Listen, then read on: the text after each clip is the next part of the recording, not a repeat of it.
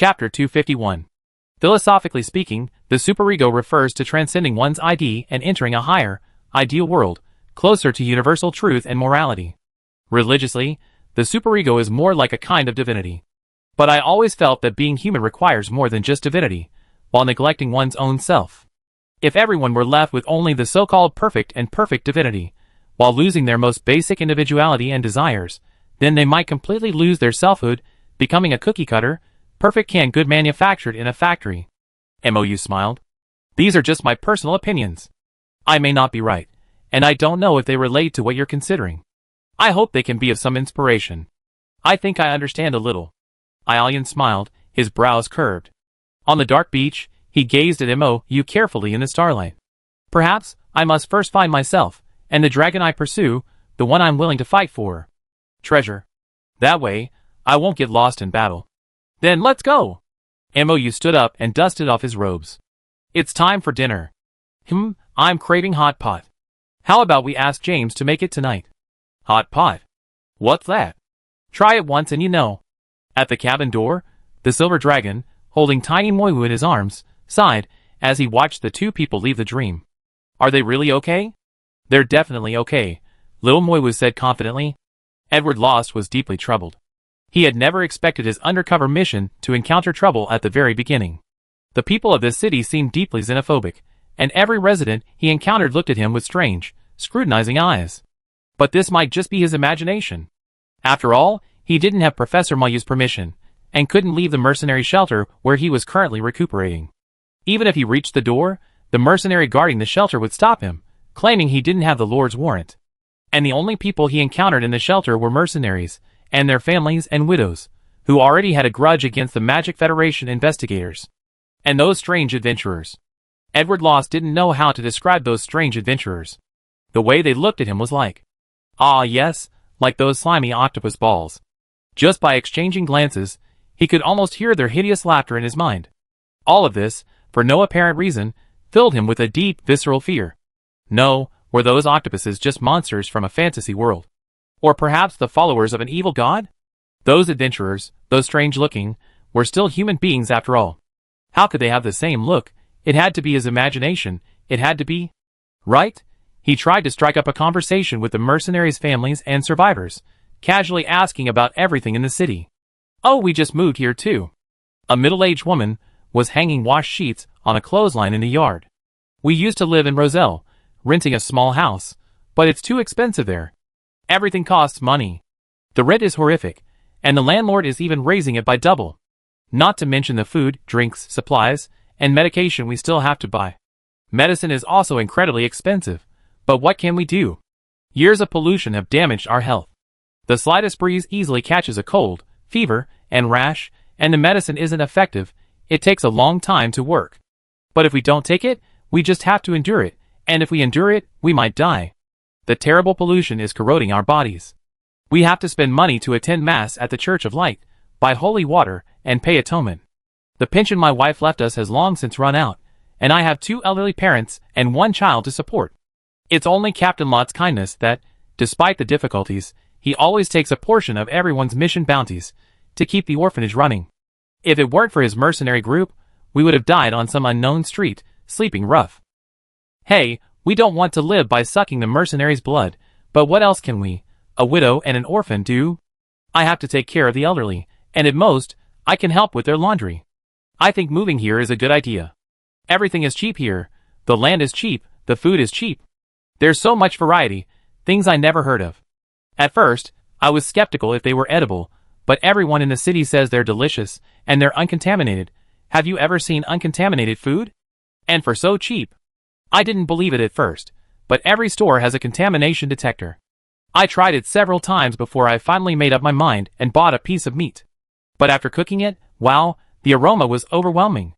I never tasted anything so delicious in my life, and there were no side effects after eating it. No one saw any hallucinations, and no strange growths appeared. Not even the children or the elderly had any reactions. And then, there are those kind druids, who come to the orphanage regularly every day to help, checking the people in the orphanage and removing contamination. And they only charge a small fee and even treat us. What kind druids? Honestly, these adventurers are truly kind. No matter what you need, just ask them for help, tell them you have a quest, and they rush to help. It's just that some of their habits are truly bizarre. Alas, for a plain old woman like me, there's nothing to worry about. Edward began to lose focus as he listened. This woman was simply too talkative. She spent most of her time complaining about the high prices, lack of money, and what was and wasn't delicious. But he didn't want to hear any of that. That's fine. I should take my leave. Edward gently pulled his hat aside and prepared to leave. Hey, don't go. Talk to me for a few more words. The woman held him back, still wanting more. No one has spoken to me in ages. I'm almost suffocating. You're such a handsome young man, wouldn't you mind talking to me for a while? Edward, no, I really have something to say. What's the matter? You were rescued by the Lord and are recovering from your injuries, right? The woman pulled him down onto a stool in the yard without hesitation and handed him a bowl of corn. Come, help me shell some kernels. It keep you recovering. Edward, no, what's wrong with you guys? You just make people work whenever you catch them. He was about to put down the corn cup and leave when the ant said, Hey, I heard the city was just built, and the Lord here is so powerful, he even kidnapped the holy child of the Church of Light to be his wife. Edward sat down again. Wife? Yeah, that's what all those adventurers say. They say wife, wife every day. He kept calling the Holy Son, and the other man didn't object. The Andy skillfully cracked the corn kernels, demonstrating to Edward that's how you crack them. Edward struggled for a long time between leaving the corn behind and listening to some more gossip and information. Finally, he resigned himself to cracking the kernels. So, the Holy Son and the Lord have that kind of relationship? Isn't it? I heard they live and eat together, and they're very affectionate. They often walk hand in hand down the street. Wow, they look like a couple. The auntie smacked her lips. You know what, the Holy Son is really beautiful, with delicate skin and flesh like a big man. Like a girl. Edward, is it his imagination? Why do all the people in the city give him a lecherous vibe? But that Lord is good in every way, except for being a bit of a playboy. It seems he has a lot of wives, and so do those adventurers. The aunt narrowed her eyes, lowered her voice, and leaned forward. I heard that anyone with even a hint of beauty is taken into their harem, written down in some book. Not just the saint, but also that elf, that cook, and that alchemist. Sigh, if Captain Lot wasn't already in a relationship, he'd probably be a target too. Oh, so. The woman studied Edward again, her gaze shifting from scrutiny to pity. Oh, my boy, listen to my advice. You're such a pretty girl, don't stay here. With your looks and beauty, you're probably already on those adventurers' lists of wives. Edward, ? What the hell is going on? No, he had never heard of Professor Moiwa having such a preference before. Besides, what's the big deal about calling a grown man wife? Their relationship is a mess, the woman continued, spreading rumors. Look, even if she's the Lord's wife, there's no reason for adventurers to call her wife. But when I asked them, the other day, why they called her wife, do you know what they said? They said, with all their sanity, but Aelian is everyone's wife. TSK, young people these days, you really can't judge by appearances. Who knows what they're doing behind closed doors? Edward's pupils trembled. What the hell is going on here? His eyes were glassy, and he muttered, dropping the corn in his hand. No, I really have to leave. He fled back to his room, shut the doors and windows, and knelt beside his bed, meditating and praying, sending a message to his God as he had done 1,000 times before. He closed his eyes and said sorrowfully, God, do you really need Aelian's body? Or, in other words, would you consider replacing it? If what I heard is true, Aelian's body is already tainted and cannot be kept. Chapter 252. Aside from Leah, who was constantly monitoring everything in the territory, neither the players, who were researching the correct strategy for the Brain and Evac quest, nor Mou and his companions, who were busy conversing with Moiwu and Silver Dragon, noticed that the gossipy NPC who had just moved into the territory had already caused a certain rumor storm about Edward Lost. However, for Mou, who had experienced the shock and trials of player forums, even if he knew about it, he wouldn't have taken it to heart. After Mou explained Hot Pot in the Origin world to James, due to limited ingredients on hand, the magic chef ultimately chose to replicate a tomato base, which was a resounding success. After a satisfying meal, the Lord and Knights, after a pleasant walk to digest their food, returned to the Mage Tower, preparing to temporarily return the Spy Mentor to the Magic Federation early tomorrow morning, and to discuss business with the Magic Federation Parliament. Only what you can't have is the best, Mou said confidently, pouring the knight a cup of digested black tea. Sending him back this time will confirm our complete lack of doubt about his identity, and our lack of need or ambition for him. Then, upon returning to the Magic Federation, he naturally inquire about ways to return to our territory. At this point, as long as we reach an agreement with Charloria and she spreads the word about establishing a base in AMT County, Edward Lost will be eager to take the bait, like a starving fish. We can use this time to build facilities for the Magic Federation base. We can't let Edward Lost live in the mercenary relief station forever. While there are mercenaries guarding it, the constant comings and goings are quite inconvenient. Aelian took the teacup, his eyes sparkling as he looked at his lord. He enjoyed hearing his high-spirited lord discuss his future plans. So is there anything I need to do? Aelian asked. Well, just be wary of Edward and prevent him from making any moves. Mou took a sip of the tea from the cup. But at this stage, his goal is to stay in AMT City, so he'd likely keep his identity secret and avoid doing anything strange that would arouse suspicion and expose him. He pondered for a moment. Perhaps he'd try to strike up a conversation with you, pry for information, and find some weaknesses in you. Don't worry, I'll always be by your side. Aelian held up the teacup, covering his slightly raised lips. Early the next morning, Mou dug through Mou's wardrobe and found a set of the standard robes of the Magic Federation Council. The robes consisted of a long, open-fronted black robe with intricate red, white, and silver piping, a wine-colored corset with a star and clock pattern, a plain silk shirt, black trousers with the same black star and clock pattern, and a pair of shiny black lace-up boots. A golden star and hour hand emblem was pinned to the robe. Mou gently stroked the emblem, recalling his conversation with Mou yesterday. These robes are the standard robes of the Magic Federation Council. Wearing them signifies your membership of the Magic Federation Council, allowing you to freely roam the Magic Federation's main city. Mou had told Mou yesterday, and you won't have to pay the entrance fee. The star clock pattern is the symbol of the Magic Federation, signifying that in our quest for magical knowledge, we must seize the moment, exploring the mysteries of the world day and night. Magicians all seek the power of knowledge and mysteries, but unfortunately, the god of mysteries fell in ancient times, his authority vanishing without a trace, never to be seen again. Mou asked Moyawa curiously, so is the god of mysteries truly fallen?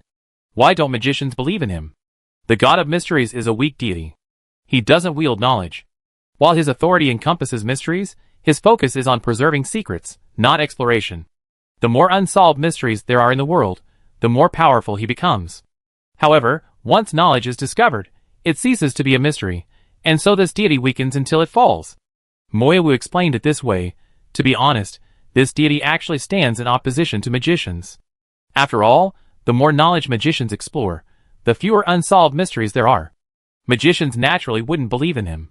The world possesses many powers, but after years of continuous annexation and consolidation by the gods through divine wars, only 8 supreme powers remain. These are closely connected to world consciousness, and finding them means finding fragments of world consciousness. Currently, in addition to spatial authority, there are 7 other supreme authorities: time, reality, destiny, spirit, nature, soul, and annihilation. However, none of these supreme authorities resides in the Magic Federation. This has always troubled my sister. So, if your proposal fails to attract the Magic Federation's attention, you could offer some assistance to the Magic Federation with our spatial authority and 1/3 of our natural authority, and you should be able to gain the support of the Magic Federation Council. Authority. Mou muttered, sighing deeply as he changed into his standard robes. He and Mou had almost identical figures, and the robes fitted him perfectly.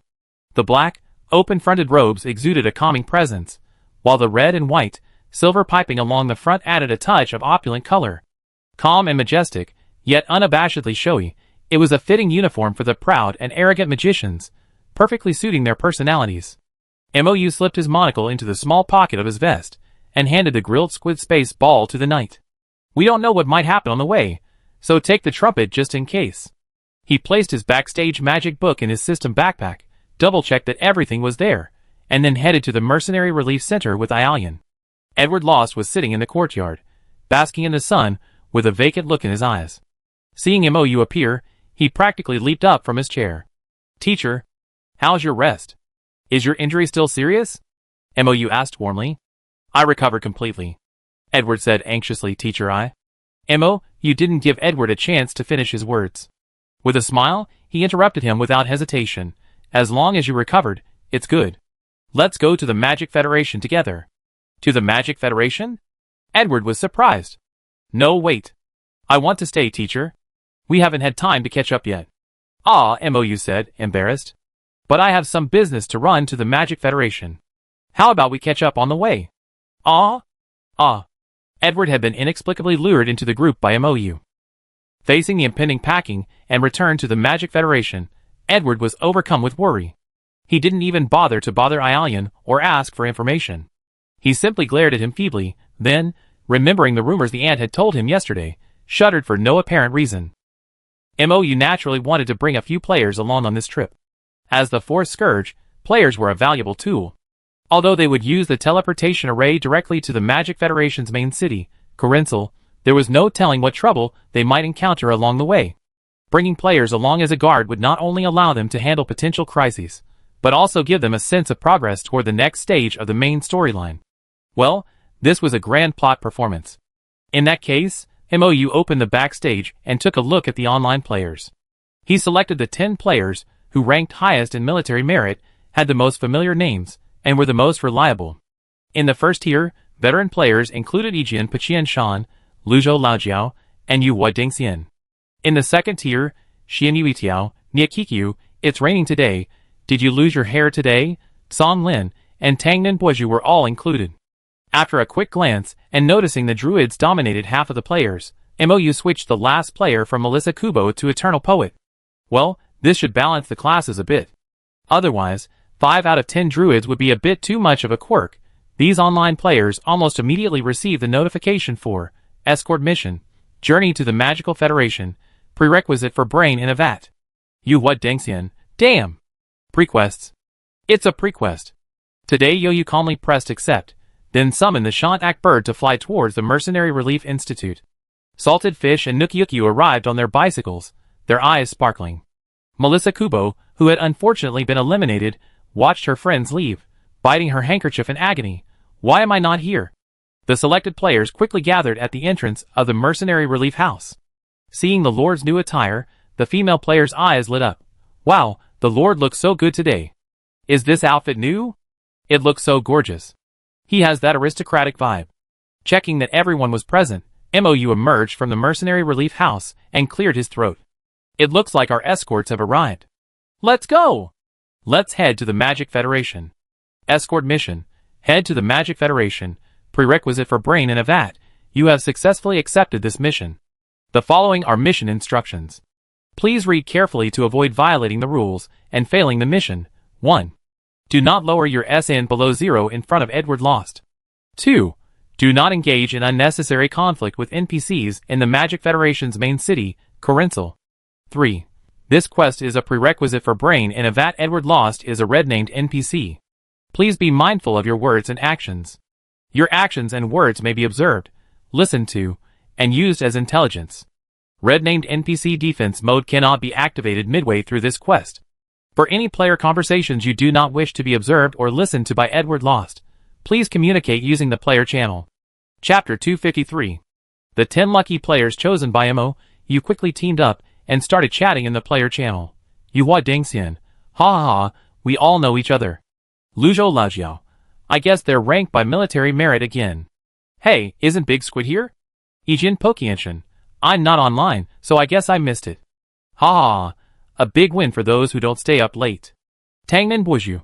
Ever since playing this game, I've been sleeping better and losing less hair. Xian Yuitiao. Melissa wasn't chosen either. Her military merit is pretty good. It might have something to do with her class. I guess there's a quota for each class. Did you lose your hair today? 4 out of 10 are druids. It seems there really must be a class restriction, otherwise half of this place would be taken up by you druids. Today it rains. There are quite a few knights too. Lost Hair, Lao Jiao and Yijian should both be knights, but Yijian could also be considered a magic chef? One sword breaks 1,000 mountains. Yeah, Yu is a magician, right? Tangmin Baozhu is an alchemist? Tangmin Baozhu. I'm a dual alchemist and magician. Yeah, but if you count it that way, hunters are actually the most common. All druids are hunters, right? Eternal Poet is also a hunter. Hunters are the class that makes up the majority. Eternal Poet. What nonsense. I'm clearly a poet with a bow and arrow, pulling out a harp. Today it rains. I'm not sure if the system considers primary, secondary, or all of them. It feels like the selection is based on some combination of military merit, class, online availability, and whether or not the red-named NPC defense function is enabled. Maybe they're all related. Xianyuitiao, yes. Red-named NPCs, with their defenses activated, are considered ineligible for this quest series. Nikyukyu, Boss Yoyu. How do we complete this prerequisite quest? I understood the quest instructions. Don't transform into an octopus, and don't provoke NPCs in the main city. Jinri Yoyu. Well, there's not much information right now. The reason we didn't transform into an octopus is probably because we adventurers haven't transformed into octopuses directly in front of Edward in the Kingdom of Naya. He probably hasn't seen adventurers transform into octopuses since being brought back by the Lord, so he probably still doesn't equate octopus dumplings with us adventurers. You what Dengxian, the Lord is coming, everyone hurry up. After giving his final instructions to the mercenaries, Mou turned and led the way towards the nearest teleportation array, with Aiyan following closely behind. The players actively surrounded Edward, especially the already towering Luzhou Laojiu, and did you lose your hair today? Who flanked him on either side. The slightly shorter, but still very tall Jian Paqian Shan stood in front of Edward, preventing him from properly scanning the city. Edward was surrounded by Tangmin Bo Zhu and a group of druids from behind. The players pressed so tightly together that even if Edward slowed down and fell behind, he couldn't. The Eternal Poet took out his lute and began playing loudly beside Edward. Edward could no longer hear anything around him, his ears filled with the strange music played by the Eternal Poet. Edward, He glanced at the Eternal Poet, speechless, and the Eternal Poet casually flirted with him. What's wrong? A band accompaniment is a fitting dignified presence for a lord's travels. Edward fell silent. Although he had always thought Mr. Mayu was a low-key person who disdained ostentation, it was undeniable that many lords in this world had more elaborate requirements when traveling, and escorts and bards were not out of the ordinary. They entered the teleportation array, and were transported outside of Kolinsir. Mou had Leah grant Edward a one-time teleportation privilege, otherwise this fanatical follower of the evil god would not be able to use their teleportation array. The group marched to the city gates in a grand procession. This time, after noticing Mou's attire, the gate guards did not charge them any entrance fee. Instead, they asked him to take out his Star Time badge to register his subordinates' information. This Mr. Edward isn't one of us. Mou smiled and said, he's from your Magical Federation's Bureau of Anomalous Affairs. I happened to rescue him and brought him back. I see. The guard nodded and handed the Star Time badge back to Mou.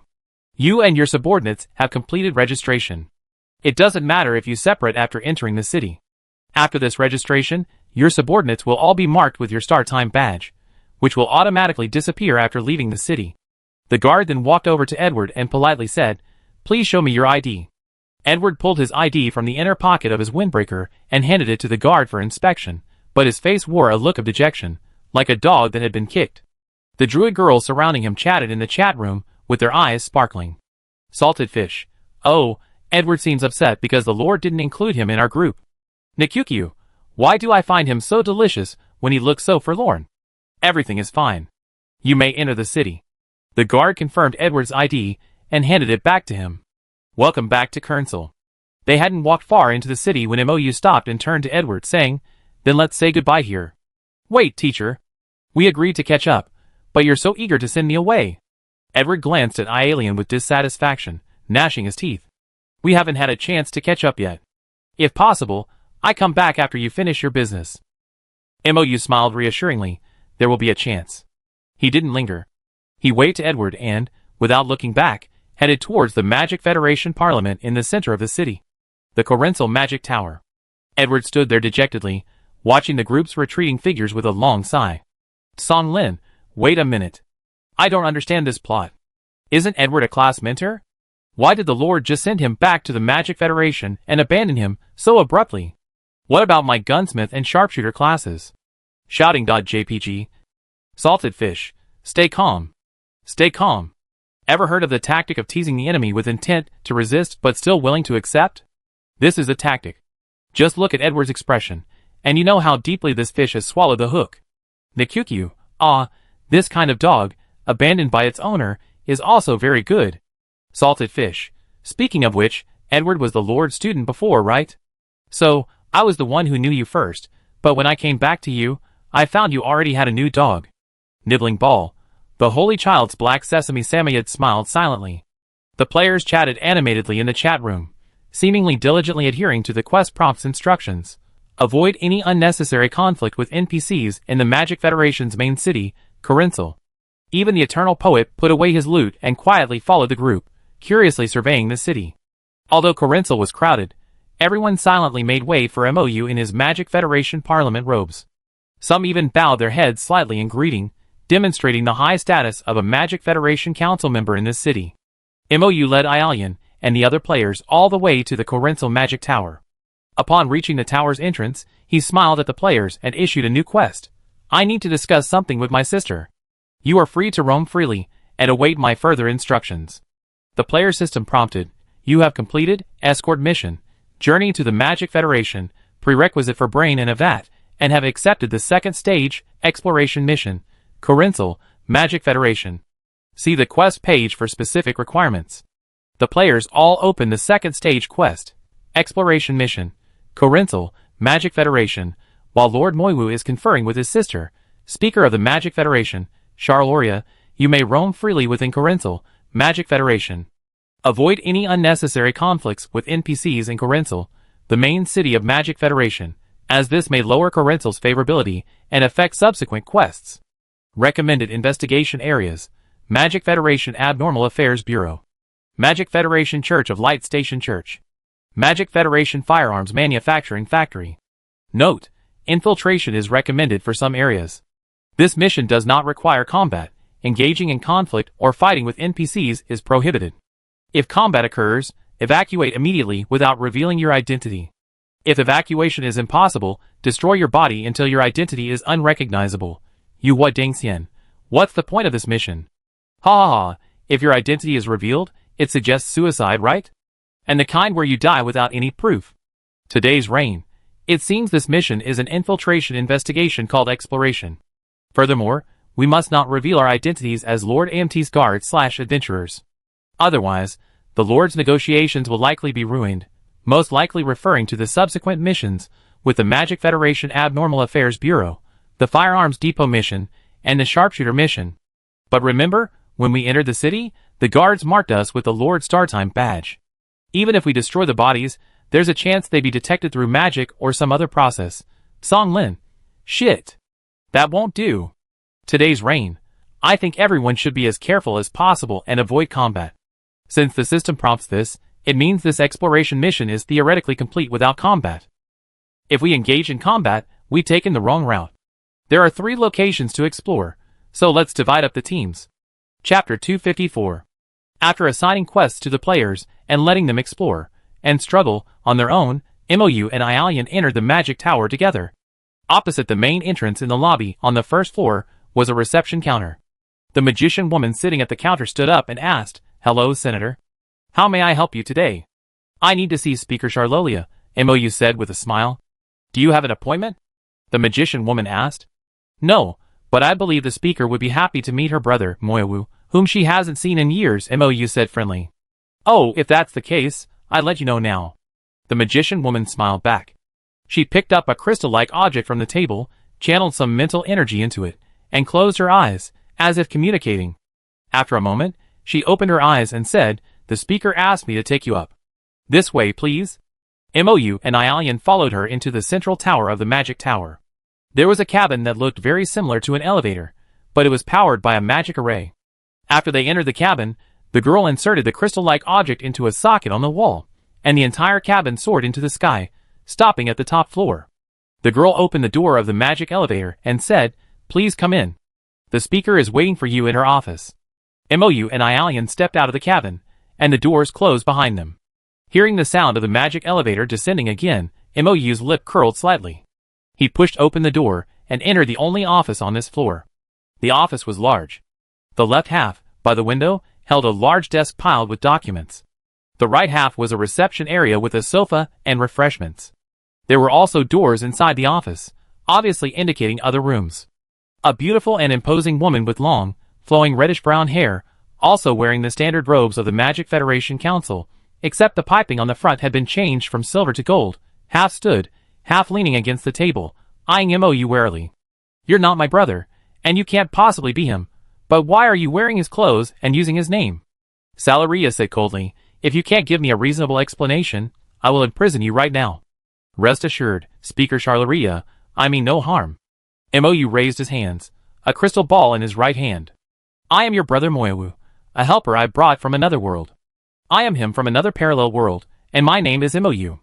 This crystal ball contains a message from Moyawu for you. You can verify his identity. Mou took a cautious step forward. Seeing that Charleria didn't object, he gently placed the crystal ball on the table, and then stepped back, hands raised, to Ailian's side. After you read this message, you understand my intentions. Mou smiled. Salaria waved her hand, and a magical force field enveloped Mou and Ailian. You will stay here for now. For your information, no one can escape this force field without me lifting it, not even the former son of the Church of Light. Of course, if I die, this force field will remain in place, and you will be trapped to death. Don't worry, this crystal ball is just a message. It won't harm you. We mean no harm. Mou reiterated with a smile. Charleria took the crystal ball with some doubt, and walked into the room, leading to the door in the office. This is indeed Moyawu's work. Charleria examined the crystal ball in her hand. The vibrations emanating from it were indeed Moyawu's magic, and the crystal ball itself reminded her of the birthday gift Moyawu had given her as a child. She took a deep breath, and, following the instructions she remembered for opening that birthday gift, poured her own magic into the crystal ball. Moyawu's figure projected from the crystal ball. The familiar vibrations of his soul made Charleria absolutely certain that this was her foolish brother. Sister. Moyawu's projection gave her a broad smile. Long time no see. I'm sorry, I was already dead when you heard this. Now, I'm just a remnant of a spirit. Charleria raised her hand to her mouth, tears streaming from her eyes. Ah, I should have gone to the area with the sofas over there. Mou said anxiously, standing within the magic field. It'd probably take quite a while to check the memory of that crystal ball. Ailian glanced around, and simply sat down on the carpet. If you don't mind, you can sit on my lap. Mou? Question mark. No, absolutely not necessary. He also sat down on the floor beside the knight. Besides, the carpet here looks quite clean. Ailian, yeah. Mou wondered if it was just an illusion. Why did he seem to see a hint of disappointment on Ailian's otherwise calm and handsome face? Besides, it wouldn't be good if the chairman saw it when he came out. Mou couldn't help but explain. Yeah. Ailian responded again, and this time Mou felt the knight seemed a little happier. Perhaps it was just an illusion. Moyawu must have had a lot to say to his sister. Mou and the others waited for over an hour, until Mou dozed off slightly against the knight's shoulder, when they heard the office door open again. Mou jerked awake, as if caught dozing off at work by his boss, and instinctively wiped his mouth. Salaria looked down at them helplessly, her eyes red, as if she had just cried. With a wave of her hand, she dispelled the magical barrier and gestured to the sofa next to her. I'm sorry to have kept you waiting. I'm sorry to have troubled you both. After all, in this situation, caution is paramount. Please take a seat. I understand. Mou had already adjusted his appearance, and put on his signature smile again. That's why I had Moyawu record this crystal ball to explain our identities to you. I believe you already understand the general situation. Yes. Charleria walked to the table on the other side, brewed a pot of tea, and brought 3 cups on a tray. I spoiled my brother since he was a child. He always acted recklessly. He brought you into this world against your will, and imposed so many responsibilities on you. I hope you can forgive him. In fact, if it weren't for Moyawu, I'm afraid I would be dead. Mou said, this is the second life Moyawu gave me. I am very grateful to him. Moreover, I gradually grown fond of this world, its world consciousness, and its people. He said earnestly, I truly want to do something for this world. I heard a lot about AMT County lately. Charleria also smiled. I was wondering why the kid has suddenly been so active, fighting the beast tide, kidnapping the holy son of the Church of Light, and applying for territory emblems to build a new city. These things really don't seem to fit his character. However, I heard that the lives of the people in AMT County have indeed improved significantly. These are all changes brought about by you and your adventurers. And they're all good changes. So what do you need to discuss with me this time? Mutual assistance. Mou's eyes gleamed with excitement. My adventurers can do things that people in this world can't, like expelling pollution and purifying illusions. Our world consciousness now possesses space, and 1/3 of natural authority. I believe our power will be a great aid to the Magic Federation, and can help it solve some of its remaining problems. I believe the Anomalous Affairs Investigation Bureau is often short on investigators, and likely has a long list of cases to handle, all of which my adventurers are adept at handling. Charleria nodded thoughtfully. Your offer is generous, but what do you need the Magic Federation to do? Establish Anomalous Affairs Investigation Bureau outpost in AMT County, sharing missions with adventurers. Supply adventurers with magical firearms, and establish a factory in AMT County, providing specialized personnel to operate and manufacture them. Allow adventurers to operate in the main city of Corinsel, and even work for the Magic Council. Establish an exchange mechanism for the Magic Federation's common currency and adventure coins. MOU said, of course, we can proceed with these things step by step. I believe the people of Corinsel may not initially accept the presence of adventurers, but as long as we give them opportunities, they will gradually demonstrate their abilities and let the people of the city experience their benefits. Charleria thought for a moment and said, some things are mutually beneficial and fall within my purview, such as matters related to the Abnormal Affairs Investigation Bureau. I can agree to this right now. However, some matters, such as the exchange mechanism for the new currency and allowing your adventurers to operate in the main city, may need to be submitted as proposals to the Parliament and must go through a process of deliberation, voting, and approval before they can be implemented. After all, the people of Corinsel, the main city, don't know your group of adventurers, and I heard they're quite tough. Ahem. MOU couldn't help but cough. Their ways are indeed quite different from those of people in this world. However, we can focus on the Bureau of Anomalous Affairs investigation first, said Charleria. The Bureau is a very important, yet dangerous, and thankless agency in the Magical Federation. It has always been a persistent problem for the Federal Parliament. If you can resolve the Bureau's backlog of unresolved cases, you will impress the Parliament with your adventurers. Chapter 255. MOU spent considerable time with Charleria finalizing the specific terms and details of current and future plans. They would use the Abnormal Affairs Investigation Bureau as an opportunity to gradually involve adventurers in the affairs of the Magic Federation, interact with the people of the main city of Corinsel, and gain their favor. Although the players' behavior was eccentric, the benefits they brought to the natives of this world were obvious to all. As long as they first showcased their strengths to the natives, MOU believed that people would become accustomed to the convenience provided by the players over time, adapting and overlooking their eccentricities. Just like the people of AMT City today. Experiencing more and more strange things broadens people's horizons, and they no longer become alarmed by trivial matters. People's hearts are very strange. Once you first encounter the advantages of something, and the benefits it brings to yourself, you can overlook minor flaws that are insignificant. But if you first see the player's eccentricities, people may harbor prejudices in subsequent interactions, making cooperation more difficult. Therefore, MOU has always been very careful not to release new players from AMT City who have just entered the game, haven't yet mastered the rules of this world, and are only interested in causing trouble. However, veteran players have gradually adapted to the rules of this game world, and will not act too aggressively towards NPCs they meet for the first time, so some restrictions can be relaxed as appropriate. However, quest guidance is still crucial. Although it is a completely free-to-play game, if there is no quest guidance and players are completely free to do whatever they want, some players will be faced with the question, where am I? What should I do? Why aren't there even any quests? Confusion will also diminish the gaming experience. Of the several major cities that have already opened teleportation points, aside from the headquarters AMT City and the Elven territory of Adurachel, which both have ample daily quests and occasionally triggered main quests to keep adventurers busy, the arcane city of Onisel and the Magical Federation of Corinsel are largely deserted. After all, the teleportation fees to these two cities are high, and there's an additional foreign currency entrance fee, making it difficult for those simply visiting to recoup their costs. Without a main quest to guide them, it's difficult to find the right side quests. Many veteran players lose interest after a satisfying visit, only occasionally visiting for trade groups. After all, there are still so many quests to complete in AMT City and the Elven territory. Veteran players suggest that the quests in the neutral major cities can wait until the main quest opens there. However, while players can remain patient and wait for the official implementation, MOU, as the game planner, must prioritize the main quest line. To advance the main storyline in the Mystic City and the Magic Federation, and to gradually involve players in the lives and development of these cities, the assistance of the official authorities in these cities is essential. If proper communication is not made with the officials in these major cities, a large influx of players into the cities will undoubtedly shock the local residents with the fourth calamity, which would be disastrous.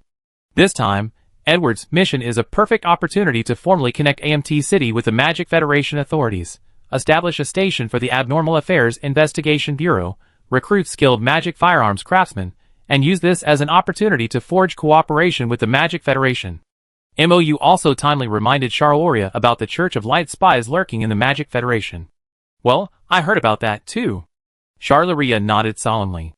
Church of Light spies are typically trained from a young age, and believers often provide them with nearly flawless false family backgrounds. Their incubation period is extremely long, making identification extremely difficult. If Edward Lost is a Church of Light spy, there might be other Church of Light agents lurking within the Magic Academy and the Bureau of Investigation. What are your current plans? Do you need me to deal with him? No, I don't. MOU raised his lip. On the contrary, I want to use him to catch a bigger fish. If he requests to be assigned to the AMT County base, I hope you approve it. That's not difficult. Charloria agreed. It just happened to be sent there along with the craftsman we agreed on earlier. The first two items MOU and Charloria finalized this time were to establish a base for the Abnormal Affairs Investigation Bureau in AMT County, and to establish a quest pickup point for Abnormal Affairs Investigation Bureau personnel on the wing of the Magic Federation's Corenso Magic Tower. This pickup point would be right under Charloria's nose, allowing her to monitor every player's movement and prevent any major incidents. It would also be convenient for Charloria to seek player assistance with any quests she needed. The Abnormal Affairs Investigation Bureau in AMT County would naturally be used to contain Edward Lost, while the quest point on Corenso would be controlled by Charloria's trusted personnel. This way, players can complete quests in both main cities without worrying about Edward Lost abusing his authority and hindering their progress in building a good reputation within the Magic Federation. Since the Anomalous Affairs Bureau's quests are quite difficult, setting entry requirements for players is a very reasonable approach. You can use these entry requirements to screen out players who aren't currently suitable for the main city, thus controlling the initial number of players and their quality. After successfully accepting a mission as an Anomalous Affairs Bureau investigator, players will receive a special Anomalous Affairs Bureau Investigator ID, eliminating the need to pay entry fees to enter and exit the main city of Corenso. This will increase the incentive for players who have been granted access to the main city to travel between the two cities. These qualified players can also serve as bridges between the two territories, whether transporting supplies for friends and family, running trade, or simply wandering around the main city in search of quests, all of which will deepen the connection between the two cities. Furthermore, the IDs players receive will be enchanted, binding them to their anchor points. Even if a player changes their shell, the photo on their ID will automatically change, eliminating the need to reapply for a new ID each time they die and change shells. Another matter is that the Magic Federation will assist AMT County in building a firearms research institute. While this is called assistance, the Magic Federation primarily provides technology and craftsmen, as well as some hard-to-find raw materials at discounted prices. Charloria plans to dispatch 2 magic firearms craftsmen and an apprentice to AMT County. These craftsmen are a married couple who have been researching magic firearms for many years and possess exceptional skills. However, the man's straightforward and uncompromising nature has offended many, and he is often ostracized by his colleagues. This couple were not only Charloria's subordinates, but also her longtime friends. Seeing their frustration, she had long wanted to find a better future for them, and now it seemed AMT County was a perfect fit. Of course, there was no need to worry about the land for the Firearms Research Institute. MOU had also copied the building blueprints from Charloria, so he could gather the players and begin work immediately upon his return. Magic firearms, unlike those in the Origin world, utilize the power of magic circuits to propel enchanted bullets. Therefore, bullets don't need gunpowder fillings, but can be made of various metals or other materials with magical affinity. Even ice bullets are possible. They're just more fragile than metal, with slightly lower lethality and penetration. Thus, the key to crafting magical firearms lies in the creation of magic circuits, as well as their charging and energy storage. This technology can be used not only to create gun-shaped weapons, but also a variety of other weapons and household items that incorporate magic circuits. It can be said that one skill can be applied to many other things. The combination of magical technology and alchemy, coupled with some brilliant ideas from otherworldly realms, should bring even greater potential for development to AMT County. After discussing these work matters, Charloria smiled and said, "Since your visit is such a rare opportunity, how about joining me at Phyllisrock's main residence tonight and having dinner with my family? We can chat more and get to know each other better." From what Ma you just told me, I sense that you're a very serious and responsible person. It must be tough, suddenly arriving in another world alone and shouldering the responsibility of saving the world, right? You have to live as Moyawu in this world from now on, so why not just treat us as your family here? If it's not too presumptuous, you can consider me your adopted sister. We in the Philizlock family will treat you as their adopted son. Of course, I only reveal your identity to the closest and most trusted people in the main family. My husband, children, and Moyawus and my younger brother. To everyone else, you're Moyawu. Then I obey your command. Mou readily agreed. In truth, he also wanted to cultivate good relations with the Philizlock family. From Moyu's account, it seemed clear that while the family did prioritize family interests, they weren't, as outsiders had assumed, solely focused on family fame and wealth, disregarding family affection. A reliable ally was always better than an enemy, especially given the precarious situation in Mou's world, where his faction had made enemies everywhere. One more ally and one less enemy was like winning twice over. Shaloria cast a questioning look at Aelian. The silver-haired knight's expression softened. Wherever the Lord goes, I will go. Then it's settled. Shaloria clapped her hands happily. I contact the butler right away. She stood up and went to the inner room to contact the butler. Mou took the opportunity to pull out his magic book and check the backstage. Seeing that the players had divided into 3 teams and were diligently completing their quests, and that there was nothing else requiring his attention for the time being, he felt relieved. Chapter 256. Chairwoman Shaloria, also the head of the Philizlock family, currently resides with her family in the main residence in the wealthy inner-city area of Kolincel. In the evening, Moyu and Aelian followed Shaloria, who had just finished get-off work, into the courtyard of the Magic Tower's main courtyard, boarding the speaker's special magical carriage. This carriage resembled the vans used by medieval nobles, but it lacked horses. Instead, it was driven entirely by a driver and powered by magic batteries. It felt like a semi-finished product between magic and technology. The Philizlock main residence was not far from the Magic Tower. It was also a large, privately owned mansion. The carriage alone took several minutes to drive from the garden gate to the mansion's entrance, almost like passing through a small forest. Aelian jumped out of the carriage first, then politely helped Shaloria along. Mou then disembarked from the carriage, which was quite high off the ground. Mou wasn't used to wearing a mage's robe as he descended from this elevated noble carriage, which was almost as high off the ground as the cab of a large truck in the Origin world. He clumsily held onto the knight's sturdy arm with one hand and carefully descended the narrow, simple steps at the edge of the carriage. As he reached the last step, he stumbled and stepped on his robe, falling with a whoosh into the knight's prepared arms. Aelian's strong arms quickly caught the overlord, who had lost his balance. With the knight's help, Mou regained his footing, pulled at his robe, and looked up at the Baroque building before him, his ears flushing slightly. As Shaloria calmly descended the carriage steps, she looked at the two of them, a look of deep thought on her face. Mom. The mansion's gate opened, and 2 children ran out, one on each side hugging Shaloria. Ah, these are my twins. This is my brother, Baluta, and this is my sister, Valola. Charlia, holding one child each, introduced them to Mou. Then, leaning slightly over them, she said, "This is your uncle Moyawu." Uncle! The 2 children rushed over, one on each side hugging Mou's thighs. They were fraternal twins, the boy with black hair and the girl with red hair. However, their features were remarkably similar, and both had beautiful, delicate features. Let's go in first. The butler should have prepared the meal. Salaria clapped her hands, beckoning the 2 children over, but they remained unmoved and circled around Mou. Uncle. Why haven't we seen this uncle before? Uncle is so handsome. He looks just like Mom. He looks like second uncle, too. The 2 twins chattered as Mou lifted one on each side. The child wasn't tall or heavy, so with Mou's current LV90 physique, it was only a slight effort. A little. Aelian seemed to see the Lord's gritted teeth and persevered. With a slight smile on his face, he took the boy from Mou's arms. The 2 of them, each holding a child, followed the smirking Salaria into the mansion. The mansion was a Baroque-style, U-shaped building with a small courtyard garden in the center. Entering through the main entrance, there were 2 magnificent staircases, one on the left and one on the right. Behind the main door at the bottom of the stairs was a large hall, used as a dining room and a ballroom for gatherings. On the left was a small reception room, and on the right was a guest cloakroom and a study for meetings. After entering, the butler came to greet them, took the 2 children, and hung up Shaloria and Mou's magic robes in the cloakroom. MOU breathed a sigh of relief. The front hall of this house is shared. The right wing is where Hidalgo lives. The backyard is where our family lives. The left side was originally where MO lived before you moved out. It's basically vacant now. If you want to come back, there's room here for you.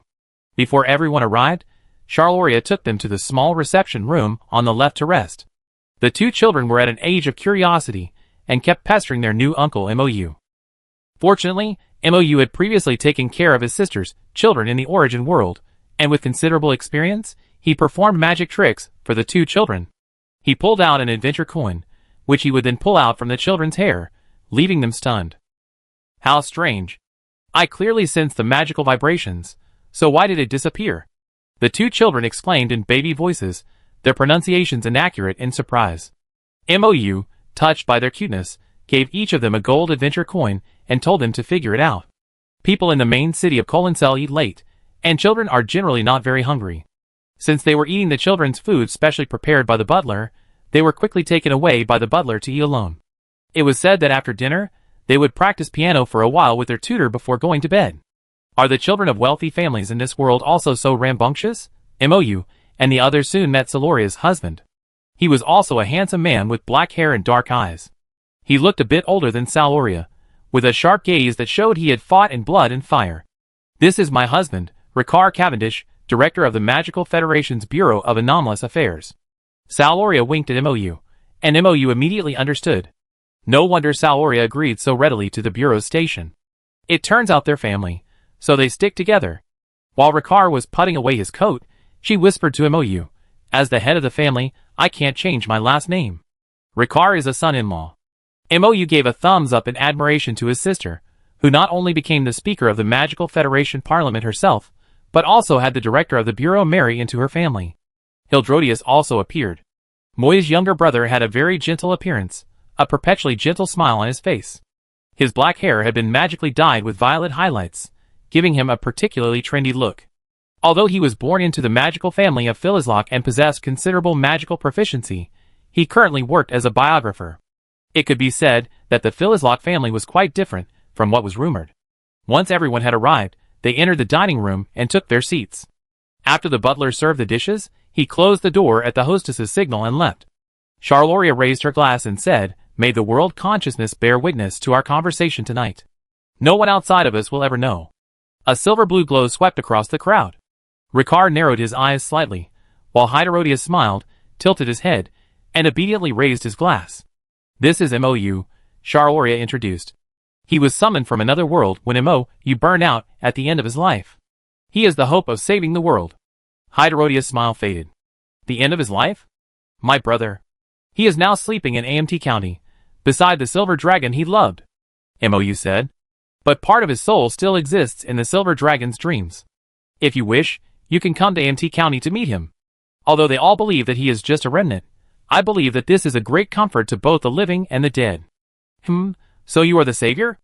Hydrodius asked curiously. I prefer to call myself a game planner hired to serve the world consciousness and help drive out the evil gods. MOU smiled. I'm just an ordinary worker. Interesting, very interesting. Hydrodius laughed. It seems my brother has indeed chosen a very reliable person. He turned to Ialian. If I'm not mistaken, this should be the Holy Son of the Church of Light, Your Highness Ialian? Rather, the former Holy Son. Ricard's sharp, hawk-like eyes scoured Ialian. I'm no longer the Holy Son of the Church of Light. Ialian smiled gently. I'm now merely a knight belonging to the Lord. Oh! That sounds like quite a story. If you don't mind, could you tell me what exactly happened? Of course. Since everything that happened here tonight would remain confidential, MOU simply recounted the story from the beginning, the one that MOU had sacrificed his life to begin. As MOU's family, they were the most qualified to know the entire story of the salvation plan that MOU had launched with his life. As they shared their meal, they listened attentively to this lengthy tale, covering everything from MOU's sudden death and time travel, MOU's passing, the difficult beginnings of AMT County, the immense assistance rendered by His Majesty the Holy Child, and the terrifying beast tide. As MOU recounted her story, Charloria alternately frowned, hid her face in a look of sorrow, nodded in agreement, and gazed at Ialian, lost in thought. Ricard, whose initial wariness regarding the two men had gradually relaxed, immersed himself in MOU's recounting of his experiences, nodding from time to time, stroking his chin thoughtfully, or standing up to refill everyone's empty glasses. Hydrodius, on the other hand, was more joyful. He mostly applauded everything MOU and the adventurers had accomplished, though occasionally a look of sadness would appear, especially during MOU's final recounting of the Silver Dragon's vision, when he gave way to a long sigh of sorrow. Actually, we never got the chance to tell my brother, Hydrodius sighed. When he returned from exile, he told us he'd fallen in love with a silver dragon. While we worried about his future, honestly, we were happy for him to find happiness. Dragons are loyal creatures, and they only be loyal to one person for their entire life. From that perspective, being with a dragon doesn't seem to be a bad thing. Well, at most it might be more harmful to his health. But we never imagined that it would be an evil god who would interrupt his happiness. Chapter 257. The Philizlock family motto is if no one offends me, I will not offend. If someone offends me, no matter how far away they are, I will punish them. We will definitely avenge Moyawu. Charleria wiped away another tear from her eye and spoke with great seriousness and solemnity, as if swearing a vow. With these words, tonight's dinner ended with everyone mourning Moyawu's passing. I had the housekeeper prepare 2 bedrooms in the left wing. You can rest assured tonight, Charleria said. The 2 of us can just share one. MOU said casually, completely unaware of the error. Charleria, ? Her gaze darted between the 2 men once more, and she finally sighed, it's up to you. She muttered quietly, why do you both like silver-haired men? Is this a preference etched in your soul? MOU didn't quite catch it, ? No, it doesn't matter. Charleria waved her hand and stood up, saying, come with me. She led the 2 out of the dining room, and up the stairs to the 2nd floor. As they walked through the corridor, MOU spotted 2 large paintings hanging on the wall. One depicted a beautiful red-haired woman who bore a resemblance to Charleria. The other depicted a dark-haired master magician, also wearing the uniform of the Speaker of the Magic Federation. He clutched a thick magic book, his face solemn, and wearing gold-rimmed glasses. He looked refined, somewhat similar to Moyawu. These 2 are. Yes, they are my parents. Charleria also stopped and looked up at the 2 paintings, a look of deep nostalgia on her face. Our mother tragically passed away during childbirth with Hydrodius. Valola and I resemble her, while my brothers and my son are more like my father. They all dedicated most of their lives to the Magic Federation and established the Philizlock family's solid position. By the way, were your parents worried when you came into this world? I'm an orphan, raised in an orphanage. I don't know who my parents are, MOU said, but I also have an older sister who took me under her wing, sort of semi-adopted me. Her personality is somewhat similar to yours. She's a very capable and caring woman. Thanks to Moyawu for saving me, I can't imagine how my sister would have coped with my sudden death. Now she just thinks I was on a business trip developing a new game. The death of a loved one is truly a difficult thing to face, Charleria said, empathizing. May I ask why Moyawu has rarely contacted you since arriving in AMT County? MOU asked. I think it's probably due to 2 reasons. Moyawu doesn't want to cause trouble for those close to him. He's terrified of seeing those around him get hurt, especially because of him. He feels he's provoked a powerful evil god and doesn't want to involve us too much. Charleria sighed. Furthermore, facing the indelible contamination inflicted by the evil god has caused significant changes and contamination in his body, and he doesn't want this contamination to affect us. At first, I wrote him frequently, but he never replied. Eventually, I could only use bloodline magic to monitor his health. But a few months ago, he proactively blocked my detection. Now that I think about it, it was probably a preparation to summon you. I see. MOU nodded in understanding. Some people are socially anxious and unwilling to bother strangers, while others are overly concerned about their families, and don't want their actions to implicate them or cause them harm. MOU also understood Moyawu's ultimate choice, to live a secluded life in AMT County, single-mindedly plotting revenge.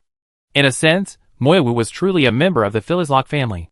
If anyone offends me, I will kill them, no matter how far away they are, even if it means sacrificing my life to bring help from another world. Charleria led them to the left wing and opened a door. It was the master suite. Outside was a small reception room, and inside was a bedroom with a double bed. There was also a small door leading to the bathroom. All the supplies are new, so feel free to use them. This will be your room from now on, and it will be reserved for you, for your temporary stay, Charleria said, opening her arms to MOU and Ialian and giving them a friendly hug. You will be my new brothers from now on. Please treat us like family. She let them go, a look of sadness and nostalgia on her face. Back then, when I was young, I was only concerned with Moiwu's best choice, without considering his own chosen happiness. Now, I won't make the same mistake again. I will bless you. Life is always full of hardships, and the so-called best, optimal answer may just be a sweet illusion. The best answer is what suits you. As the saying goes, only your feet know whether a shoe fits. You must be exhausted today. Please get some rest. Good night. She waved gently goodbye to the two of them, then walked down the corridor to the other side, leaving behind a bewildered Moiwu and a thoughtful Aoyan. Well, anyway, we made good progress and communication with the Filizlok family. Moiwu walked into the room, stretched, and sat down on the sofa. This family is a little different than I imagined, but they're much warmer and more harmonious. I'm a little envious of Moiwu for having such a wonderful family. Aoyan closed the door and sat down on the sofa across from Moiwu. Chairwoman Charoria is indeed a very responsible sister. The initial cooperation with the Magic Federation can be considered a resounding success. Moiwu said, pulling out his magic book backstage. Let me update the players' mission information and take another look at what they're doing. Let's go back a little further in time. Today's reign. The areas to be explored include the Magic Federation's Abnormal Affairs Investigation Bureau, the Magic Federation Church of Light's Resident Church, and the Magic Federation's Firearms Manufacturing Factory. We have 10 people, 4 of whom are druids. I suggest that each team should have a druid, and we can assign an extra druid to the Abnormal Affairs Investigation Bureau or the Church of Light. Song Lin, I'm going to the Firearms Manufacturing Factory. Tangmin Baozhu, I go to the Firearms Manufacturing Factory too. They should be in the research department there, so there's a good chance an alchemist would be useful. Yuhua Dingxian, I want to go to the Abnormal Affairs Investigation Bureau. So, with individual preferences as the priority and subsequent deployment as a supplement, the 10 players quickly split into 3 teams. The team heading to the Magic Federation's Bureau of Anomalies is led by Yuhua Dingxian, Xian Yui Tiao, Nie Chio Chio, and Jin Tian Ni Tua 2FA, with Yuhua Dingxian, the Cthulhu role-playing game expert, in charge. The team heading to the Magic Federation's Church of Light's outpost is led by Jin Tian Yu, Luzhou Laojiao, and Yi Jian Paqian Shan, with Jin Tian Yu, the strategist and prophet, in charge. The team heading to the gun manufacturing factory is led by Song Lin, Tangmin Baozhu, and Yongyuan de Shiren, 3 ranged shooting enthusiasts, in charge, with Song Lin in charge. Jin Tian Yu, according to the mission prompt, this investigation mission will not involve combat, so please remember not to clash with NPCs. Infiltration is recommended for certain areas. You should be able to infiltrate by transforming into an octopus to hide your identity. Don't rush to reveal your identity to the NPCs at the beginning, just in case something happens, and you can retreat. To avoid channel chaos and missing important information, our team will communicate independently, with team leaders communicating and sharing intelligence. Ascension to Immortality, received. Azure Sky, received. Ascension to Immortality, but what do we need to investigate? Rainy day today, probably an event-triggered quest? Maybe it can only be triggered by exploring the area? Also, the quest panel now shows the Lord's real-time location and status, which should help us know when the Lord will summon us equals the exploration quest time limit is approaching. Everyone can pay attention. Also, it's afternoon now. Considering there might be infiltration events, and the best time for infiltration is usually at night, I feel this quest time limit probably won't be short. Perhaps the Lord will have other things to do after discussing matters at the Magic Tower, which could be considered a small Easter egg. Song Lin, the Magic Federation's Bureau of Anomalies, and the Church of Light are easy to find on the city's public map, but where is the gun manufacturing factory? Today it rains. According to the main city's layout, factories should be in the 4 outer districts, but the southwest district is the farmer's market the elf took us to before, so we can rule that out. I suggest checking the southeast, northeast, and northwest districts. You can ask around. Song Lin, good idea. Ascension to Immortality, let's go. So the 3 teams went their separate ways. The Magic Federation's Bureau of Anomalies was located on a slightly busy main street in the inner city's Magic Academic District, while the Church of Light's outpost was in the outer city, right next to the artificial river on the edge of the inner city, a location easily accessible to both the rich and the poor. I feel like this church was built here just to fleece both the rich and the poor as much as possible. Following the map, Jinri Yoyu and her 2 companions quickly arrived at the church, where the Church of Light of the Magic Federation was located. Jinri Yoyu looked up at the towering, magnificent church and muttered to herself. Same here, said Ijin Pokienshin. Speaking of which, the traveling merchant was probably lured to the holy city by the bishop in this church, right? Luzhou Laju suddenly said. His. The other two gasped. Jinryoyu. So, the bishop here is very likely a close associate of Nairuko? Chapter 258. One sword breaks 1,000 mountains. So, the church's exploration mission should be investigating intelligence related to the peddlers? Today's reign. The peddler storyline should be over. I think the focus should be on the bishop who deceived the peddlers. Since there's no follow-up to Nyako's main storyline, it's logical that we should also investigate the Church of Light's current attitude and actions toward Island. Considering that the Church of Light is now our enemy, I think we should disguise ourselves before exploring. Luzhou Lajiao, disguised as octopus dumplings? Today's reign. How about disguising ourselves as believers from out of town? Evening prayers are almost here, right? And don't Church of Light believers wear those head-to-toe white robes that only reveal their eyes during evening prayers? I even had someone make a few of these robes when I went to the Bell Tower Town Dungeon. They're still in my backpack. One sword breaks 1,000 mountains, as expected of Master Yoyu. Awesome. Today, Yoyu, there's still some time before evening prayers. Let's gather some information nearby. Maybe it'd be useful. Luzhou Lajiao, I second that. So, while today Yoyu and his companions dispersed, pretending to be tourists and asking vendors and residents around the church for information, Song Lin and his companions successfully located a gun factory in the small town to the northeast. The exterior of this gun factory had a very steampunk feel, with white smoke billowing from a massive brass chimney and magic circuits glowing blue on the brass exterior. It looked incredibly impressive. So what are we investigating here? The Eternal Poet wondered. The others fell into deep thought. Song Lin, the Lord is probably planning to build a firearms research institute in AMT County. So let's investigate, gathering information about the factory, right? Tangmin Baozhu, But theoretically, building a firearms research institute wouldn't be possible for us amateurs to gather the necessary information just by wandering around. Building a factory requires blueprints, equipment, and NPC instructors, right? And the firearms in this world are probably different from ours, some kind of magical technology. I heard Rama mention it before. It's about engraving rune circuits on certain items, then filling them with magical energy to create a continuously circulating magic circuit, which then produces various desired effects. Song Lin, so complicated. Isn't it a mechanics subject? Tangmin Baozhu, not entirely, probably mechanics plus magic circuit technology. While the two were discussing mechanics and magic, the Eternal Poet looked around and noticed a small bar across from the factory. This bar was probably open for workers to relax after get-off work. Its facade was ordinary, even a bit dated, but the space itself was quite large. Eternal Poet, I have an idea. Let's go to that bar. Song Lin, ? Tangmin Baozhu, ? Eternal Poet confidently pushed open the door. The bar owner, who was cleaning glasses behind the counter, didn't even look up. We're not open yet.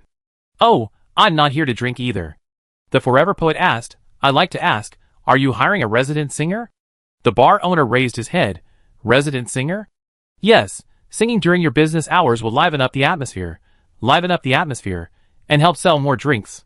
The Forever Poet smiled, and pulled out his lute. I can give you a live performance. What do you think? The bar owner put down his glass and stroked his chin. Then why don't you give it a try? And so, under the stunned gazes of Song Lin and Tangmin Baozhu, the somewhat shabby Forever Poet sang and danced to the bar owner's applause, successfully securing the temporary resident singer position that evening. Having successfully transformed himself from a seemingly inexplicable stranger to a money tree whose resident performance tonight might attract some new business, the bar owner's attitude towards the Forever Poet and his two accompanying friends, who were said to be in charge of props and makeup, became much warmer. He not only provided the three with free drinks, but also gave them a plate of peanuts to go with the drinks. And some gossip about the peanuts and the wine. When it comes to sources of information in adventure stories, innkeepers and bar owners always have the most information. This gun factory has been operating here for over 200 years, the bar owner said. Their workers are our largest customer base. Every day, after work, they're open. All those who've been pent up all day at the factory come here to drink, curse, and vent. After all, there aren't many places around here that offer entertainment at reasonable prices, and even fewer that are within their salary range. Most people will be content with my cheap beer and grilled pork ribs or pork knuckle. It would be even better if there was music. In fact, More than one customer has complained to me about this, saying that every night they come here, they only hear the noise of their colleagues, which is very annoying. So you guys should try it tonight. If it works well, I consider signing you to a long-term employment contract.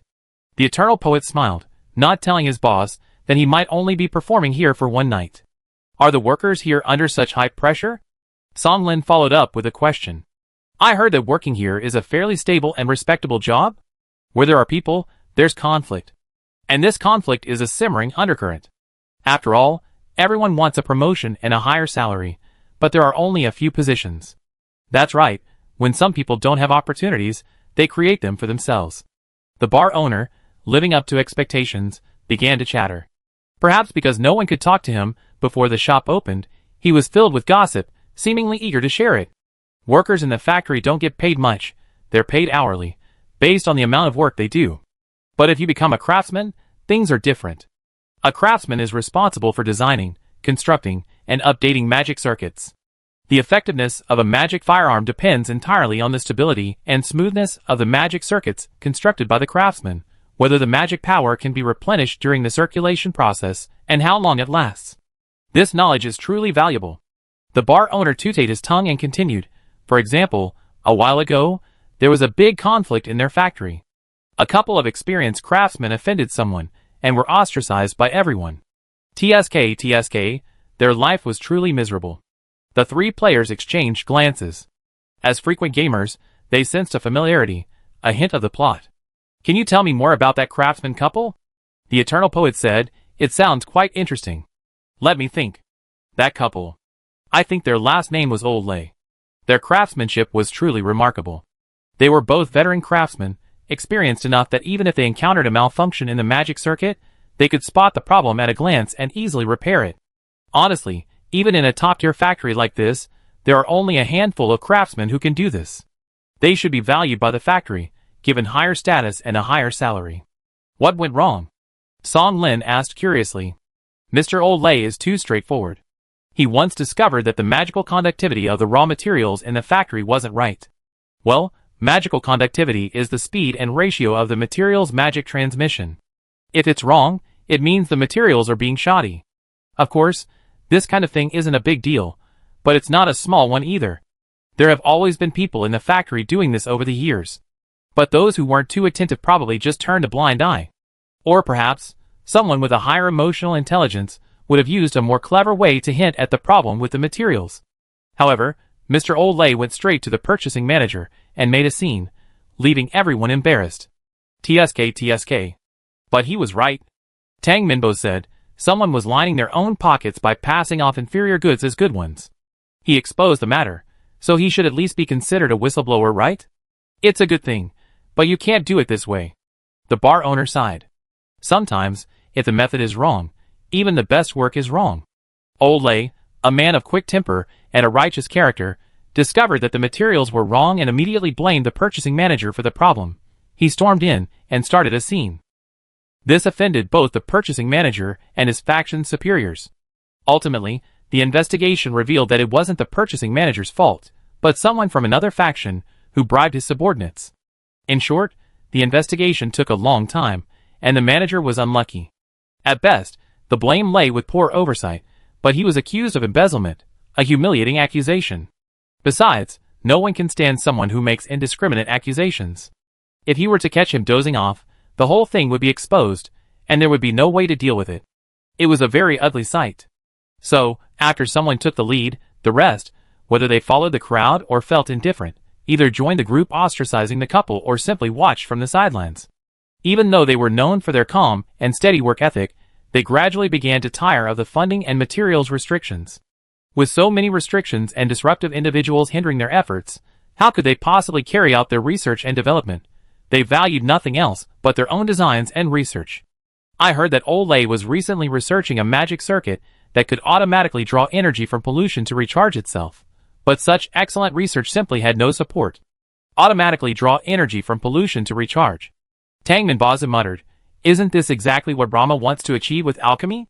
So there's even such a concept as a magic circuit? Tangman Baza's eyes lit up, and he shook the bar owner's hand. Where can I find this couple? Chapter 259. Following the bar owner's instructions, Tangmin Bozu and Song Lin found Mr. Old Lei, who was shopping for magic materials at a magic material store. It was said that Mr. Oldlei's research into a pollution-absorbing, automatically recharging magic circuit had received absolutely no support from the gun factory's management. He lacked both funding and research materials, forcing him to fund the research out of his own pocket.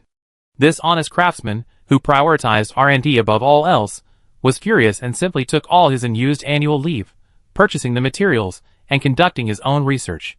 Since the eternal poet still had to fulfill his promise to perform at the bar, Tangmin Bozu and Song Lin, sensing the need for the next round of the quest, went out to search for the craftsman.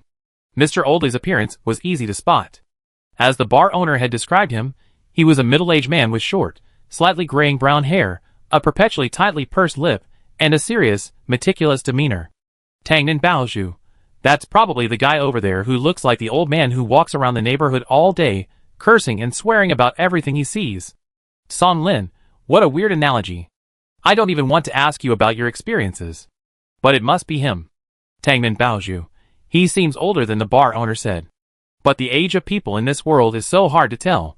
Some look very young but are actually hundreds of years old, while others look in their 70s and 80s, but are only in their 40s or 50s. Song Lin, just a joke. A 30-year-old bald programmer.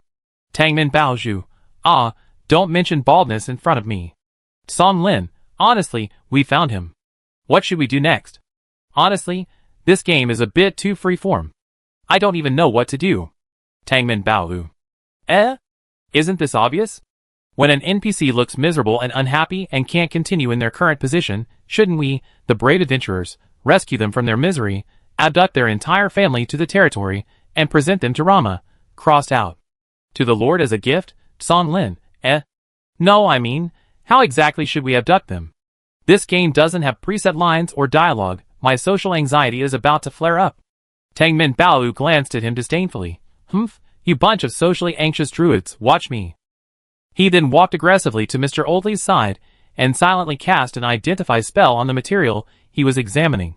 Starlight Quartz Guide Rail. Quartz, condensed with the power of starlight, possesses exceptional magical affinity. After being mined and polished, it is fashioned into a guide rail, directing and channeling magical energy.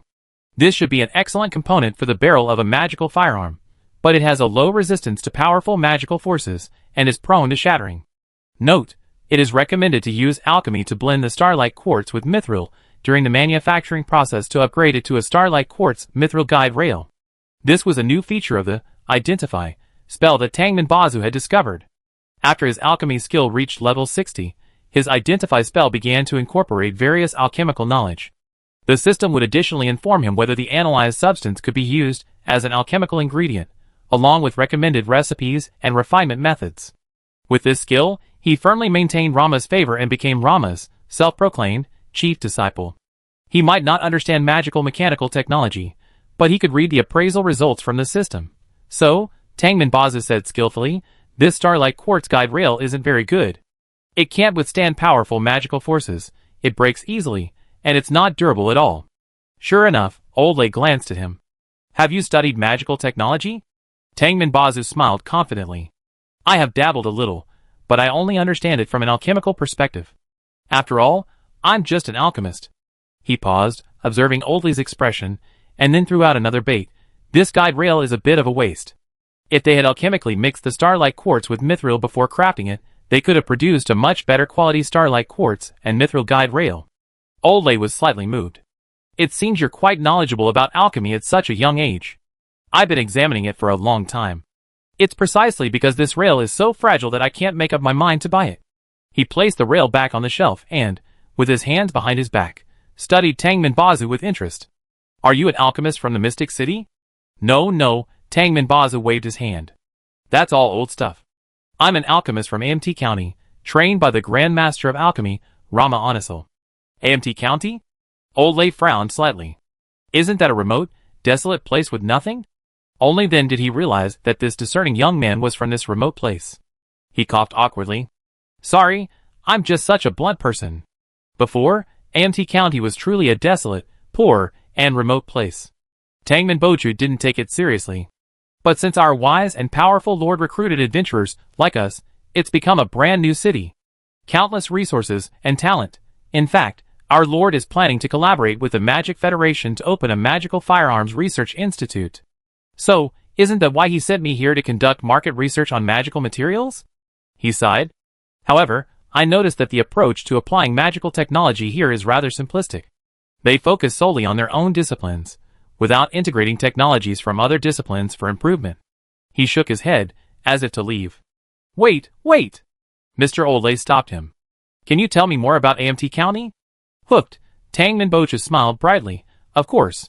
Song Lin, you should go to a headhunting company, you're so good. Thumbs up, unlike Tang Minbochu, who thought he had successfully found his target and begun his NPC abduction work, the Yuhua Dengxian team was still in a state of confusion. They had arrived at the Abnormal Affairs Investigation Bureau. The first floor was an information hall open to the public, where residents who encountered any strange incidents could report them.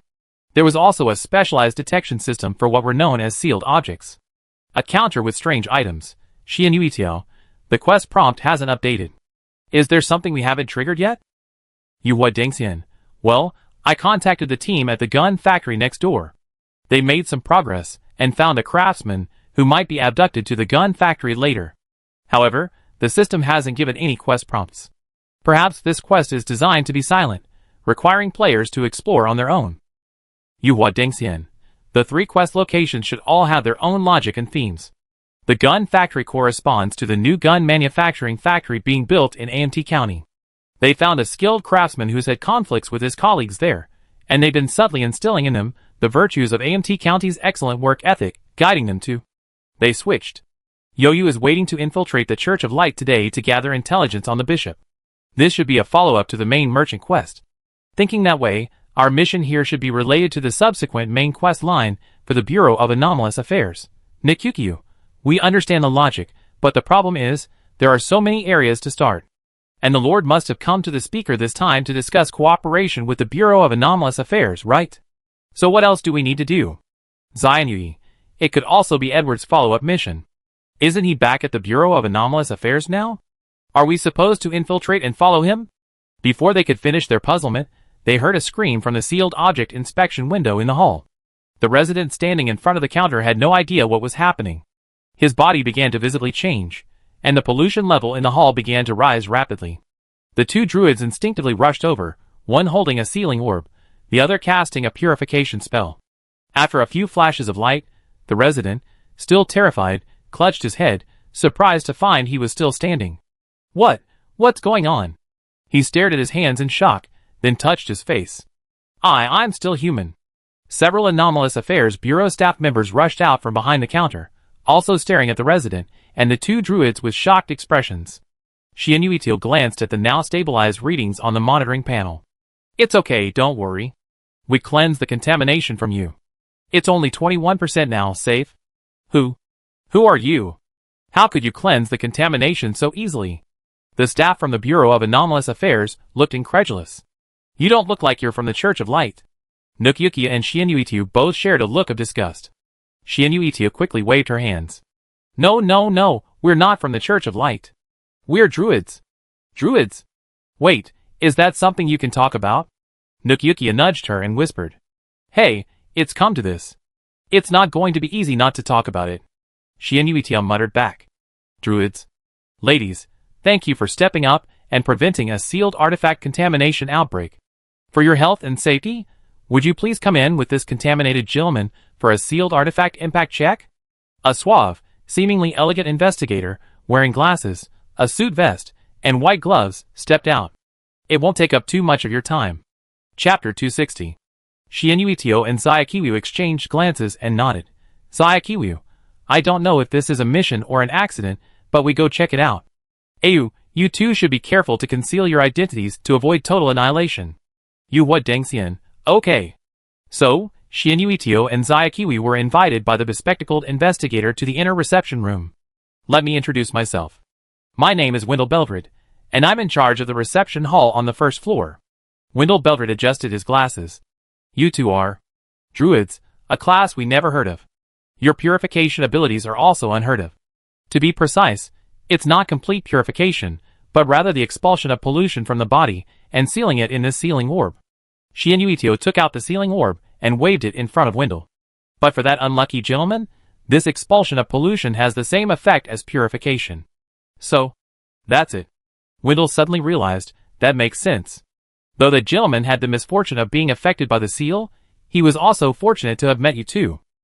Otherwise, he would have been like those others unlucky enough to have been marked by the seal in the past, completely consumed by the contamination and transformed into a monster. He held up a device that, in the eyes of Shianyuitio and Niakikyu, looked very much like a supermarket barcode scanner and said, "Ladies, to ensure you are not affected by the seal, please allow me to use this device to scan your bodies." "Is there anything we can do?" Shianyuitio asked curiously. "No need, just sit down." Wendell opened the scanner in his hand, and shone it on the two of them. "Alright, you two aren't affected at all, that's good news. By the way, I saw you two entering the city as guards for Lord Moyu, a member of the Magic Federation Council." "Nikukyu, ah! Were we scanned in? Damn, I thought this guy was so cunning." "Salted fish, hey, I actually quite like Type's personality, and he's pretty handsome." "Nikukyu, now is not the time to be clamoring for looks. Our identities are exposed." "Salted fish, then. I had no choice but to go through the official channels and admitted generously." "Nikukyu? Shianyuitio said, "Yes, we are adventurers hired by Lord Moyu and have been serving him for a long time. We are both members of his personal guard." "I see. If that lord said so, it makes sense." Wendell held his chin in his hand and thought, "But what brings you here today?" Shianyuitio glanced at Nikukyu, who suddenly had an idea and began frantically searching her backpack for something. Then, she slammed a blood-stained manual onto the table. "We're here to return this," Nikukyu said. "We met Edward lost in a secondary illusion before, and picked up this manual there. It looks like it belonged to someone from your bureau, but the owner seems to be gone. We didn't have the chance to give it to Edward before, and since we happened to be going into town with the Lord today, we thought we'd bring it over." Wendell picked up the manual and flipped through it, his eyes softening. "This is indeed Mellowd Blemming's investigator manual, and we received news today that she has passed away in the line of duty. Thank you both for coming all the way here to deliver this personal item. On behalf of the Bureau of Anomalous Affairs and the late Mellowd Blemming, I thank you for your assistance. This manual is the final record of Mellowd Blemming's life. Recovering it is of great significance to us." "Excuse me, is this Mellowd Blemming your friend?" Shianyuitio asked. "No, we're just colleagues from different departments, who don't know each other well." Wendell smiled a faintly sad smile. "But in this bureau, many colleagues sacrifice their lives for this world every day. That fact alone is heartbreaking." "Perhaps," Salty Fish asked, "do you need some help? Do you accept outside hires? Our adventurers in AMT County are very skilled at handling all kinds of illusionary issues. Adventurers like you who can purify pollution might be able to help, but that's beyond my authority." Wendell blinked and said, "Aren't you already serving Lord Moyu? Could you find part-time work elsewhere? We have many highly capable colleagues looking for work." Salty Fish lied calmly. "They'd be happy to work for the Bureau of Anomalous Affairs." "I see. We're really short-staffed throughout the entire bureau. I bring this up with the director at our next meeting." Wendell smiled and said, "May I have the honor of knowing the names of the two ladies?" Salted Fish. Nikukyu. Really, very unique names. Wendell blinked, still smiling calmly. "Well, if you two have nothing else to say, I see you out." "Ah, are you leaving now?" Nikukyu said regretfully, "But we still don't know what happened to that gentleman just now, and what seal affected him." "Ah, can we know this? We're really curious. It's not something that needs to be kept secret, and as participants in the incident, you two do have knowledge of it." "The authority," Wendell said. "Since you two want to know, I explain in detail. This kind of thing is actually quite common." The gentleman in question was a businessman whose hobby was collecting antiques. He'd been noticing strange noises coming from his home for days, and worried there might be something wrong with his collection. He brought them to us for identification. During the identification, the sealed object, perhaps sensing danger, attempted to break free and transform into a cursed object, tainting and devouring its owner, the unfortunate businessman. However, it was stopped by you two just as it began to move, and our personnel recovered the sealed object in time. "What exactly is a sealed object?" Nikukyu asked curiously. "Well, it's true that many people can't quite articulate the concept of a sealed object, but they only know of its existence." Wendell thought for a moment and said, "You two should be familiar with Warcraft and fantasy, right? When an animal is near death, its urge to survive absorbs pollution, transforming into a demonic beast.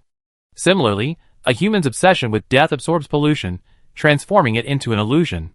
But if an inanimate object, imbued with some powerful power or imbued with the resentment of a dying human, acquires a certain consciousness and absorbs pollution, it becomes a cursed object. However, a cursed object is an extremely unstable state, constantly emitting curses and pollution, destroying life, while also consuming its own power. To maintain its longevity, cursed objects will devise various methods to seal themselves away, achieving a more stable, restrained state. This prevents their power from leaking out, allowing them to better conceal themselves and stealthily devour more lives, gaining greater power with less effort. These sealed objects often possess various wondrous powers, but to use these powers, one must pay a heavy price or bear the curse. Using a sealed object is tantamount to seeking the skin of a tiger. I see. The two druids nodded in understanding. So how does the sealed object detection window here work exactly? Nikyuki asked. After paying a fee at the window, we inspect the item you submitted. If it's confirmed to be a sealed object, we provide a detailed report. However, while we say a detailed report, it's hard to say how many functions and side effects we can actually detect. Sealed objects come in all shapes and sizes, and with our current technology, we can't guarantee 100% accuracy. If the sealed object's hazard level is less than E, the owner can choose to keep it themselves or give it to us for safekeeping. If the hazard level is higher than E, we will recommend confiscation and disposal. Depending on the original value, function, and side effects of the sealed artifact, we will determine whether the owner will be required to pay for its storage or compensate the owner. If the owner is a partner with sufficient strength, we will also consider the specific level, function, and side effects of the sealed artifact, as well as their strength, before considering whether to allow them to keep and use it. After all, some sealed artifacts truly have benefits that far outweigh the cost, making them very useful during an adventurer's journey. If you too encounter sealed artifacts during your adventures, you can also bring them to us for testing and identification. Wendell said. In fact, perhaps our friends do have such a need. Nikyuki said, it's just that she didn't come this time. Next time, I have her bring it in for testing. Nikyuki, remember that necklace Melissa got in the desert dungeon that couldn't be identified? I guess it might be a sealed artifact. Salted fish. Tisk, it was a reward during the closed beta, but the testing location wasn't released until the public beta. What a gap. Do you have any other questions? Wendell smiled. 1.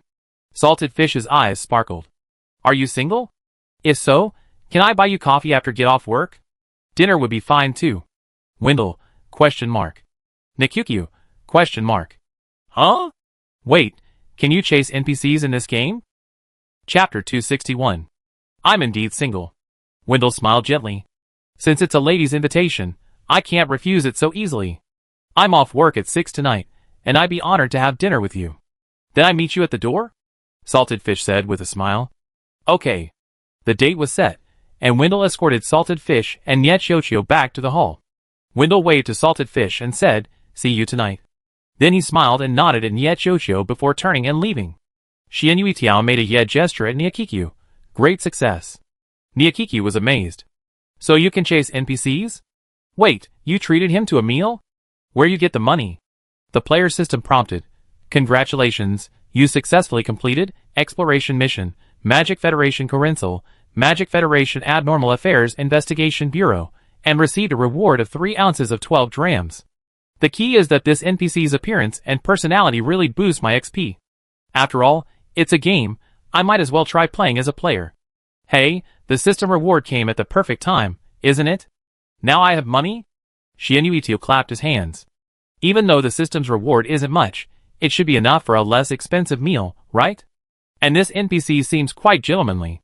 Maybe he won't even ask the lady to pay? Niakikyu was completely amazed, and simply put his share of the reward in Shianyuitio's hand.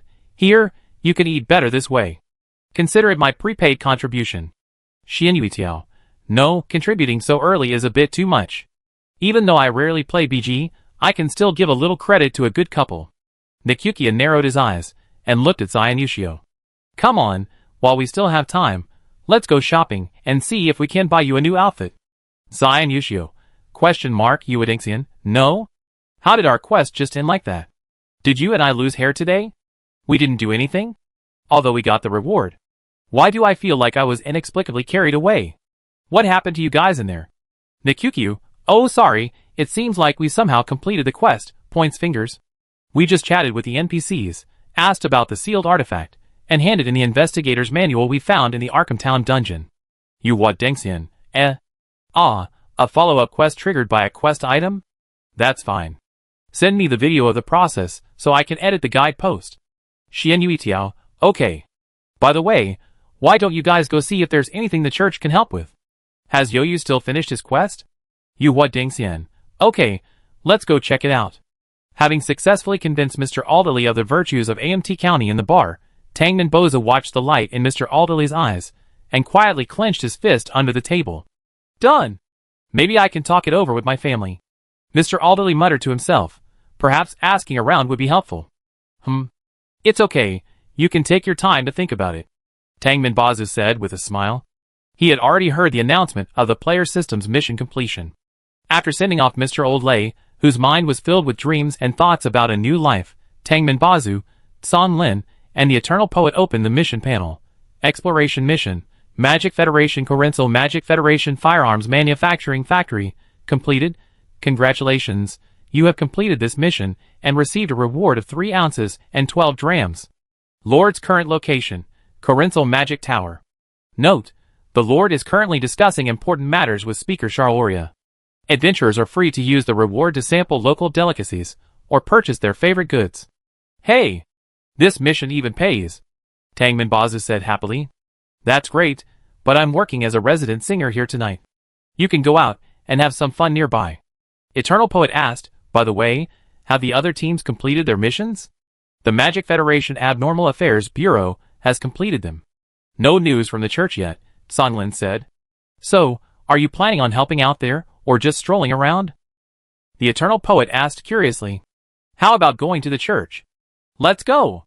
Today's Rain had already successfully donned the white robes of the faithful, and, with their heads bowed, blended into the crowd as they entered the church.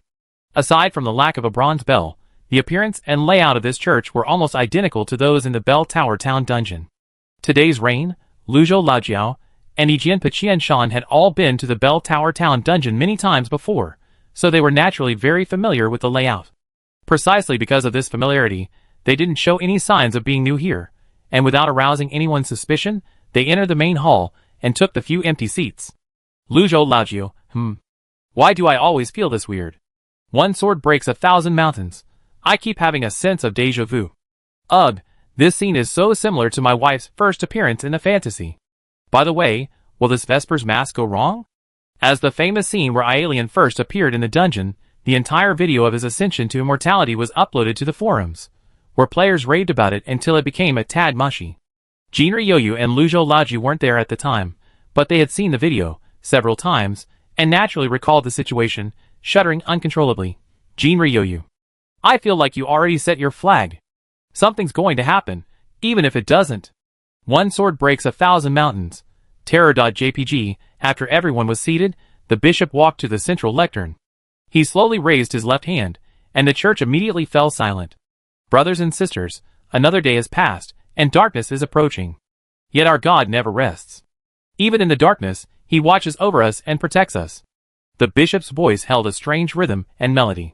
The God has spoken oracles, and he has gradually gained control over the darkness, protecting even his most devout believers at night. The people exclaimed in admiration, one sword breaks 1,000 mountains. My SAN value is slowly decreasing. There's something wrong with this bishop. This mass seems to be hypnotizing people into becoming believers. The believer in front of me already has a fanatical believer buff. It's raining today. My SAN value hasn't changed. I guess druids are resistant. Brothers and sisters, you are all ordinary people, ignored and despised by the Magic Federation. You serve as drivers, cooks, and servants for those high-ranking magicians, serving them tea and water, sweeping the streets. You toil from the dawn's pre-dawn hours, and don't rest until the stillness of night. And the wages you earn from a day's labor are barely enough to make ends meet. Those high-ranking magicians never notice your sorrow, never care about your health or happiness. They only care about whether their boots are shiny, and their robes are neatly ironed. You are sad, but you are also fortunate, because your faith is heard by the gods, and the God of Light is protecting you. Today's Rain. Is this bishop constantly inciting people like this in his daily prayers, exacerbating the social conflicts between ordinary people and magicians in the Magic Federation? This doesn't sound good. I'm afraid there will be chaos if this continues. One sword breaks 1,000 mountains. Yo-Yu, open the monitoring panel and check the pollution levels of these believers. Today's rain. Hiss, their pollution levels are over 50%. The pollution levels are rising very slowly now, but they are definitely rising. Luzhou Laojiao, listening to this kind of sermon that mixes pollution and hypnosis every day, it's only a matter of time before something bad happens. One sword breaks 1,000 mountains. Yo-Yu, open the monitoring panel and check the pollution levels of these believers. Today's rain. Hiss, their pollution levels are over 50%. The pollution levels are rising very slowly now, but they are definitely rising. Luzhou Laojiao, listening to this kind of sermon that mixes pollution and hypnosis every day, it's only a matter of time before something bad happens. Sean, I don't think we can let them go on like this. The Church of Light is clearly plotting something. If we wait until they set up their plan before we trigger these people's corruption, I have a feeling something big will happen in this main city. Luzhou Laojiao, I have an idea. How about we detonate this bomb beforehand? Today's rain, but the mission instructions say not to engage in combat or reveal your identity. EP251 Sean, how about diverting the trouble eastward? When in doubt, look for President Ke. Today's rain, got it. EP251 Sean looked at the massive statue of the God of Light standing behind the bishop. The sun was already halfway down, half of the statue shrouded in a fantastical rainbow shimmering through the stained glass windows, the other half fading into a lightless darkness. Half of the statue's face was enveloped in rainbow light, its corners seemingly raised, revealing an indescribable divinity. Half was veiled in darkness, its smile faintly sinister. It was as if the God of Light and Nyarlathotep were simultaneously looking down through the statue at the believers in the church. EP251 Sean and Luzhou Laojiao took a deep breath and whispered, Cthulhu. A huge crack seemed to appear in the church's dome, and a gigantic eye appeared within the slit, gazing directly at the occupants. The believers, mesmerized by the bishop's hypnosis, remained unnoticed, but the statue of the God of Light shifted its gaze to meet the enormous eye. EP251 Sean and Luzhou Laojiao, however, had already been affected by addressing Cthulhu by his given name, each transforming into a gigantic octopus. With a whoosh, they used their tentacles to peel off their white robes. Tentacles all over their bodies swelled under the gaze of Cthulhu, and eyeballs popped and crackled on the once smooth tentacle suction cups. Ah! It's the evil god's minions. Even the believers, still mesmerized by hypnosis, couldn't ignore the giant octopus' sudden appearance before their eyes. The surrounding believers quickly awoke from their trance and let out shrill screams. The bishop at the pulpit, his eyes wide, shouted angrily, "Expand the domain." A ripple quickly spread from the bishop, enveloping the entire church.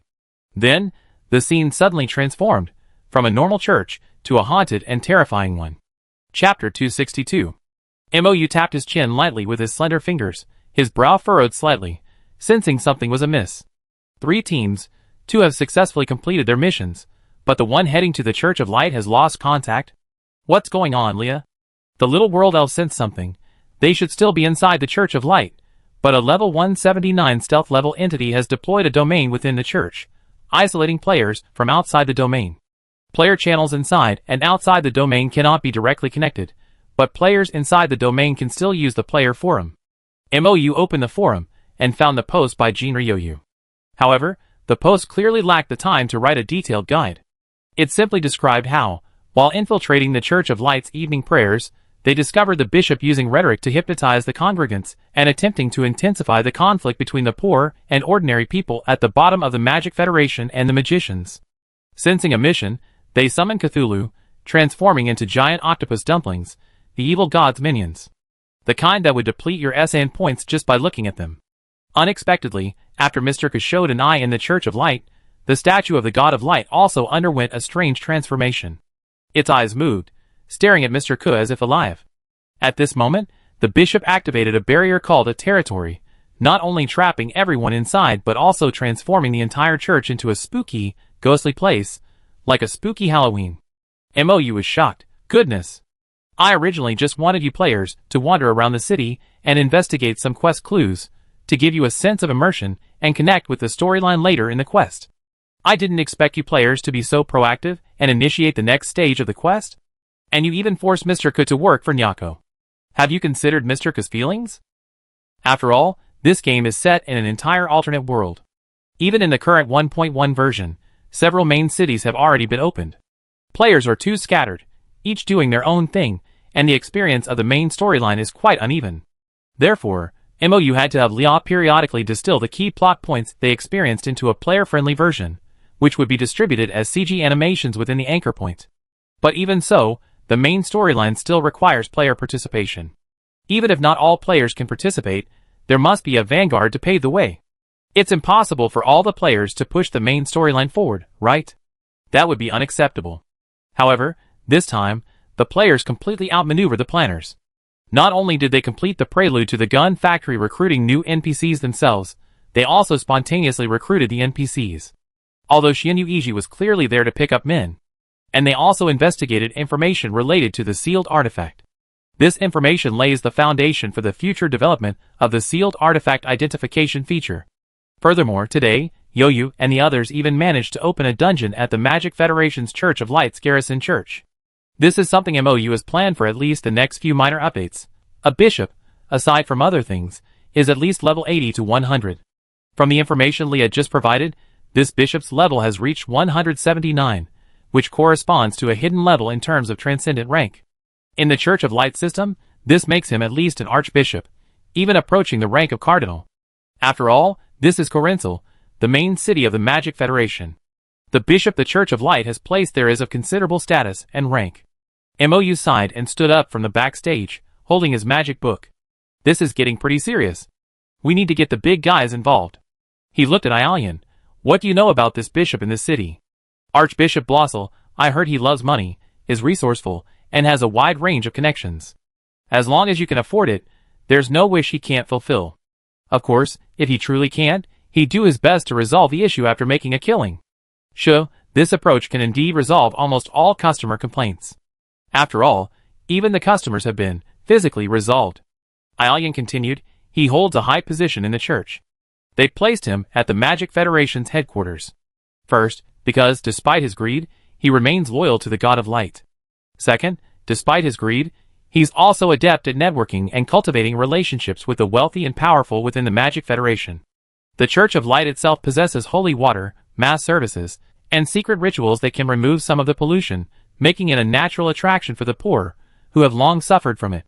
They're leveraging the Church of Light's influence among the poor to win over their followers, and incite them to oppose the transcendence at the top of the Magic Federation. This must be some grand conspiracy. The players might have stumbled upon a significant plot. MOU wasted no time and immediately contacted Sharoria, who was telling the twins a bedtime story, through the mansion's housekeeper. Sister, something's wrong. There's something unusual happening in the city's Church of Light.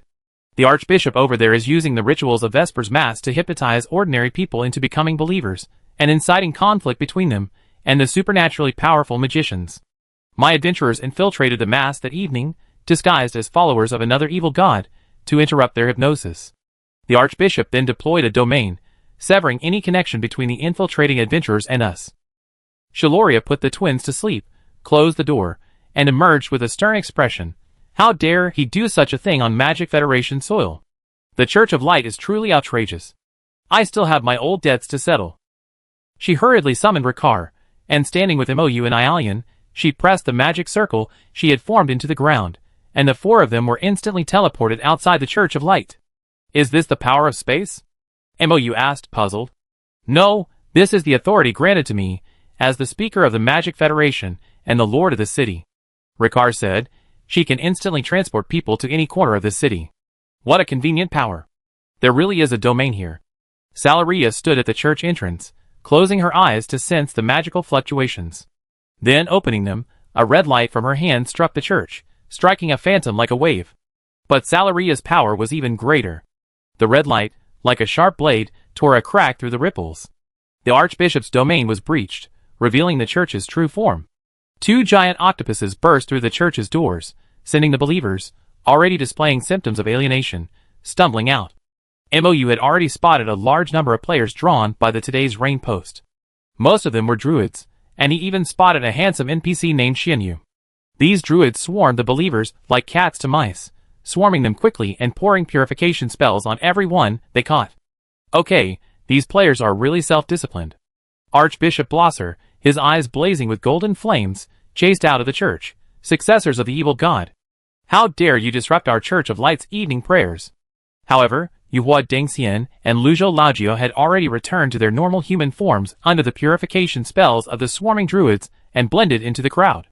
Archbishop Blosser, unable to find his target, glanced around, his fury tinged with a hint of madness. Mou couldn't help but take a few steps closer to Aialian. Aialian?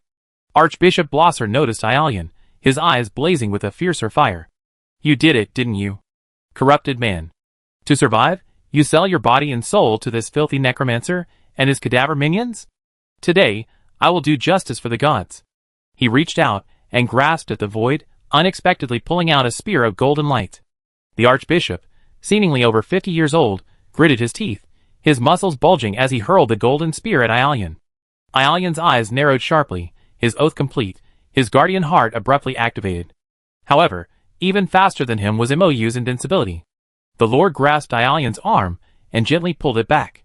The knight instinctively released his grip, following the Lord's force and taking a step back. Night Guard was successfully constructed, and a spherical space with a radius of 3 meters appeared around Mou, completely enclosing him and the knight. Mou's gaze swept across the background of the magic book. Quite a few knight players were arriving within a 30-meter radius of him. This invincible defense would last at least 5 minutes. A spear constructed of golden light arrived with a whistling sound, slamming into the invincible shield. With a snap, it shattered like fragile glass, creating a sky full of fireworks. It's quite nice, Mou commented. You? Archbishop Blosser had never expected his full-strength attack to be so easily blocked. He was almost furious. Even more annoyed was Charloria. You've been in my city, hypnotizing and corrupting my citizens, spreading lies and sowing discord, secretly expanding your domain and imprisoning them. Now you're even attacking my brother? You, the Church of Light, simply don't take our Magic Federation and the Philizlock family seriously. Charloria's robes fluttered in the wind, her long hair flowing. She exuded a domineering aura, a peer. Arbitrator. A gigantic goddess's phantom emerged from Charloria's form. She was a goddess clad in a Greek style, moonlit, off-the-shoulder gown. A single golden ring secured the flowing, gauzy fabric at her chest and back. A thin golden chain cinched her waist, framing her perfectly slender figure. Her eyes were shrouded by blood-red silk ribbons. She held a scale in her left hand, and a sword in her right, resembling the Western goddess of justice from the origin world. Chapter 263. It's the Arbiter. Ah, Lady Charloria. Save us! In the Church of Light, there are evil gods and their followers. How could this be? Isn't that the most sacred place? It's clearly the temple of the gods. How could an evil god linger? The believers, constantly cleansed by the druids, gradually regained their sanity. As the pollution in their bodies diminished, their understanding of the Church of Light gradually returned to normal. Some trembled in fear at the memory of the horrific scene in the church. Others wondered if the God of Light, who had allowed the evil god to roam his own territory, was no longer alive. Still others questioned their own actions. I'm clearly a magician's apprentice, so why should I believe in the Church of Light? My master may be a magician, but he's very friendly to us ordinary servants, and he pays us generously. Why should I hate him?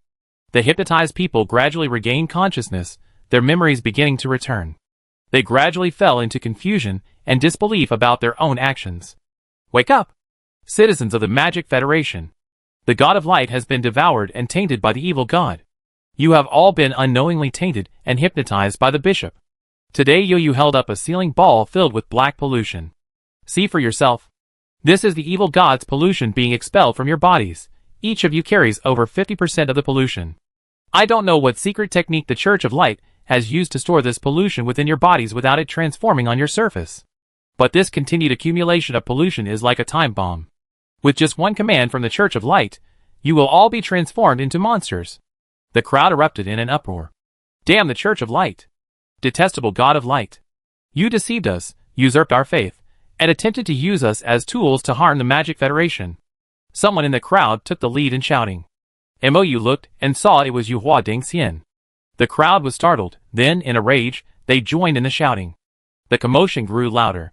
The rescued civilians, the city dwellers who had heard the news, and the countless adventurers who had rushed into the city to participate in the main quest all gathered here, shouting and denouncing the Church of Light at the top of their lungs. Mou curled his lips.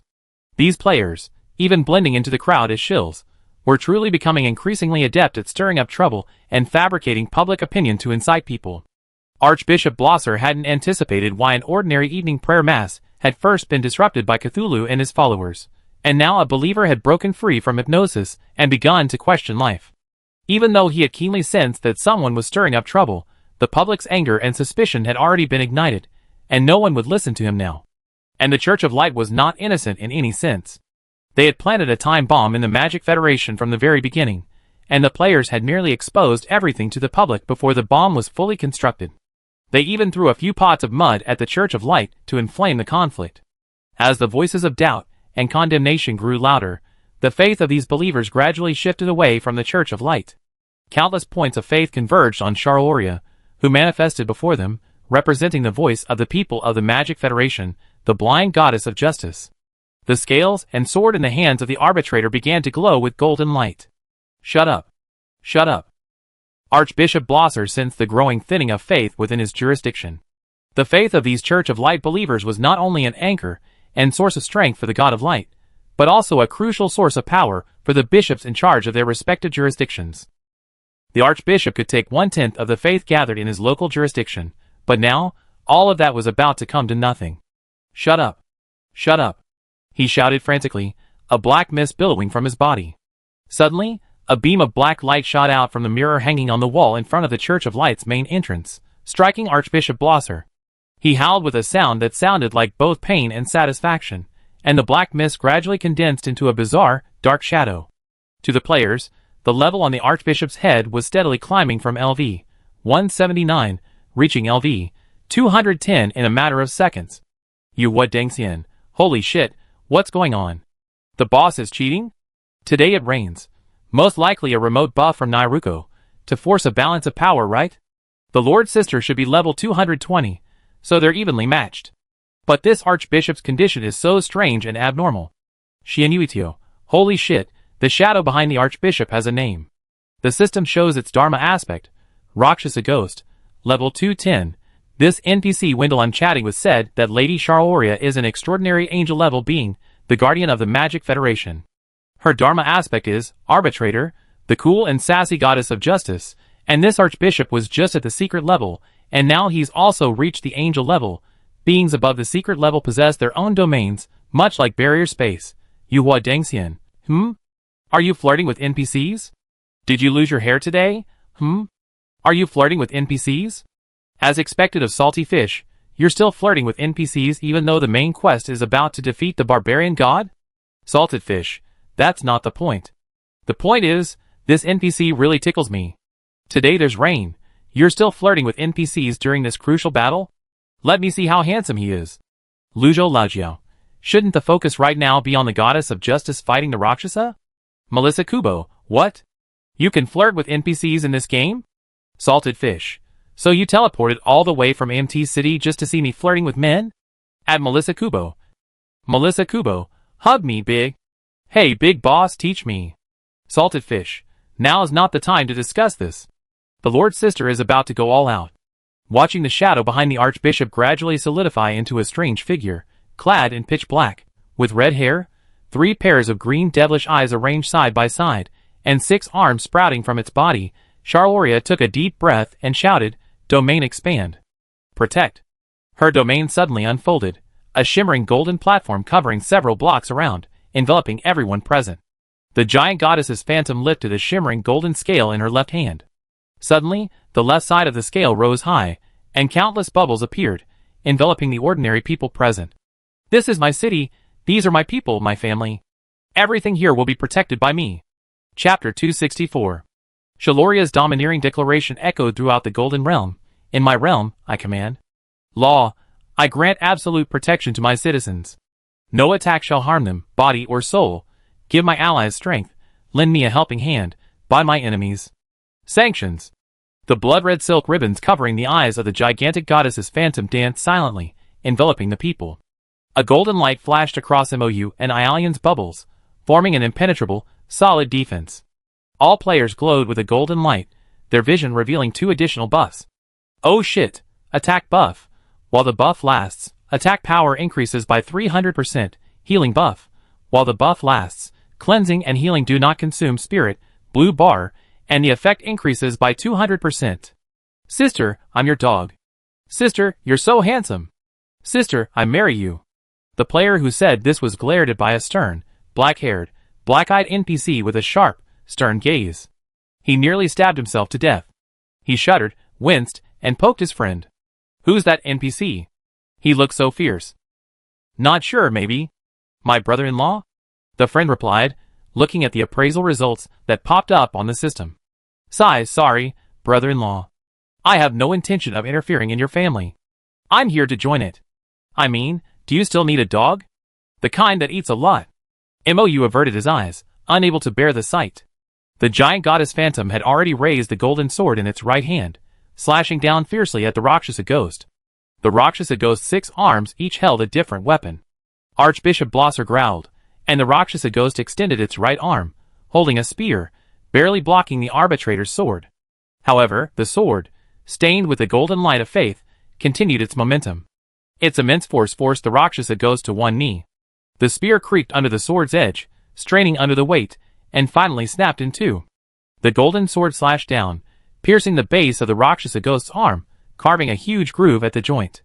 The Rakshasa ghost shed no blood, but a surge of black air gushed from the wound. The black air flinched violently when it touched the golden light of faith on the sword. Holy crap! Sister is so cool! Players cheered frantically, while former believers burst into tears, filled with regret for having once believed in something as hypocritical as the Church of Light, and filled with gratitude for the speaker's protection. These emotions coalesced into a deeper faith, once again focused on the Arbiter's sword. I will protect my people and my family.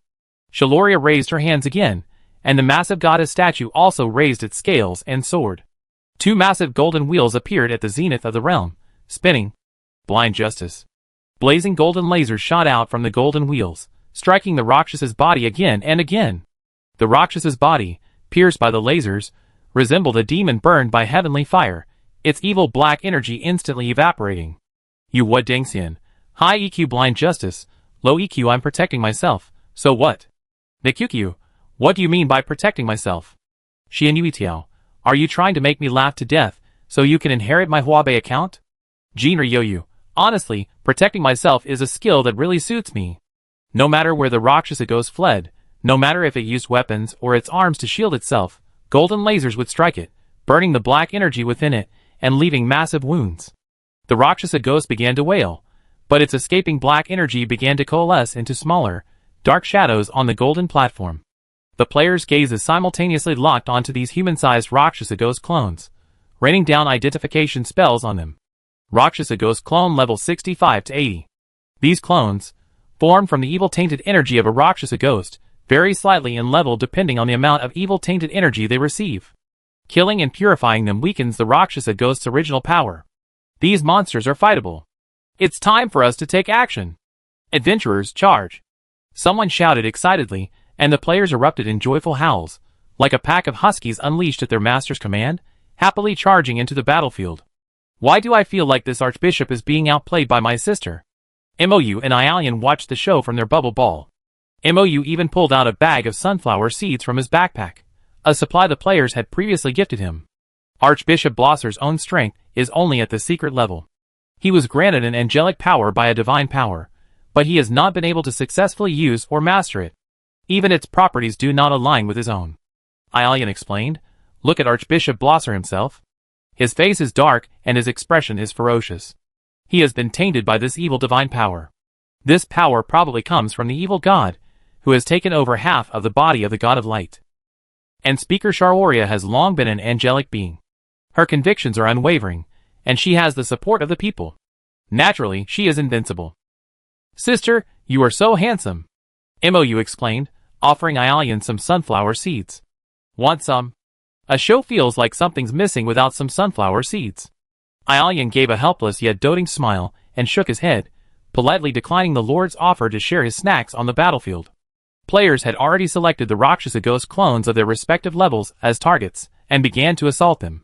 World Knights raised their shields, each attracting their team-specific monster. Attacks from other players flew in like snowflakes, while the druids expelled the black energy from the Rakshasa ghost clones, collecting it in their sealing orbs. The druid's inventory of sealing orbs was rapidly running low, and the arena was filled with cries of who has any sealing orbs? Give me some. I have some, I throw them to you. Salaria continued her attacks. Strike while the enemy is weak, a characteristic of this decisive and impulsive woman. In the name of the Speaker of the Magic Federation, and in accordance with the seat of arbitrator bestowed upon me by the Magic Federation, I hereby render judgment. Chapter 265.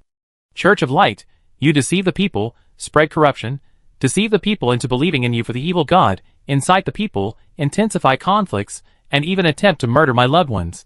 You have violated the regulations between the Church of Light and the Magic Federation. I hereby decree, from this day forward, the Church of Light is no longer welcome in any territory belonging to the Magic Federation. In the name of the Speaker of the Magic Federation, I order expulsion. The shadow of a massive golden sword suddenly emerged from the ground, piercing the entire Church of Light from bottom to top. Under the full force of this extraordinary angelic being, this magnificent building was instantly reduced to dust and vanished from the ground. You actually destroyed our church. This is an attack on the sanctuary. Do you intend to declare an all-out war on behalf of the Magic Federation against the Church of Light, Charloria? Archbishop Blosser's face was filled with disbelief. Ha! You were the first to attack the Magic Federation. Charloria sneered. Dare to attack any magician, and the Magic Federation will hunt you to the ends of the earth. And how dare you plot in Corinthal, right under the nose of the Magic Federation Parliament? Go back and tell your master that, whether it's an all-out war or a quiet one, we in the Magic Federation stand united against this enemy and will fight to the bitter end. Sword of Judgment. Countless sword shadows shot out from the sky and the ground, slicing away the black energy and flesh from the Rakshasa ghost, slicing off its 6 arms until nothing remained. Finally, the countless sword shadows coalesced into a massive golden sword, piercing directly through the Rakshasa ghost's chest. Archbishop Blosser spat out a mouthful of blood and fell to the ground. With trembling hands, he pulled a teleportation scroll from his robe, tore it open, and said fiercely, "You wait. Get out of here. I won't see you off." Saloria released her domain, and the white light of the teleportation scroll enveloped Archbishop Blosser, transporting him back to the holy city of the Church of Light, Jurlanda. The shimmering golden domain and the Arbiter's image vanished, and the people slumped to the ground in bewilderment. It's over. The players, however, were still unsatisfied. It's over so soon. It's not satisfying. Sister is so cool, oh. Mou had already packed up his snacks, and assumed his lordly demeanor again. He pulled Ialian over to Saloria's side. Are you okay, sister? It's okay. Saloria, still furious, cast a resentful glance at the ruined church and sighed deeply. The Magic Federation and the Church of Light have been at odds for a long time. The only reason they allow them to preach within the Magic Federation's territory is simply because the Church of Light has various secrets. Magic can purify the people of their pollution. I never thought they would be so deceitful, secretly working under the guise of purifying pollution, to serve the evil gods as accomplices. She spat fiercely on the ground. Disgusting things. Get out of here. Will this cause you any trouble? Mou asked worriedly. Will the council have any objections? The arbitrator is a Dharmadhata recognized by the world consciousness. His special ability is to render absolutely fair judgment. If this judgment is effective, it means the Church of Light is indeed guilty. Salaria shook her head. Don't worry, I can handle the council. The facts are before us, and no magician can swallow this. However, she sighed, we need to come up with a new purification plan to appease the people. The amnesia powder's side effects are too severe, and its purification effect is extremely limited. This is what's causing public unrest. Charloria glanced at Mou. Do you have enough druids with these unique purification powers to cover the entire Magic Federation? Mou curled his lips and glanced at the players, who were still helping the believers with treatment and purification, and maintaining order on the scene along with the Magic Federation civil servants, who had arrived one after another. It's a small matter. As the two suns rose on the second day in the game, all players received the latest system news. Today's news from the continent of Osiria. Thanks to the efforts of all adventurers, the Church of Light's conspiracy in the Magic Federation's main city, Corinthal, has been successfully disrupted. The Magic Federation's main city, Corinthal, has increased its favorability and has now become the main city of the Alliance. Thanks to the adventurers' outstanding performance, related main quests will be released soon. The Magic Federation Regional Reputation and Magic Federation Contribution Point System has been activated. Players, who successfully complete Magic Federation-related missions will earn corresponding reputation and contribution points, which can be used to improve their status in the Magic Federation, purchase real estate, businesses, gain employment at the Abnormal Affairs Investigation Bureau, or redeem sealed artifacts. Druid Purification Hall, daily quest. Since Speaker Charlolia has expelled all Church of Light forces from the Magic Federation territory, the people of the Magic Federation have lost access to the Church of Light for purification. The Speaker now requires the assistance of Lord Moy and the Druids. Lord Moywu will work with the Magic Federation to establish teleportation points and Druid Purification Halls throughout the Magic Federation. Druids are encouraged to participate in this daily quest and travel to designated cities to cleanse the public of pollution. This quest will reward significant reputation and contribution points. Anomalous Affairs Investigation Bureau AMT County Outpost. Thanks to Lord Moywu's efforts, Speaker Charloria Philizlock and her husband, Rocker Cavendish, director of the Magic Federation's Anomalous Affairs Investigation Bureau, have agreed to establish an Anomalous Affairs Investigation Bureau outpost in AMT County. Players are encouraged to begin setting up their office space. Once this outpost is successfully established, eligible players can register as an Anomalous Affairs Investigation Bureau outpost investigator and obtain the corresponding certificate. This certificate grants free travel to any city in the Magic Federation without paying tolls, and allows them to accept special missions from the Anomalous Affairs Investigation Bureau. Gunsmith Lab. How can you craft magical firearms without a workshop? Masons, please build a Gunsmith Lab. This quest is a prerequisite for the Gunsmith Quest series. The construction blueprints have been updated. Once players successfully build this facility, a new NPC instructor will take over. Note: since the city favorability of the main city, Corinsel, has increased to Allied, some player shops will be available in Corinsel. The lease rights to these shops will be sold through an auction. Players who meet the bidding requirements can participate by following the system prompts. Players can watch the highlights of this quest series, Arbiter PV. The relevant occult knowledge has been updated in the resource library, and is available for players to review at any time. Keep up the good work and explore more rich and exciting game content. Chapter 266. As a member of the Magic Federation's Parliament, Mo, he was summoned to the Federal Parliament that evening by Charlolia for an emergency meeting with the leaders. Speaker Charlolia accurately anticipated the parliamentarians' attitudes. Although there were often conflicts over matters of varying magnitude within the Magic Federation, the parliamentarians were unanimous in their tough stance regarding the Church of Light. The mages, protective and arrogant, who tolerated no offense to their authority, realized the severity of the Church of Light's actions almost immediately upon reading the incident report submitted by MOU. Damn it! The Church of Light has bewitched and hypnotized ordinary people, people who are deeply connected to our daily lives, gardeners, coachmen, servants, and cooks. If these ordinary people are provoked, instigated, and completely controlled by the Church of Light, one night we could all be inexplicably poisoned to death at the dinner table or assassinated in our sleep. That's right. Not to mention that this itself is a slap in the face of the Magic Federation. If these people, who appear unaltered on the outside but have been corrupted and eroded to the extreme by the evil god, suddenly erupt and transform into monsters in the streets and alleys. If it were a hallucination, even an illusion, the entire Corinsel, and even the Magical Federation would be destroyed. Not to mention that Archbishop Blosser is suspected of kidnapping traveling merchants and creating illusions to attack cities. This behavior is too much. The Church of Light is a huge threat to all citizens of the Magical Federation. After this battle, we must face up to the differences between ordinary people and Beyonders. Although we have done our best to improve the treatment and salaries of ordinary people, it is undeniable that pollution that is completely negligible to Beyonders is extremely toxic to ordinary people. They previously had to spend vast sums of money seeking purification from the Church of Light, which gave the Church an opportunity to exploit their vulnerability. Shaloria concluded, we need our own purification methods, and these methods must be available to all citizens of the Magic Federation at a very low cost. But Speaker Shaloria, a council member, said, other than the Church of Light, we have no other means of purifying the pollution. Yes, we do. Shaloria looked at MOU. My brother Moyawu, after leaving the Magic Federation, experienced many adventures. One of them was meeting a group of adventurers who believed in world consciousness. Among them were druids. These druids possess the power to expel and seal pollution, and even, as they grow, they may one day completely purify the pollution. These druids are completely at my command. MOU said, I am willing to lead them and establish teleportation points and druid purification halls in cities throughout the Magic Federation. These druids will take turns traveling to each city daily to expel pollution and provide treatment for the people. What about the price? The number of people affected by the pollution is too great. If the Magic Federation were to subsidize the costs, it would be a massive expense. We can remove the pollution for free. MOU said, but I need the Magic Federation to meet several conditions. You say. First, the adventurers come from foreign lands, possessing strange abilities, personalities, and customs. Their ways of doing things are very likely to be unacceptable to the public, and even easily arouse suspicion and panic if the public doesn't understand them.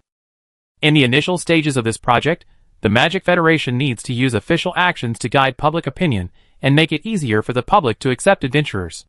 They should also regularly provide necessary supplies and special equipment as rewards. This requires the support of the Magic Federation officials and the lords of each territory.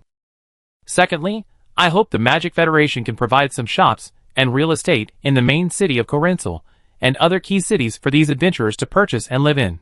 Third, the druids' healing will be free, but the public will be asked to express their gratitude to the world consciousness and the Magic Federation. This will bring a certain amount of energy and faith to the world consciousness and strengthen the public's support for the Magic Federation, making it a win-win situation. Finally, regarding my personal situation. In my youth and ignorance, I experimented with some forbidden magic and was punished for it, stripped of my family name and expelled from the family. I hope to atone for my mistakes, have the punishment rescinded, and return to the family. This last point was made on Moi's behalf. Whether listening to Moi's recounting of the past or having dinner with Moi's family at Charloria's house, you could sense that the expulsion of Moi had inflicted some degree of psychological and reputational damage on the family. He wanted to do what he could to make amends for Moi. Of course, this would also facilitate his future dealings with the Magic Federation. The council members glanced at each other, then whispered to each other for a few moments. Finally, someone said, for supplies and special equipment, we must establish a monthly budget. Adventurers' requests must not exceed this monthly budget. That's reasonable. MOU nodded. Both the storefront and the property must be purchased at market price. The Magic Federation will only waive the relevant eligibility requirements for adventurers and provide them with the opportunity to purchase. That's acceptable. MOU nodded again. As for this last point, it requires the consent of the Philizlock family. All the counselors looked at Charloria. Charloria said solemnly, your efforts and contributions are more than enough to atone for your past mistakes. As the head of the Philizlock family, on behalf of the Philizlock family, I welcome your return. Moiwa Philizlock, you will have your last name again. Her pronunciation was a little slurred, sounding not only like Moiwa but also like MOU. She paused, looking at Ialian, who sat beside MOU. Not only that, as compensation, I will grant you the right to bestow the surname upon anyone you choose, including the knight of your choice. This was a pleasant surprise. Ialian was an orphan adopted by the Church of Light. He had no surname and considered himself a rootless drifter. If he joined the Philizlock family, this former holy son, a thorn in the side of the Church of Light for his apostasy, would also be protected by this established magical family. MOU tilted his head to glance at Ialian. Seeing the silver-haired knight's slight expression and a nod, he accepted Charloria's proposal with a smile. Thank you, patriarch sister. The counselors gradually finalized a few more details, and with that, the meeting, which had targeted the Church of Light and opened the door wide for MOU's adventurers, came to an end. Chapter 267. After spending the entire night meeting with Charloria and members of the Magic Federation, MOU, still half asleep, updated player quests and system news early in the morning. He had Leah edit the main storyline animation for this phase, and push it to every player's database. Then, in his room in Philizlock's main house, he happily caught up on some sleep with Ialian, who had also been up all night. The restless players were completely furious. Fuck. The officials are messing around again. When did the main storyline advance so much without me even knowing? I'm used to it. Before the public beta, when I didn't get a lottery account, I played on the forums. Now that the public beta is over and I have an account, I'm still playing on the forums. What the hell am I playing? The big guys' games. They pushed a major main storyline without even realizing it. Hours. Farming, running errands, and wall pasting. Wow, druids are truly the children of games. How come they're the ultimate winners in every version? This Druid Purification Hall. It's obvious that the two new rewards, Magic Federation Regional Reputation and Magic Federation Contribution Points, are maxed out. Just watch. The first people to buy houses and open businesses in the Magic Federation will definitely be druids. That's not true. Druids have the Druid Purification Hall quest, and the rest of the players have the Wallpapering, Crossed Out quest. All sorts of construction quests. For example, building the Anomalous Affairs Investigation Bureau's AMT County office and the Firearms Research Institute will definitely yield high point and reputation rewards. After all, these two quests directly impact the subsequent NPC arrival and opening of new professions. Master, I figured it out. This game is just a real farming and wallpaving game.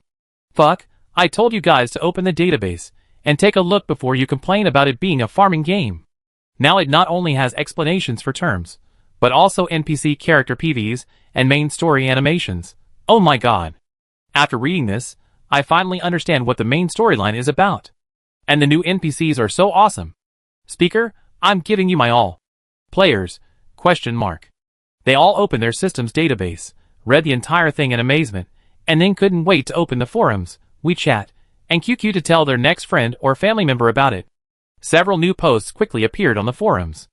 Subject, holy crap. Have you all checked out the new archive? Mom, I finally know what the main storyline is about. Original poster, hidden old man. Content, are you still struggling with this game's ridiculously weird farming and overwhelming quests? Are you still frustrated that you missed out on the pregame storyline after getting your account during the public beta? Are you still frustrated that you're new to this game and can't figure out what the main storyline is about, and that navigating the forums is too much of a hassle? The official team has completely solved this problem. The archive is an epic update. I initially only thought it's just a character and noun archive, a Wikipedia at best. But I just clicked on it and took a closer look, and I realized, no, my thinking is too simple, and I'm completely incomparable to the official planners. It's not just a common dictionary of Osiria, nor is it just an encyclopedia. It also includes single-player PV animations for various NPCs, and main storyline animation archives from the beta launch. But that's not all.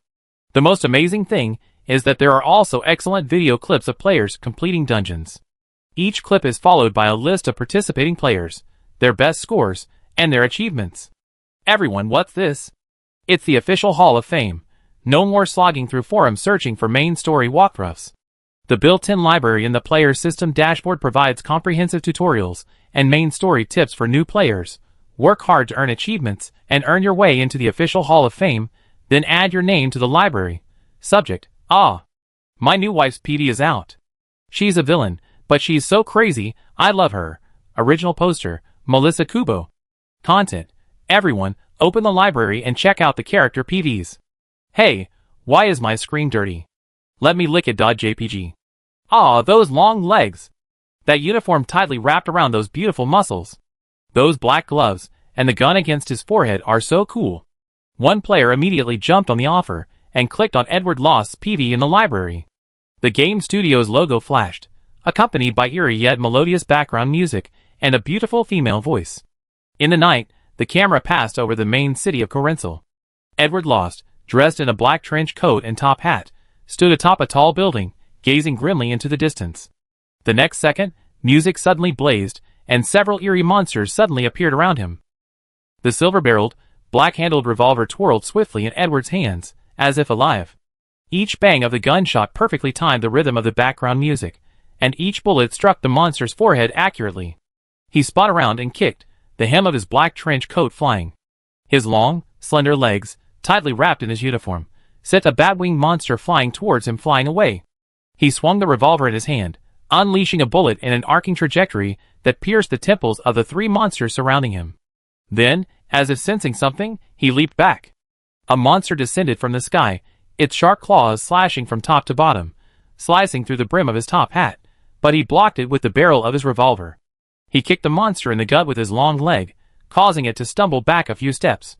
Edward took advantage of this moment to step on the monster's legs, clambering up its torso, his long legs clamping around its neck. He spun around, throwing it to the ground. He placed his foot on the monster's head, standing tall.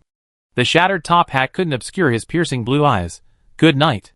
May you never see the light of tomorrow. Bang! The bullet discharged, and the player's vision was filled with the smoking muzzle of the gun, a deep, dark cavern. First floor today's rain. Is this gun fighting? The trajectory of the bullet is arcing. 3 kills with 1 shot. It feels like physics no longer exists in this world. Also, why do the fight scenes with the little wife seem so awkward? Is it my imagination? Second floor salted fish. Martial arts instructor Black Widow. It's not your imagination, he really has a natural awkwardness, the kind that makes you want to push him down and do this and that. Third floor sister, I'm your husky. Well, it's awkward, but compared to the villain roles, you should go watch the PD of the Overlord sister. I'm totally crazy about the Goddess of Justice. Chapter 268. With the update of the main storyline animations related to the Magic Federation in the data library, all new and old players who haven't participated in the main storyline can catch up by watching them. These animations not only feature clips from the perspective of participating players, but also provide a bird's-eye view of the story from the perspective of NPCs, like the Lord. Of course, this is the version edited by the editing master, Leah, after muting the sound, adding music, and resubtitles and voiceovers. All content related to MOU's true identity and otherworldly origins, which are not meant for players to see, has been artistically edited and deleted by Leah. The resulting storyline flows incredibly smoothly, so naturally that even MOU would give Leah a thumbs up. In this animation, Leah intersperses some of MOU's past, including his thirst for knowledge to save the world, his use of necromancy that led to his expulsion from his family and expulsion from the Magic Federation, and his travels across the continent, where he rescued mercenaries and met Silver Dragon. Of course, in the abridged version provided to players, Leah intentionally omitted the fact that the method of saving the world involves summoning players, obscured the specifics of Moyu's necromancy research, and omitted the details of his romantic relationship with the Silver Dragon. After all, players don't know, and can't know, that Moyu and MOU are actually two different people, much less that the current Moyu is played by a game planner from their world. In the eyes of players, the Lord is likely to become a lover who can't forget the deceased White Moonlight Silver Dragon, and has found the equally handsome and skilled Ialian as a substitute. Well, Leah decided it would be best not to complicate the already swirling rumors. In this main storyline, the Lord's family captivated players the most. Whether it was the imposing Celoria, the sharp-eyed brother-in-law, the director, the seemingly unruly brother Hildrodius, or Celoria's two quirky yet lively twin children, all of them garnered widespread love and praise. Of course, since this is a censored version for players, while the editing team, Leah, based their footage on real events, the edited version appears completely different. In the players' eyes, after the Lord and the Knight entered the Magic Tower, they went straight to their sister's office to exchange pleasantries and discuss matters. Leah also omitted the specific content of their discussion, leading to a wide range of interpretations. Salted fish. I bet 50 cucumbers that the Lord brought his wife to meet his parents. I bet you anything, my sister's eyes were red. I couldn't tell if she was thinking her brother had finally found a partner, or if she had some issues with that partner. Nikukyu, I locked in on this marriage. Sister, I can't disagree. It must be because my wife's past was so tragic that it made her cry, right? I bet you anything, I'm dying of laughter. The weak lord fell into his wife's arms the moment he got off the carriage. What a famous scene from a romance movie. The officials are so good. Holding twins is so cute. Rounding it up, my couple now has a baby. It's raining today, Speaker Charlolia warned. That's my child. Salted fish. Huh? Did I see correctly? The Lord seems to be sleeping in the same room with his wife? This official sweet tree caught me off guard. Takes a big bite, Nikukyu. Damn. Our couple is real. In Leah's cut, the dinner discussion turned into the Lord introducing Island to his family, recounting the feud with the Church of Light, and the god of raging waves and snow, the several divine wars they had fought, and how Edward was a spy sent by the god of light, and how Moya planned to establish a branch of the Anomalous Affairs Investigation Bureau and a Firearms Research Institute in AMT County. Today's reign.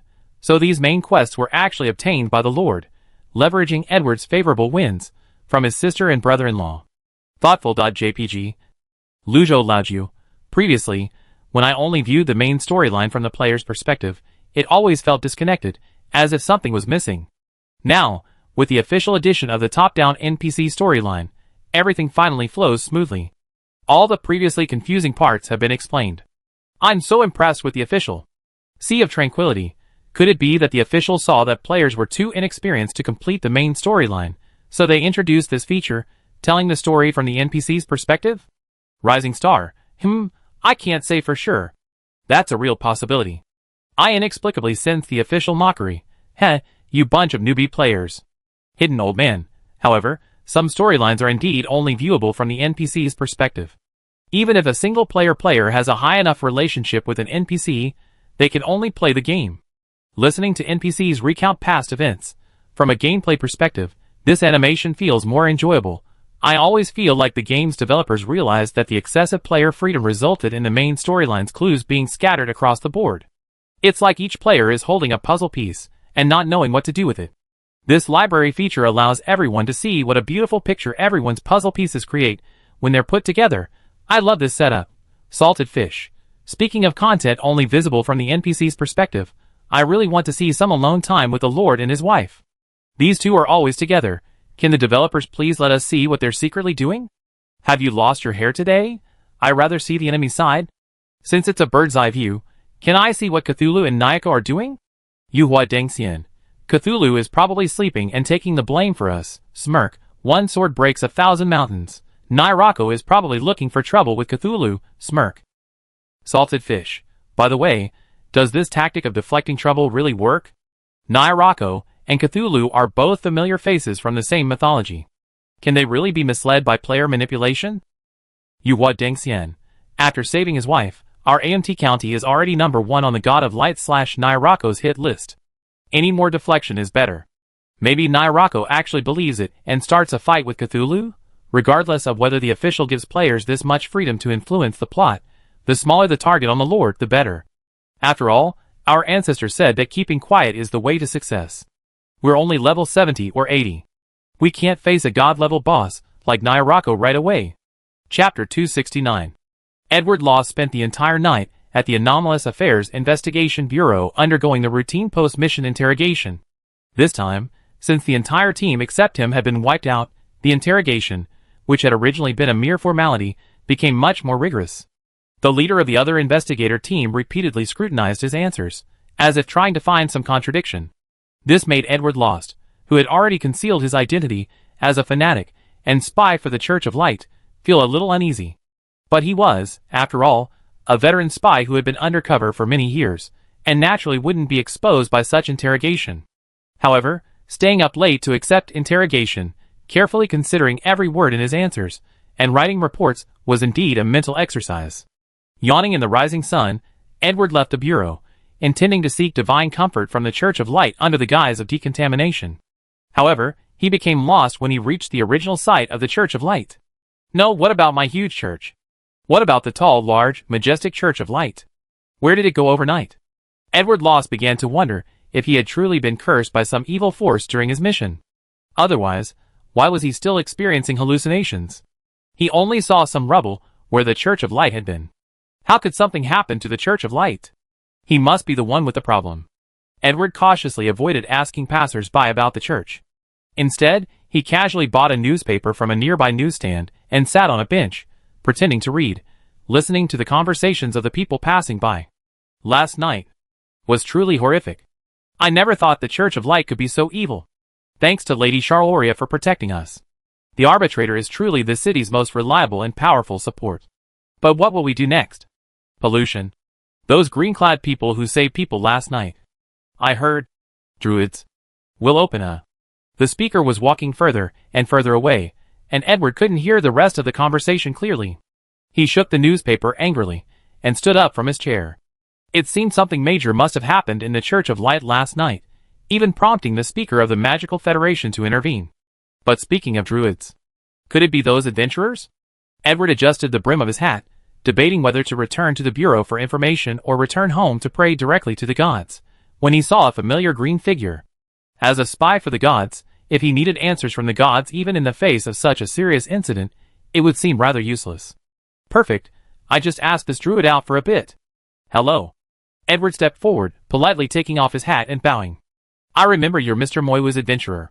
Nukiyuki was standing by the roadside, munching on a large parsley cheese roll, a specialty breakfast from the Magical Federation that she just waited in line for. Her mouth was stuffed full of a vegetable salad topped with melted cheese. She blew out the hot air and fanned herself with a cool breeze as she mumbled, "Ah, my little wife." Edward Lost's smile froze. He remembered clearly that the last person these adventurers had called wife was the corrupt and dissolute unholy son. He pretended not to hear the girl's mumbled words, choked by food, and feigned knowing everything about last night, trying to elicit information. I heard you guys were quite capable in the incident last night too. You really are Professor Moya's reliable protectors. Last night? Gnawing Ball squinted slightly, seemingly enjoying the bread, yet also seemingly recalling it. Ugh, this bread is delicious, but the cheese is so hot, I can't even speak.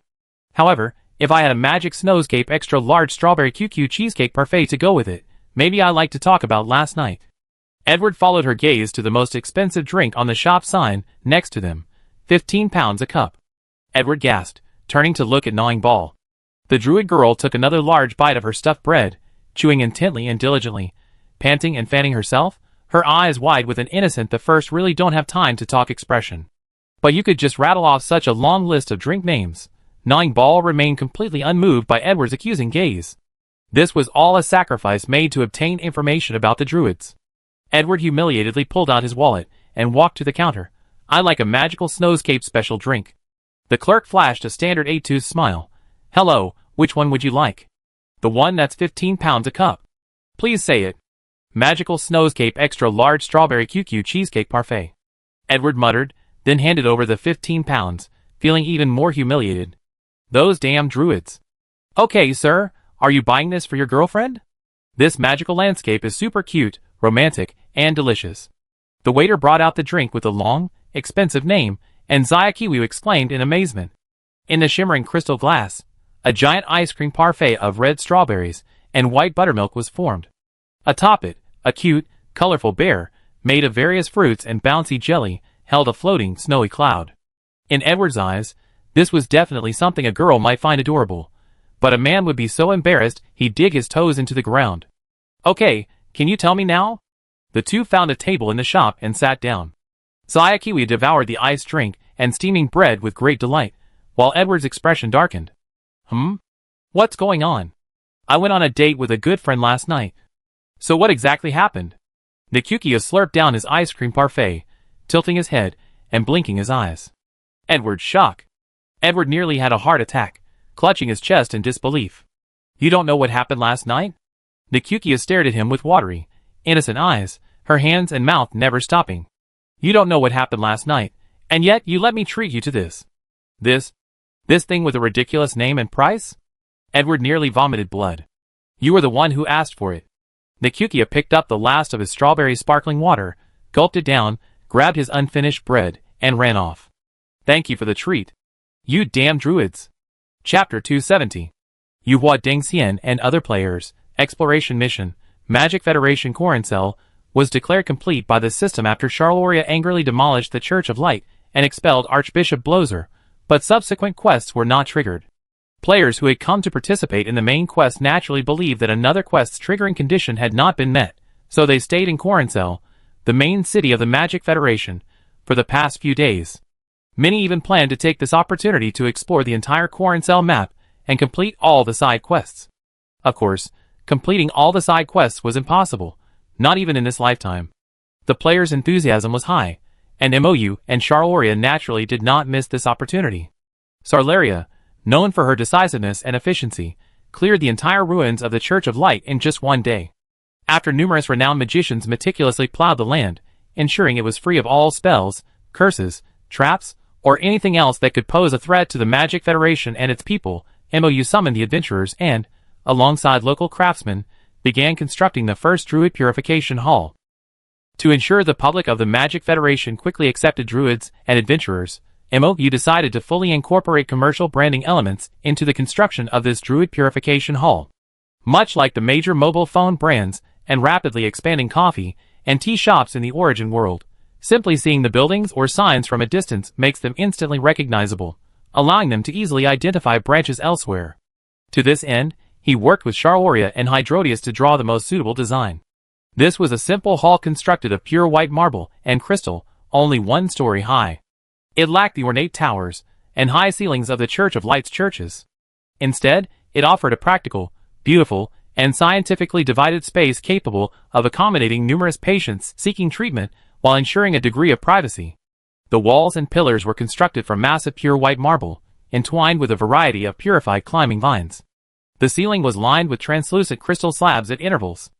The sunlight filtering through these crystal slabs allowed the plants within the purification hall to thrive, while the sunlight, which somewhat purified the pollution, also provided a sense of relaxation and security. The walls were also magically constructed with waterways and a water circulation system, pumping purified water through them. This water circulated through the walls, providing the plants with nutrients, removing excess heat from the room in summer, and providing warmth in winter. Eventually, the water will flow from the artificial waterfall in the center of the purification hall into a pool. Mages can add water to the pool, and druids can purify the water. Normal times, this waterfall and pool will also serve as a stunning scenic attraction, attracting the public's attention. After seeking Charloria's consent, MOU plans to cast a statue of the Arbiter in the pool. A small elf figure, Leah, will sit on the statue's shoulders, thus implanting the image of the Arbiter, the guardian of the Magic Federation, and the world consciousness elf in people's hearts. At the entrance and on the walls of the Druid Purification Hall, the emblems of the Magic Federation and the city of AMT were everywhere. These emblems sometimes appeared intact, sometimes etched in colorless, dark patterns on the walls and pillars, ensuring they would subtly imprint themselves on people's minds. The Druids' purifications didn't require much equipment, so Charloria donated stretchers, beds, tables, and chairs similar to those used in hospitals, as well as a large number of movable and modular white screens. After the blueprints were finalized, with the abundant resources of the Magic Federation, the wisdom and experience of the professional magic craftsmen in the main city, and the tireless labor of players, the first Druid Purification Hall was completed in just 3 days. MOU also had Rama deliver several magic puppets to facilitate the Druids' quests and rewards. When the Druid Purification Hall opened, MOU specifically increased the number of Druids on duty to 50. While the city's residents were somewhat skeptical and hesitant, they were nonetheless swayed by the Magic Federation Council's repeated promotional efforts over the past few days, and entered the Druid Purification Hall one by one. The operational model here is quite simple. When a visitor enters the Druid Purification Hall, a Druid on duty will measure their contamination level using a panel, and then place a ribbon of a different color on their right arm, representing the degree of contamination. These Druids are typically those whose mana bars are depleted, and who are temporarily unable to consume mana potions. The remaining Druids, who are in good condition, can select targets for purification based on the color of the ribbon on the visitor's arm. If a Druid has exhausted all their efforts, e.g., drinking a full potion, and still cannot completely cleanse a person, they will rebind a ribbon of the corresponding color based on the person's current pollution level, and the next Druid will take over. People who have been purified to the limit will be given a gray ribbon and can freely choose to rest, leave, or temporarily volunteer within the Purification Hall. If the number of people in the Purification Hall reaches the capacity limit, the person holding the gray ribbon must leave first. If a person is injured, they will also be healed by the Druid. These cleansing and treatments are free of charge to the person. MOU simply erected a small stone tablet in front of the pool, with the inscription, "We sincerely thank the Arbiter for granting us protection, and thank the world consciousness for bestowing us with the power of purification. Praise the world." The public wasn't required to read or recite this passage. MOU simply erected the stone tablet by the pool. But I believe that those who came and went within the Purification Hall, especially those awaiting treatment, would subconsciously repeat it aloud or in their hearts upon seeing it. Faith, isn't that it? The rules were simple and clear, free of charge, and backed by the Magic Federation's officials. The people of Coloncel quickly accepted the procedure and lined up in an orderly manner to await the Druid's treatment. The Druid's spiritual potions and sealing orbs were considered essential supplies, provided by the Magic Federation or purchased from MOU. For the lavish Magic Federation, the cost of these potions was nothing. When the counselors saw the annual supply and financial estimates from the finance staff, they were overjoyed and immediately wanted to expand the Druid Purification Hall throughout the Magic Federation. Chapter 271. Scaling the Druid Purification Hall throughout the Magic Federation is no simple task. Even though the Magic Federation officials had established a dedicated team from the outset to oversee this project, and after completing the construction of the Purification Hall in Coloncel City, these team members already possessed ample construction experience. However, the Magic Federation spans a vast territory and has a loose political system. Beyond the main city of Coloncel and the AMT County under MOU's control, there are dozens of territories, large and small, belonging to various lords. Some of these lords are members of the Magic Federation Parliament, others are aloof and ignorant of worldly affairs, great mages who have not appeared in public for a long time, and still others are descendants of several generations who inherited their territories through family connections. The management skills of these individuals vary widely, and the degree of care they place on their territories also varies widely. Some lords diligently work for the well-being of their subjects, others take a moment to care for the well-being of the people in their territories during breaks from their magical research, and still others simply worry about whether their power is being eroded by the Magic Federation through various pretexts and means. To accomplish such a major undertaking, experienced craftsmen alone are not enough. The most crucial thing is to gain the consent and cooperation of these lords. These lords must genuinely desire the Druid Purification Hall, rather than the Magic Federation forcing them to build it. If the Magic Federation were to force them to build it, they would likely backlash. MOU said to Charloria, Corinthal, the Magic Federation's capital, is the most prosperous city and the best showcase. Over time, the people and merchants passing through will spread the word about this new initiative. Our engineering team schedules the work based on the order of applications, adhering to a first-come, first-served principle. We can start with the most enthusiastic applicants and the magic counselors, who will cooperate with us. As more people try to get in on the action, naturally no one will be afraid of it. People tend to follow the crowd. The more unattainable something is, the more they want it. This is why hunger marketing is always effective. Although people may claim to oppose it, their bodies are always honest when it comes to buying things. The more people join in the scramble, the more attracted others, who were originally indifferent, will be. The more they see, the more tempted they become, and the more they see, the more they itch. It's nothing more than a competitive mentality. Why don't I have something good that others have? As soon as these lords become tempted, they ignore the most sensitive issue for them, the construction of a teleportation array in their territories.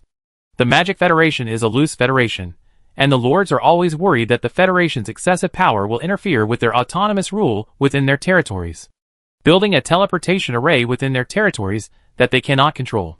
The teleportation array was like opening their own front door to the Federation. Even though they knew the Magic Federation would likely not use the teleportation array for anything drastic, these lords could not rest easy as long as their safety was not in their own hands. After all, no one wanted to wake up in the middle of the night to find their territory occupied by an alien army, with a sharp knife at their throat. For these magicians, self-preservation always took precedence over all other considerations. This was why, when the voice of the Arbiter's judgment echoed in the minds of these lords that night, all territories within the Magic Federation with Churches of Light immediately responded, expelling their members before the Church of Light could fully react. But getting them to accept the new additions to their territory was another matter.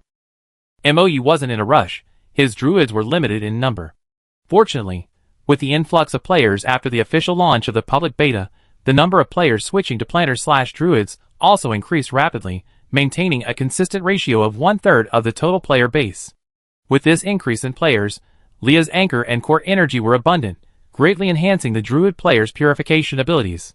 Not only could each purification dispel more pollution, but combined with the magician's mental stability, skill, they could even reduce the previously stubborn 20% barrier to pollution removal to around 18%. If Leah's strength continued to recover, MOU believed that one day, complete pollution removal and purification would be no problem. After the Druid Purification Hall officially opened, MOU and Ialian stayed in the main house for a few more days to observe its operations and make timely adjustments. The Druid's cleansing was truly powerful, far surpassing the Church of Light's unreliable, money-making masses. Whether they were completely transformed, bound and carried on stretchers into the Purification Hall, or those who appeared normal on the surface but were internally tainted and corroded, their entrails covered in tentacles. As long as they still had a breath left, after a chaotic display of Druid's skill effects, they would return to normal and walk out of the Purification Hall, fully alive and well. This was the ultimate publicity. Within 3 days, nearly every resident of Corinthal had heard of the wonders of the Purification Hall and the wonder and power of the green-clad Druids. Not only did the Druids' regional reputation skyrocket on the system dashboard, but even when they took their turns in the city after consuming potions, they could clearly feel the residents' attitude towards them change dramatically. Not only would the guards at the city gates let them in without checking their ID or paying the entrance fee upon seeing their achievement sets, but they would even receive free meals, drinks, and shopping from merchants, filling their pockets with gifts. Of course, many Druid players were overwhelmed by the merchants' hospitality, accepting the gifts while also gifting the store managers and employees with a purification package. After the peak of the previous few days, the number of residents requiring purification plummeted, and the maximum number of Druids stationed in the Druid Purification Hall was adjusted to 10 players. These players on duty were not required to stay in the purification hall all the time. They could simply clock in at the purification hall's magic puppet when they started work and clock out again when they left work, and their work would be counted towards their rewards in the system. The vacant slots will be relisted in the system, and other druids interested in taking on quests will be notified to come and work. Having experienced the internal beta and this period, Leah has also learned to judge the threat level of current players by their thinking and behavior patterns. If the threat level is low, even new players, who only specialize in farming and haven't changed their classes, will receive quests from the system and gain the privilege of traveling to the main city. This is a special benefit that the world consciousness offers to well-behaved players who stick to their duties. Early entry to the city to work. Chapter 272. Due to the generous rewards of reputation and military merit, as well as the tangible changes in residents' behavior brought about by these quests, veteran Druid players initially showed considerable enthusiasm for participating in the Druid Purification Hall daily quests. However, considering the sustainability of the quests, as veteran players' enthusiasm waned as their rewards gradually increased, MOU had Leah promote these quests to new players who had passed Leah's intelligent assessment. These new players had not yet received the Druid achievement uniforms. Considering the current recognition level of the residents of Corinthal, MOU also designed a set of trainee uniforms and had Leah create them using the creative panel. These uniforms would be distributed along with the Druid Purification Hall quests, and Leah would deliver them directly to the backpacks of new players who accepted the quests. The trainee uniforms share the same style as the Druid achievement uniforms, creating a clear sense of belonging at first glance. However, the color scheme uses a lighter green with more white, giving off a fresh, youthful vibe. If Druid players are like sturdy green vines, then these interns are more like tender bean sprouts. But as long as they're good enough and have a solid foundation, all they lack are levels and experience. Working in the completely safe Druid Purification Hall, and being able to explore the new main city after get off work, earning military merit and reputation points, is fantastic news for these new players. Ah, why are you able to accept quests for the Druid Purification Hall? The new players who didn't receive any quests were so jealous that tears streamed from their eyes. I don't know, but when the system issued the quest, it said that because your behavior since entering the game has fully complied with the rules and has been unanimously praised by the NPCs in AMT County, the world consciousness has recognized your actions and granted you priority for quests. But please note, if you violate the rules, your priority will be revoked. Please keep up the good work and have fun playing. Oh, so the NPCs dislike me because I'm too unconventional? However, unconventional players will continue to be unconventional. Players figured out the rules, howled a few times, and then went their separate ways to complete various quests. The recognized children of the patch, the farming/druid players, are definitely the biggest winners of this 1.1 update, but Masons also have a vast array of military quests to choose from.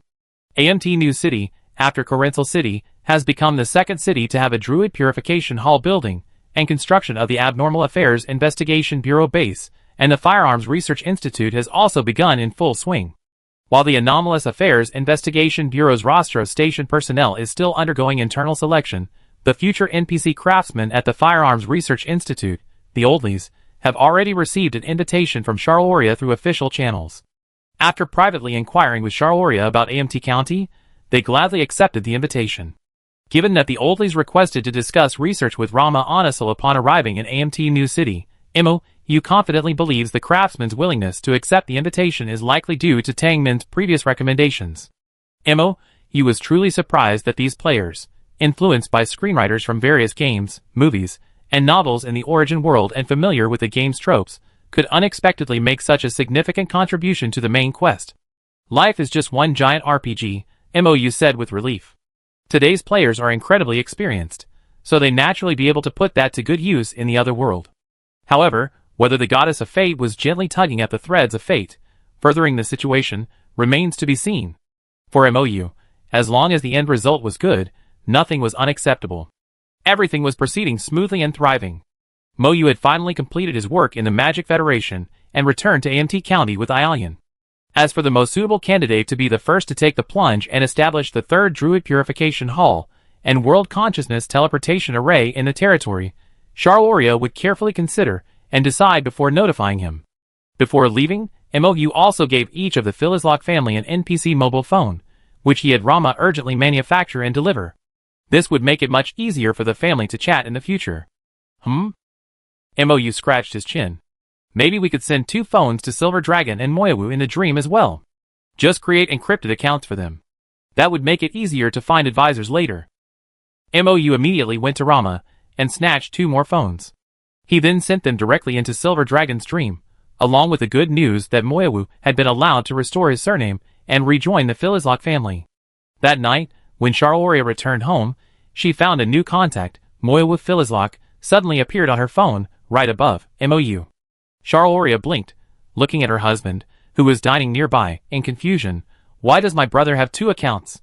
Just call and ask, and you know. Ricard calmly poured his wife's glass of red wine. Charloria dismissed the butler and, under the curious gaze of Hydradius, who leaned over, selected the newly appeared contact and pressed the video call option. The video call was quickly answered. A small, translucent figure, both incredibly familiar and strange, appeared on the screen. The other party waved sheepishly. Hi. Sister, brother, long time no see. The restaurant erupted in chaos. Charloria dropped her phone in shock, Ricard knocked over his wine glass, and Hydradius accidentally fell from his tilted chair, tearing the tablecloth and a pile of dishes. Little Moyawu hunched his neck and covered his face, peeking at the screen through his fingers, waiting for the chaos on the other side to calm down. The Silver Dragon, who was holding his phone, couldn't help but turn away and smirk. You idiot! Accompanied by Charloria's duplicitous curses, the family reappeared on screen, tears welling in everyone's eyes, yet at the same time, they were all beaming with joy. Although they had heard MOU mention at dinner that night that a piece of Moyawu's soul remained in Silver Dragon's dream, they hadn't expected it to be nearly identical to their own Moyawu, save for being smaller and more direct in its emotional expressions. To be able to chat and converse with him face to face like this was truly something they hadn't anticipated, and it soothed the wounds far more deeply than any reunion they had imagined. Choosing MOU as your successor was probably the best decision you ever made, Charloria sighed. Chapter 273. Over half a month has passed since the public beta launch, Origin World Time. Currently, regardless of which world, the game's operations are thriving and healthy. Both new and old players are quite satisfied with the game's content, and the natives of the continent of Osiria have not expressed any dissatisfaction with the appearance of the adventurers. After these adventurers have fully demonstrated the benefits they bring, their eccentric personalities and bizarre and crazy style have been tolerated and ignored by the natives. The number of players registering for the lottery has not decreased at all, and players are enthusiastically recharging their accounts, gradually increasing the funds in the company's account. MOU made an estimate and planned to end the public beta discount once the 3-month period is up and transition to official operation. The Druid Purification Hall is an excellent means of expanding the sales of adventurers. Once the people of the continent of Osiria generally accept the existence of druids, they will naturally accept the existence of other adventurers as well. Back in the days of AMT Village, 100 new adventurers appeared every 2 days, overwhelming the infrastructure and supply reserves. A pack of the Force Scourge, like monkeys, lacking any knowledge of otherworldly worlds, crammed into a cramped village was an unimaginable hell for the natives. But the situation is completely different now. AMT City has been built, easily accommodating tens of thousands of people. Once the Purification Hall project begins, Druid Purification Halls will gradually be built across the Magic Federation, significantly increasing the demand for adventurers. Whether it's bricklayers working as laborers or druids working in the Purification Hall, the demand for low-level players in these safe Magic Federation territories is enormous. The Magic Federation occupies a full half of the continent of Osiria. Even if 100 new players were added every 2 days, Osiria time, spread across the entire continent, it wouldn't make a single splash. By then, this game world will be able to accommodate even more live server players. After all, this game can't open multiple server scenarios to distribute players, nor can it stack players with mods. While the druid status as the son of the version is undeniable, considering that playing a druid doesn't mean you can play other polluting classes at the same time, it's actually a win-win situation. If the rewards and benefits for other classes are slightly increased, the game will be more balanced. Of the over 2,000 players currently logged into the game, approximately 1/3 are farming/druid players, and they are indeed the professions most needed in this pollution-stricken world. Even if the game's balance was a bit lacking, what did it matter? The players were all having a blast, playing the game with all their might. After MOU finished handling the game's management duties, he received a call from Charloria. After careful consideration, the Speaker of the Magic Council finally selected a Magic Counselor with deep ties to the Church of Light to be the first to attempt to build a druid purification hall and a teleportation array in his territory. This magic counselor's name was Locke Hughes. His territory, the town of Hughes, lay directly beneath MOU's AMT County, in the southwest corner of the Magic Federation. It was separated from the Church of Light by a central mountain range, literally right under the church's nose. Typically, the relationship between cities on either side of a border is either as harmonious as family or full of frequent clashes, with frequent fights and constant rage when they meet, and even when they're apart, they're constantly plotting to destroy each other. Locke Hughes' territory, though only a small town, sits atop a mine rich in magical minerals, the Kunzite mine. Therefore, relations with the Church of Light were extremely strained from the outset. The Church of Light had long coveted the mine. Initially, they attempted to establish a church there, offering to cleanse the area in exchange for the minerals. However, the prohibitive fees led to a public outcry and forced them to leave the territory. Since then, their town and the Church of Light have been in a state of constant conflict. Thanks to the fact that the magic counselor and his son were both secret level, and the local people were known for their toughness, even without the Church of Light's purification services, they had managed to survive through the years through various means, such as infiltrating Church of Light chapels in other towns to perform purification masses and administering amnesia powders. Therefore, after seeing the Druid Purification Hall in Corinthal City and immediately summoning his family to experience it, this magic counselor quickly submitted a request to Charloria. As a territory constantly engaged in conflict with the Church of Light, Locke Hughes wasn't worried about the teleportation array. Rather, upon learning that it was controlled by the world consciousness and could connect to anti-Church of Light forces like the Magic Federation and the Elven Territory, he felt relieved. A teleportation array that could summon allies to join a group fight with a single click. Wasn't that just what he wanted? The people of Shio's town were truly in the greatest need of druids cleansing. They had been battling the Church of Light for years, and despite failing to purify themselves, they frequently resorted to magic, suffering from severe pollution. Their territory was also rife with illusions of all sizes, and most of their daily travel relied on expensive teleportation scrolls directly to the main city of Corinthal. There was no other way. Too many people had died nearby, and the opposing Church of Light wouldn't be so kind as to offer to cleanse their illusions. Coincidentally, these problems were precisely suited to the adventurer's expertise. "I think they're the best fit," Charloria said over the comms. "The enemy of my enemy is my friend, not to mention they're members of the Magic Federation. I sent you their address. You can go directly to their territory to discuss with Counselor Loftus and set up the teleportation array. The craftsmen are still in AMT County helping to build the Anomalous Affairs Investigation Bureau Outpost and the Firearms Research Institute. Just have them go there after they're done. I won't be sending anyone else." "Okay, thank you, sister. By the way, one more thing. I think it's best not to bring Ialian with you." Charloria hesitated, then said, "The people there have a deep-seated hatred for the Church of Light. I'm worried that this hatred might extend to Ialian, a son of the Church of Light." "Okay, we consider it." MOU agreed and hung up the call. He looked up at the silver-haired knight sitting across from him. "What do you think?" Chapter 274. Ialian searched his memory carefully and said, "When I was in the church, I had no conflict with this town, nor had I ever been there before." The silver-haired knight paused and said seriously, "If the conflict between the people there and the Church of Light is deep-rooted, then perhaps I should go there." MOU carefully observed the knight's expression and tentatively said, "You don't need to feel indebted or guilty towards them. Even if you were once a member of the Church of Light, you are not responsible for the mistakes it made." "No," Ialian's eyes curved. "You misunderstood. I'm not trying to atone for the Church of Light's sins.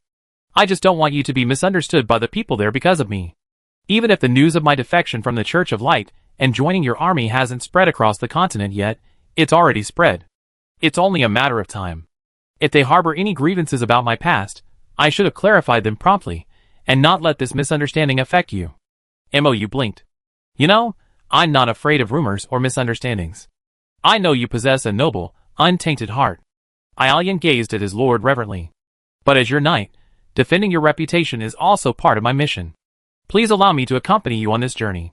"Okay, since you said so." MOU, still somewhat concerned, said, "But you must be careful." "Don't worry. In a small town like this, there shouldn't be anyone capable of harming me." Ialian's words trailed off.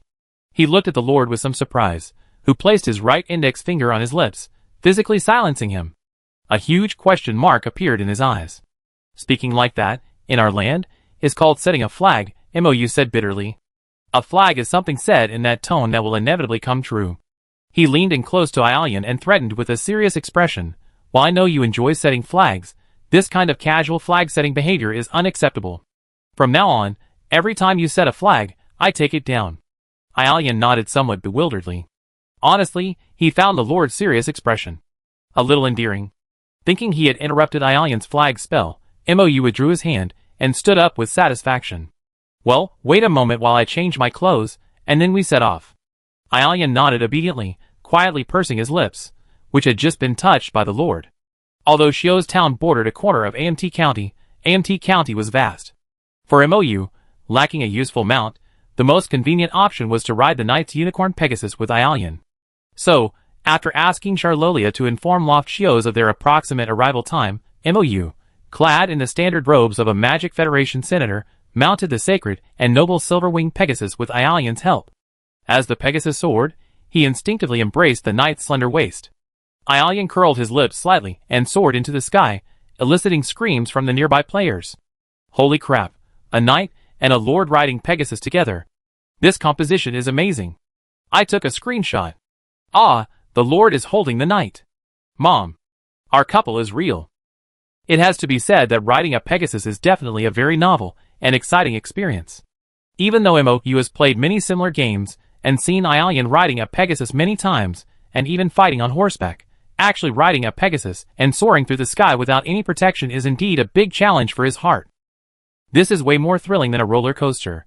The entire time, Mou held the knight's waist tightly, eyes closed, head buried in the knight's reassuringly strong back, until Aelian's voice rang out. All right, Lord, you can let me go now. We arrived safely. Mou opened his eyes, and saw they had landed safely in front of a wizard's tower. A middle-aged man, also wearing the standard robes of a Magic Federation counselor, and a young man who looked 50% like him were staring at him with jaws dropped. He quickly released his grip on the knight, and sat up straight. Aelian leaped smoothly from his horse, and lifted Mou off with his arms. Mou found his footing, his ears reddening as he cleared a cough. Sorry, I'm not very good at riding Pegasus. The middle-aged councilman was Loft Hughes.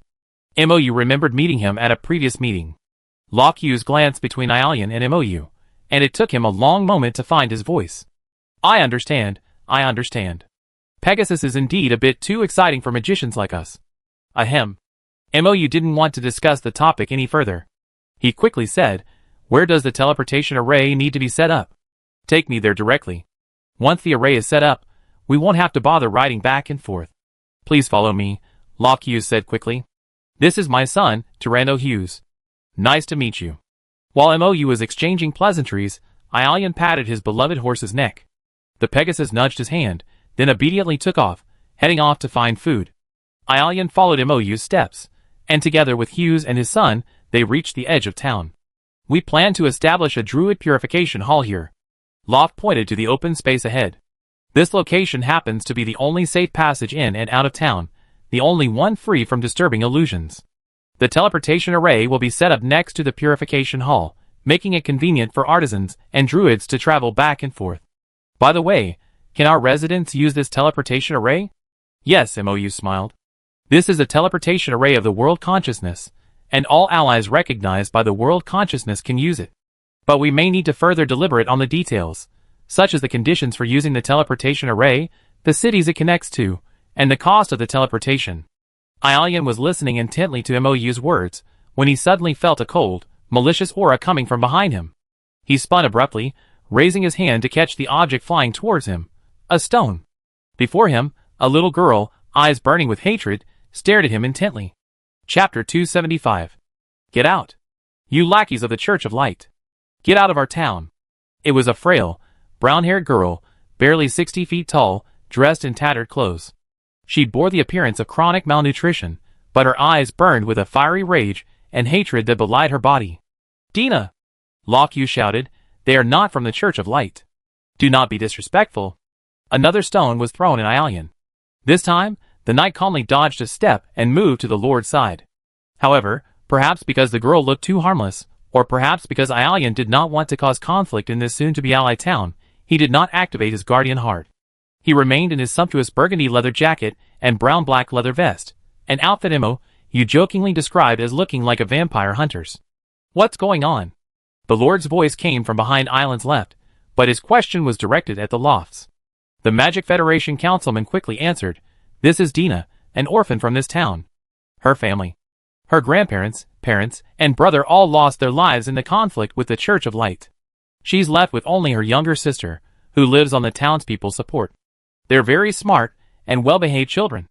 Dina, this is Councilman Moiwu of the Magic Federation and his knight, not the Church of Light." Mo's eyes gleamed, and he raised his lips meaningfully, tapping his fingers on his magic book.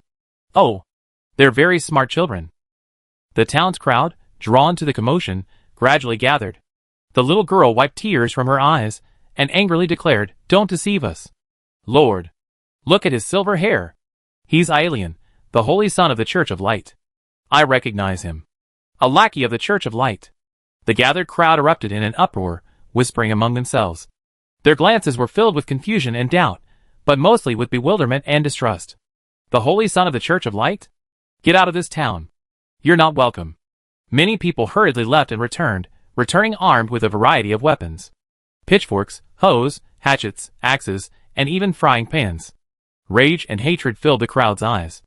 Even Lock Hughes and his son, who ruled the territory, could not help but take a few steps back under the fury of the indignant townspeople. Aelian stood there, somewhat bewildered. For the first time in his life, he didn't know whether to draw his sword and fight. Surrounding him were ordinary people, the people of the world he's sworn to protect, and behind him stood his lord. He couldn't retreat, and there was nowhere to retreat. But these were the very people they hoped to unite with, and now, because of his past, they had taken up arms against them. Aelian wondered if donning his weapons would only exacerbate the conflict. Are these the people of the world he fought for? Is this the price of all the painful sacrifices and endurance he endured in the first half of his life? Ha! He curled his lips in a self-deprecating smile, his eyes filled with desolation and sadness, a bone-chilling cold welling from his heart permeating his body. A warm hand grasped his wrist, interrupting his thoughts. A familiar voice, breathless with warmth, whispered to his left ear, "Open the heart of Guardian." Aelian cast a perplexed glance at his lord, only to be met with Mo's confident smile. "Be good, open the heart of Guardian. Leave everything to me." No further explanations or orders were needed. Aelian obeyed, earnestly reciting the oath before the townspeople, all clutching their weapons. "I will protect the world. May the spirits of the world grant me the heart of Guardian." With these words, a silver light descended from the sky. Mithril armor, gleaming with starlight, enveloped him, perfectly outlining Aelian's physique, tightly hugging his broad chest and lean, powerful waist. From his shoulders, the silver light wove a flowing, translucent silver-blue gauze-like winged cloak. The sudden breeze lifted it and unfurled it, spreading a dazzling array of silver-blue starlight into dazzling, vast wings. Finally, the silver light converged before him, forming a large, transparent shield. In its center, the world emblem was clearly and meticulously engraved. "Please look carefully," Mo's voice, amplified by magic, reached everyone around him. The Lord stepped forward, standing shoulder to shoulder with the knight. His uniform, the uniform of a Magic Federation counselor, fluttered in the wind. "The emblem engraved on Island is my emblem. He is mine. He has always sworn to protect the world, and he has never betrayed it. The armor he wears is the best proof of his recognition by the world consciousness. I recognize that emblem." Many in the crowd murmured, "That's the emblem on the Druid Purification Hall, engraved alongside the Magic Federation's crest. Lady Sharoria is the arbiter. No sin escapes her judgment. That emblem, displayed alongside the Magic Federation's crest, naturally has no connection to the Church of Light. But Aelian is indeed the holy son of the Church of Light. I know him, he's very famous. We won't deny that Aelian was once the holy son of the Church of Light." Mo spoke again, his voice resonating. As an orphan, he was adopted and trained by the Church of Light from a young age. This wasn't something he could have chosen, but he always chose to defend this world with his great sword. After discovering the Church of Light's evil, he resolutely defected and became my knight. His dedication has been recognized by the Philizlock family. He is no longer an orphan without a name. Now, his name is Aelian Philizlock. Blessed by our Philizlock family, he endured humiliation for years in the Church of Light, bringing us a wealth of intelligence and repeatedly thwarting plots to destroy the Church. He's a true hero. And yet, you're still going to believe the rumors of an evil god with ulterior motives and raise your weapons against him? People's expressions gradually shifted, their hatred fading, replaced by bewilderment. Their tightly grasped weapons slowly loosened. Phyllislock, isn't that Speaker Charloria's family? It's the oldest, largest, and most just family in the Magical Federation. Anyone who commits a crime will be expelled and exiled.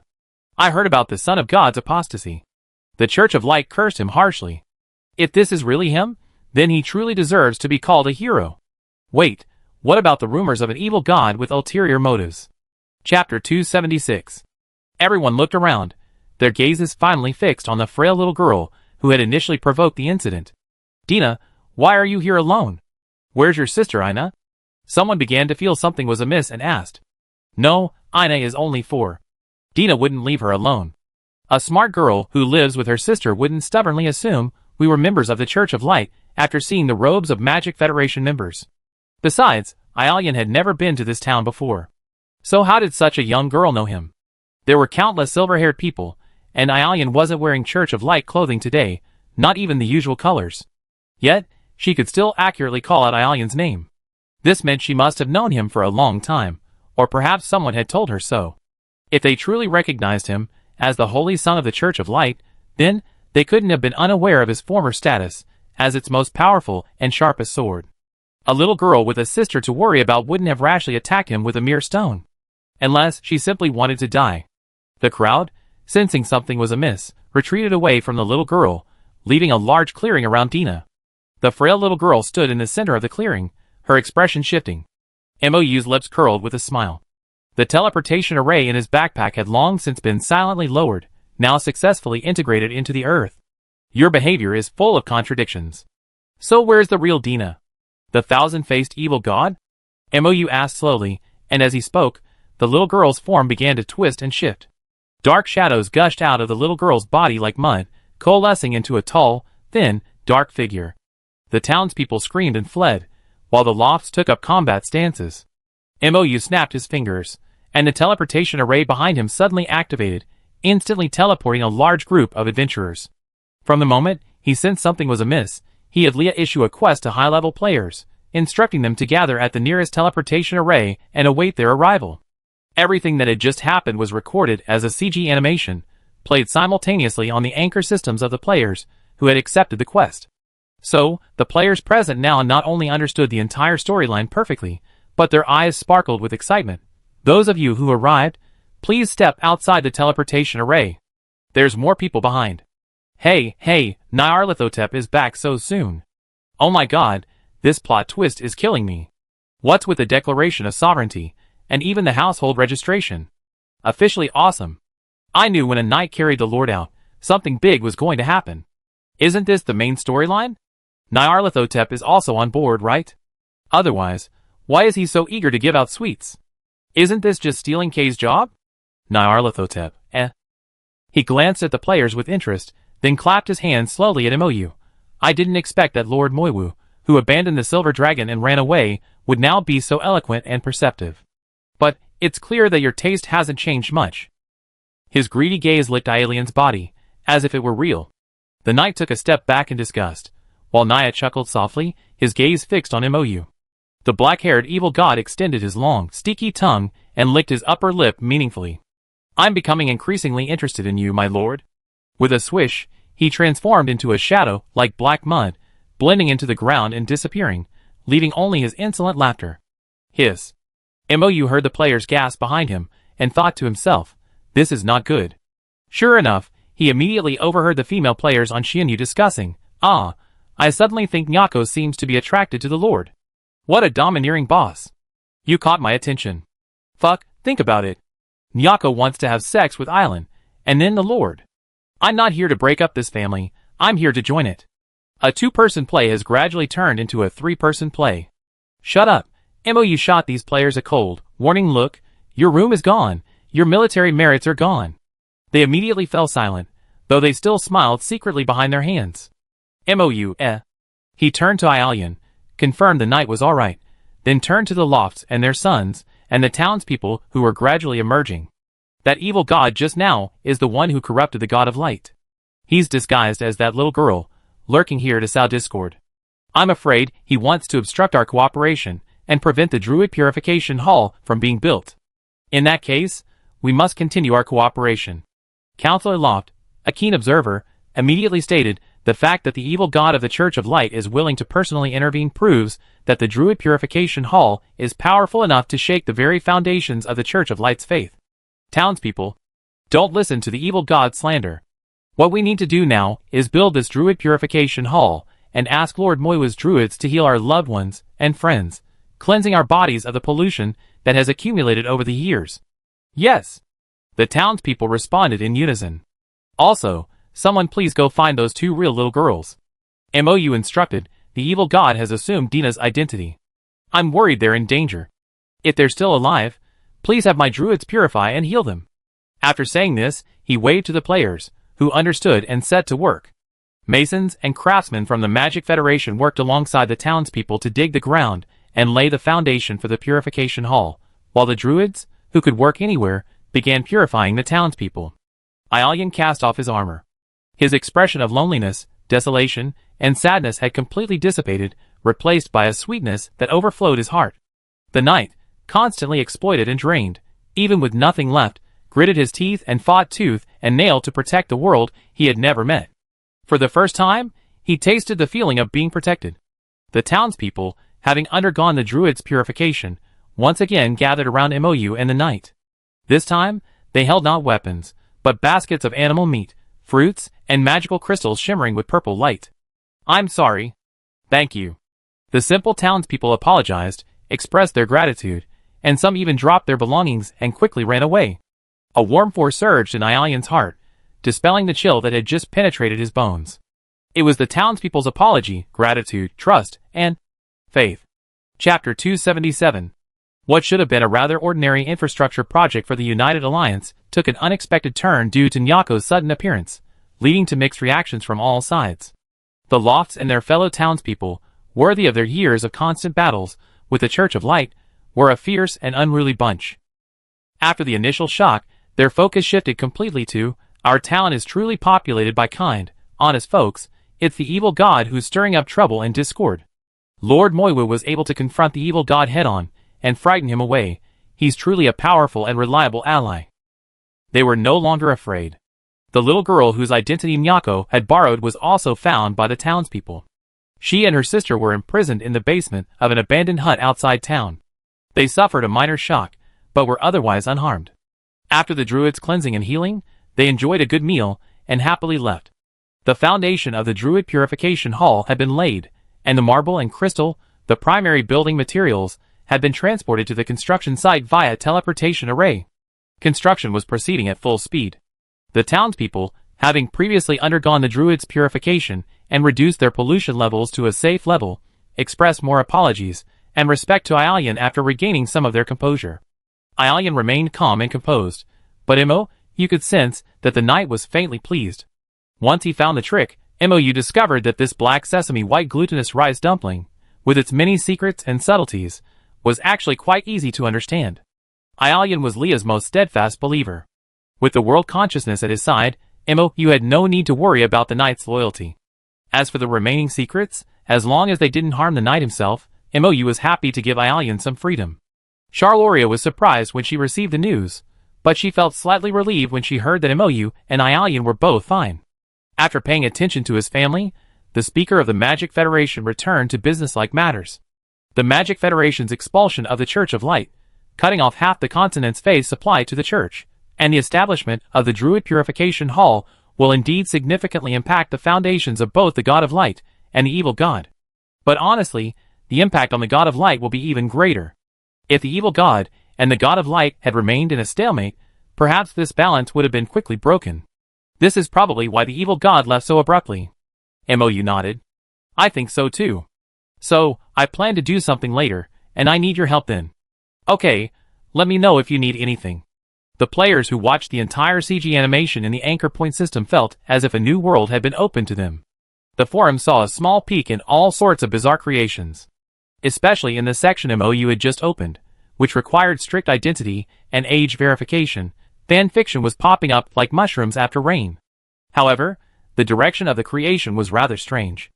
MOU sighed and, taking advantage of the knight's usual nap in the Lily of Light, Summon Xianyuitio to the Mage Tower via System Quest. I have a quest for you.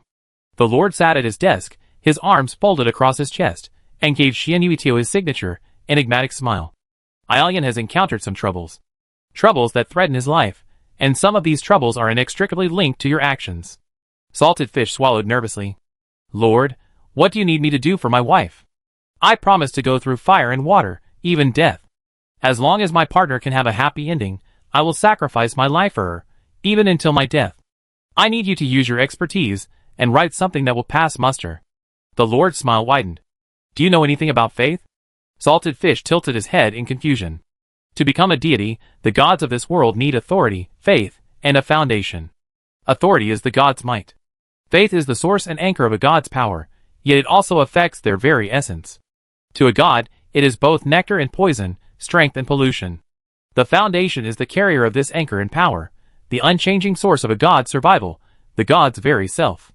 Only when the foundation is stable can the pollution of faith be separated from the god's self and discarded.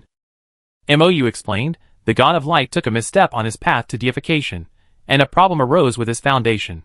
He has been obsessed with repairing it. I believe you are all well aware of Aelian's past. Xianyuitio nodded vigorously. 170 years ago, the dual descent of Nija and the god of light remained undecided. Nija sought to devour the god of light to gain the attributes of light, and seize the power of spirit and reality from him. The god of light, however, had his own agenda, attempting to devour Nija to gain the authority of darkness and the power of the outer gods. Though the two remain locked in a stalemate, their desire for the cornerstone remains undivided. The flaws in the cornerstone prevented either from unleashing their full potential. They lack the protection of a complete and powerful foundation. Their followers' faith exerts a disproportionate influence on them. The Church of Light itself is the most widely followed religion on the continent.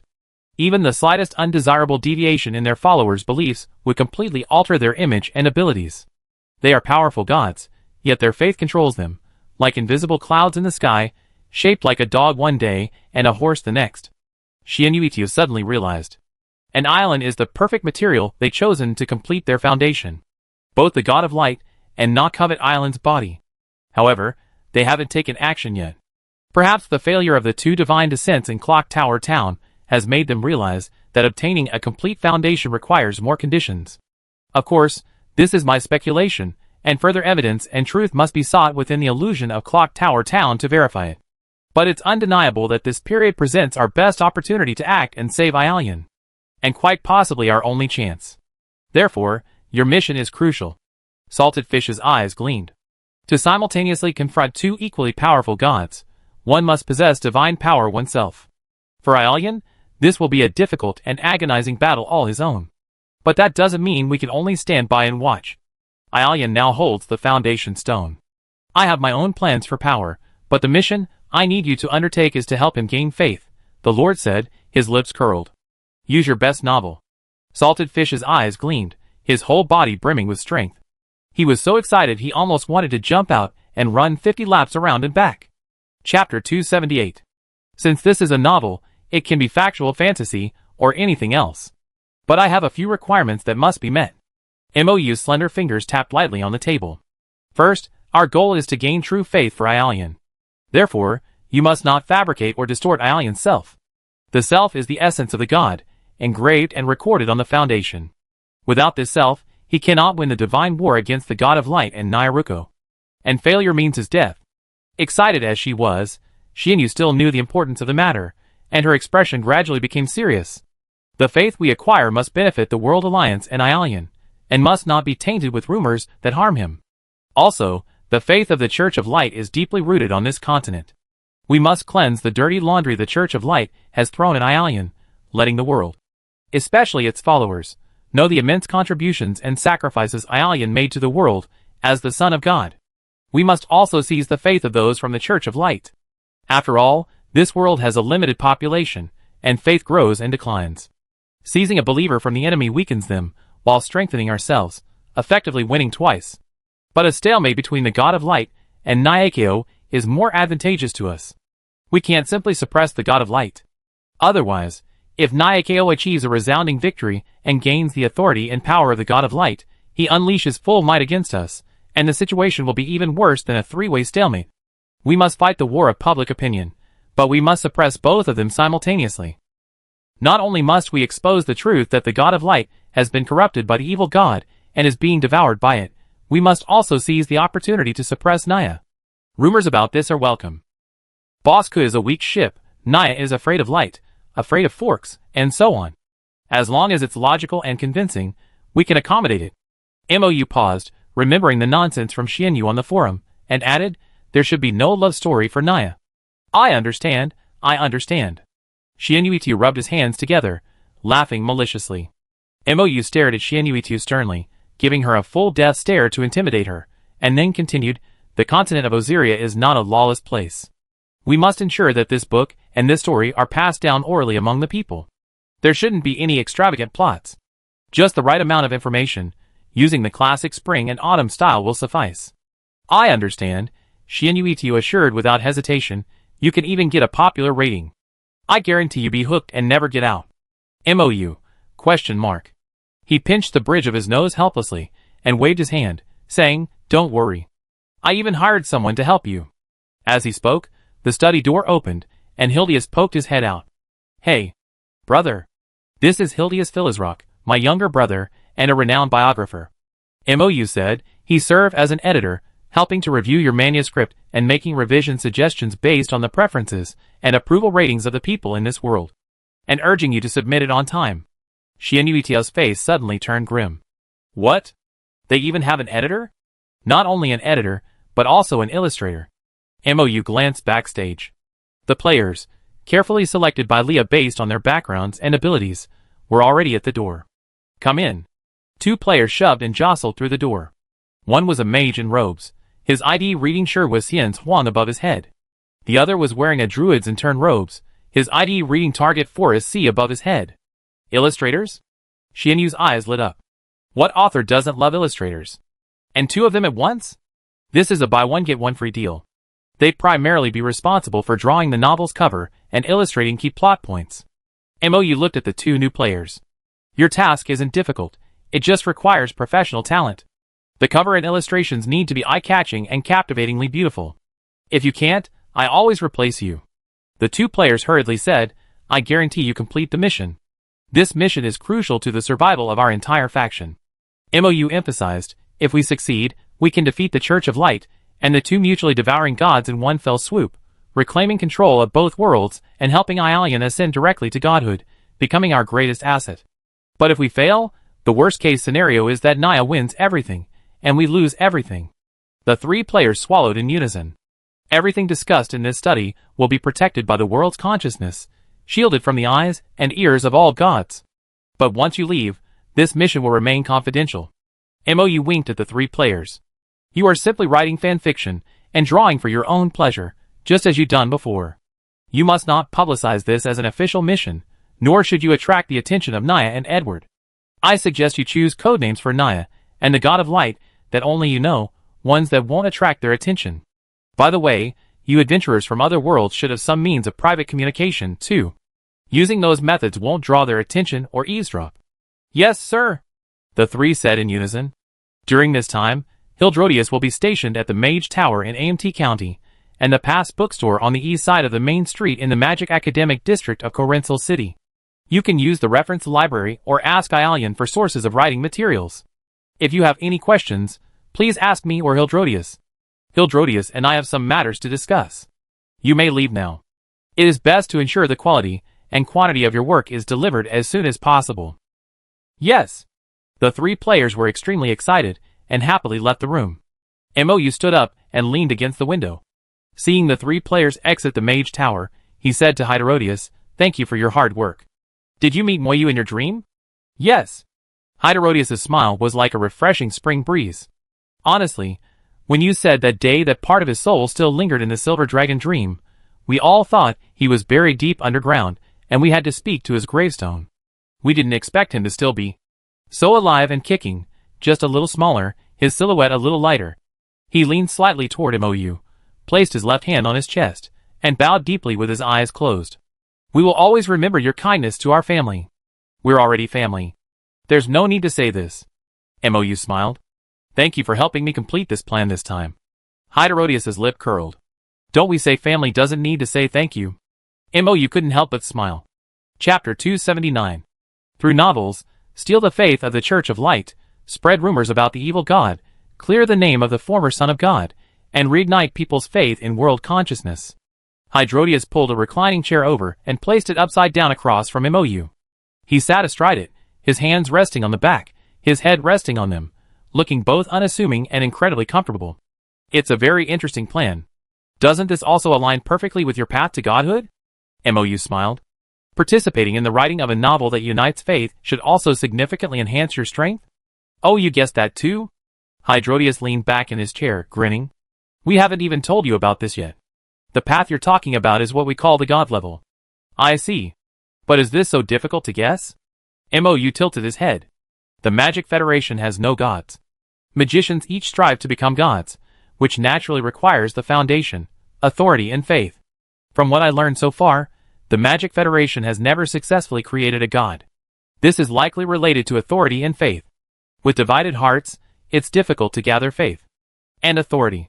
Perhaps it's because it hasn't attracted the favor of the world consciousness? Then, as a top-tier magical family in the Magic Federation, the Philizlock family would naturally adopt a strategy of having their promising descendants choose various god ranks to attract various powers. Even a blind cat can stumble upon a dead mouse, let alone a magical family with considerable heritage. I had this suspicion when I heard you were a biographer, and it was further confirmed when I saw my sister's arbitration. Mou leaned back in his chair, stroking his chin. My sister's divine rank is arbitration and judgment. The authority she seeks should be fairness and justice. Moyu should be the most traditional magician. Perhaps knowledge? But that path probably didn't work out, as he later sought the authority over space. As for you, a biographer should be related to history, recording, and creation. Hydrodius' eyes sparkled, and he clapped his hands. Wow! You're amazing. You got it all right. You're much smarter than my brother. He leaned back in his chair again, like a lazy and adorable paw, and said, space, time, reality, spirit, destiny, nature, soul, and annihilation, the 8 supreme authorities each have their own destination. We can only begin with smaller concepts, and gradually climb upwards. With each step, our concepts expand a little. The concepts I first mastered were observation, then recording, and now a secret. But the end of this divine rank is destiny. I don't know how far I can go, but I just take it one step at a time. Is there a fixed number of levels in the divine rank? Mou asked. Hydrodius shook his head. No, it can be very short or a long journey. For example, the silver dragon Iris, born with spatial abilities, was directly granted spatial authority by the world consciousness, reaching the pinnacle in one step. We, on the other hand, started with concepts that were unmanned, and gradually expanded our strength. The more concepts we acquire, and the wider our scope, the greater our power. However, if one encounters a concept already owned by someone else along the way, they must encroach upon it, plundering it, much like the divine wars among the gods. If one is both lucky and clever enough to select a concept at the divine rank that no one else possesses, and then, following the plan, absorb these concepts one by one and transform them into authority, one can forge a new path to heaven. Even if the authority ultimately obtained doesn't belong to the existing 8 supreme authorities, at least one can become a newly born god. God and authority complement each other. A newly born god will condense new authority, and the growth and expansion of authority will also enhance the god's power. At least that's the theory. However, the Magic Federation has been experimenting with this method for a long time, and the highest concepts condensed have only reached the quasi-god level, unable to rise any further. Hydrodius shook his head. Some say that perhaps only the divine rank of the 8 supreme authorities can be climbed, and that no other divine rank can reach the top. Mou pondered for a moment and asked, did this attempt begin before or after the collapse of the world consciousness? Hydrodius pondered for a moment and said, it should have been after the collapse of the world consciousness. He suddenly realized something. Is the inability to acquire new authority due to the incomplete world consciousness? Perhaps that's a possibility. Mou rested his chin on his hand and said, Leah said that the shattered world consciousness consists of 7 fragments, connecting the 7 lost supreme authorities. Authority belongs to the world.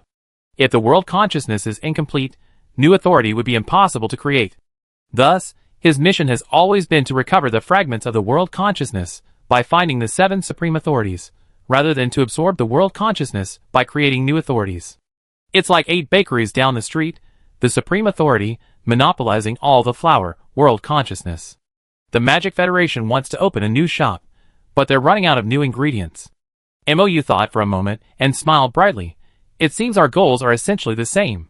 MOU and the world consciousness need to reclaim authority and fragments of world consciousness. The Magic Federation can only ascend to godhood after the world consciousness is reunited. Assisting MOU in reclaiming world consciousness is the Magic Federation's best option. Isn't this a perfect natural alliance? Birds of a feather flock together. So let me guess, is the authority Ialian is trying to attract real? Hydrodius asked. MOU nodded. Not only that, but we also need to return spiritual authority to the world consciousness. This should be achieved by continuously strengthening the Druid Purification Hall, the connection between Druids and spiritual stability, and the exorcism of pollution. In our novel, we must subtly strengthen the connection between Ialian and virtual and real authority, and between world consciousness and spiritual authority. Only then can we reclaim these two elusive and missing authorities in one fell swoop. I initially believed that Naya had completely eroded the God of Light, but since Naya never obtained the two authorities, I believe the God of Light may still be dormant within him. It is precisely because of the conflict between the two gods that neither can unleash their full power, and authority remains securely above the two suns. However, this balance may soon be disrupted by us. Therefore, we cannot wait for their struggle to be resolved before seizing authority. We must begin eroding their faith and authority now. MOU smiled broadly. This is my plan to steal the house. Chapter 280. Ialian lay on a recliner amidst a bed of lilies of light, quietly contemplating life. To ordinary people struggling to survive, his life seemed long. But to the transcendent beings of this world, those centuries seemed like a fleeting flash. Though constantly experiencing life and death, he seemed to accomplish nothing. It was as if, ever since he became conscious, he had been a puppet manipulated by others, struck wherever directed, devoid of self and consciousness. Amidst endless danger and death, he could only swing his sword relentlessly, even facing his fallen companions, his heart gradually growing cold and numb. But after being pulled out of the church's quagmire by the Lord, his heart gradually warmed. The secret texts of the Church of Light state that the cornerstone is merely an anchor, a gathering point for faith. The cornerstone must be crafted from the strongest, most unshakable material. But the truth clearly goes beyond this. The God of Light misguided his path to deification precisely because he failed to understand the meaning of the cornerstone. The God of Light believed his mistake was choosing the sun as the cornerstone. The Church of Light has long sought precious materials that could serve as its cornerstone. Dragon bones, crystals, the sun's body. But are these truly cornerstones? The silver dragon said it requires desire and self. After hearing everything, MOU smiled and said, the cornerstone is the God's self. Ialian closed his eyes, a myriad of thoughts floating around him like bubbles. What if the God of Light hadn't voluntarily chosen the sun as the cornerstone, but rather people's faith had equated him with the sun? Ialian's eyes suddenly opened. The order is wrong. He murmured. It wasn't that the God of Light chose the sun as the cornerstone and took the wrong path. It was that he took the wrong path and failed to find the cornerstone. People's faith distorted his self, making him equate him with those two suns. A God's self is the cornerstone. A God who loses his self will be lost in faith, assimilated by it, and crushed. Ialian shuddered. Why would the God of Light seek a son of goddess who resembled himself so closely? Because he seeks himself. He wants to use a body that bears a striking resemblance to his original self to once again set foot on this world's earth, retrace the path he trod when he was himself, and attempt to awaken all that he has forgotten and lost. The rules of this world are the last straw holding the God of Light back. The God of Light gave him 9 chances. But as long as he hasn't found himself, I'm afraid these 9 chances are just a figment of his imagination. How much use could this method of constantly consuming human lives, revisiting the past, and searching for memories really have for a God who had lost his self? Why do people always emphasize the God of Light's appearance when speaking of him? Why do the Church's sacred texts describe his appearance in such lengthy and detailed detail? Even if it wasn't the only thing the God of Light remembered, it still belonged to him. Ialian suddenly realized that no one knew the God of Light's name. It wasn't in the Church's texts, and it was never mentioned in the believers' prayers. Everyone referred to him as God of Light, God. Could it be that he had forgotten even his own name? I'm afraid that the moment the God of Light ascended to godhood, under the onslaught of countless believers' bizarre beliefs, he had already perished. Having lost his true self, he was filled with the faith of his followers, becoming the God of Light they had imagined. Thus far from the end, the one who survived was a God reconstructed by the faith of his followers. No, perhaps the God of Light still retained something, like memories of his appearance, like his will to live. It was like those sons of God sent down by the gods. Their souls died, their cells no longer possessed, and the God of light took up his empty shells. Like a recurring curse, Aelian looked up at the two suns in the sky and realized something. The God of light didn't seek the authority over reality and spirit from the world consciousness to fight the evil gods. He did it for himself. Spiritual authority can stabilize believers' hearts and alter their subconscious, keeping their image of the God of light stable within a manageable image. The human form of the God of light himself, not the two suns in the sky. And the authority of reality and illusion can transform reality into illusion, and illusion into reality. Even though the God of light is now merely the embodiment of his believer's faith, as long as he can recall his true self, he can transform illusion into reality and rebuild his foundation. The God of light did not hide his authority within the sun. Rather, his believer's faith has firmly bound him to the sun, and therefore, the authority he is considered to possess must be superior to that of the sun. This mistake on the path to deification was both a weakness of the God of light, and a means of saving him from being devoured by the evil god Na. The God of light is composed of his unwavering will to survive, the endless faith of his followers, and the foundation upon which his faith binds him. The sun. As long as faith endures, the God of light will exist forever. Though his faith has twisted him, and he has lost his true self, as long as faith, authority, and foundation remain intact, he will live forever. Nia devoured a portion of the God of light through divine descent, but this is likely part of his scheme. The evil gods cannot devour him, bound to the sun, while he can instead devour them, expanding his own power. Admittedly, the outer gods from beyond this world lack the authority of this one, but they possess the authority and power of their own world. Authority from another world is still authority. If the God of light truly devoured Nea and gained all of Nea's power, he would be able to draw the authority of the worlds of darkness, evil, and chaos into him, merging them into one.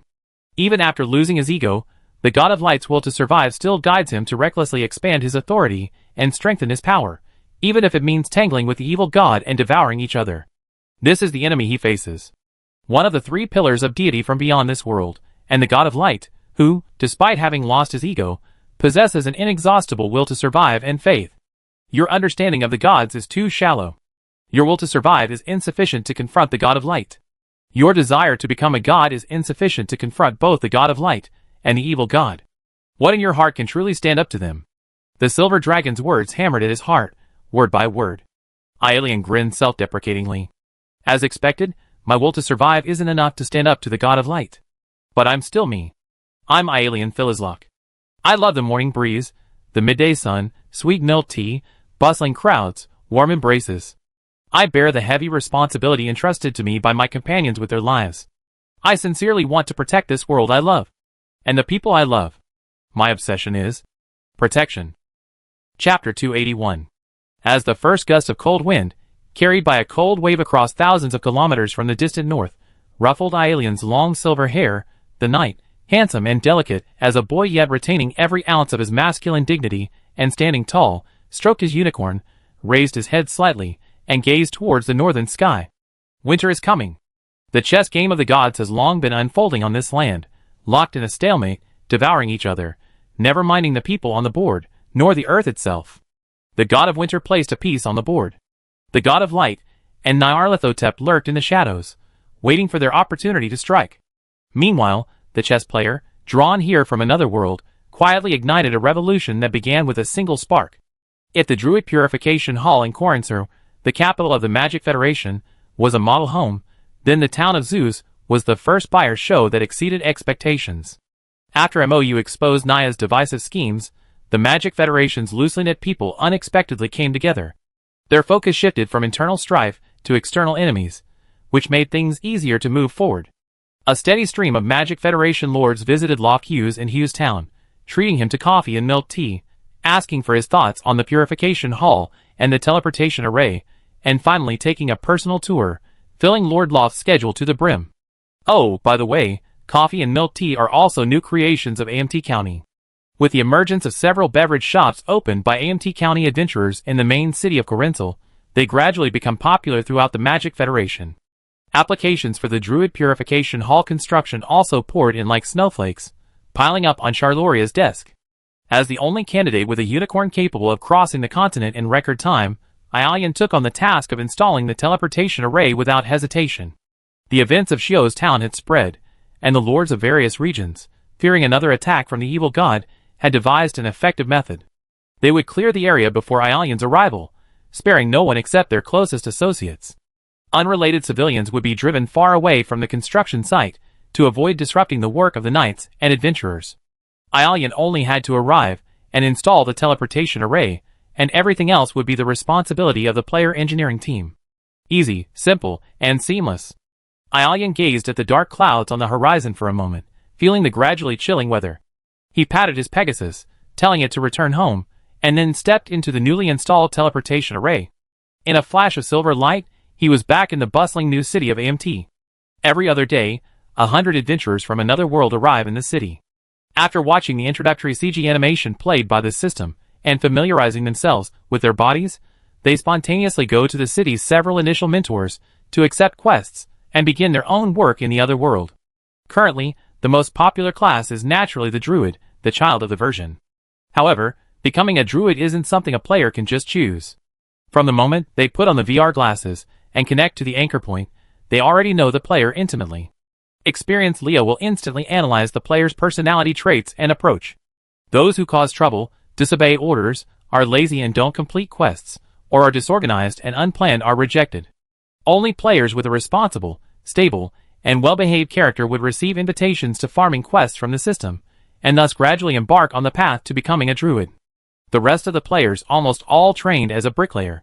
After all, the tank class is compatible with other classes, so even if you don't train as a knight or warrior, simply training a life class is not a bad idea. After all, it levels up quickly and earns reputation and military merit, making it the perfect early stage, low-level class for those unable to leave the safe zone and lacking money and resources. Combat classes are a matter of personal preference. The currently available knight, warrior, mage, hunter, and magic chef are all extremely popular choices, while a few players are keen on the less popular fortune teller. The soon-to-be-released sharpshooter is also making players salivate with anticipation. The 500 acres of land that Missouri you had previously purified have all been leased out. The druids who successfully rented land are happily playing Ranch O language, while the new players who didn't catch on sigh with regret. Players who truly wanted to farm chose to work for players who had rented land, while others who simply wanted to level up signed up for quests in the Druid Purification Hall.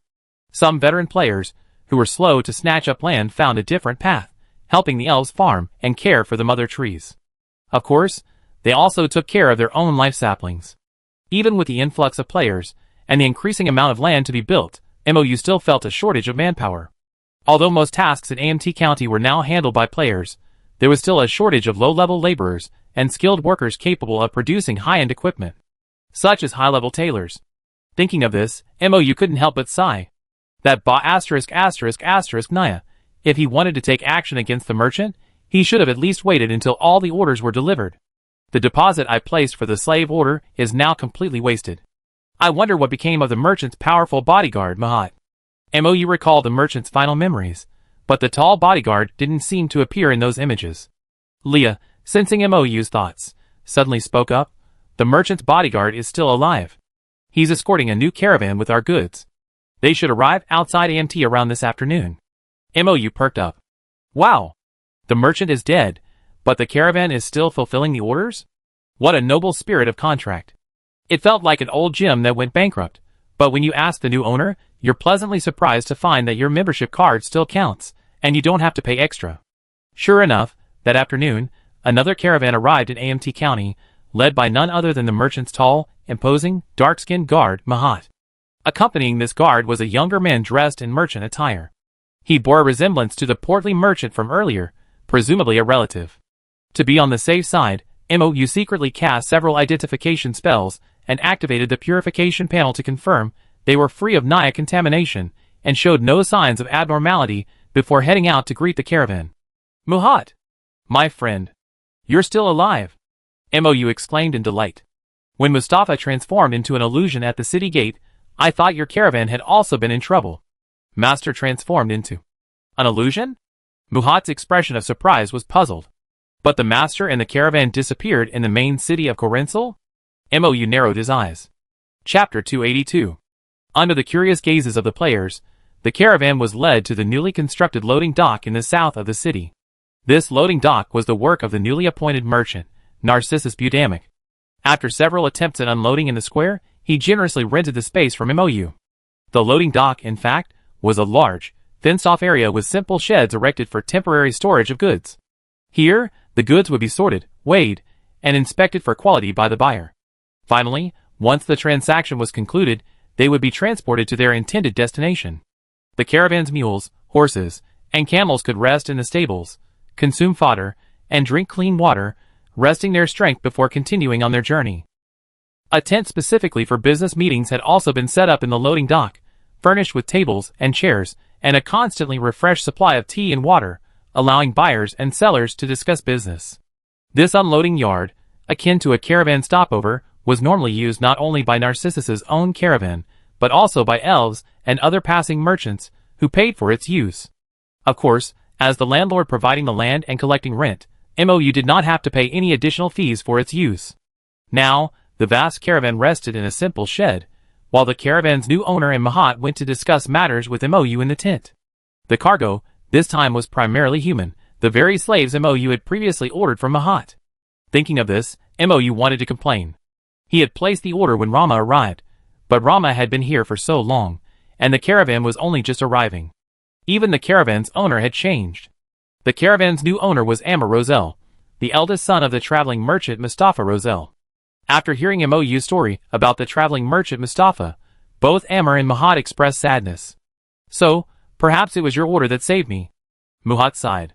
In reality, buying slaves in this world is a fairly simple matter. Due to the rampant pollution, survival for ordinary people in this world requires considerable luck. Even a well-off family could be torn apart by the pollution if the breadwinner took a second glance on the way home. Natural disasters, man-made calamities, pollution, and evil spirits, people were displaced overnight, losing everything they needed to survive, forced to sell themselves into slavery just to survive. Such things happen every day across the continent. Mahat believed the same thing, so when he said Rama here, he accepted MOU's deposit without question and sent the order to his master upon his return. Although Mustafa is generally referred to as a traveling merchant, his entire family is actually responsible for this trade route. Some are responsible for purchasing, others for transportation and sales, and others for finding rare items to fulfill special orders. Mustafa, a caravan MOU knew well, was primarily responsible for accepting orders and delivering goods. If an order didn't require goods readily available along the route, they would use their family's unique communication methods to send the order back to the master's house for stocking and procurement. MOU placed an order for 300 slaves at once, specifically requiring them to be literate, capable of laboring, and able to read and write. This was a significant order for a traveling merchant family. Although the deposit wasn't large, the final payment was a significant expense. No matter how outlandish the request, they would fulfill it for the sake of the money. Naturally, this led to trouble. The problem was that the great magician leader only wanted slaves who could read, write, and work. At the time, MOU was naturally concerned with his own needs. At the time, AMT County was so poor that they could barely afford to eat. He couldn't afford to support idlers, who could only eat and do nothing else. Reading and writing were basic requirements for him. He also didn't set a time limit for the merchants.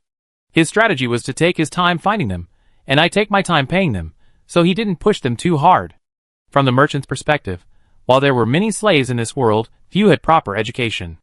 They all needed to be literate, write, and work, which was a bit of a dilemma. But the fact that he didn't set a delivery time limit gave them hope. So Amo, who was in charge of purchasing and stocking the goods, hit upon an idea. It didn't matter if there weren't enough slaves who could read and write. Wouldn't it be enough to have as many slaves as needed who could work? So he carefully selected and purchased 300 slaves who were capable of working and appeared intelligent and capable of doing things. Then, he spent some money to hire a teacher for them. It took 3 full months, day and night, to teach them until the slaves had mastered the basics of listening, speaking, reading, writing, addition, subtraction, multiplication, and division. Amr figured that even if the great magician's requirements were high, the only requirement for slaves who could read and write was that they could understand common characters, communicate in daily life, and go to the market to buy groceries without making any mistakes. So, this overly lengthy pre-job training went straight from the internal beta version 0.03 to the public beta version 1.1. This batch of goods had been sitting on his hands for so long, and Amr was getting very anxious. Seeing that the slaves had already learned, but his father was still staying in the main city of Corinthal, anxiously waiting for Mass. Every extra day spent on feeding the slaves meant less profit from the business. The two sides decided that the main city wasn't in any danger, and Mahat, a transcendent with a much better physique than Mustafa, would be less contaminated given the same circumstances, so a thorough cleansing mass wouldn't be necessary. So, Amr hurriedly called Mahat back home and transported such a large group of people. Unexpectedly, it was Mustafa, who remained in the safest city of Corinthal, that suffered the consequences. The entire caravan suddenly vanished, leaving no one aware of their whereabouts. The bodies of the slaves brought by Mustafa's caravan were found in the wasteland outside the city. Amr and Mahat, while still making their way north, received news that Mustafa's caravan had disappeared and met with disaster. However, after a moment of panic and pain, they continued their journey. Being a traveling merchant was a dangerous profession. A caravan could vanish at any moment along the trade route, never to be seen again. Amr and Mahat had always believed that Mustafa had met his end outside the city of Kolinsir after finishing Mass. But they hadn't anticipated that Mustafa had been transported with the caravan to the holy city, even to the outskirts of Amt, where he perished before everyone's eyes, a hallucination. "We held a simple funeral for Mustafa," said Mou. "He left behind few belongings. If necessary, you can take the coffin and bury it." Amr nodded, a look of gratitude on his face. "I will do so. Thank you, kind lord, for you and your adventurers freeing my father's soul from the hallucination and allowing him to rest in peace. This is a great comfort to us traveling merchants." Chapter 283. The price of slaves was far cheaper than the previous recruitment fees Mustafa had charged. 300 literate slaves, whose literacy levels far surpassed those of most ordinary people on this continent, cost only £60. Even this incredibly cheap price was achieved after Mou's special order, with the price increased after training and food costs were added. An ordinary, low-ranking slave would probably cost only half that. In this world, the price of buying out a life isn't even enough to buy the most common alchemical potion. Mou, whose small treasury was now well stocked with foreign exchange reserves thanks to rent, paid the balance without blinking an eye and accepted the thick stack of indentures that Amo handed him. The slaves are all in the shed outside. They can read, write, and work. Their physical fitness is guaranteed, and they are absolutely healthy. You can examine them one by one, Amo assured confidently. Mou nodded, walked outside, glanced at the squatting slaves, and said, "Everyone, repeat this. Thank you, world consciousness, praise the world." All the slaves, unsure of what was going on, repeated the phrase clearly and articulately. Leah had successfully accessed the consciousnesses of all the slaves, and without anyone noticing, she had performed a comprehensive subconscious scan of their poisons. This scan was now effortless for Leah, and incredibly fast. The results were immediately available. All slaves are in good health. Pollution levels are within acceptable limits, and can be cleansed by the druids. Their consciousnesses are not under the control of the evil deity, and there are no signs of any evil deity followers. Their cultural level is up to standard. Mou nodded and said to Amo, "No need to inspect each one individually, this batch is all qualified. It's a pleasure working with you. By the way, do you plan to continue using this trade route?" "Yes." Amo smiled and said, "As long as one of us still knows how to navigate this route, we will keep going. Until everyone along this trade route no longer needs our goods. This trade route is not only a path to wealth for us, but we also have a responsibility to the people along the route who rely on our goods for their livelihoods. This is the reputation of a merchant." Mou couldn't help but look at these itinerant merchants with a new appreciation. "Perhaps we can continue this discussion later when we have time. I set up some teleportation arrays, which might be helpful in expanding your trade routes." He casually pulled 2 unactivated NPC phones from his backpack and handed them to Amr and Mahat. "These are phones. We can use them to communicate and to settle accounts with adventure coins and the Magic Federation's common currency. Of course, physical currency needs to be collected in Amt County, but if you spend money at Amt County businesses, you can pay directly with the electronic money on your phone." Mou helped the two set up their accounts and taught them how to use them. Leah had limited permissions for the traveling merchants. The only NPC they could contact directly was Mou. However, they could assign simple tasks to nearby players. The task content and rewards would need to be reviewed by Leah before being released, and could also call for help with a single click. With mobile phones, they could place orders and trade remotely online, and settlements between traveling merchants and Amt County businesses could be completed directly on their phones. If necessary, Mou and Leah could also locate them using their phones. Mou had previously given Mustafa a phone, and they had contacted him during the Beast Tide. However, whether Mustafa was worried about running out of battery or worried that the device would record the trade routes they relied on, he kept it off most of the time, only turning it on to check messages and orders when he reached certain major cities.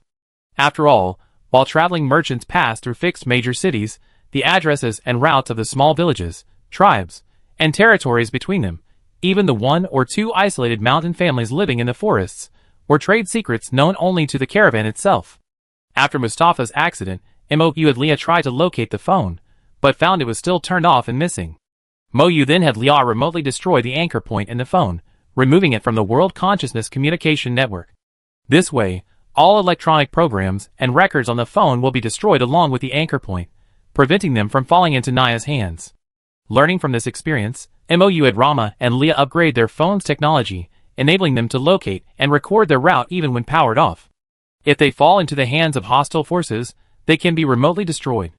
Simply put, access permissions are restricted based on the user's identity and loyalty, but Leah's back-end monitoring permissions are fully utilized. As the influence of the world faction gradually expands, and more people are acquainted and interacting, the opening of teleportation arrays and communication methods is inevitable. Convenience for others is convenience for oneself. But this doesn't mean all permissions must be granted. Leah will classify each person based on their faction, alliance, and loyalty level, granting them different levels of permissions, just as players with different military merit levels have different permissions. The more loyal the ally, the higher the permissions granted. Those who cooperate only temporarily for personal gain will naturally only have permissions related to the matters they need to handle, and will not be able to access core intelligence or locations. Mo-Yu also planned to examine and classify these slaves, assigning them different levels based on their loyalty. He summoned a group of druids to cleanse the slaves. He also casually summoned a female magician player, whose ID was a tornado on her teammate's head. He sent her coordinates and asked her to take Amr and Mahat to the merchant cemetery. Then, after taking a quick look at these filthy slaves, Mo-Yu put the construction of a public bathhouse and dormitory on the agenda. The masons' workload increased by 2. Although slaves in this world were cheap, they possessed no property of their own. All their food, clothing, and other necessities were provided by their masters. Mo-Yu suddenly had to consider the food and lodging of 300 people, and suddenly felt that he had a lot more work to do. What should a lord do with more work? Naturally, he should assign it to his subordinates. So, Mo-Yu summoned a group of NPCs. Papa Polly, Rama, James, and Aunt Rosa were all somewhat bewildered when they arrived, but upon seeing the 300 slaves squatting or sitting beneath the shed, they instantly understood. Chapter 284. Aunt Rosa, please assess the size of these slaves and prepare some clean replacement clothing for them. The style doesn't matter, and the material doesn't need to be high-end, as long as it's comfortable to work with. You can clear out the unsold inventory in your store. By the way, winter is approaching, and the weather is getting colder, so everyone needs at least one set of thick winter clothing. Reimburse me for the bill. Yes, Lord. Rosa happily examined the slaves' sizes, mentally calculating the sizes and quantities of clothing needed. Rama, prepare some harmless, flea and tick-removing spray or body wash for the slaves. They're incredibly dirty. Mo-Yu added softly, also, prepare some of the truth serum we used earlier. When the slaves are delivered to your testing grounds, you can thoroughly interrogate and investigate to see if there are any spies. Rama understood and began pulling bottles and jars from his bag to prepare them on the spot. Considering that Mustafa's death was caused by Naya's manipulation, and that Amr and Mahat's explanations made sense, Mo-Yu felt it wouldn't be a stretch to test the slaves with Veritaserum again to prevent Naya from causing further trouble. After all, if they could identify Edward, they could also identify the other spies. Under Leah's constant watchful eye, the NPCs in AMT County had already gained recognition from the world consciousness. Most of them were honest residents, and aside from handing out quests and teaching skills to adventurers, they didn't come into contact with any confidential matters. Mo-Yu didn't trust the dwarves much anyway, so he only gave them the minimum authority, doing odd jobs like brewing wine and crafting equipment, and keeping them from any important matters. The only people truly knowledgeable about matters related to power and the divine war, besides Aelian, whom Mo-Yu trusted most, were Rama, Pharaohs, and the 2 retired consultants who had been rehired in the dream. Aelian had always been a believer in the world consciousness. When he entered the world consciousness's sight, Mo-Yu hadn't even been born in the origin world, let alone the Knight's lifeline, which was now firmly in Mo-Yu's hands. In both public and private matters, Aelian was the most reliable. Rama's life was very simple. He was young, with an exceptionally clear background. The world consciousness had already thoroughly understood him. Although he was a playful, fussy, and research-obsessed tycoon, his mind was also very simple. And Pharaoh's was even more undeniable. The elves, the tree of life, and the world consciousness were of the same lineage and natural allies, and none could survive without the other. The reason for being so cautious with these slaves was that MOU planned to classify them according to their abilities and loyalty, and assign them to different positions. Those who are strong, muscular, and loyal can be trained by Aelian to become city defense soldiers, replacing mercenaries patrolling the city. Those with a craft can utilize their expertise, whether it's tailoring, carpentry, earthwork, or farming. Whatever the specialty, MOU is desperately short of people. Those who lack any skills can be assigned to odd jobs, like plastering walls and building houses. After all, there are still so many Druid purification halls to be built, and AMT City needs to build dormitories, public baths, a city defense training camp, a water purification plant. There are so many areas where people are needed. Only after being completely certain of these people's trustworthiness can MOU confidently assign them to their respective positions. If it turns out there's a spy from Naya among them, then whether to keep them captive with Edward or kill them outright is a simple matter. Father Polly, please divide these slaves into groups, and take them to the mercenary welfare house. Distribute Rama's cleaning chemicals to them, let them use the bathroom to clean themselves thoroughly, and then give them the clothes Aunt Rosa has brought. Finally, take them to Rama's testing grounds. James, please prepare some filling and nutritious meals for the slaves. Father Polly, please arrange a few empty rooms and prepare daily necessities for the slaves to temporarily reside in until the dormitories are built. You can ask adventurers to help with these matters. After a series of tasks were assigned, several NPCs began to move, either directly engaging in the work or using their phones to summon adventurers to join them. For slaves whose loyalty had been verified, MOU also implemented a point-based promotion system. The more and better the work, the more points they earned. Those who achieved a certain number of points could regain their freedom and become free men. To encourage the slaves, this point system was named Freedom Points. It was simple, straightforward, and easy to remember. Earning points meant taking a step towards a future of freedom. MOU estimated the available tasks and their difficulty, and set the number of points required to regain freedom at 100,000. Based on the pricing of each task, if one worked diligently for 3 months, freedom would be achieved. Even if one was a bit more lazy, freedom could be achieved in 5 or 6 months. With this seemingly high total freedom point requirement as a prerequisite for freedom, to outsiders, it seemed like the Lord of AMT County was simply promising his slaves a pie in the sky. Whether or not the slaves could actually enjoy this pie, and how long it would take, was of little concern to the other slave owners. As long as no one openly challenges the existing social system, and slaves are immediately released after rashly buying them, the interests of other slave owners will not be harmed, and they will not bother MOU. MOU's main enemies now are the foreign evil gods, and those who are willing to cooperate with them to seize power. As for the issues of social system and development, they are nothing more than the natural course of history, and can be left to the world to develop freely after saving it. Slavery is prevalent in Nanzhou, and MOU's underground alliance with the Nazobudamic Chamber of Commerce is just beginning. There is no need to provoke others at this time. With the help of the players, the NPCs acted swiftly. The slaves were quickly divided into groups of 10. After receiving the insecticide and disinfectant bath prepared by Rama, they lined up to use the bathroom at the mercenary welfare house, washed themselves clean, trimmed their tangled hair and beards, and changed into the new clothes prepared by Aunt Rosa. The dirty, worn-out clothes were discarded on a cart, taken by adventurers outside the city, and burned clean. The cleaned-up slaves were purified by the Druids. After being cured, they were brought in groups to Rama's testing grounds, where they drank truth serum one by one. Under the influence of the potion, they confessed their pasts, abilities, strengths and weaknesses, beliefs, backgrounds, and allegiances to other factions, all without reservation. Among the 300 people, none were spies. Only a few slaves had a history of petty theft, which was not a major concern. After the investigation, the slaves, having worn off the potion, had forgotten what they had said and done.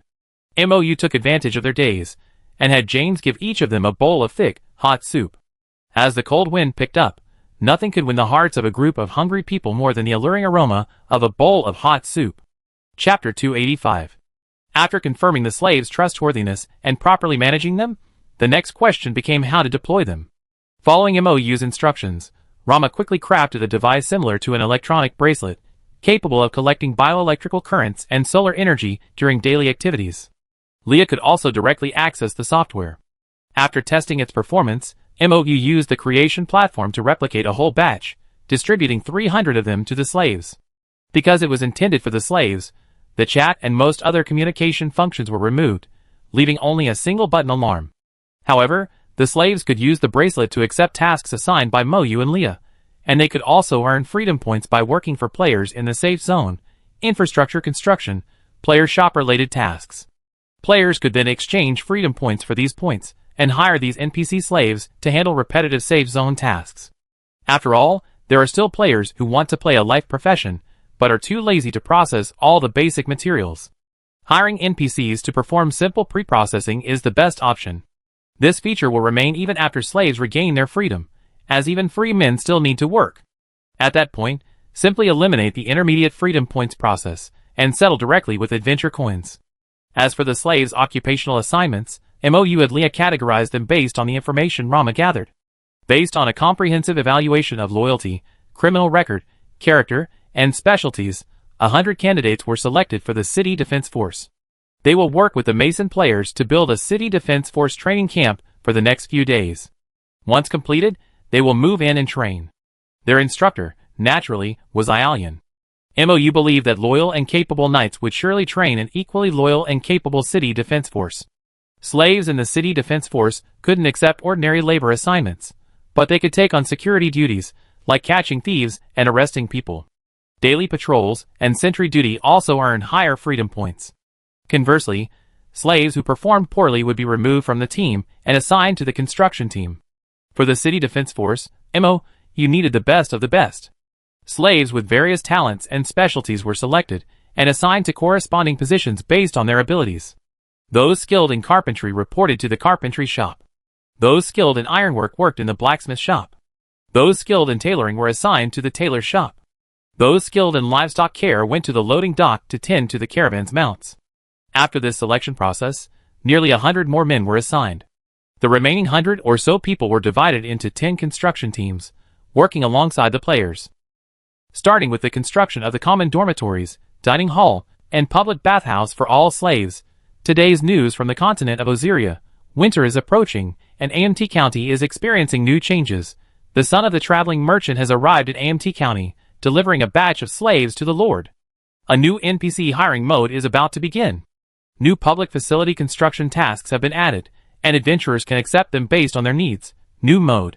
Hiring, daily tasks. Adventurers, do you find that the daily chores of life are hindering your adventuring progress?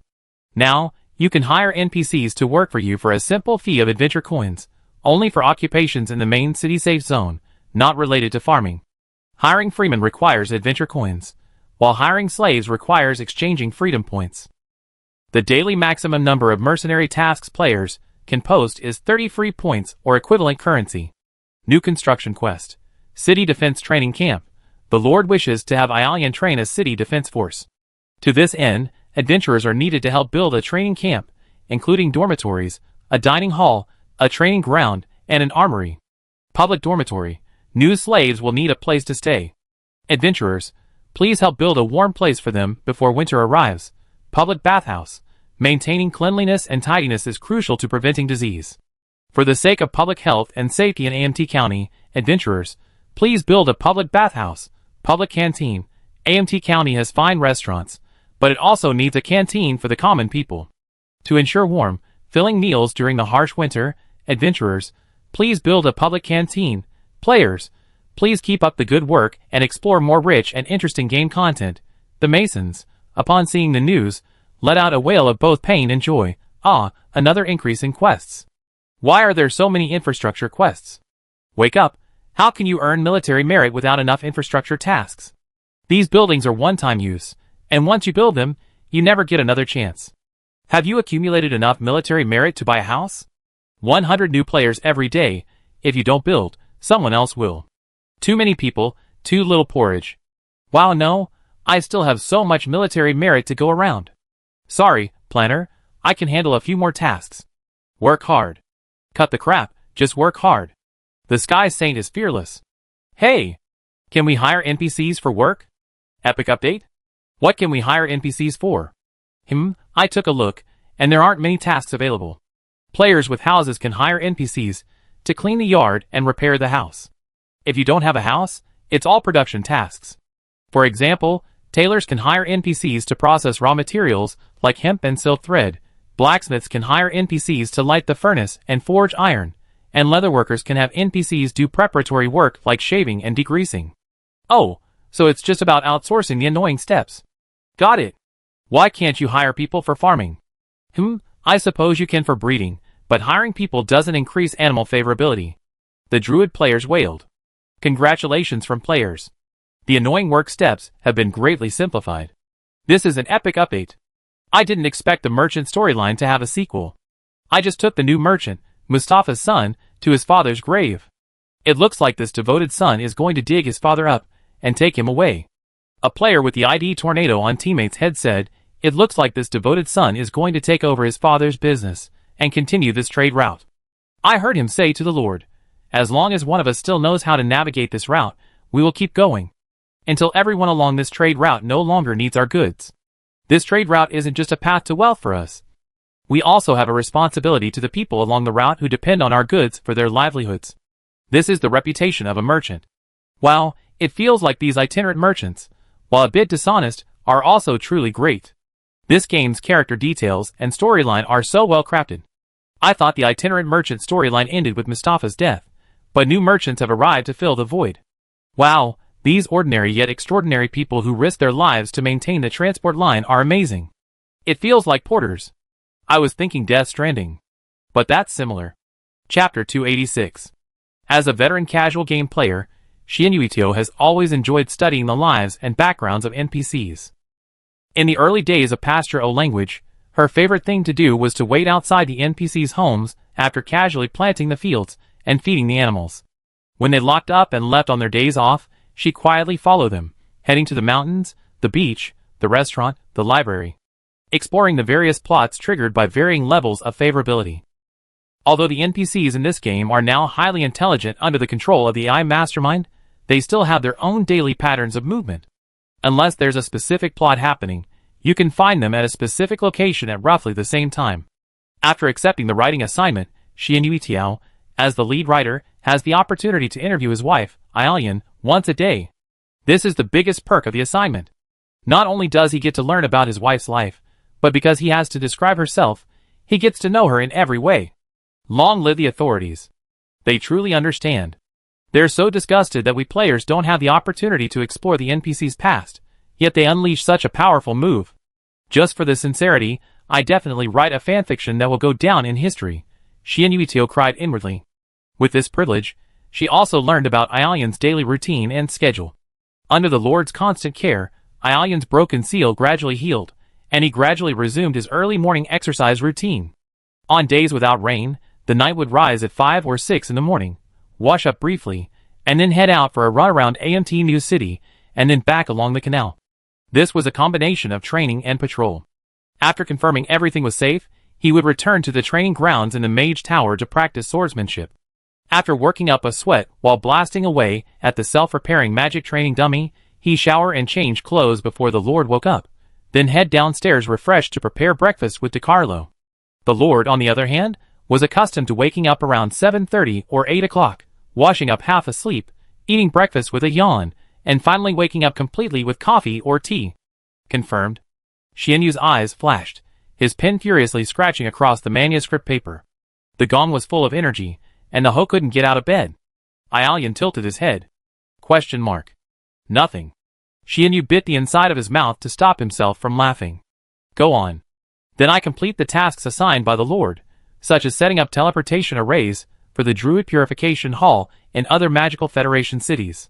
Once the City Defense Force training ground is built, I probably use that time to train the new recruits. At noon, he have lunch with the Lord, and then it was his favorite free time. He choose a spot with bright lilies and sunlight for a warm nap, then find a crowded, bustling place to enjoy the peace and quiet amidst the hustle and bustle. I just love to quietly watch the people bustling about. Island smiled. No, I don't want to disturb them or get involved. I prefer to just watch quietly from the sidelines, listening to the vibrant and joyful voices. That makes me feel the breath and beauty of life. It looks like a cat, Shianyuitio thought, especially like one of those quiet, big orange cats napping in front of the grocery store, watching the people around them. No, cross it out. It's clearly a silver tabby. My wife is not the kind of orange cat that would collapse a couch. I'm not an extrovert. I often prefer to be quiet, maintaining my weapons, and cleaning my gear to clear my mind. But due to some childhood experiences, I don't like complete solitude and darkness. I prefer the quiet company of others. No words needed, just each of us doing our own thing.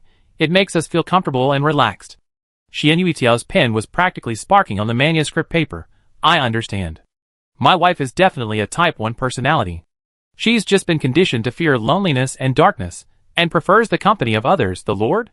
Wow, why is a wife with weaknesses and fears so much more attractive? Self. What exactly is it? Aelian sighed. I mean, how detailed do I need to be? Of course, the more detailed, the better. Shianyuitio's eyes gleamed with wisdom. Don't worry about me. I do my best to recreate your image in the book. After all, the closer the image is to your true self, the less likely you are to be in danger. As a writer from the origin world, a well-read woman whose writing career is her primary occupation, even in her free time, Shianyuitiao devotes herself to imaginative fanfiction. Based on her own game content and subsequent additions from The Lord and Hydrodius, Shianyuitio has a clear understanding of this world's deification setting. Deification requires a solid foundation, and the foundation is an indestructible object imbued with immense power, housing the deity's pre-deification self. This way, when the people's faith is infused into the foundation through the anchor, it won't distort the deity's understanding of self, leaving it distorted by faith. To use an analogy, it's like selecting the strongest material, shaping it into a wine bottle that matches the god's understanding of self, and then filling it with the wine of faith that matches the label. In Shianyuitio's eyes, the Lord's task was to write the canon of a sect that worshipped Aelian as a god. For the locals who would later believe in Aelian as a god, this book would be equivalent to the Bible. Though there are 1,000 Hamlets for 1,000 readers, countless readers will infer countless meanings and subtext from the same sentence based on their own experiences and understandings.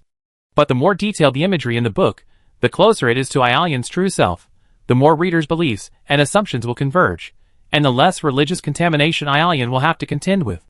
If the book describes Aelian as a bottle of 1818 red wine, then no matter how wildly people imagine it, they won't interpret it as 1997 Mount Tai or even a glass of plain water.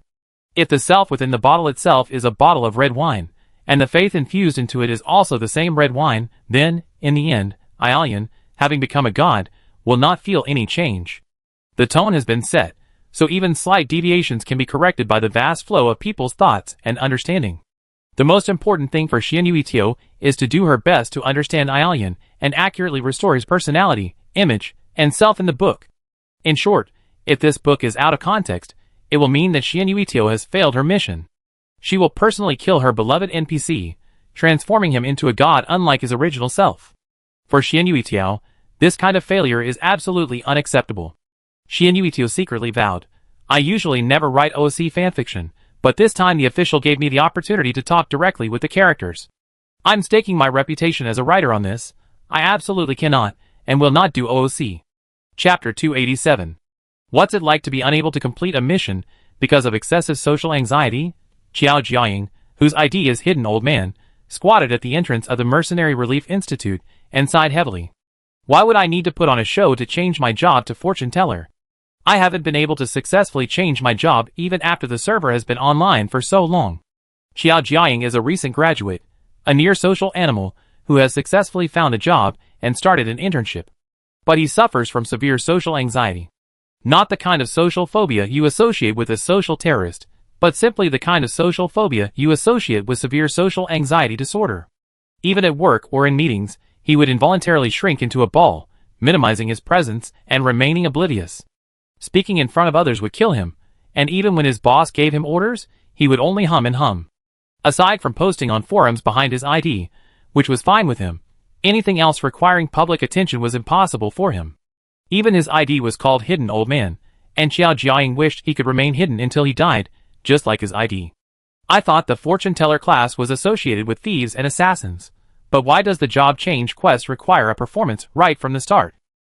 Seeing that Tranquility C, who had received the quest at the same time as him, had become a fortune-teller master, and he hadn't even completed the job change yet, the hidden old man felt incredibly frustrated.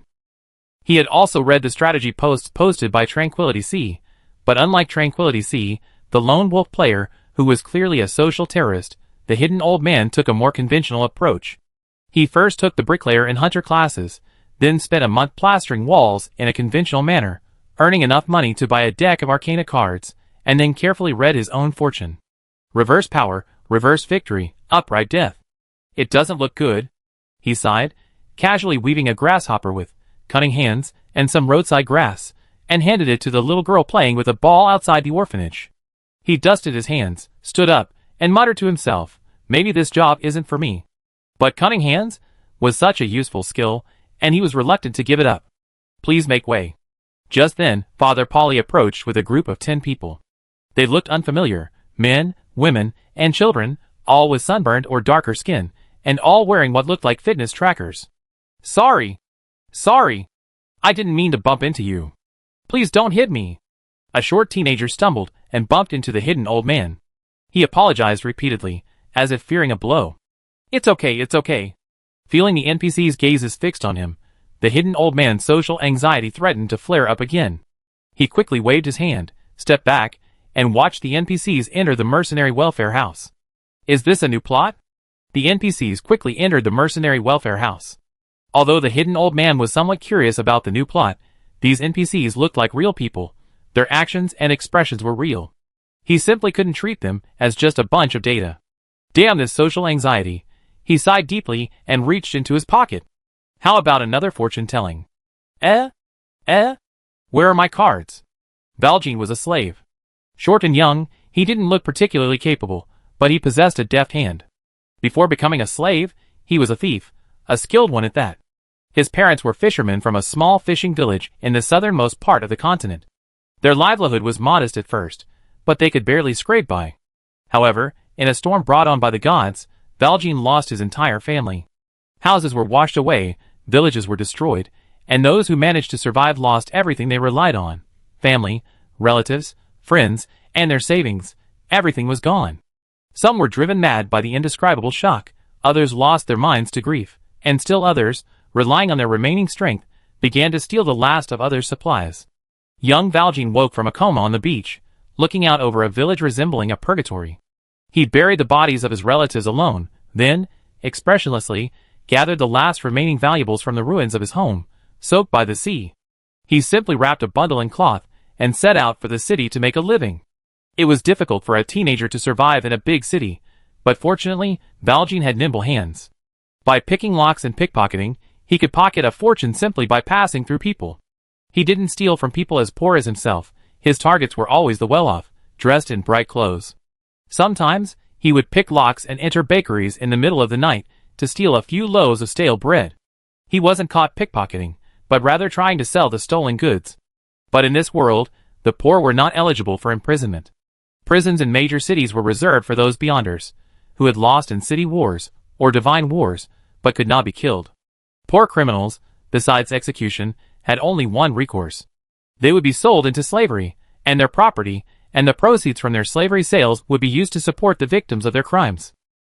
Valjean thus became a slave, and was eventually bought by a traveling merchant. To his surprise, the merchant did not use these slaves to work, but instead hired someone to teach them listening, speaking, reading, writing, and various other subjects for 3 months. Although it was baffling, Valjean knew what was in his best interest. He eagerly seized every opportunity to learn, constantly honing his skills. After they finished their studies, the merchant took them on a journey to AMT County. It was said that the Lord of AMT County had purchased them and required them to be literate, so that he could control their future masters. That must be a strange person, Valjean thought. Slaves were consumable, furniture, tools. Who cared if they could read, write, or speak eloquently? Slaves died quickly, and the money they earned wasn't necessarily worth the value of their knowledge. Then, they were given potions and told to cleanse themselves, and the Lord even provided a bathroom and hot water. The slaves, who had never taken a hot bath in their house, were ecstatic. Hot baths, new clothes, warm food, and relaxing potions, plus beautiful men and women called druids to cleanse them of pollution. That was pollution. The Church of Light had to pay exorbitant prices to receive a cleansing mass, and they were just a bunch of slaves? Vargon thought the Lord here must be a lunatic.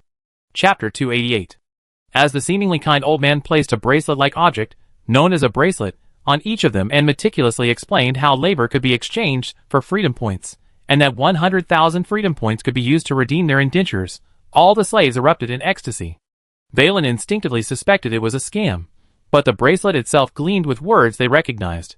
The amount of work earned was clearly marked with points, each item clearly listed. They could accept quests from lords, county residents, and adventurers. Completing them would earn freedom points, bringing them one step closer to freedom. Is this lord truly insane? Who would painstakingly teach their slaves to read and write, then make them trade their supposed labor for freedom that isn't theirs? You have to build your own shelter, the old man said. So for the next few days, you be staying at the mercenary workhouse. Valjean looked around, and saw that each group of slaves had been assigned to a different place. Is there a shortage of housing, or are there other plans? Valjean felt uneasy, and when he felt uneasy, he felt an urge to steal something. As he passed the entrance to the workhouse, he pulled his old trick and stole a deck of cards from the pocket of the idiot standing there, wrapped up in his robe. Valjean, ? What kind of poor bastard? No money, no food, no valuables in his pocket, just a deck of fortune-telling cards? Valen grumbled furiously in his head, but he subconsciously hid his stolen loot securely in his pants. Then, he was stunned by the furnishings of the room. Are you crazy? Giving slaves such a nice house? They only need a straw mat and a floor. Such a clean room, such a soft bed, and it's a double bed. Only 2 people in one room, not 20. What on earth does this lord want to do? Valen was confused. Even if this lord, said to be a great wizard, wanted to use them as potion ingredients, he wouldn't have given them such good living conditions. Never mind, let's just take it one step at a time. The worst that can happen is that I lose my life. Ding, the system prompt. A gifted person has been discovered. The career potential template has been successfully copied. That's a brand new prompt. MOU, sitting at his desk browsing the player forum, curiously opened the system panel. Aryan, slave, 19 years old, a thief with a talent. A talent? Leah, already familiar with MOU's methods, volunteered. A talent is someone who possesses an exceptional affinity for a particular profession, possesses the required basic attributes, and possesses the ability to use elementary skills. If fate allows, they will all embark on a predetermined career path. As a fragment of world consciousness, I can discover those with special talents and replicate their potential templates. However, unless the Lord has gained the authority of fate or time, these abilities can only be previewed and cannot be truly applied to players until the potential templates are truly transformed into career templates. MOU clearly opened the thief class template Leah had copied. Currently, 2 skills were activated. One was the skillful hands skill, which was almost identical to the fortune teller's.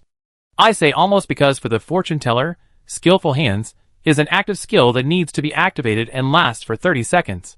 For the thief, skillful hands is a passive skill. Skillful hands, thief passive skill. With elusive agility and deft finger movements, you can exploit visual misconceptions to hide items or increase your ill-gotten gains. If you have lock-picking equipment, you can open most locks. System-friendly reminder: when you attempt to use this skill to obtain ill-gotten gains, you may receive some unusual karma. Choose your targets carefully, preferably targeting unjust individuals. If you steal the money needed to save the poor, you may face dire karma. If the hand is injured or under the fatigue debuff, this status will be lost. The diviner and the thief are probably at the very bottom of the godly tier, very close to each other. Some of their skills are quite similar, but their emphasis is different. MOU pondered. Both the diviner and the thief require extremely dexterous hand movements. However, the diviner is a jack of all trades, capable of a wide range of skills, so he doesn't need to be in a state of shrewdness all the time, he only needs to activate the skill when he needs it. But for the thief, shrewdness is a fundamental state that has been ingrained in their bones. The other skill that has been activated is thief, active skill. While in the skillful hand state, you can steal items up to the rogue's maximum carrying capacity, including items like a space backpack. If the target is equal to or lower than your own level, they will not be alerted or noticed.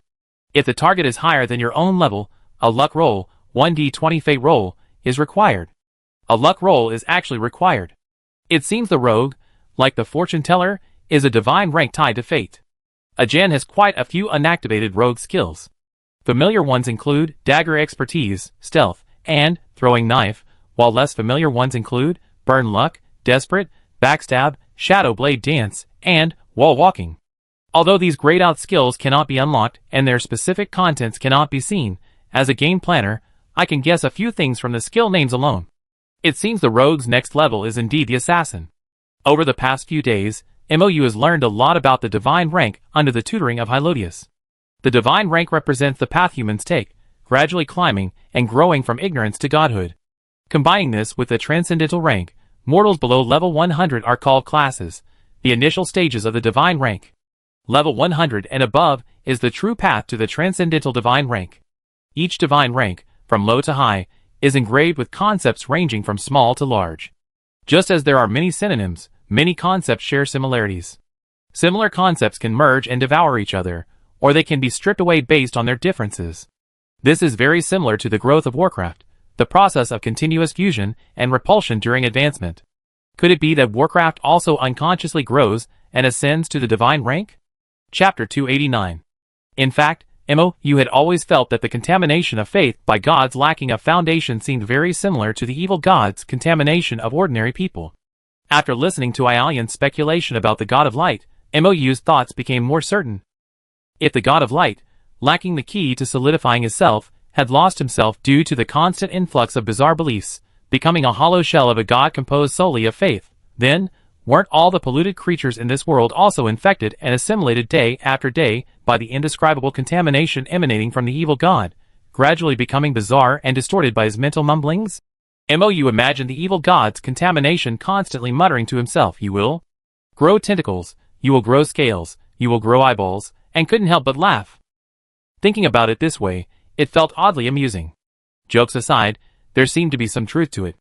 The clearer one's self-awareness, and the firmer their convictions, the more resistant they seem to be to the contamination of evil gods. And does the world consciousness, relying on anchor points to expel contamination, also rely on the core energy provided by stable anchor points to reawaken the self and concepts of the target of purification, restoring them to their original state? In this way, the contamination of evil gods is merely an unprecedented war waged by the evil gods of the Cthulhu system outside of time and space against the world consciousness and gods of this world. It seems that in this world, the most crucial life-saving talisman is actually self-awareness. MOU muttered. World consciousness is an ocean of countless consciousnesses. If all consciousnesses share the same dream within this ocean, how can one distinguish which one is truly one? So, there must be a self. Whether it's a god, a human, or even a plant. Self is the foundation of the gods, the origin of humanity, and the very concept of all things.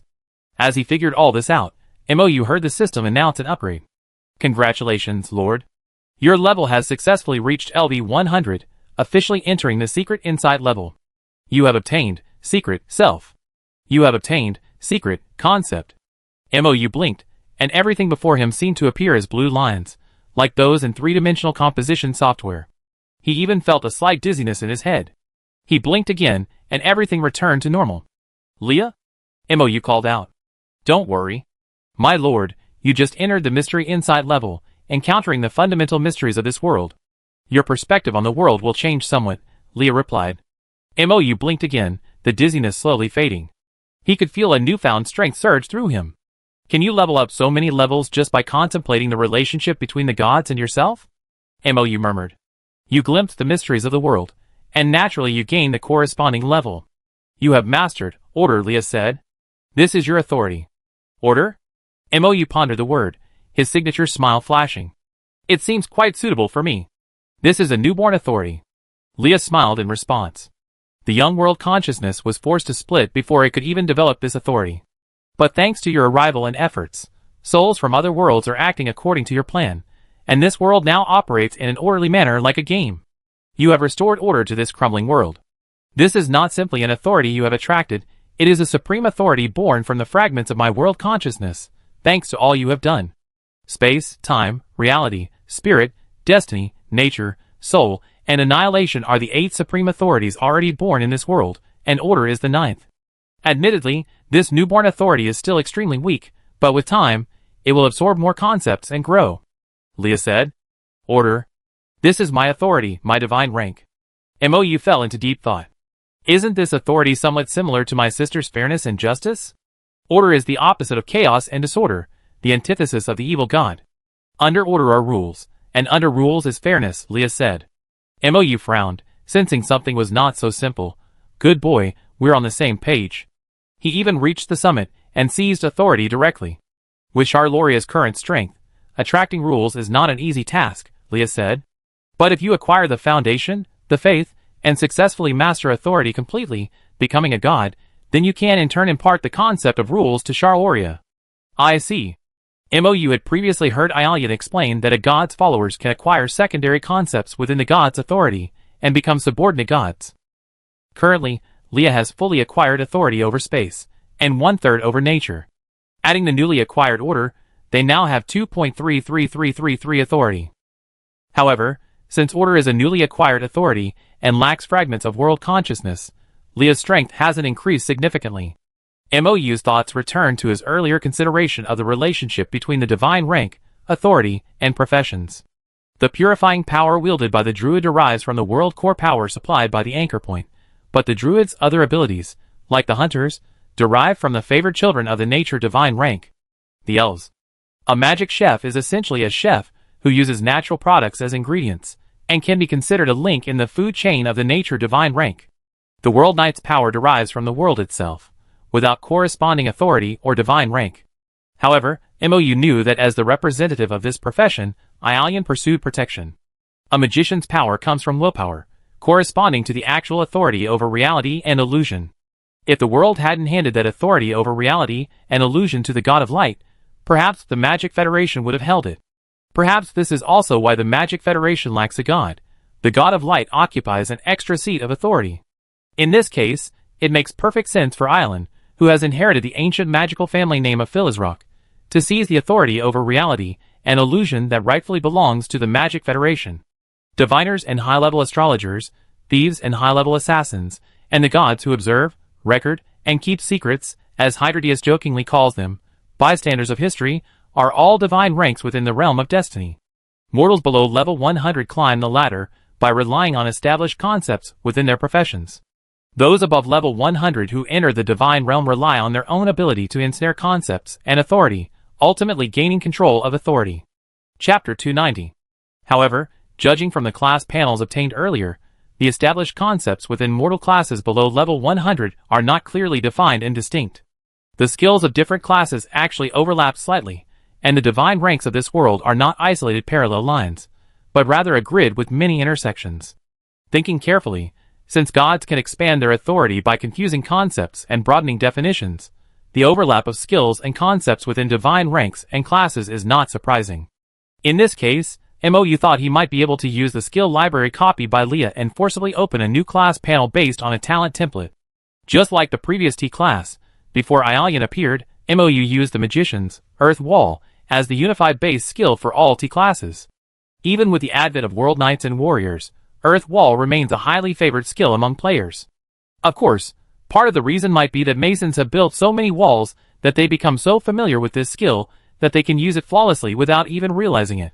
The Rogue, including its advanced upper class, the Assassin, and the Hunter are both agility-based classes and possess stealth-related skills.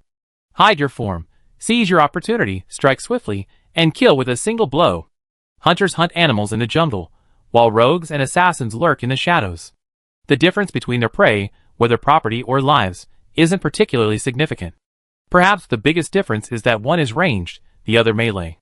Strangely enough, from the perspective of the god rank, hunters belong to nature, while rogues belong to fate.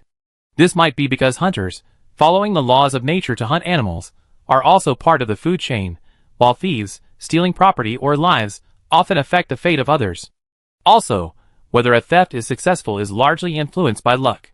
MOU had a feeling that, from his perspective as a game designer, virtual and real authority and spatial authority seem to be related to assassins and assassinations.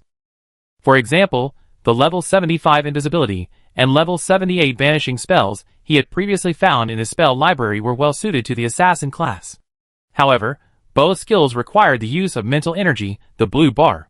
Assassins need not only agility but also intelligence, which, considering the situation, is a bit problematic. MOU considered the spatial authority skill. If it allowed players to freely travel through space near their target, attacking without leaving a trace, that would be quite impressive. The spatial skills the Lord is considering require a higher level. Leah suddenly said, perhaps sensing MOU's thoughts. Oh, there really is such a skill. What's the level? MOU asked with interest. According to the skill panel I copied from the Silver Dragon Iris, it requires angel level or higher to use. Leah replied calmly. Excuse me, sorry to bother you. Skills that are too high in level are naturally useless. In fact, for now, only the lowest level rogue class should be available to players. By the time they reach the level where they can change classes, that talented young man might have opened his panel. MOU glanced at the skill inventory Leah had copied and pasted a set of basic rogue skills. Skillful hands, rogue, passive skill, steel, creation, dagger mastery, steel step, throwing knife, accuracy. This will at least allow players who want to play a rogue to reach level 40 or 50. Then, MOU assigned matching quests to both the mercenary leader Lot and the slave boy, Ajan. If there was a place where a rogue's strength could be fully utilized, and where he could grow rapidly, it would definitely be in the mercenary ranks. MOU assigned Ajan to Lot, asking him to help train the boy into a true assassin. Lot's reply arrived quickly. That's no problem. We often have quests that require rogues. Lock-picking or stealing quest items are pretty common. But slaves? Are you planning to train your own shadow guards? Shadow guards? Is there such a setting? MOU's eyes sparkled with interest again. Yes. The Universal Dictionary, Encyclopedia, reappeared online. Powerful lords will cultivate a secret force dedicated to gathering intelligence, eavesdropping, and assassinating. However, cultivating such talent is extremely difficult and requires a significant investment of manpower and resources. Considering the presence of talented individuals and players, I suggest that the Lord cultivate a team of shadow guards. That can certainly be arranged. Each assassin will then be equipped with a hidden blade, the kind that can be worn without cutting a finger. MOU then sent a smiling emoji back to Lotte. Lotte, I can take this job. I know a professional instructor, but I agreed to pay a commission, and it's not cheap. Lord, how much? Lotte, How about 6 months' rent? Lord, I ask someone. Lotte, wait. A quarter's rent is also fine. MOU thought for a moment and typed, 1 month. Lotte, that's a bit too much. Let's compromise, 2 months' rent. Lord, deal. How long will it take to see results? Lot, training takes time. We need to see the slave's aptitude. Lord, he's a gifted one. Lot, gifted one?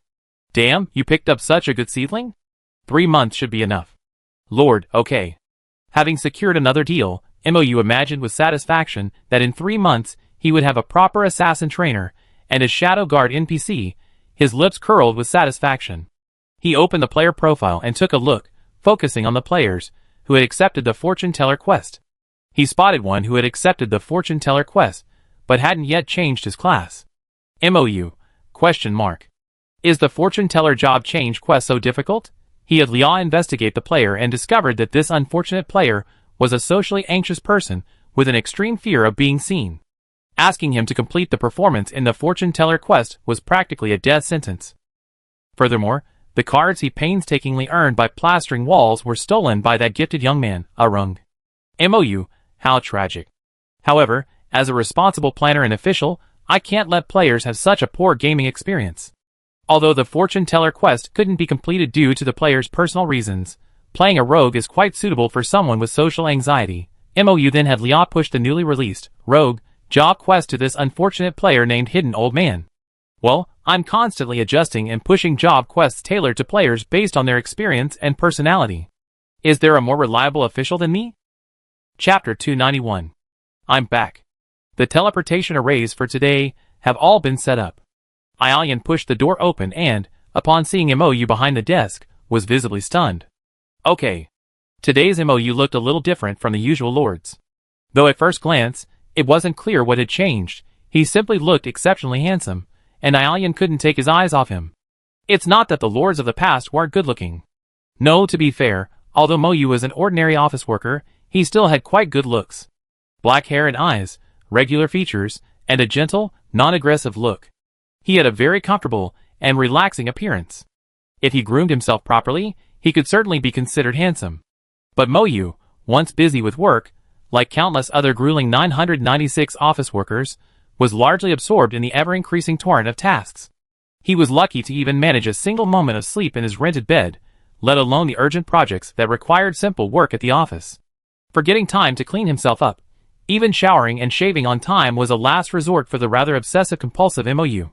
After his sudden death in the other world, even though Mou's body had recovered to a relatively healthy state thanks to Mou's treatment, he still carried a certain sense of office fatigue, the weakness and swelling from lack of exercise.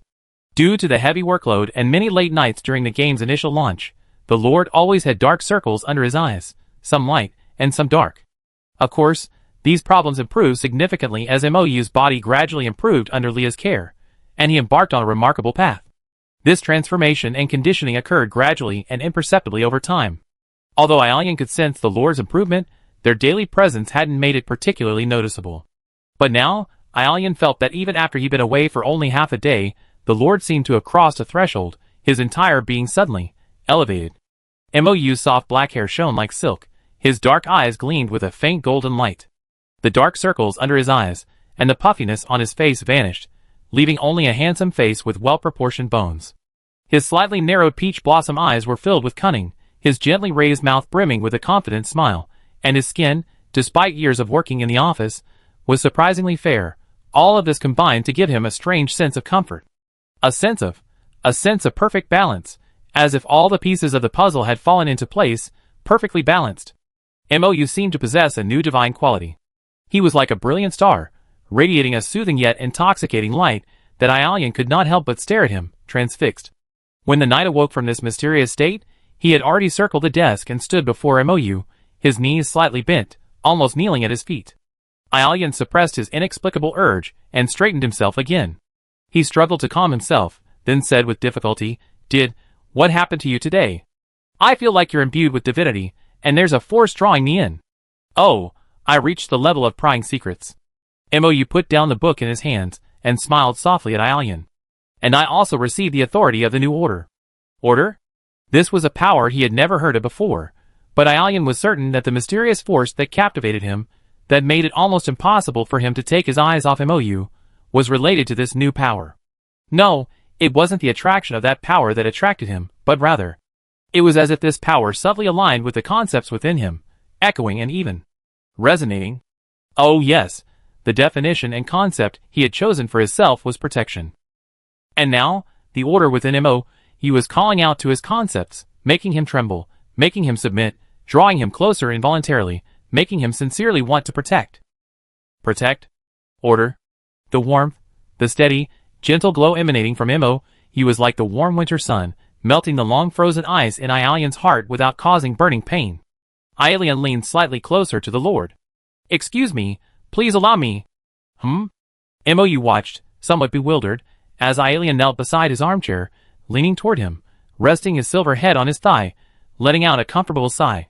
It was a strange, almost overly intimate position, but for no apparent reason, Mou's mind conjured up an image of a large, silver Maine Coon cat lying on his lap, begging for a pat. Mou couldn't help but reach out and stroke the knight's silky silver hair like a cat, only to hear the knight hum with comfort.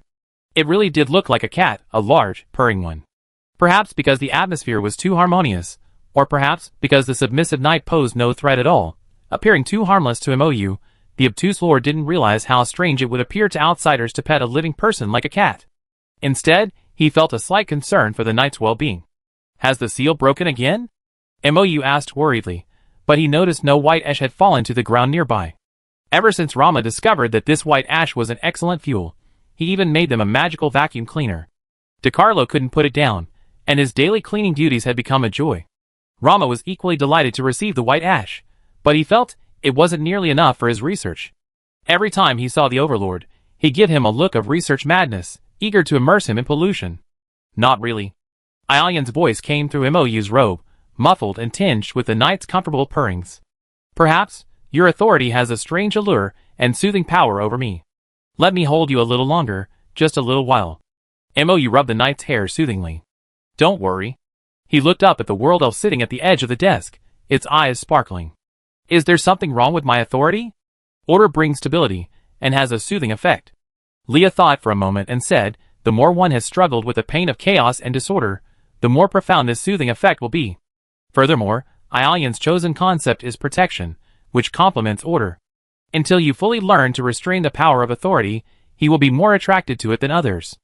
MOU understood. Protection only takes on meaning when there is something to be protected, and order, as a supreme authority, is naturally compatible with protection. As for other powers over space, reality, and so on, it's clear that they have nothing to do with protection. Chapter 292. The hidden old man squatted at the entrance of the Mercenary Relief Institute and sighed deeply. Not having successfully changed his job, and then losing all the cards he worked so hard to earn, it was truly a terrible gaming experience. It felt like all his efforts had been wasted, and for a moment, he even had the urge to quit. But then he thought carefully, this is a game you can play while sleeping and can even cure insomnia. It also offers double the real-world experience time. Plus, he already topped up a 3-month monthly membership and bought the Alchemist doll's skin. Quitting would be a real pain. Here are your cards. Suddenly, a deck of cards was handed to him. The hidden old man looked up and saw that the person holding the cards was the short boy who had bumped into him earlier. Ah! It's you? The hidden old man jumped up. You took my cards? Yes, it was me. To his surprise, the NPC boy readily admitted, you're too unsuspecting and easy to steal from. But then again, someone with only a broken deck of cards really doesn't need to be on guard. The hidden old man endured it, took the cards, and put them back in his pocket, not telling the NPC boy, who appeared to be wearing a bracelet, how valuable the deck was. Who are you? The hidden old man asked curiously. He had a feeling this NPC had a quest. My name is Aryan. I'm a slave and a thief, Aryan said. Thief?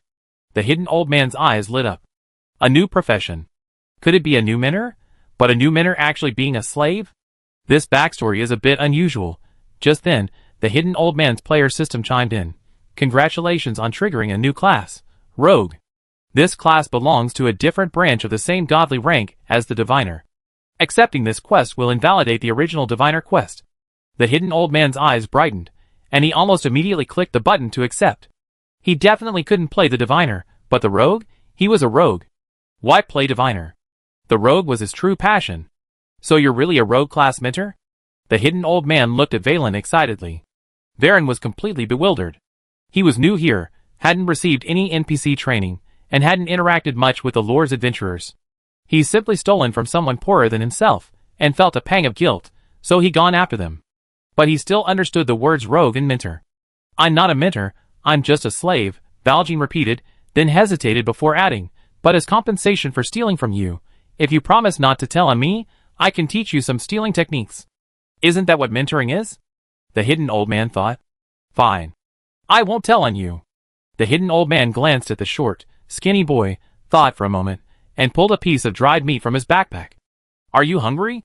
Here's something for you. Valjean's gloomy face suddenly brightened, as if the clouds had cleared and the rain had stopped. He took the dried meat and shoveled it into his mouth, finishing it in a few gulps, as if he were afraid the hidden old man would take it back. Since you've eaten your food, I teach you everything I know. Ajan wiped his lips and said contentedly, but I only demonstrate it once. Whether you can learn it or not is up to you. Yeah. The hidden old man nodded vigorously. Ajan then stole the card the hidden old man had just put back into his pocket. Even though he did it in front of the hidden old man, he still didn't see Ajan's movements clearly. But it didn't matter that he didn't see clearly, because the player system had already responded, notifying the hidden old man that he had learned skillful hands, thief, passive skill, and thief. Because the hidden old man had learned the thief skill, his original fortune teller mission had expired, and the fortune teller skills he had previously received had also expired. His skill panel had been replaced by the thief panel. The hidden old man excitedly opened the skill panel and dragged the skills he had learned into the skill bar, taking a look at the future skill panel, which was currently grayed out due to his lack of level. Dagger mastery, creation, stealth, throwing knife, and accuracy. No wonder the fortune teller quest becomes ineffective after accepting the rogue. Most of the skills in these two classes are very similar, but the hidden old man also discovered that the rogue's master hands is even stronger than the fortune teller's. It's a passive skill that lasts as long as the hand isn't injured or overworked. This is far more powerful than the fortune teller. I'm done teaching you, Arung said irresponsibly. If you can't learn, that's your own fault. I don't owe you anything. You can't report me, And you can't ask for the jerky back. The hidden old man chuckled and cast steel on Aryan. A compressed biscuit appeared in his hand. It was the food Aryan had put in his pocket, the one he just grabbed but was reluctant to eat. Ah! Aryan exclaimed, you already learned it. The hidden old man returned the compressed biscuit to Aryan and traded it for his own card. I learned it. Thank you, mentor. I'm not some kind of mentor, Aryan said in frustration. You learned it after just one look. You're better than me.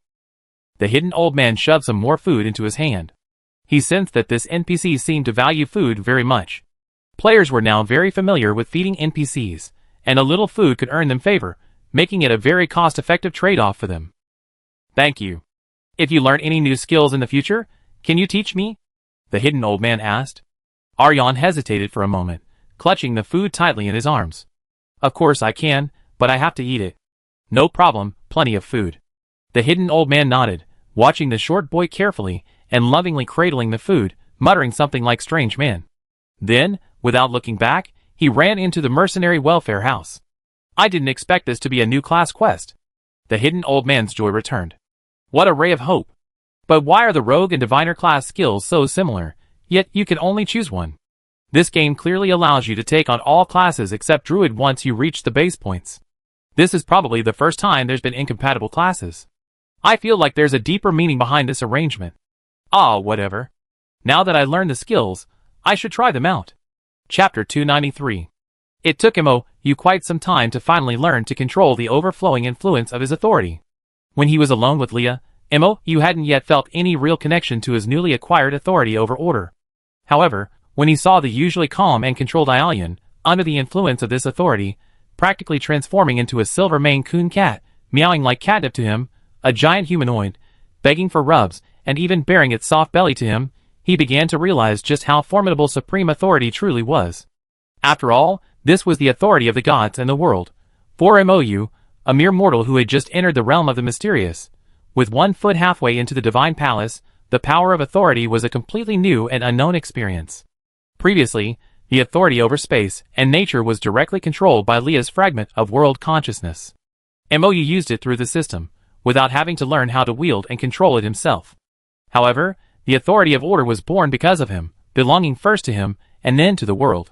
This newfound authority was too immense for even the mystery-seeing Mou. Because Mou's current level was too low, he couldn't fully digest and grasp its full power. Currently, he could only actively control and utilize limited abilities. But the mere overflow of power could have a profound impact on others.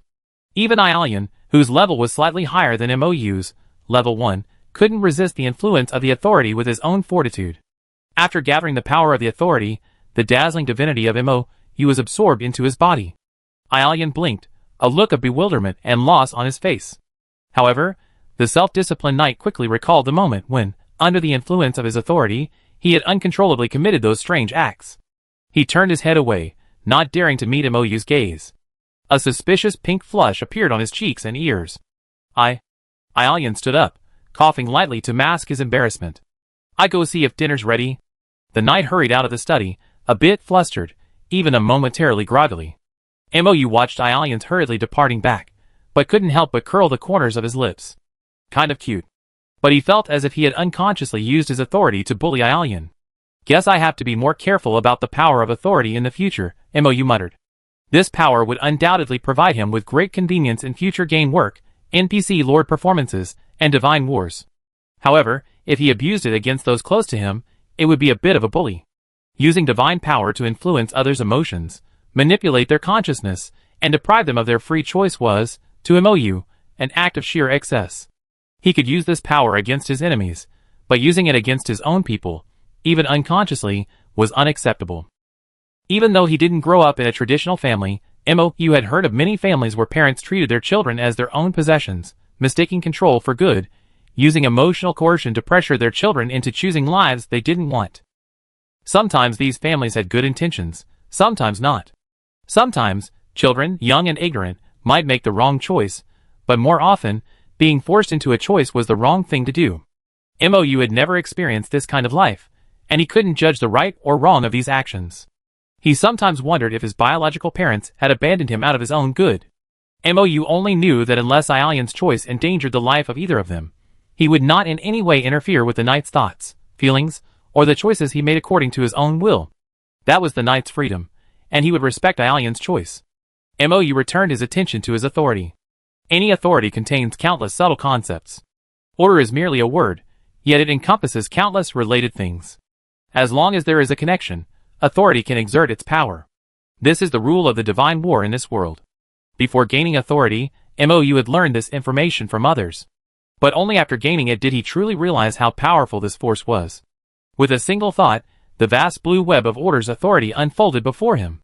On a vast, translucent, light blue grid, silver-gray objects resembling nerve nodes hung, connected by thin, light silver threads. Mou's thoughts gently touched the nearest nerve node, and it rhythmically rippled under his touch, as if breathing, living things. Mou could sense that those nerve nodes were concepts controlled by the power of Order. Controlling these concepts meant gaining corresponding abilities. Mou slowly and gently channeled his mental power into the nerve node closest to him. At first, his mental power felt the nerve node's resistance, but as he continued to invest more mental power, the nerve node's vibration frequency grew increasingly high. Finally, with a puff, as if a cell had its membrane pierced by a needle, it opened its door to Mou's mental power. Mou's mental power poured in steadily, dyeing the nerve node a shade of his own blue. He grasped a concept. Stability. And the abilities, or skills corresponding to this concept are calm and mental stability. Mental stability is a level 50 skill found in Moyawu's spell library, and Mou had used it before. But the abilities corresponding to concepts are different from the single-class skills found in the spell library. To put it in another way, a class skill is like a customer paying for a candy in a candy store. A simple transaction involving money and goods, requiring only certain purchase conditions to be met. The power of concepts is like suddenly acquiring an entire candy factory, and becoming the sole owner, free to eat and sell as he pleases. There are no skill level restrictions, no upper or lower limits. The effectiveness of the power depends solely on the effort Mou invests. This is the gap between a mortal's profession and the power of a god. However, Mou's mental power is far from sufficient to control the entire authority. Just conquering a single concept consumed all of Mou's current mental energy. He slowly gathered his consciousness back into his brain, slumped into his chair, and let out a long sigh. He felt a slight headache and dizziness. It seemed that conquering one concept was the limit of his ability. And Mou could sense from the authority that if he wanted to conquer the next concept, he would have to expend even more mental energy to build and open the channel between the two neural nodes, requiring even more energy. Mou raised his hand and rubbed his temple. I'm still very weak. Chapter 294. Aelian ran all the way to the first floor of the Mage Tower, then sat down on the last step, hugging his knees. He buried his flushed face in his hands, and let out a nearly silent scream. How could he possibly act so coquettishly towards the Lord?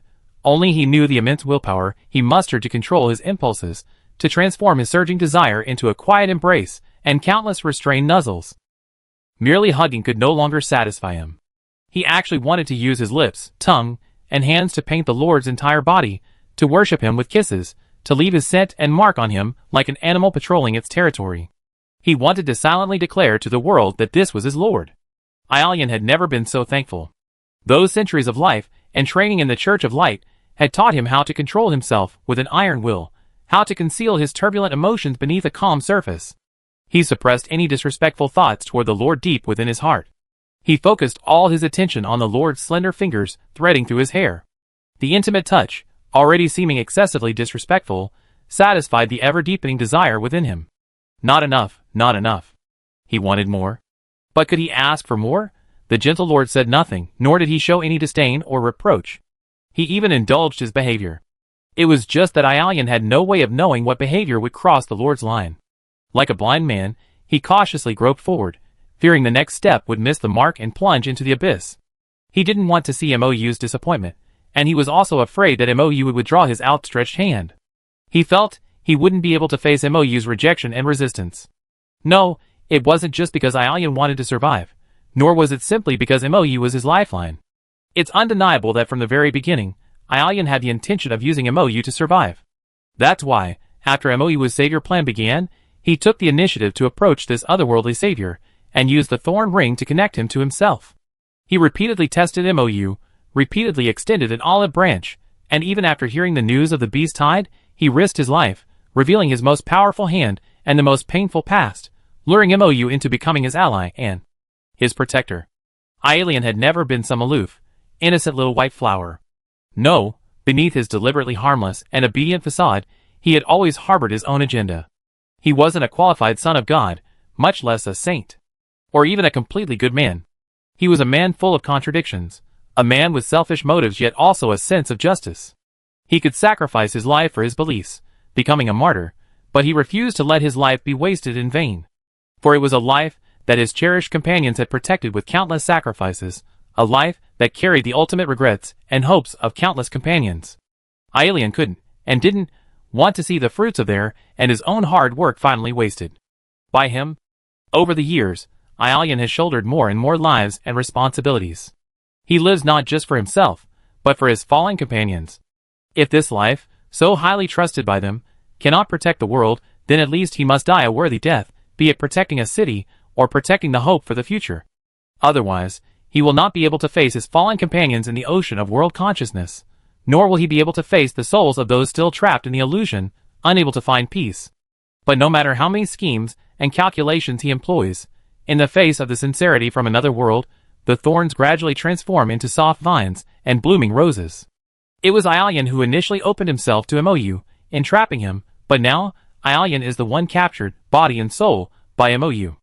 How could a wanderer scarred, muddy, and grimy, walking alone in this chaotic world, resist the light of home, a symbol of warmth and peace, lit in the endless winter night?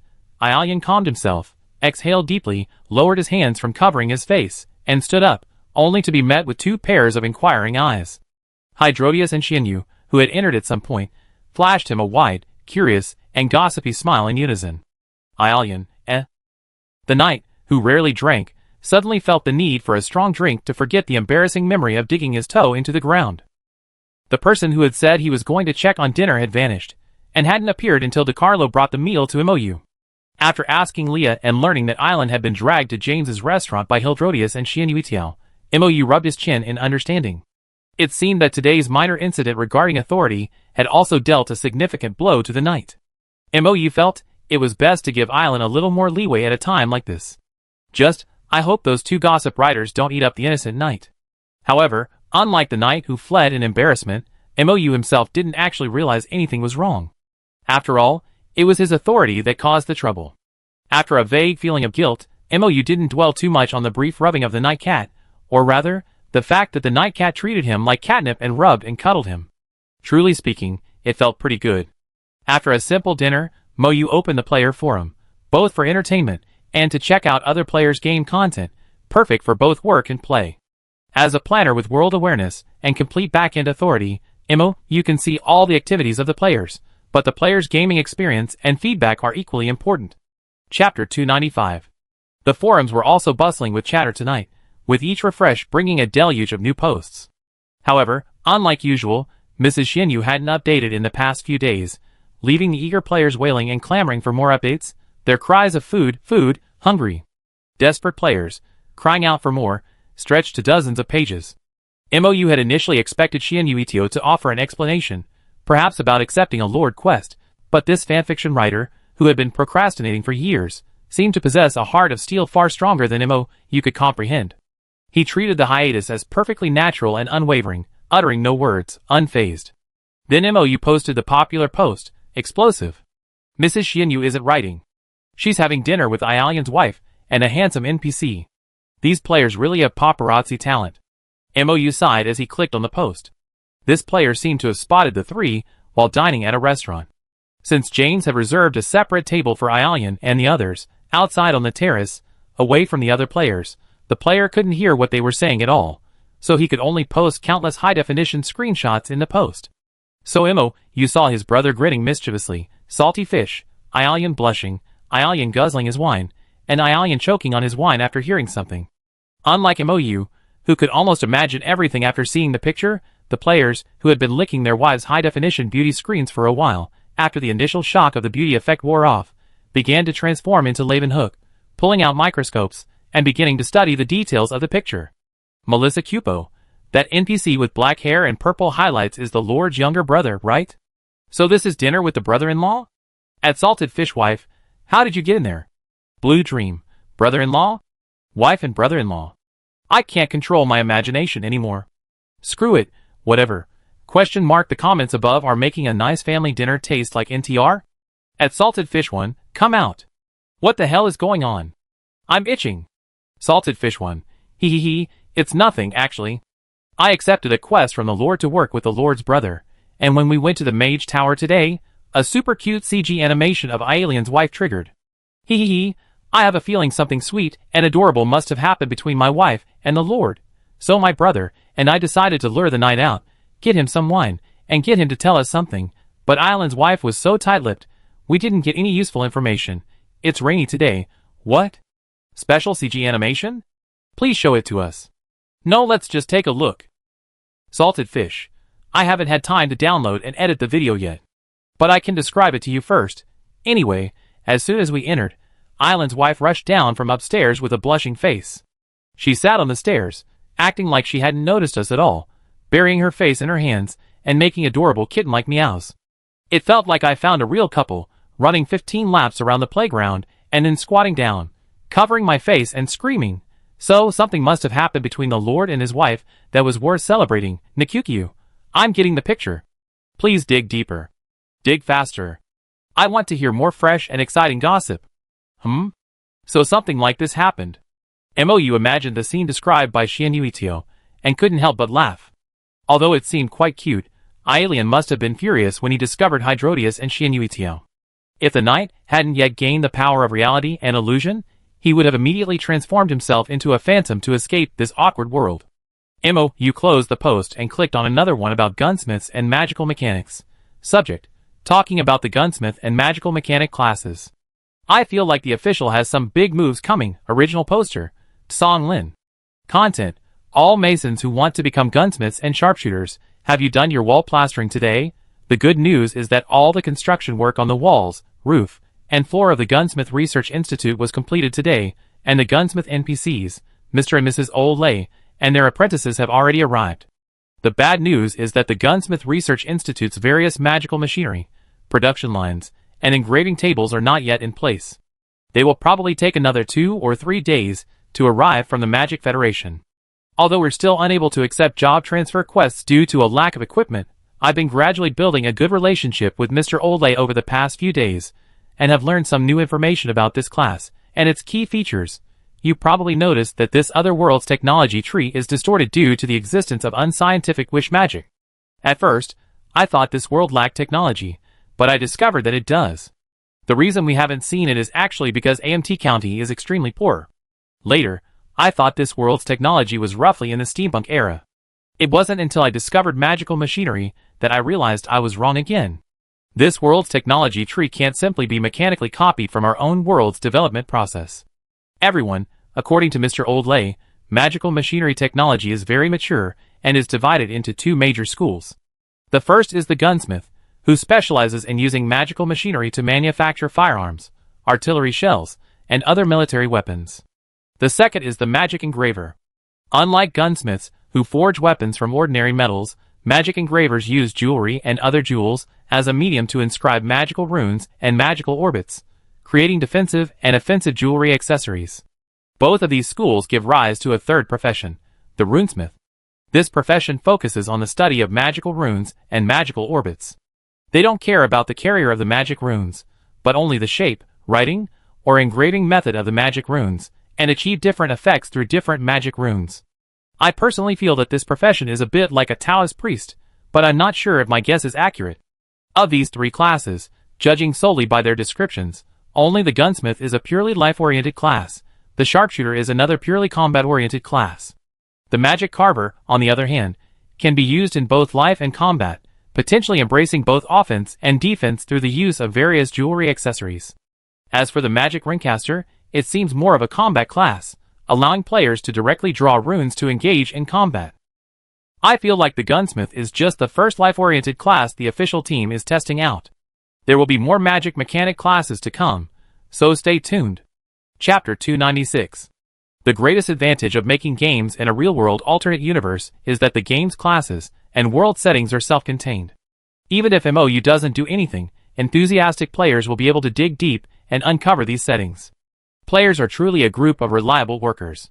They complete the planning work while playing games. MOU only needs to review the class information compiled by players on the forum, and work with world awareness to revise some vocabulary descriptions and copywriting before putting it directly on the official website.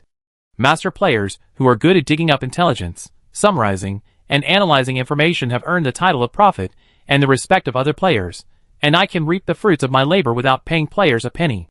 MOU contentedly added both Magic Carver and Rune Master to his future class plans. MOU found these classes interesting enough just by looking at their descriptions. He just needed to find the right NPC to copy their skill templates. While this game doesn't have a set level cap, players are still limited by the level of their NPC mentors, as their class skills are derived from various NPCs. For example, in the case of the Magic Chef class, a player who only trains in the Magic Chef class cannot reach a level higher than James D. Morera, unless a higher level Magic Chef NPC appears. This is primarily because the player's level is essentially a copy of the NPC mentor's physical attributes, using a portion of the world core energy, experience points, absorbed from the player to transform the player's body. Therefore, a player's level and skill cap actually depend on the faction mentor at the top of their chosen career path. However, since the system doesn't limit the number of classes a player can simultaneously learn, and given the differences in players' physical points and the differences in the base templates for each class, MOU, who has a comprehensive view of the situation, can actually use different NPC physical templates to achieve higher level caps for certain classes. Using the Magic Chef example again, if a player trains solely as a Magic Chef, their level cap will only be James's level 77. But if they also train as a World Knight, since Aelian has already reached level 101, they can actually continue to level up to level 101. In this case, the player's physical fitness has actually been raised to level 101. When switching back to the Magic Chef class, while they won't gain new skills, their level will remain at level 101. Already earned physical fitness points will not be rolled back. After training a high-level class, if they switch to a class with a slightly lower point requirement, the system will display the corresponding assessment level as long as the points meet the requirements. Of course, this leveling method only works for classes with similar physical attributes, e.g., World Knight and Magic Chef, but not for classes with vastly different physical attributes, e.g., Magician and Magic Chef. Even if a Magician reaches level 101 and only upgrades their intelligence, magic power, and willpower when they become a World Knight or Magic Chef, if their physical attributes and other qualities don't meet the requirements, the system won't simply retain the highest level of the Magician based on whichever one has the higher physical attributes. Leah calculates the player's actual board points, and the system ultimately displays the player's actual World Knight or Magic Chef level corresponding to their strength. This means that if you start by training a class with the highest physical fitness, you can save yourself the effort of leveling up again and again by training other classes with lower physical fitness requirements. The more classes a player trains, the more experience points they gain from in-game activities. This experience point is actually the portion of the world core energy they expend, which Leah returns to them for their own leveling. If a player's body has been completely transformed, the saved experience point / world core energy will be quietly collected by Leah for daily game operations or provided as public experience for Lord leveling.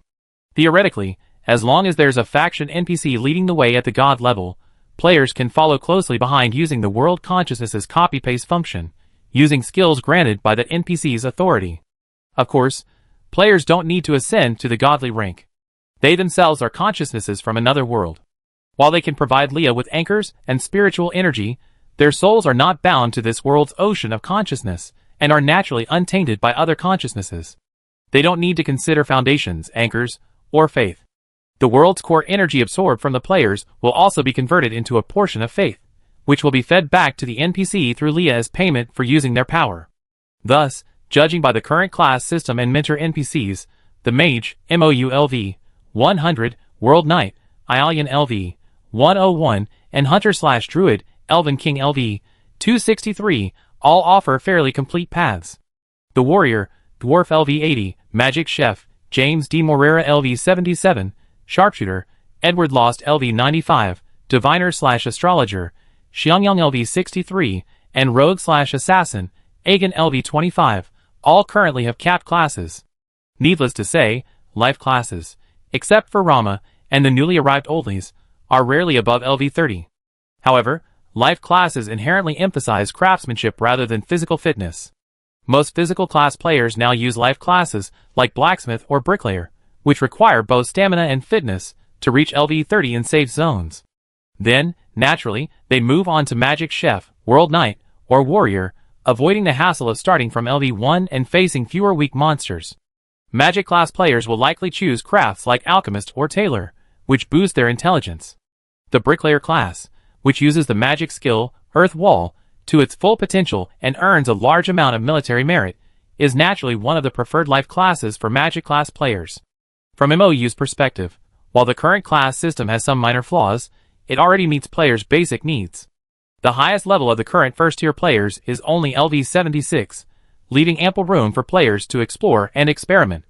Furthermore, even if NPCs have a cap on their aptitude, as long as Leah copies enough templates, MOU, the planner, can piece together subsequent skills for players at adjacent god levels.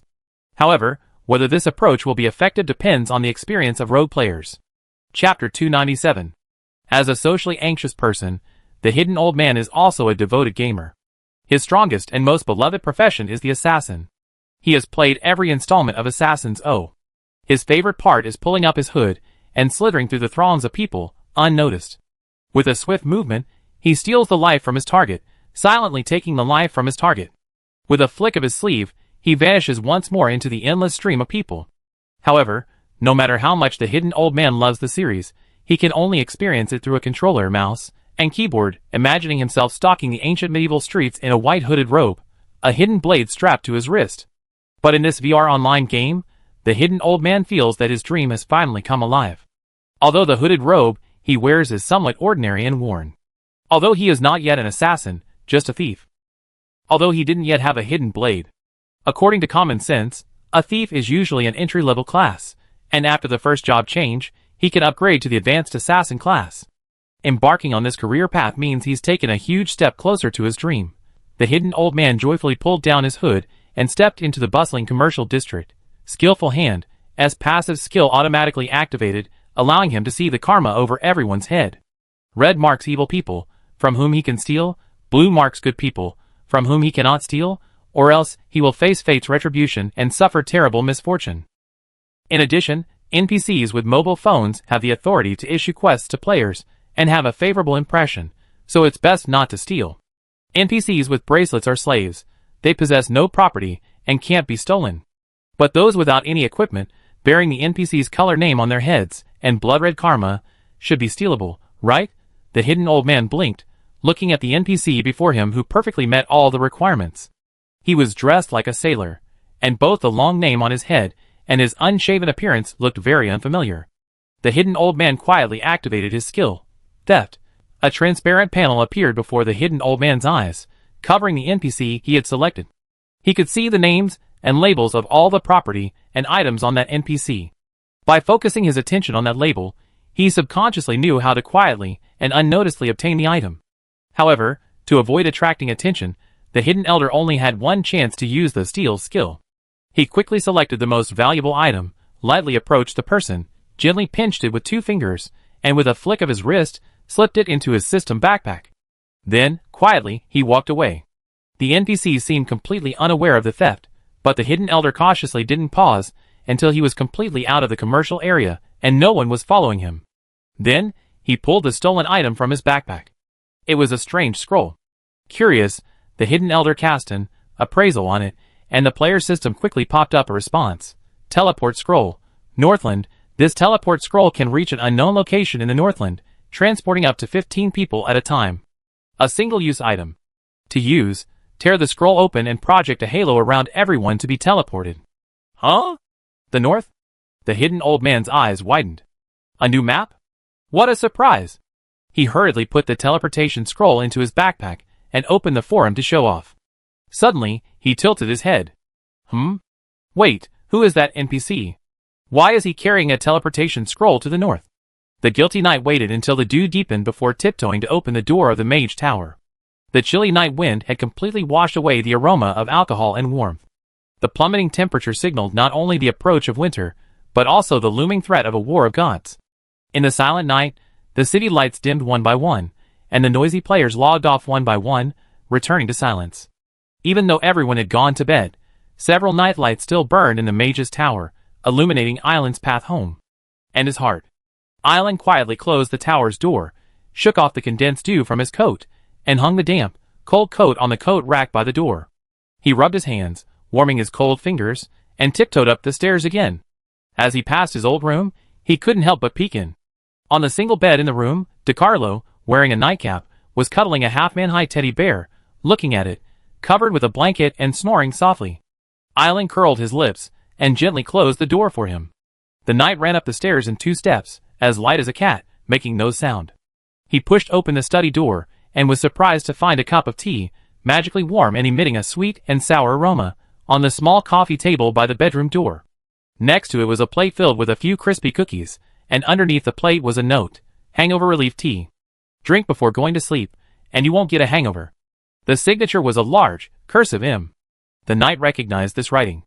MOU had taught him some simple otherworldly characters. These must be the initials of MOU's name. Aelian's lips curled up, his previous embarrassment and confusion completely dispelled by the note. He carefully folded the note neatly, as if it were a precious treasure, and placed it in his spatial belt. Then he sat quietly on the sofa, carefully finishing the plate of sweet cookies and the warm, sweet and sour hangover tea. In the bedroom, MOU had already fallen asleep, but a bright lamp was still burning on Aelian's side of the bed. Aelian quietly walked over to MOU's side, squatted beside the bed, and quietly watched the Lord's peaceful sleeping face for a moment.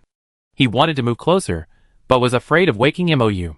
After a long struggle, Aelian sighed slowly, and gently ruffled the Lord's silky black hair with his fingers. Aelian tiptoed around, grabbed a change of clothes, and went into the bathroom. He didn't notice that behind him, the Lord opened his bright, sleepless eyes, and curled his lips slightly. Chapter 298. Aelian gradually awoke to the howling of a biting wind. A chilly air streamed in through the open window, blowing the heavy curtains and chilling his face, yet his arms felt remarkably warm. Aelian blinked and looked down. Nestled in his arms was the Lord's furry head. Perhaps due to the sudden chill in the middle of the night, the Lord had wrapped himself in the quilt like a caterpillar, burrowing and burrowing into his arms. The drowsy knight simply reached out and pulled him into a hug. The knight's fair neck gradually turned pink, spreading upwards. He hurriedly tried to pull away and close the disturbing window, but his clothes were tugged at. Cold. The Lord mumbled incoherently, looking completely sleepy, and tucked his head back into the covers.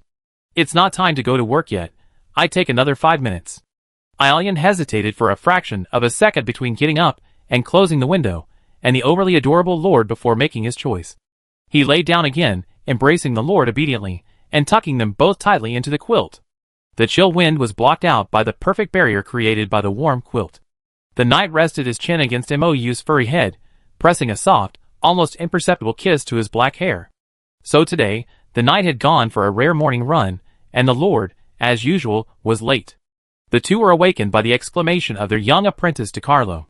The noisy little apprentice was running up and down the stairs, shouting at snowing in surprise, busy closing the open windows, and cleaning up the snow accumulated on the windows, with a series of sneezes in between.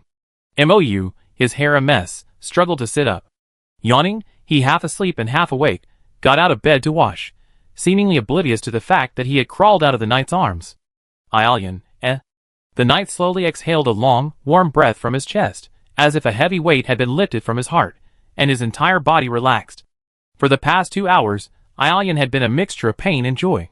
For the first half hour, the knight anxiously enjoyed this stolen time. For the next hour and a half, he rehearsed, replayed in his mind the scenarios he would have to play out if MOU woke up to this inexplicable scene. He prepared 101 different scenarios.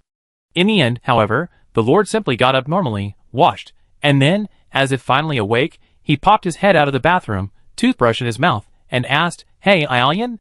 Didn't you go for a morning run today?" Aelian paused, then stood up and closed the rustling window. "It's snowing." "Oh, I was just wondering why I felt a bit cold." MOU retreated again, finished his final wash, and emerged from the bathroom, opening the closet and searching for warm clothes. "It's only October, and it's snowing too early, isn't it?" "It's much earlier than usual," Aelian replied, entering the vacant bathroom. From the moment Aelian moved into the Lord's bedroom, the two of them had naturally developed a tacit understanding, needing no further words or arrangements. They were like two musicians who had memorized the melody and rhythm by heart, each seamlessly connecting with the other's performance without needing a conductor. Aelian had always been a cautious person. During his years in the Church of Light, he learned to be overly observant. He rehearsed everything in his mind hundreds of times before taking action, silently preparing contingency plans for every possible outcome. On the surface, he had to appear indifferent, nonchalant, and unfazed. This lifestyle was incredibly exhausting. From the perspective of a modern PA player like MOU, it was a prime example of excessive self-inflicted exhaustion. Before meeting MOU, Aelian's life was exhausting. But to survive, he had to do it. During his worst days, every defense, every wry smile of grievance, every gesture had to be perfectly timed, otherwise, he wouldn't make it out of the Inquisition alive. However, during his time with MOU, he never needed to make those calculations. Everything simply unfolded as he wished. He could finally clear his mind, sitting peacefully beside the Lord, polishing his great sword. At most, he needed to show weakness, revealing his past scars, at times, to earn the Lord's sympathy and favor. Aelian knew how good-looking he was, and how much leverage he could gain by properly utilizing his looks and charm. Aelian also knew how to strike a balance, maintaining distance, and never letting anyone take advantage of him. Unless he was the one trying to take advantage. Looking at his reflection in the bathroom mirror, Aelian realized with a start that something seemed beyond his expectations and control. Can two skilled dancers, relying solely on one person's observation and coordination, perform a flawless, perfectly coordinated dance on a silent stage? Thinking back carefully, whether it was the breaking of the seal or the attack of the evil god, every willful action and choice of his had the reliable Lord's backing. MOU said, "Trust me, leave it to me." So he could discard those 101 backup plans, pick up the great sword with an empty mind, and place all his trust in the Lord. Aelian had always believed that he was the dancer who perfectly executed the beat and steps. But thinking back, MOU was the one who, with his own pace, accommodated all his willfulness, mistakes, and shortcomings, masterminding the overall situation. It was a magnificent duet. One person confidently took the stage, while the other, while ostensibly ceding power, controlled the rhythm and pace with every gesture, manipulating the entire scene, while also offering an incredibly tolerant compensation. They were like two perfectly meshed gears, equally complex and meticulous, yet complementing and embracing each other. Aelian had always believed he was dancing alone on the stage. But now, he realized that a pair of hands had been supporting him, spinning. The cold, clear water washed away filth and brought clarity. Aelian gazed at himself in the mirror, water droplets trickling down his silver hair and cheeks, and a satisfied smile crept into his lips. Order. This is truly the authority that best suits you. This was a dance for two.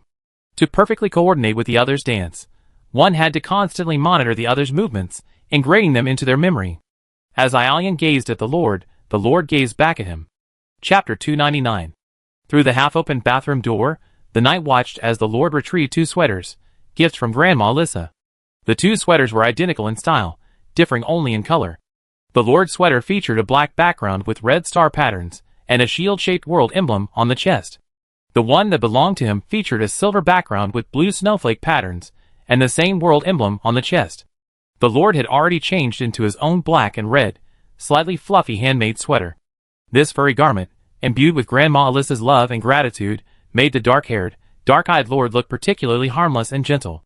However, the knight had discovered that his Lord actually had a personality and mindset very similar to his own.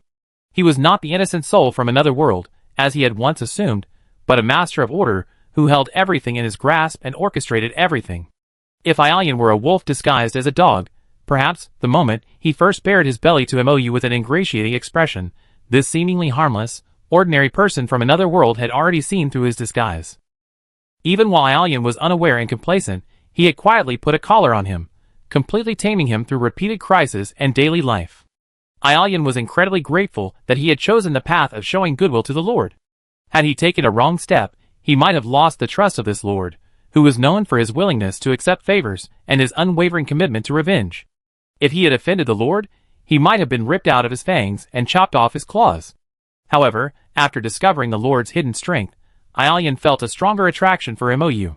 A Lord worthy of the knight's protection naturally possessed strength to match. Aelian was a lone wolf without a pack, yet he still had his own agenda. If his handlers lacked the trust he needed, he would secretly reveal his sharp fangs. He offered his loyalty only to those who deserved it. MOU, on the other hand, was a man who considered him in every way, granting him the greatest freedom and indulgence, allowing him to wield his sharpest blade without fear for his master's back. Aelion felt that meeting Imo was perhaps his greatest fortune. After washing up, Aelion carefully braided his silver hair into a side braid and changed into the sweater carefully knitted by Grandma Ali Shar. The silver blue sweater was incredibly comfortable, its fluffy texture enveloping the warm air around him and shielding him from the cold wind. Mou looked up and down at the knight, who looked remarkably adorable and harmless in his winter attire, like an icy elf. He narrowed his eyes and said, "This outfit suits you very well." "It suits you very well too." Aelion also smiled brightly. "Let's have some of Grandma Alishar's specialty vegetable stew for lunch. It's perfect for a snowy winter, and it's time to show her what she's knitting you into." Aelion's lips curled up. "You're truly very gentle." Yes, that was what Aelion admired most about Mou. This lord always had just the right amount of compassion and kindness towards the truly weak and innocent. Even gifts from ordinary elderly people in town would be carefully accepted and preserved by Mou. He would also use them when appropriate, expressing to the elderly in a very natural way, "We have received your kindness with all our heart, and we will cherish your gift." This was a lord worthy of his following. Perhaps due to the sudden drop in temperature caused by the snow, today's breakfast consisted of steaming corn soup and freshly baked baguettes. James, having obtained the baguette recipe from an adventurer, not only successfully recreated this classic bread, but also preserved its name perfectly. DeCarlo, who had finally finished cleaning the mage tower, and his master's wife, who had finally risen, finished breakfast together before the three of them left the mage tower. "Wow!" DeCarlo exclaimed. "What a heavy snow! This year's snow is over 2 months early." Mou gazed thoughtfully at the snowy sky for a moment, then turned and headed towards the clean land, with Aelion following closely behind. Because of the spatial barrier, the pure land resembled an isolated greenhouse. Not only was there no snowfall, but the temperature remained slightly warmer than the outside world. But even though the temperature within the pure land would drop more slowly than outside, the remaining heat within would gradually dissipate as the wind and snow obscured the sun, depriving it of its heat source. Mou had a premonition that this snowfall was only the beginning of a long winter. And in this particular winter, the god of raging waves and snow, Friels, would undoubtedly use the 1/3 of his natural authority to unleash a protracted snowstorm. Only after actually encountering the authority of order did Mou begin to understand that 1/3 of natural authority didn't mean every concept was divided equally into 3 parts, each held by 3 gods. Nature is an immense authority, encompassing countless concepts related to nature. While the rising and setting of the sun is beyond the control of this world's consciousness, everything else that happens on this planet can be governed through authority. Authority is like the planet's backstage authority. The god of raging waves and ice and snow controls storms, water, and lightning. As the god of ice and snow, temperature, or even extreme cold, falls within his domain. Comparatively, his control over concepts related to planting is minimal. The concept of the tree of life is closely associated with plants, spirits, planting, and the flow of life, possessing a strong affinity with the power of wood. The Mother Earth of all spirits is more inclined toward fertility and reproduction, embodying the power of earth and heat, while also possessing some power of planting. From the perspective of Mou, the game's planner, each of the 3 gods controls a different natural element. The god of raging waves and the god of ice and snow possess the offensive elements of wind, water, ice, and thunder. The tree of life controls wood, while the earth mother of all spirits controls earth and fire. There are some affinities between the natural elements, leading to overlapping boundaries between the gods' powers. For example, wood and earth are similar, while the tree of life and the earth mother of all spirits both dabble in the concept of planting. However, there are still differences in their emphasis. For example, while the elves can grow plants without soil, the earth mother of all spirits is likely limited to growing plants from soil.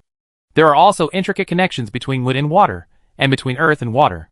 The unclear boundaries between these concepts present both opportunities and conflicts for the gods. Chapter 300. In traditional game settings, the natural elements of wind, water, thunder, wood, earth, fire, and even light and darkness, or the ancient 5 elements of gold, wood, water, fire, and earth, are all very classic settings. However, in this world, light comes from the 2 suns in the sky, a power beyond this world. This planet, and its related concepts are also occupied by the god of light. Darkness belongs to the authority of the goddess of darkness. Thus, although both light and darkness are related to the survival of all things, neither is a natural authority. But even if there is no connection in terms of authority, it does not mean that there are no loopholes.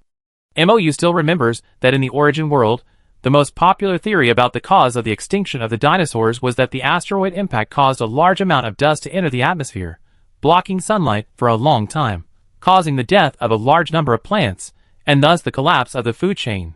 Just 1 year of darkness could lead to the extinction of the powerful dominant species that dominated the surface of the Earth. If the winter's blizzards continued to obscure the sun for months, how severe would the damage be to the plants and elves here? This was a divine war launched by the god of ice and snow during the transition between the 4 seasons of winter, a protracted battle waged with all the might of raging waves and the god of ice and snow. A mere short-term freeze would not inflict a serious, or even fatal, blow to the Tree of Life camp. Only by risking everything and triggering an ice age could the Tree of Life be seriously injured or even killed. Even with the right timing, turning the entire AMT county and the Elven territory into an ice age would not be accomplished with a single wave of the hand, even by raging waves and the god of ice and snow, who control ice and snow. He must devote most, if not all, of his power to his authority, and this constant ice and snow would harm his own followers. If the freeze were short-lived, followers of the ice god might see it as a test from the gods, praying even harder to their deity. But believers aren't completely foolish. When their lives hang in the balance, like a trembling candle in the bitter cold, their faith can crumble. He was deeply curious about the sanity of the Ice Lord's thinking.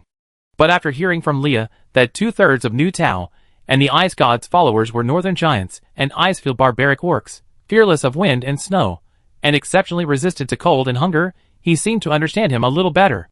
The Winter God's followers were almost all alien races, who feared no ice or snow.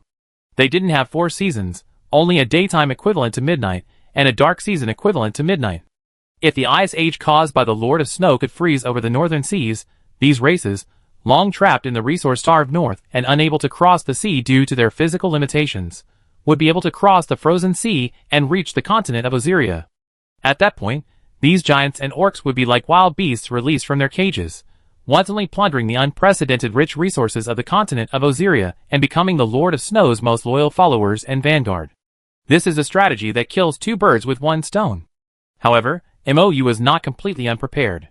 Theros heard the call of the mother tree in the dead of night and leaped from his bed in the treehouse. As soon as he left the treehouse, he could smell the wind and snow. The clean land and the garden of the Tree of Life were shielded from the outside world by a spatial barrier, so the snow would not affect the newly born mother tree for the time being. The mother tree had awakened all the elves in AMT County, and Fellows used his phone to summon more druids, who were still online. The elves took out rice seeds and spawned countless straws, which they spread across the fields, around the roots of the trees, and wrapped around their trunks. The druids hurried over, and upon seeing this, most of the real-world professional players immediately reacted. A cold wave is coming? Need insulation? Where's the plastic sheeting? Set up a greenhouse. Rama has the materials, druids, go get them. The alchemists have been working on the plastic sheeting for a month, and they lost weight. Tangman Bazu, who had also arrived with Nikukyu, shouted at the sight. One player, seeing it was him, immediately laughed and replied, "As long as you're not bald." Fuck. Tangman Bazu glared. But it's true that there was a lot of plastic sheeting in Rama. When the druids, having accepted the quest and following the instructions, opened the warehouse door, they were shocked. Holy crap. How much plastic sheeting did you alchemists manage to make? This is enough to cover 2 AMT counties, right? There are different thicknesses and sizes, enough to build any number of greenhouses. You don't start making this the moment you log in, do you? Hey, everything you see is our achievement. The druid players looked at each other, shrugged, and began carrying the plastic sheeting out of the warehouse. Under the guidance of real-life professional players, some laid the mulch, others built greenhouses. As for tropical plants that require a hot climate and can't survive even in greenhouses, they use the accelerate skill to ripen and harvest them immediately. After their initial confusion, the adventurers quickly began to move in an orderly and focused manner, and their actions quickly attracted the attention of the elves. Fellows went directly to the familiar gnawing ball. After understanding the use and function of the plastic film, the elf quickly communicated with the mother tree and quickly received its confirmation. With shining eyes, he called the other elves to join the adventurers. Growing rice straw consumes the natural energy of both the seed and the mother tree. Wouldn't it be better to use a more effective and readily available material instead? The elves and druids were busy in the fields, while MOU reunited with the traveling merchants, who had not yet left. After exhuming his father's ashes, the newly appointed traveling merchant, Amar Rossel, had intended to depart immediately for his next stop. However, the sheer number of new offerings within the newly constructed city of AMT captivated his attention. He inevitably purchased numerous items that looked promising, then spent some time conducting market research, reassessing the needs and positioning of the new city. This was no longer the AMT village of the past, where nothing could be purchased except food. Amar was also quite interested in the teleportation array the Lord had mentioned. While the merchants advertised trade routes stretched from major city to major city, they often passed through countless smaller locations known only to them. While the Lord's teleportation array couldn't eliminate the hassles of the merchants, even using one more could reduce travel hassles and transportation costs for their teams. Not to mention, with the continuous opening of channels through the Druid Purification Hall's diplomacy, more and more Magic Federation cities and territories have open teleportation arrays connecting to AMT County. For traveling merchants, these places are new places they have never been to. Chapter 301. A new place means new routes and new business opportunities. Thus, Amar had to stay a few more days to study the teleportation arrays and trade routes. At the moment, it was impossible for Amar to ask the Lord to grant him full access to the teleportation arrays. After all, many places had only just begun contact and initial cooperation with AMT County, and trust between the two sides hadn't yet been fully established. Furthermore, the traveling merchants had just suffered a heavy blow from Naya, and couldn't yet absorb so many new business opportunities. There were only so many traveling merchant caravans. The longer the transportation routes, the longer the intervals between visits to their regular customers, and the lower the frequency of their trips. This could be life-threatening for some buyers, who depended on the traveling merchants.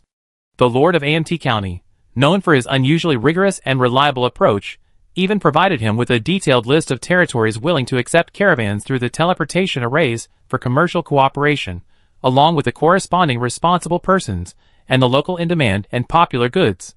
Amo simply needed to select the most suitable territories willing to cooperate, plan trade routes and maximize the benefits and efficiency of each cargo transport. So, when the Lord arrived at the brand new Grand Inn in the new city of AMT, he saw Amo, with his large black panda eyes, pull out a super detailed trade plan. "Lord, please take a look. Here are the 5 new locations I have selected, and the trade plan for our caravan. You can share this plan with the lords of these regions." Amo, with his large dark circles under his eyes, said confidently, "If there's anything you're not satisfied with, we can always adjust it."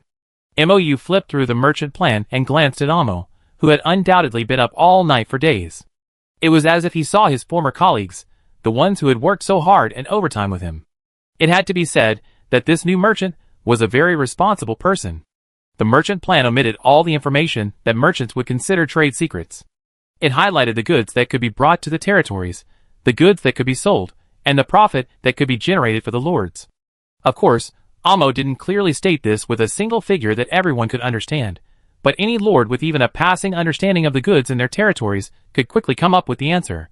Mou nodded in approval and asked Lia to convert the merchant plan into an electronic version and send it to the lords via their phones. Yes, Mou had Rama make a batch of mobile phones with the same permissions as the traveling merchants. As a bonus for the teleportation array, he distributed them to every lord who had applied for the array. This time, he also contacted these lords via mobile phone to solicit their opinions on using the array for caravan cooperation. In Mou's opinion, expanding trade routes is undoubtedly a good thing, but that doesn't mean all lords in the Magic Federation share this view. The traveling merchants' caravans have limited capabilities, and there's no need to rush to serve those who are unwilling. Therefore, Mou first screened the lords willing to cooperate, collected information on their products and needs, and then had the traveling merchants select partners based on their actual conditions. It was a pleasant surprise that Amo had come up with a traveling trade plan that was almost as good as a modern bidding plan.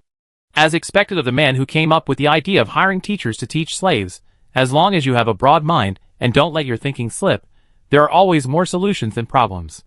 In addition to the teleportation arrays in these new territories, please also grant us access to the teleportation arrays in the Elven territories, Colonseal, Onisal, and the new city of AMT.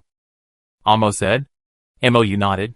Yes, but for safety reasons, before each caravan departs, you must provide a list of all personnel on this journey, including slaves, so that we can verify their identities and grant access.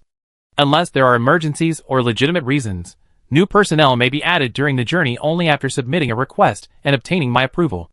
Otherwise, personnel changes or additions to this group are prohibited at will.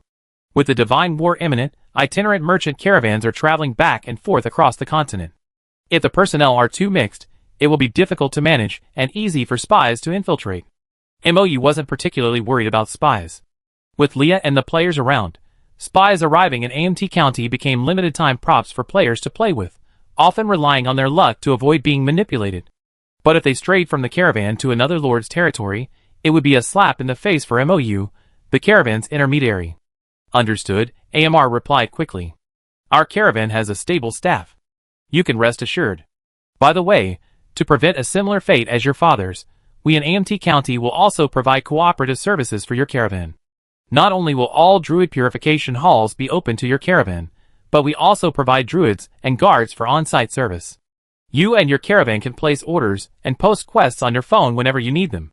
As long as they're near the teleportation array, the adventurers who accepted the order will arrive quickly. DD calls, accept orders online, place orders with one click, and rescue quickly. This feature is available to all allied NPCs who are worthy of protection and possess mobile phones or wristbands. Allies are rescued, players receive new combat/healing missions, MOU gains allies' favorability and foreign exchange funds, and the strength of the world faction is preserved, protected from division and disintegration. Saves money, wins big. So, regarding AMT County's specialty products, AMR rubbed his hands and said, can we order some alchemical products? Like the little cutie armor and alchemical pet dolls? MOU stroked his chin. Actually, these products are in short supply in AMT County.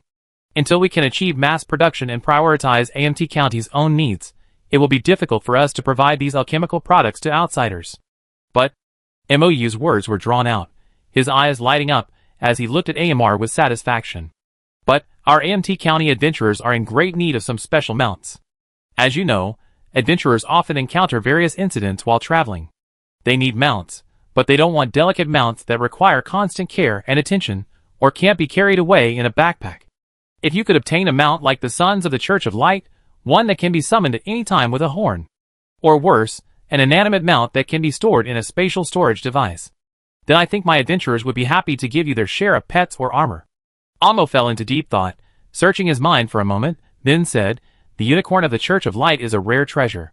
For many years, only the Sons of the Church, who traveled far and wide could enjoy such privileges. We don't have a source for them. But if you simply need a mount that can be summoned by horn or whistle, I do have a few options. Chapter 302. Mounts have always been a problem MOU wanted to solve. Teleportation arrays certainly solve players' long-distance transportation problems, but without a mount, adventurers would be crippled by their bare feet, even if they couldn't feel pain. For adventurers, it didn't matter if they rode a phoenix, a horse, a bicycle, or a mechanical spider. It didn't matter what kind of thing they rode, no matter how bizarre it looked. As the Force Scourge, players who had experienced various games had seen all sorts of bizarre mounts. The key was that these mounts had to be readily available, able to hold backpacks, and fast. Even better, if they could fly. From MOU's planning perspective, he had to consider both player acceptance and experience, as well as the cost and complexity of purchasing or manufacturing these mounts. As for living mounts, they must be at least high-level fantasy creatures, like the Moon Star or the Pegasus, which can be summoned at will by the horn. Other ordinary creatures, whether horses, camels, cattle, or sheep, are restricted from being carried in backpacks, making them unable to accompany players on their adventures. At best, they can only be rented at designated horse and carriage shops. As for inanimate mounts, the most practical one at the moment is the mountain bike. This thing is simple in structure and easy to produce, whether it is created through willpower or by dwarves and alchemists working together. In terms of cost and complexity, it is far more cost-effective than mechanical monsters like the Regalia G-type sports car. Of course, its unremarkable, uncool appearance and incompatibility with the magical world were issues, but after the alchemy factory and the subsequent magical machinery technology were unveiled to players, almost no one complained about this anymore. This world certainly has magic, and there are also backward, medieval regions. But if you shift your focus from one region to the entire world, you discover vastly different levels of development and historical processes across the globe. It's like how, in 1790, the French invented the bicycle, new nations were already being established in North America, and Emperor Qianlong was still celebrating his 80th birthday, while further away, in Africa, groups of black slaves were still being transported to another continent. Draw a line across the long river of history and follow it through countless countries, and you find that two events that people once thought were vastly different in time could actually have occurred in the same year. It's only because they occurred in two countries at opposite ends of the world, at different historical stages, that the images appear so disparate. Some countries are still mired in the feudal era, while others have already entered the modern era, and some haven't even taken shape, their people still playing in the mud. As adventurers' range of activities expands, even though mountain bikes have gradually become part of their style and a must-have item, the long-overdue mount system needs some upgrades. Adventurers can't just ride bikes everywhere. The player who won the Uechi in the food festival competition has transformed himself into a travel blogger. Every day, he does nothing but ride the mysterious creature, a horse-like yet unicorn-like creature with snake-like scales that glow with a faint moongrass hue. He soars up mountains, across deserts, to seashores, meadows, and forests, capturing stunning landscapes. He constantly takes up a significant amount of server space on the player forum, posting high-definition images of the scenery. Thanks to this player, the game has attracted a lot of sightseers. Other flying mounts are available, such as the Shantak bird that the druids had previously captured. However, only druids can contract these mounts and place them in their summoned beast space, so they can't be considered universal mounts. Druids, through various coincidences, have long dominated the game's status as the children of the meta. If ordinary players aren't given better benefits, they revolt. MOU is also troubled by the game's balance. After all, this is a real world, and he can't just buff other classes at will. He has no choice but to compensate them with player benefits. Emmer said, "I think I understand your needs. You might consider these options. The first is the Griffin. In the Central Mountains, there's an ancient family of beast tamers who have been training griffins year-round. Trained griffins can be sold as mounts or pets, or rented. Rented griffins can be summoned using a special horn. Griffins are incredibly fast, capable of reaching any corner of the Oziria continent from the Central Mountains in just 10 minutes. Normal times, these griffins remain in the care of this family. When using them, adventurers simply blow the horn and wait 10 minutes. Upon return, the griffins will automatically return to their nests in the Central Mountains. If purchased, the family will provide a portable farm for each griffin sold. This is a measly world created by top-tier space magicians, capable of accommodating living creatures. There's no need to prepare a separate shelter for the griffins. Simply regularly stock them with fresh food and water. The only difference between the two is the price. Renting is cheap, but buying is incredibly expensive. MOU's eyes lit up. Griffin, great. Isn't Moyo's personal emblem a griffin? Secondly, you can directly work with self-aware beast-like races and hire them as mounts. But I need to communicate and understand this for you before I can give you an answer. This seems like a new idea, but knowing that the animal you're riding is a race with the same intelligence as humans feels a bit strange. As for the third option, you need to contact a more unique race. The demonic incubi. Their racial abilities allow them to freely travel through dream space, entering one place, instantly crossing thousands of dreams, and exiting another. Therefore, some peaceful incubi offer this kind of delivery service. Of course, they can also bring people along. We traveling merchants sometimes use their express delivery services. If you need it, I can also help you connect with them. However, their fees are also very high. Isn't this just express delivery? The kind that transports people like cargo. The first option is more suitable. Moudao said, but I also like to see a quote for the third option. There's always a time when it might be useful. Chapter 303. The traveling merchant, Amo, promised to contact the Griffin Breeder and the Nightmare Courier team. Once he received a subsequent quote, he would send it to the Lord via mobile phone. It must be said that this new traveling merchant's work style was more innovative and customized than his father's, with more methods and new ideas, better able to adapt to the development of the times and trends. That's right, MOU warned. This winter will be particularly long, with prolonged snow and blizzards. Be mindful of winter crisis when traveling for business. It's best to remind the solitary residents in the nearby mountains that they may need to stock up on extra food and heating fuel. AMT County and the elves will do their best to ensure a stable supply of food and meat. If you encounter solitary guests caught in a snowstorm and unable to fend for themselves, or in need of shelter, you can invite them to settle in AMT County. AMT County's native population is small. Including the people from several villages who fled during the Beast Tide, the mercenaries who moved in with their families, and the people from the orphanage, there are only a little over 100 people actually living in the new city. For a newly built city, this number is pitifully small. Even with the 300 new slaves, the city can still accommodate many, many more locals. Of course, the city is always bustling with adventurers logging in at all times. But ultimately, this world belongs to the natives. Adventurers come and go, and after logging off, they don't take up any space at all, and they don't consume much resources and space. In addition, there are now major main cities and other territories to divert players. The new city's player residential areas and market are more than enough to accommodate all the players. MOU has long planned to gradually attract the residents of AMT County to this new city. Because of the Beast Tide, the villages north of the new city were completely destroyed by the Beast Tide. Those people have now settled in the residential areas newly built for them by adventurers, each finding a new job and starting a new life. However, there are still many scattered hunters and other residents in the areas west, south, and east of the city. However, MOU does not want to use force or the orders of the Lord to force people to leave their ancestral homes just to move into the new city. Perhaps the living conditions in the new city will be better, but some people simply love the houses and lands they lived in their entire lives, and the hometowns where their ancestors and countless relatives are buried. Where and how to live is up to each person's own decision. You will not interfere in other people's lives under the pretext of doing it for their own good. What you can do is make the new city more comfortable and complete, offering people a new option and attracting more people to live here. Of course, if the people encounter a disaster, he will spare no effort to lend a helping hand. Providing relief during disasters is the Lord's duty to protect his region. You are a Lord with a heart of justice, Amo praised. I will pass on this message. We are about to embark on our business trip, so I will bid you farewell. I will contact you as soon as I have any new offers. MOU left the merchant's hotel room and went downstairs to the room of Narcissus, the underground caravan representative of the Southern Chamber of Commerce. The second son of the High Priestess of the Earth Mother of all spirits was currently pacing anxiously in the room. Lord Moya. Seeing MOU push the door open, Narcissus' eyes lit up with delight. My father has an urgent message. It's an oracle from Mother Earth. Winter has arrived, threatening to obscure the sky with ice and snow, swallowing up the 4 seasons. However, the birth and death of all things, the cycle of seasons, is the order of nature.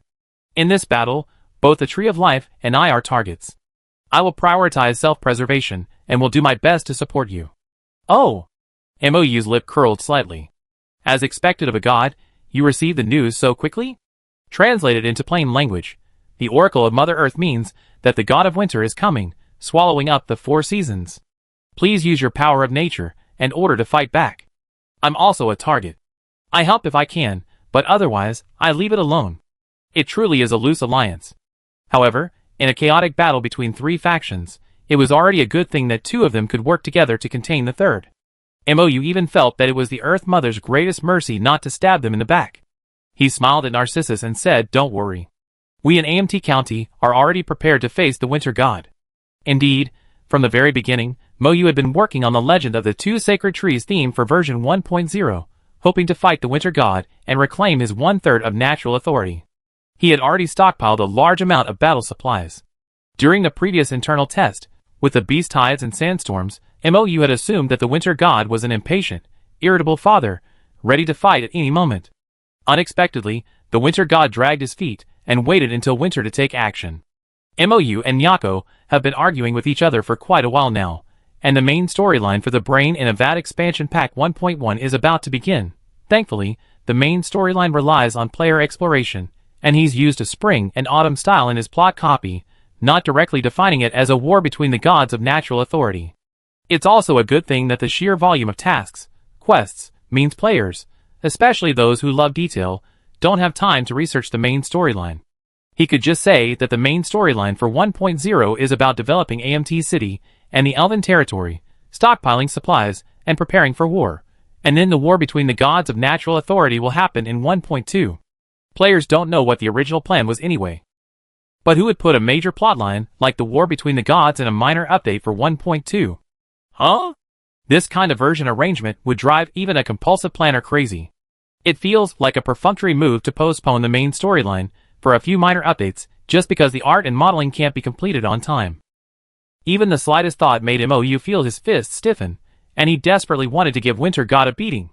This was the difficulty of making a game in a real, alien world without the power of destiny. The plot depended entirely on uninvited enemy planners, Quests and dungeons relied entirely on loot, and certain powerful classes consistently reigned supreme.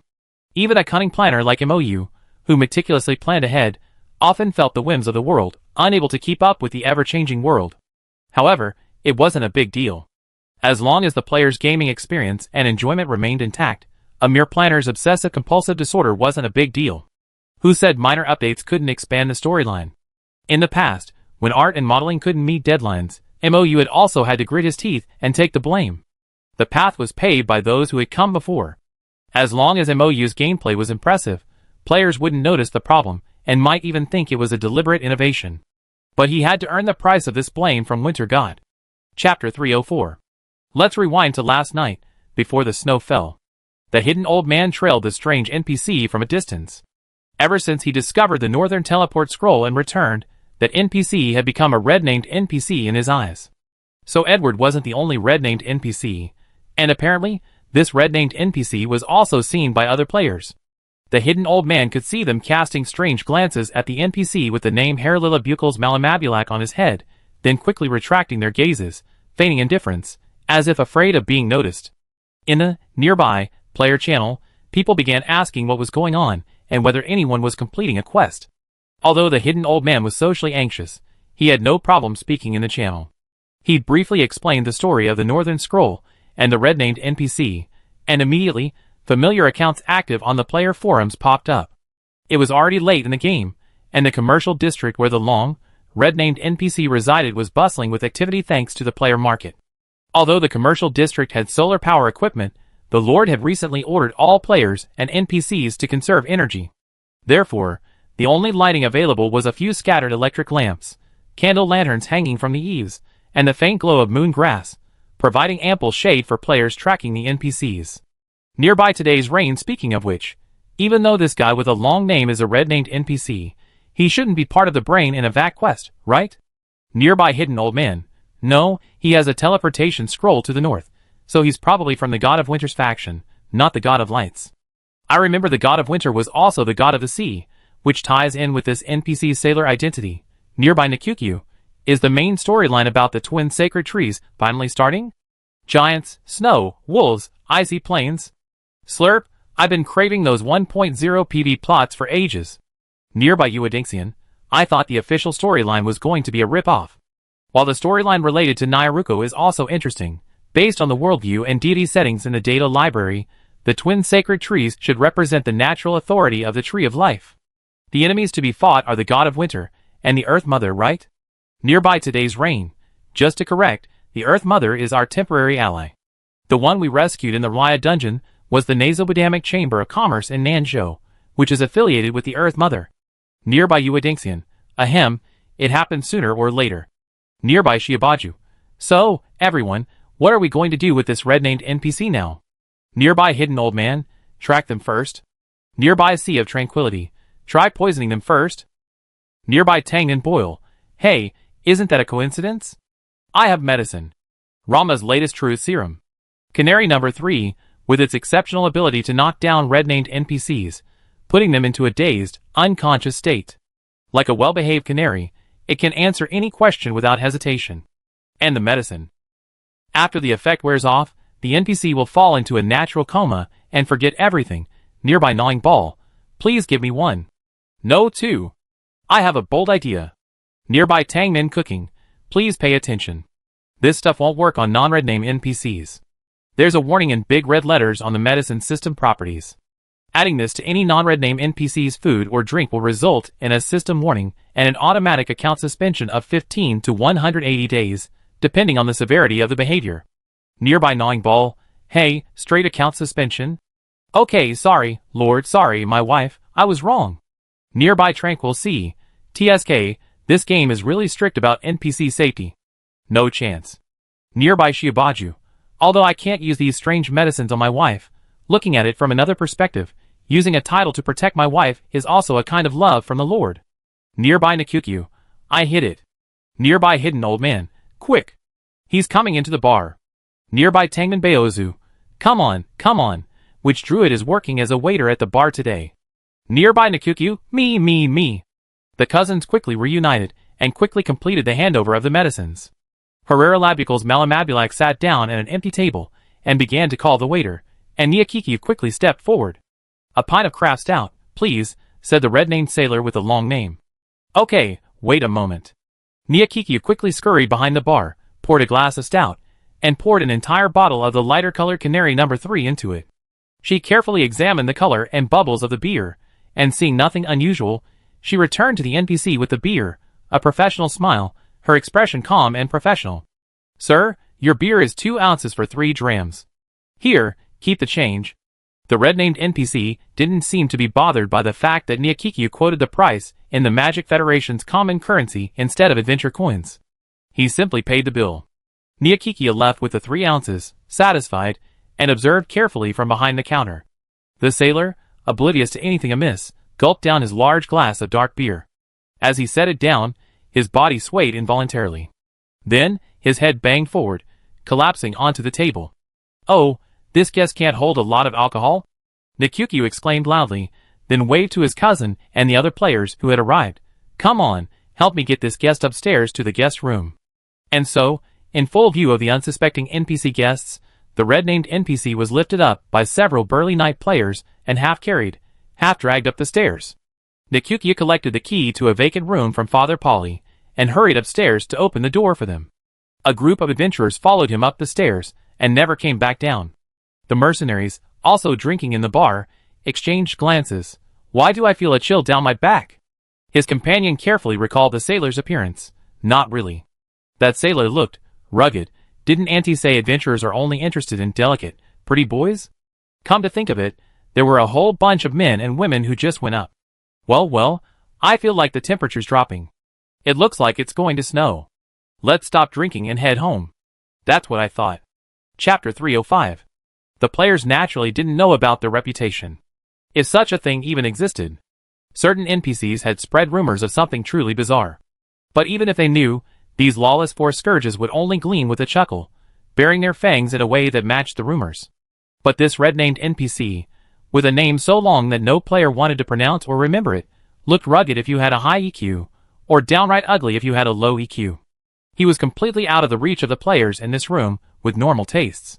Of course, this isn't to say there aren't players with rather bizarre interests and hobbies who simply enjoy them. Unlike the erotic scenes imagined by the group of unconventional mercenaries downstairs, the scene after these adventurers entered the room and locked the door was quite serious and formal. The red-named NPC, bound by the players, was shattered and tethered to a chair. His eyes were blurry, and it was clear the drugs were taking effect. At this moment, all the players present also received a quest from the player system to obtain all the information and items related to the God of Winter from the red-named NPC. It's the main quest indeed. The eyes of all the players who had just happened to participate in this quest sparkled. The 1.0 main quest can finally begin. Wow, we're so useless. The 1.0 main quest wasn't triggered until 1.1. Niakikiu wiped away a tear of bitterness that didn't exist. Honestly, there's just too much to do every day in this game.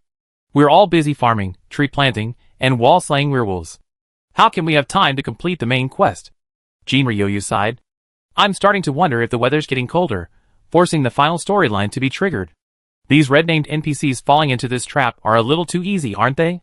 Tranquility C expressed her usual suspicion. Sorry, we're just a bunch of lazy, inexperienced players. Woo! Hurry up. Tang Minbazu urged. I can't wait to see the effects of Canary 3.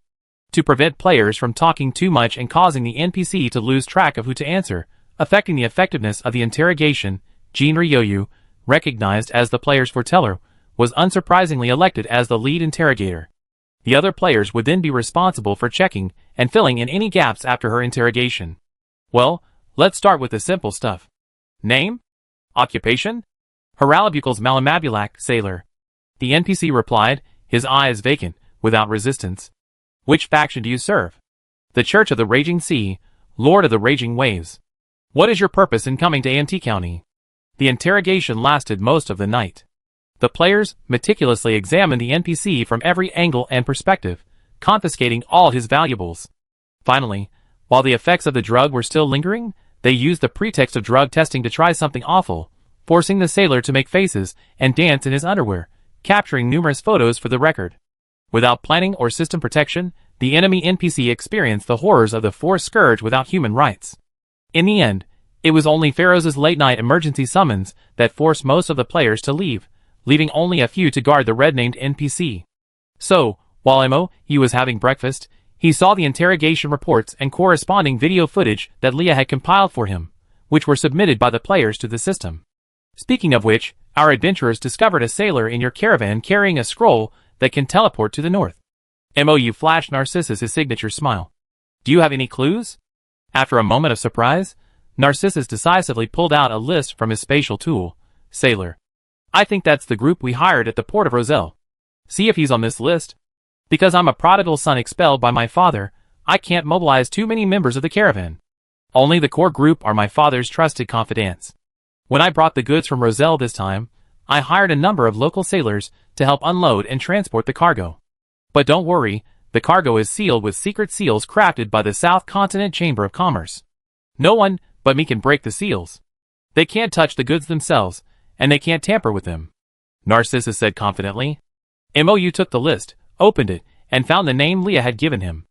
Having a global consciousness to grasp the overall situation is truly a worry-free experience. Although Leah is only a fragment of the world consciousness, currently only covering the entire faction-controlled area, every player and faction NPC with an anchor point is its eyes and ears. The consciousness of every person who sings the name of the world is scanned by the world consciousness. Enemy NPCs that enter the territory of AMT County are all illuminated by red names, performing a clumsy show under the player's knowing gaze. If all the fragments of world consciousness were to return, the brains of every creature in this world would be fully exposed to her, visible at a glance. Narcissus's account was consistent with the player's interrogation, and there was nothing suspicious about it. This sailor with the unusually long name was just an ordinary spy sent by the god of winter. He belonged to the Church of the Raging Sea in Roselle City, and under the orders of the bishop, he traveled to AMT County to gather intelligence and, when the opportunity arose, poison the food and water in AMT County. The teleportation scroll was given to him by the bishop specifically as a reward for this mission. Although the north is bitterly cold and barren, it is not entirely without its merits. In the north, within the god of winter's territory, there lies a precious land with a hot spring that can cure most ailments. Winter's followers call it the spring of eternal youth. A mere soak in the spring's waters will cure all ailments. This scroll leads to that precious spring.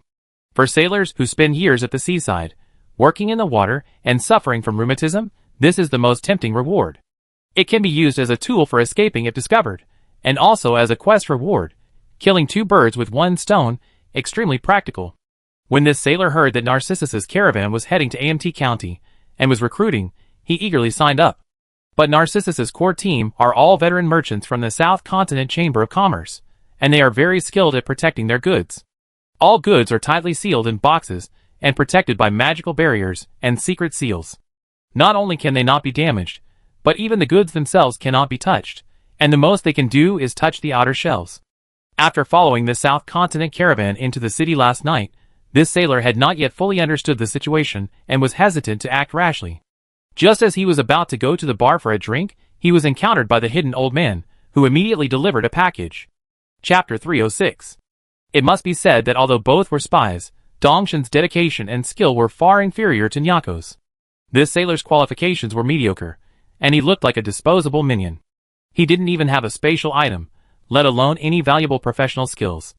After the players had plundered his mind and possessions, he was taken away by the mercenary guards dispatched by MOU and imprisoned. I sent people to capture the sailor. If you have no objection, I deal with him. MOU said to Narcissus. No problem, no problem. You can do whatever you want. Narcissus said sincerely, this was also my mistake. Next time, I will screen the backgrounds of the people I recruit more strictly. MOU didn't comment, but gave him a meaningful smile. They checked the subsequent product requirements and delivery timelines. With the onset of this exceptionally long winter, trade routes and the supply of supplies will become crucial. AMT County currently boasts two trade routes, the Traveling Merchant AMR and the South Continent Chamber of Commerce, Narcissus. It also boasts teleportation arrays to several major cities, and with the L's as a major grain producer, food and fuel supplies won't be a major issue. Honestly, if the Winter God's divine war had begun in the days of the famine-stricken AMT village, MOU's forces would likely have been annihilated in one fell swoop. However, With the current strength of AMT New City and its allies, surviving this harsh winter isn't particularly challenging. MOU suspected this was simply due to the winter god's outdated intelligence. After all, his domain lies in the north, and the ocean, far from the inland AMT County. Furthermore, his followers are relatively homogeneous and isolated, making it impossible for barbarians or giants to know about AMT County, halfway across the continent. After finalizing the delivery schedule with Narcissus, MOU left the newly built inn. The inn consists of 3 5-story buildings. There's no way around it. Given the players' wall-pasting skills and local craftsmanship, they currently don't dare build anything higher than 5 stories. However, the floor space is ample. There are 500 rooms of varying levels, but due to staff shortages and a low guest count, only one building is currently in use. Players have offline lockers and their own homes, shops, and farmland, so renting a room in an inn is rare. Aside from some druids with money to spend, but who don't want to sleep in the fields, the inn's guests are almost all NPCs, mostly caravans, with some sent by other lords of the Magic Federation visiting the Druid Purification Hall in AMT County, as well as passing mercenaries. Hydrodius currently resides here as well. The inn was still managed by Papa Polly, but because he also owned a bar in the commercial district, the person in charge on a daily basis was a plump woman named Rodmus.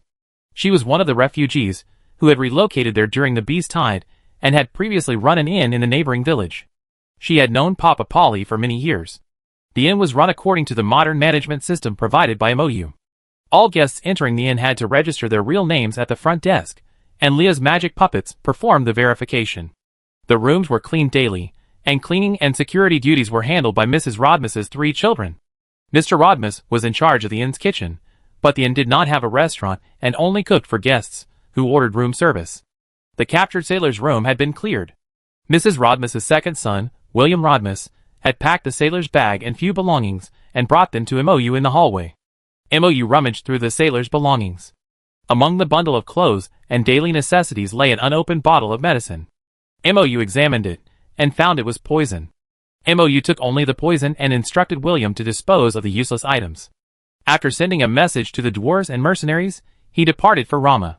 The sailor would be chained by the mercenaries and sent to the deepest dwarven mines, where he would dig until his death in the darkness of the earth. The dwarves, delighted at the news of their free labor, proactively selected a closed mine and installed a metal cell door at the only entrance.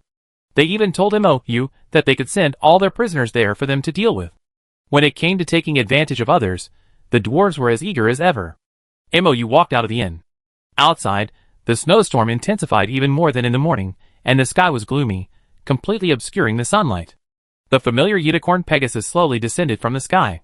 The silver-haired knight, who had been assigned to aerial patrol by MOU's order, dismounted, shaking off the frost. I checked from the air. Everything in the city is normal. Some houses have accumulated snow, but the residents have already begun clearing it. Aelian, leading the Pegasus to the Lord's side, began to report rapidly. The plastic sheeting and greenhouses at the clean land and the Tree of Life are preliminarily complete, and the adventurers are laying the electrical wires. Dark clouds continued to gather in the northern sky, and the snowstorm intensified. Soon the sunlight. No, all light would be obscured by the thick clouds and snow. MOU nodded, and very naturally reached out to Aelian, gently removing a snowflake from his hair. The snowflake quickly melted in MOU's hand, becoming a crystal droplet of water. AMT County doesn't have many minerals, and we previously relied on solar power for electricity. MOU said, during this divine war, the blizzard obscured the sky. The cold, darkness, strong winds and blizzards, and lack of food, water, and supplies were all obstacles we had to deal with. The most difficult problem to solve was solar power. The Tree of Life and plants cannot grow without sunlight for long periods, and heating electricity also needs to switch from solar energy to a secondary energy source. Ever since the weather turned cold, I asked the people of the city to conserve electricity, charging batteries with the saved electricity and storing it in Leah's warehouse. Leah's spatial storage can freeze objects. Once fully charged, the battery can be placed in space and accessed at any time without losing power. At least, we can maintain a sustained energy supply for a period after sunlight disappears, providing supplemental lighting and heating for the trees and greenhouses. Plastic greenhouses and film retain warmth, because they allow shortwave sunlight to pass through the film and reach the ground. The longwave radiation from the heated ground is blocked by the film and retained within the greenhouse. Furthermore, Carbon dioxide absorbs heat strongly, raising the greenhouse temperature and reducing heat exchange with the outside world, thus achieving a thermal insulation effect. However, if there is no sunlight heating in the first place, the greenhouse will be ineffective, and the plants will not receive sunlight or warmth. Chapter 307. However, for MOU, a modern person from another world, lack of light isn't an unsolvable problem. Learn about indoor cultivation and full-spectrum plant lights that mimic sunlight. If natural conditions aren't sufficient, technology and hard work can make up for it. With sufficient financial and technological resources, building a basement plant farm isn't impossible. Among the many players, there are electricians, lighting manufacturers, eco-aquarium builders, all sorts of people. Thanks to his military merits, the tasks MOU posted were quickly accepted and completed by players. After the lights were produced, not only did these players continue to tinker with them, but MOU also used the creative platform to replicate a significant number of them himself. These lights not only provide the light necessary for photosynthesis, but also generate a considerable amount of heat. If the temperature isn't high enough, a brazier can be lit in the greenhouse. For power, MOU relied heavily on Rama, aside from the fully charged battery he had previously stored. MOU and Ialian mounted the unicorn together. MOU clung tightly to the knight's lean waist, and as the horse soared steadily into the sky, he opened his tightly closed eyes. Far to the north, amidst the darkness, thick, dark clouds mingled with raging snow, rolling and roaring like the tsunami's surging waves. The biting north wind whipped up snowflakes, slicing into people's faces like blades. However, MOU was shielded by the tall night, and the warmth radiating from the knight's back blocked out the wind, snow, and chill. The two landed in front of Rama's Alchemy Research Institute. Before entering, MOU glanced up at the sky again. It was almost noon, yet the sky was as dark as dusk. Rama's Research Institute was bustling as usual. Alchemist players came and went, busy crafting the various supplies listed for their daily quests. Many players lined up at the magic puppet counter at the entrance to hand in their finished items.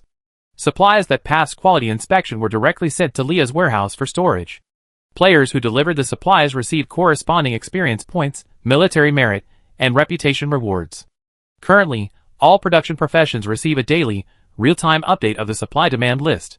Whether you're a tailor, blacksmith, tanner, alchemist, or carpenter, you have your own specific quests to complete. Military merit now serves as a measure of player effort. It can be used to purchase not only real estate and amusement park visits, but also various alchemical automatons. These alchemical automated pet figures include various cat and dog breeds, as well as rare hexagonal dinosaurs and super cute chibi sharks. To collect all the pet figures, you need not only military merit, but also quick hands and luck.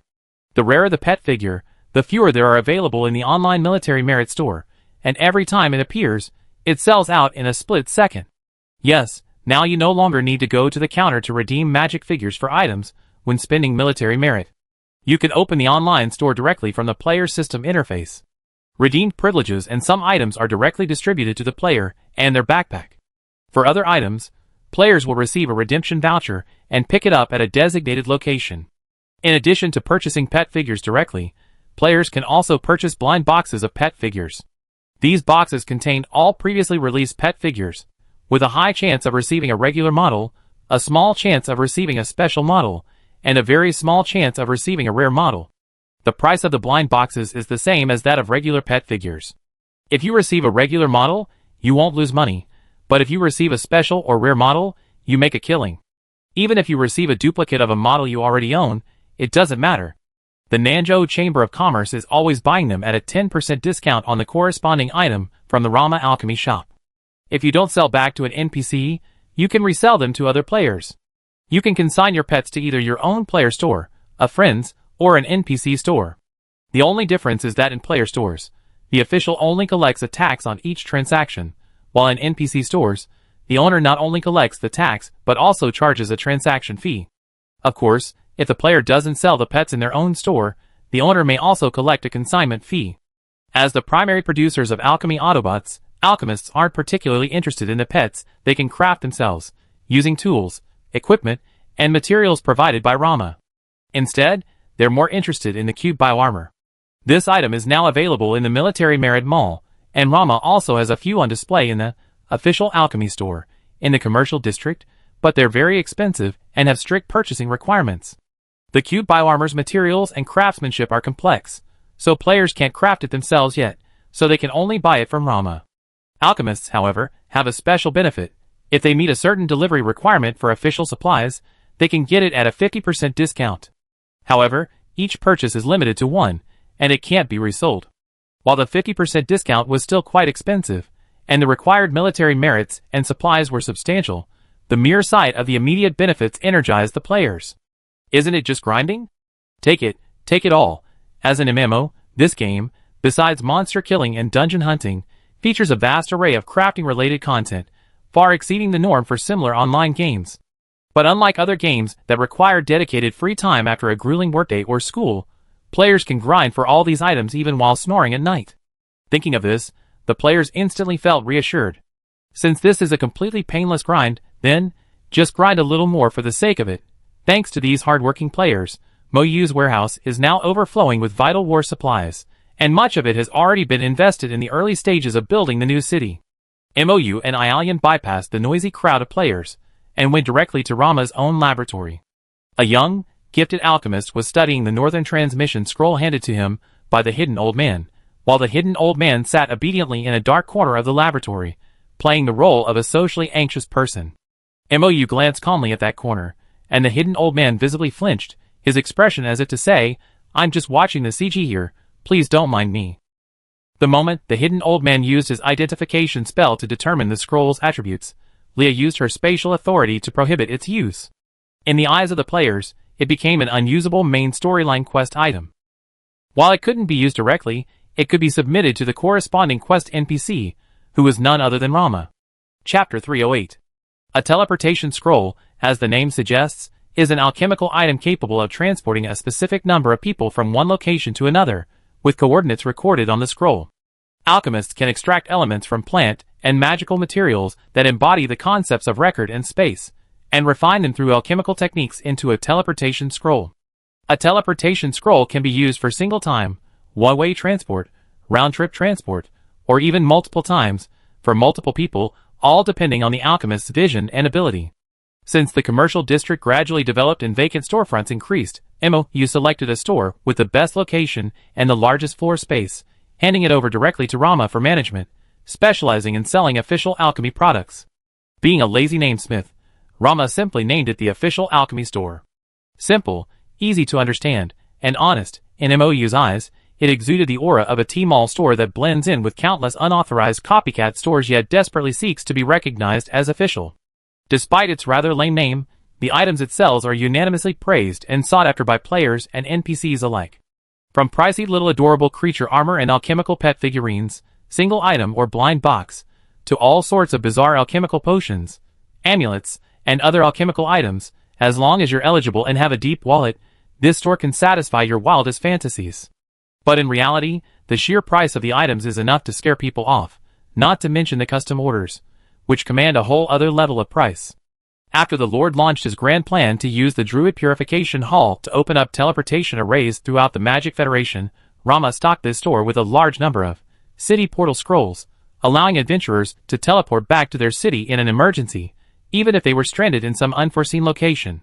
These are essentially one-way, single-use teleportation scrolls bound to the coordinates of the AMT County teleport point. They come in both single-player and 10-player group sizes. In addition, Rama also sells a blank teleport scroll, a two-way/multi-way scroll. Adventurers need to bind the coordinates of their departure and arrival locations before use, allowing them to travel back and forth between them as many times as they want. Binding the coordinates is simple. Simply arrive at the destination, choose an open, unobstructed area, activate the scroll's record location, function, and remain motionless until the scroll's recording progress bar runs out. A normal recording process takes approximately 3 to 5 minutes. Once the player selects a location, a virtual landing circle will appear. Obstacles must be kept within the circle, otherwise the teleporter may get stuck, causing objects to get stuck, and in serious cases, death. For this reason, the natives of this world are reluctant to use teleport scrolls unless they have personally verified the safety of the landing point or are desperate. But for players, these two scrolls are very popular.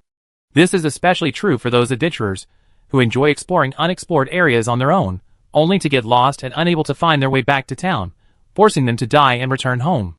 Or those who have explored an unexplored area but run out of resources and medicine, needing to return to the main city to restock but unwilling to retrace their steps.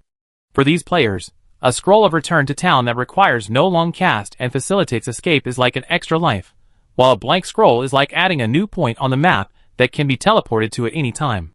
As for teleportation accidents, well, it's just a modeling bug. If someone dies, it's not a big deal.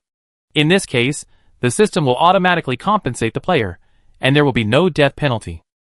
For a seasoned alchemist like Rama, simply giving him a teleportation scroll with recorded coordinates can extract the coordinates and replicate more teleportation scrolls.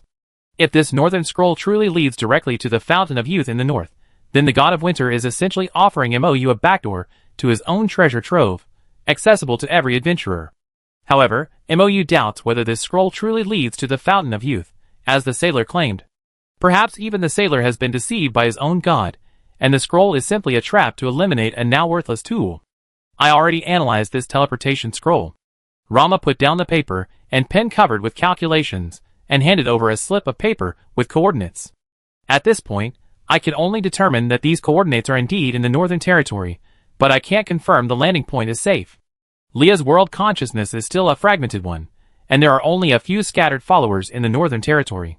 It's impossible to locate the teleportation point using coordinates and conduct remote observation. After careful consideration, MOU decided that the most convenient approach would be to copy a few Northern Territory teleportation scrolls, and then send a team of players with blank scrolls to explore the route. If it wasn't a trap, they could simply assign the players a task to find a safe base in the Northern Territory. If it was a trap, the players would die, and they could simply return to the city to revive.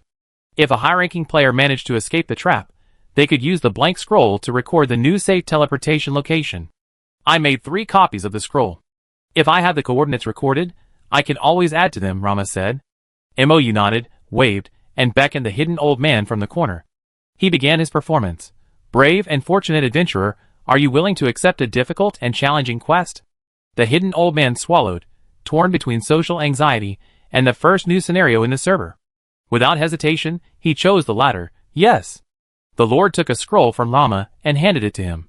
This is a teleportation scroll to the north. However, we don't know where it leads. It could be the Holy Spring of Youth or a deadly trap set by the God of Winter. Hidden old man, please gather a team of adventurers and head to the north to explore. Unknown, seek a safe place and establish a stronghold. The north is the domain of the god of raging waves and snow, teeming with his followers. Northern giants and icefield orcs, everywhere is filled with ice and murderous intent. We recommend selecting teammates with strong abilities and unique classes, and bringing sufficient supplies and medicine. These preparations will help you more easily navigate crises and survive the blockade of ice and snow. The god of raging waves and snow has begun a divine war. The blizzards he summons will rob us of daylight and warmth, dragging half the continent into an endless winter night. I need your team to be a sharp blade, penetrating deep behind enemy lines. Perhaps you will be our greatest hope. Chapter 309. Ding, the player system prompts. Congratulations, you have received a special exploration mission. Sorrow of the North. This mission is a multi-stage, multi-route, high-risk, free exploration series. It is recommended to complete the game after forming a full team. For specific mission details and requirements, please see the mission panel. Wow! The hidden old man's eyes lit up. This was probably the most unique mission he had ever encountered since he started playing this game. Don't worry, Lord. I guarantee you complete it. Then, as soon as he opened the mission panel, he was stunned by the long list of mission requirements. The hidden old man silently closed the mission panel and decided to post a screenshot of it on the forum for the experts to review. He was afraid a low-level rookie like him wouldn't be able to handle it. The Adventurers Guild will also provide some funding for your team's long-distance expedition. The hidden old man heard the Lord say, the items provided include blank scrolls, logging tools for camp, and more. We also provide a set amount of free choice items, allowing you to freely choose the items you need within a fixed amount. If you have special needs, you can also request custom items. We review the necessity and feasibility of your request and, upon approval, provide it. Wow! The hidden old man was even more surprised. The authorities were so generous. They even subsidized custom equipment. What the hidden old man didn't know was that unlike typical online games, which create difficulty and steps for players to increase game time, for MOU, players are his actual employees. Providing players with essential equipment is merely a small upfront investment, but this low-cost equipment will significantly increase their survival rate. The sharper and more durable the knife MOU sends behind enemy lines, the longer it can last. Secretly, under the watchful eyes of the Winter God, he can gather resources, expand his territory, and spread his faith. The longer these players survive, the easier their work becomes, and the better for MOU. While players with unlimited resurrection don't need to cherish their lives, repairing their bodies, and repeatedly teleporting do come at a cost. Naturally, increasing player survival rates lowers costs, and improves the gaming experience. After seeing off the player, who had eagerly received a new task and was eager to research it, MOU turned to Rama and asked, "How's our hydropower plant research going?" Rama's face lit up at the mention of this, and he said excitedly, "With the addition of magical machinery, all the problems and obstacles we faced have been easily resolved. It goes without saying that when it comes to gathering energy, magical machinery is far more effective than alchemy. Combining the two is truly a brilliant idea. The factory itself is complete, and the equipment has been prototyped." Rama abruptly stood up. "Come to think of it, while most of the ideas were yours, the Lord hasn't seen the finished product yet, has he? Please follow me." He led the two to a large factory not far from the Alchemy Research Institute. The factory stood beside a newly dug artificial canal, with numerous metal pipes connected to the canal, pumping water from it. The factory itself was quieter than MOU had expected. It is called a hydropower plant, but it is not a hydroelectric power plant in the modern sense. To be honest, its name is actually a pollution-generating power generation and water purification plant. The alchemical device that previously sealed the contaminated remains of the Tree of Life, which had been removed, is the core of this factory. My initial idea was to combine antimatter bombs with contamination to create an explosion, attempting to use the enormous energy from the explosion as a power source. However, this approach has two insurmountable obstacles. First, there is no container capable of containing the explosion. Even if there were, it could only withstand 1 or 2 explosions, and would not be a continuous energy output device. Second, the explosion process is too brief. Energy appears and disappears in an instant, causing huge energy fluctuations. At the moment of the explosion, energy reaches its peak, requiring a massive magical circuit or energy storage container to carry it. However, during the trough period, there is no energy fluctuation at all. Such huge fluctuations would make the energy storage circuits prohibitively expensive to build, with low utilization rates and high risk of damage. Rama explained, "It's possible to continue researching this approach, but given the territory's current strength, using antimatter bombs as weapons is far more cost-effective than using them as energy sources." After purifying the Tree of Life and developing the adorable bioarmor, I developed a new idea. The polluted branches of the Tree of Life. I call them polluted branches. Because they contain divine-level pollution, they have become something half-demon beast, half-sealed object, possessing instincts but no consciousness. Their instinct is to absorb pollution for growth. In a fixed, enclosed environment, the total amount of pollution is finite. Let's assume that 1000 g of water contains 30% pollution. When the polluted water flows through the polluted branches, they instinctively absorb all of this 30%, storing it in their branches, and using it to grow a short branch. The water that has been drained of contamination becomes purified water. Druids have tested the water, and found that the purification effect of the polluted branches' predation is comparable to that of the druids expelling pollution. Thus, a constant supply of polluted water is drawn up, purified by the polluted branches, and then passes through the various pools in our water purification plant, where it undergoes sedimentation, adsorption, filtration, and disinfection. Finally, it becomes completely clean water and enters the power plant area. And because the polluted branches' alchemical devices receive an endless supply of polluted water, they continuously produce a steady stream of purified white ash. I mentioned before that this white ash is an excellent energy source. It's flammable, provides a stable high temperature, is pollution-free, and has a highly controllable energy source. With the addition of magical mechanical technology, we successfully created a device that steadily combusts the collected white ash, funneling the generated energy through magical circuits and supplying it to the boiler area to heat the purified water in the water plant. The essence of human civilization is boiling water. MOU smiled. No matter how we improve energy utilization, it ultimately still boils water. Rama chuckled. That's an interesting and indeed accurate statement. The adventurers seem very familiar with this method. They quickly completed the construction of the steam boiler and power generation equipment. The ash burns to provide energy, heating clean water and killing the last few bacteria. Then, this completely clean steam and hot water will be naturally cooled through underground water pipes laid during the construction of the new city, and supplied to the newly built houses throughout the city. Thanks to the god of winter who initiated the war of gods. The blizzards and severe cold he sent us saved me from having to build the cooling water system. Chapter 310. We still need to build a cooling water system. We can build a switch to activate residential heating during the cold winter months, directly supplying hot water from the boiler to residents. The water pipes will act like floor heating and radiators. In the summer, when temperatures rise, we won't need as much hot water. We can simply switch the pipes to the cooling water system, cool the water source, and then supply it. MOU said. Rama nodded. In fact, the winter god has really saved us a lot of trouble. I used to worry about the cooling system and the chronic water shortage in AMT County. Even with groundwater and artificial canals, supplying electricity and water to the entire city, and even if the new city's construction included wastewater collection, purification, and reuse, water resources are still generally scarce. But if the winter god truly delivers moisture and snowflakes from the northern ocean as we expect, that would be fantastic. For a continuously running boiler, there's not much difference between boiling water and boiling water from melted snow. The tiny amount of energy consumed doesn't cause much pollution. Not to mention that the snowflake water gift package sent by the winter god itself contained contamination.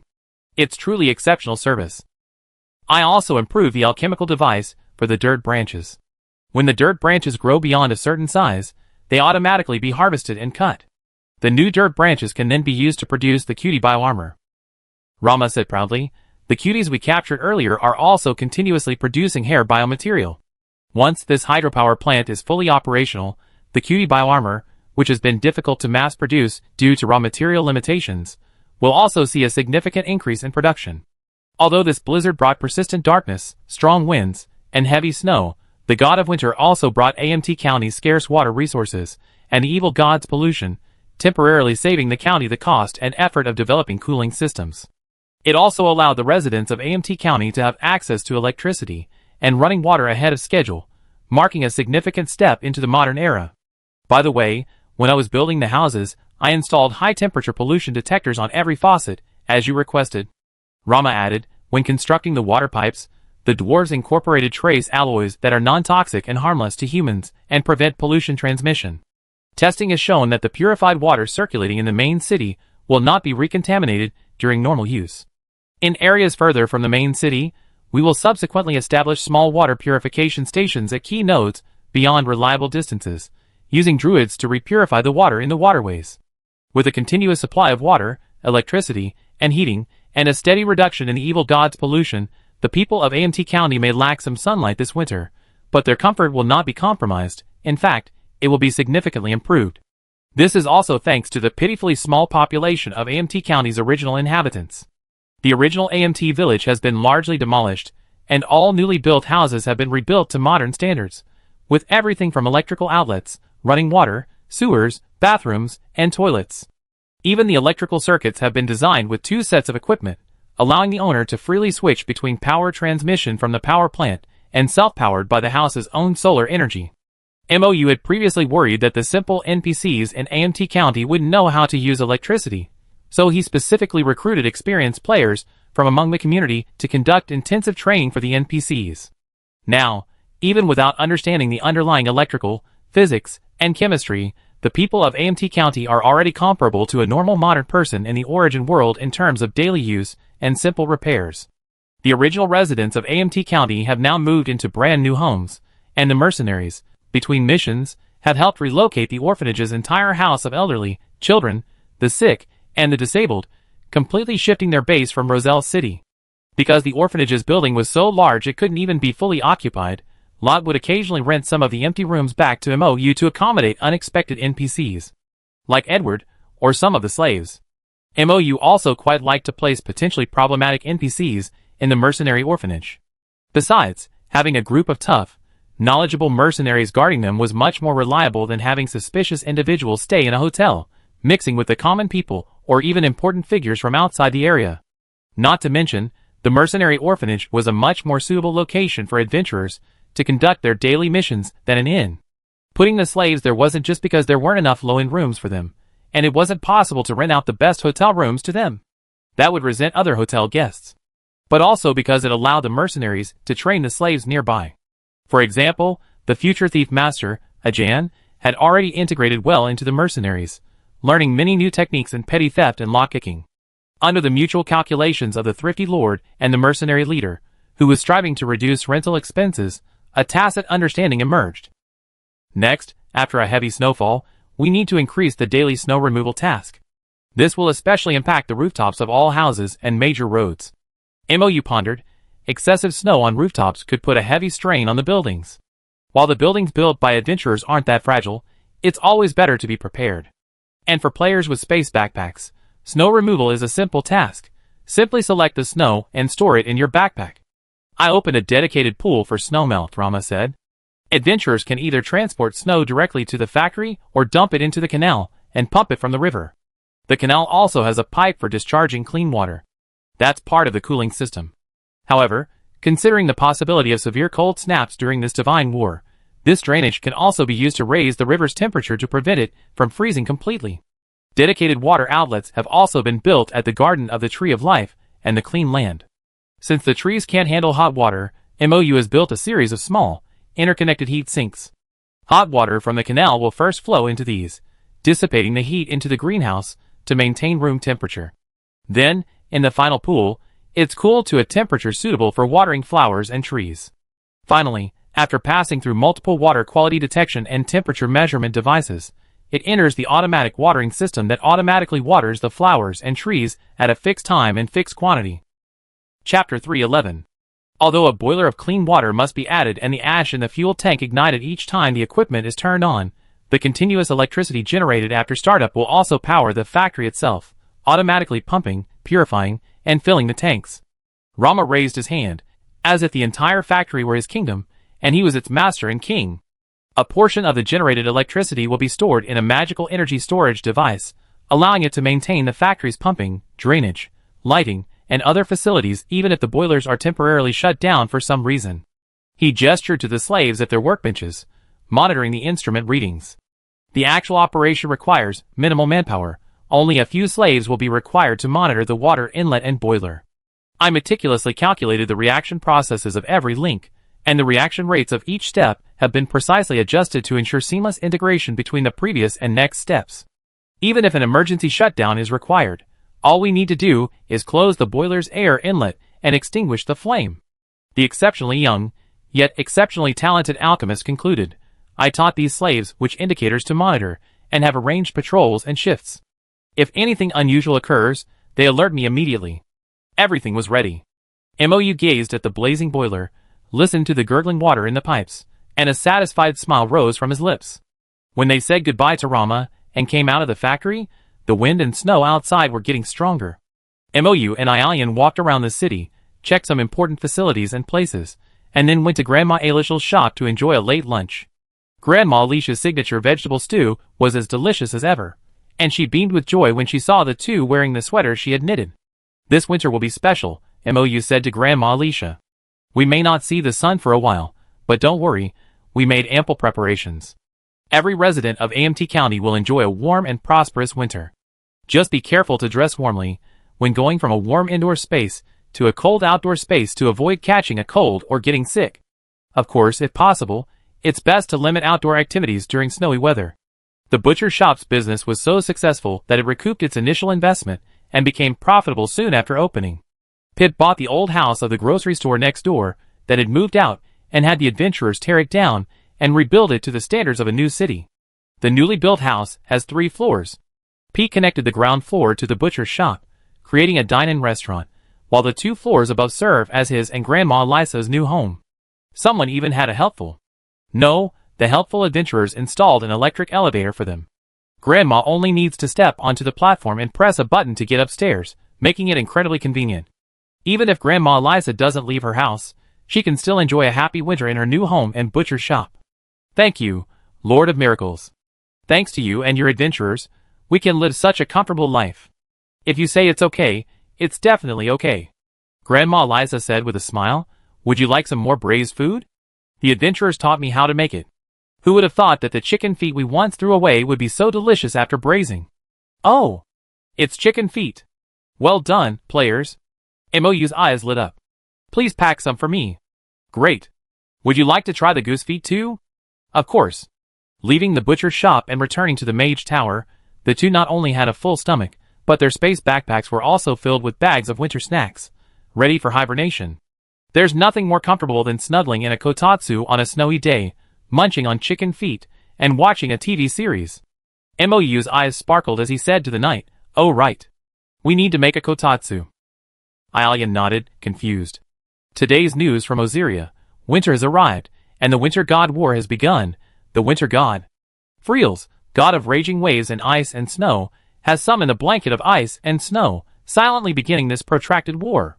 The winter god war main storyline is about to begin. Adventurers, are you ready for battle? A new winter landscape. Frozen dark night. During the winter god war main storyline, sunlight will be obscured by ice and snow. A limited time frozen dark night special weather environment will be available. During this period, adventurers can experience the polar night weather conditions found only in the North and South Poles.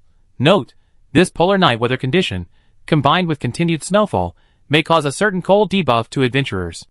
Adventurers, please prepare warm winter clothing and take precautions against the cold. When taking photos in these weather conditions, pay attention to your feet to prevent accidental deaths. New scenario quest. Greenhouse planting. Druids and planting players can now experience the joy of greenhouse planting. This mode takes into account simulated sunlight, supplemental lighting, and greenhouse temperature, bringing adventurers a brand new planting experience. Ice fishing. Ice fishing mode will be available in various frozen waters and ponds. Anglers can experience a brand new way to fish on ice. Please be mindful of the ice when fishing and avoid falling into the water by walking on thin ice. Winter farming. A brand new winter farming mode is about to begin, so please take good care of your animals to protect them from the cold. New facility. Fishing Gear Shop. The Fishing Gear Shop is opened in the AMT Newtown Commercial District. Anglers looking to try ice fishing can find ice tools and ice tents. Public bathhouse. Thanks to the enthusiastic participation of adventurers, the public bathhouse, the first public facility to be built, has opened. Hot water is available 24 hours a day, allowing NPCs and adventurers to wash off their fatigue during the cold winter months. Note, the public bathhouse is divided into men's and women's baths, as well as a polluted octopus area. Adventurers must strictly follow the signs when entering. Deliberately violating the instructions and attempting to violate these rules will result in arrest by bathhouse guards for indecent assault, and the system will impose a short prison sentence based on the severity of the violation. Note, the public bathhouse is a special location. All stealth-related skills are automatically disabled within this location. Special main quest unlocked. Special exploration mission, Northern Territory. This is a special opportunity-based long-distance exploration mission with multiple stages, multiple routes, and high risk. It combines free exploration, base building, and combat. Players can explore the triggering channels on their own. Participation is limited, so players interested in traveling to the Northern Territory are encouraged to make every effort, keep up the good work, and explore more rich and interesting game content. Chapter 312. And Ekaterina Alkaya deftly turned her paralyzed father-in-law over, massaging his muscles, which had atrophied from prolonged bed rest. She then carried a large bucket of the family's dirty clothes, and used sheets to the communal laundry room on the first floor of the mercenary's home. Because her name was so long, everyone affectionately called her Aunt Katia or Auntie. As a mercenary's wife, she had witnessed many strange things in her early years, when her husband was still full of life. But none had she seen as many as during her time in AMT County. Adventurers, on this continent, have always been synonymous with those who recklessly risk their lives. The former value money over life, selling their strength, courage, and prowess for a living, willing to take on any arduous or demanding work. While the latter certainly earn money, they primarily satisfy their curiosity and desire to explore the unknown. As a married mercenary who single-handedly raised her eldest child after her deceased husband's tragic death, while also supporting his paralyzed father and her own frail mother, Aunt Katia showed no discrimination or hostility toward these eccentric adventurers who occasionally came to the mercenary's workhouse to help. She even felt a sense of familiarity. Frequently chatting with adventurers, she also witnessed many of their hidden quirks. For example, they had a particular fondness for beautiful women, and despite being unreliable with men, they would frequently call someone wife. The pronunciation of this word was also strange, far from the pronunciation of the language of Osiria. At first, Aunt Katia didn't understand its meaning until she curiously asked several adventurers about it. "Oh, A wife is someone you can kiss and touch freely, and even do some legally pleasurable things with. This was the answer from a player in a relationship preparing to get married. Wife. The twinkling eye 2D characters had a different answer. All the paper figures, living people, beautiful brothers and sisters, our wives. A wife is our faith, our idol, the object of our hearts, the most important person or the most precious thing to us. Then, they would bring out all sorts of homemade figurines and pictures, caressing them passionately with a strange smile on their faces. Wife. A middle-aged male player, married and not particularly understanding of memes, pondered for a moment.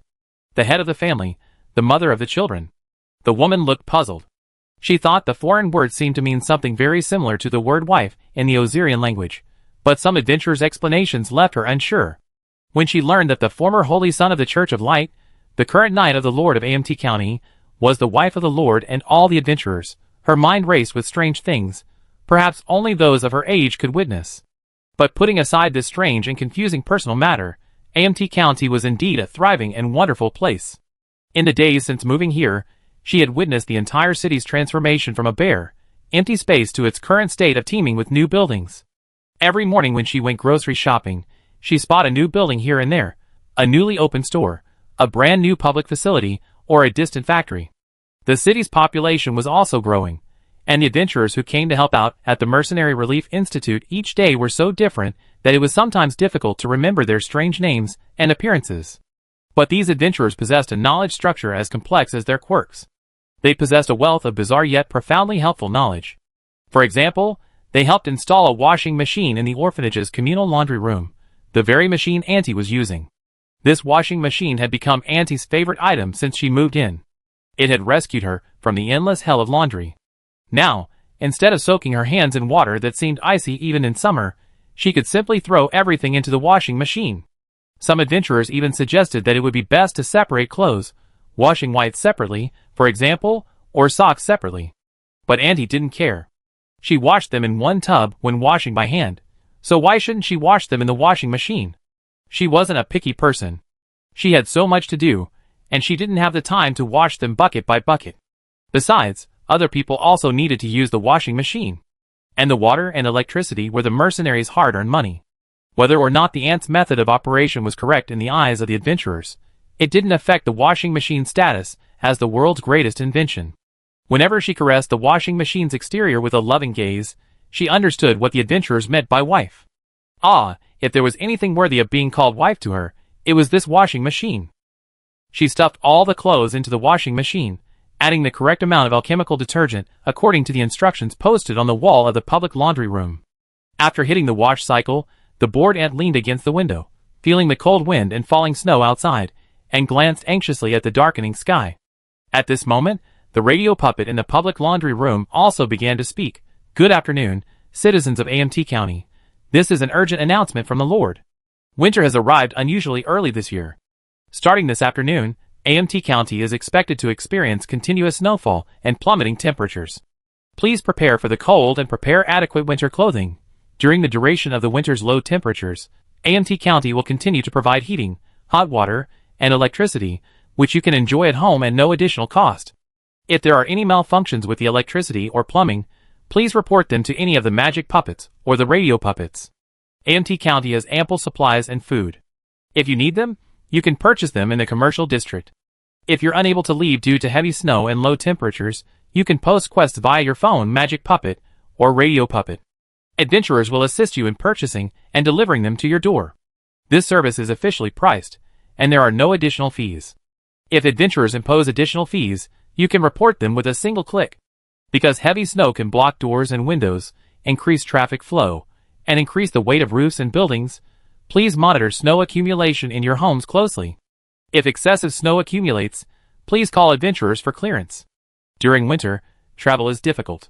To ensure convenience and minimize the risk of venturing out, please visit the Adventurers Guild behind the City Council Hall as soon as possible before the snow and wind intensify to obtain a cell phone, magic puppet, or broadcast puppet. Ensure you have at least one of these communication items at home. During winter, the broadcast puppet will provide you with occasional updates. Chapter 313. Mira Denton hurriedly locked the door of her home and braved the growing snowstorm to head for the Adventurers Guild. She was one of the people who had migrated from their village in the north during the beast tide. After the beast tide razed their entire village, everyone lost their homes and had no way back. Thankfully, their kind overlord took responsibility and settled them in the new city of AMT. The residential buildings in the new city were all exceptionally beautiful three-story structures, known to the adventurers as apartments. Each building could accommodate 6 families. Mira was assigned a 2-bedroom, 1 living room apartment on the 3rd floor.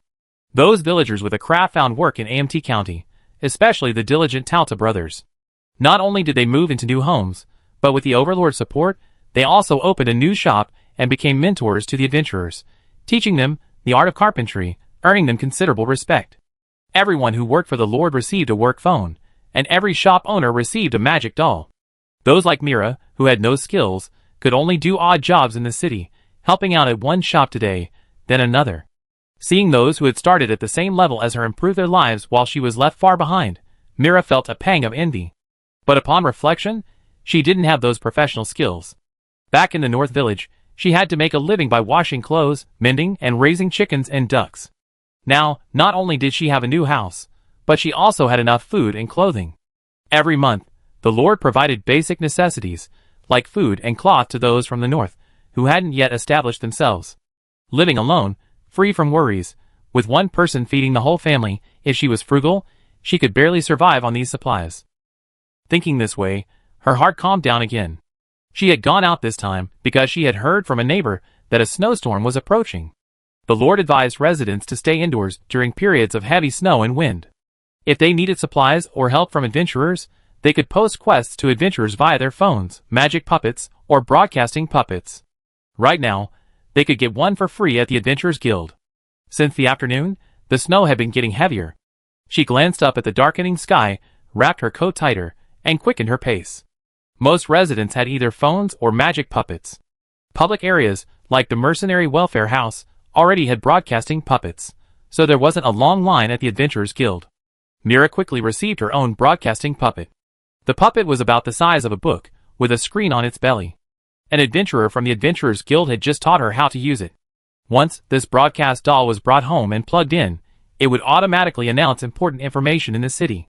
Using the screen on its belly, Mira could post any tasks she needed from adventurers as quests. On her way home, she stopped by the grocery store to pick up her monthly allowance. This winter, she had quite a bit of provisions. Besides long-lasting rice and flour, there were also fresh meat and vegetables. Even these items were neatly packed into boxes and stored in her space bracelet, which had a freshness-preserving function. So many things are subsidies? Mira was shocked. Yes, even the space bracelet. Mr. Carter's, the grocery store owner, handed her a voucher. The space bracelet has a freshness-preserving function. Don't take out meat and vegetables you can't eat right now. They stay in the bracelet for a long time without spoiling. Inside the space bracelet is a box of sheep oil. It's for applying to hands, feet, and face to prevent frostbite and cracking in winter. It's not for consumption. The instructions are on the box, so remember to read them carefully before using. The tailor shop next door has winter clothing, quilts, bedding, and other supplies. Just take this voucher. Mira hurriedly thanked the owner, took the space bracelet and voucher, and hurried to the nearby tailor shop.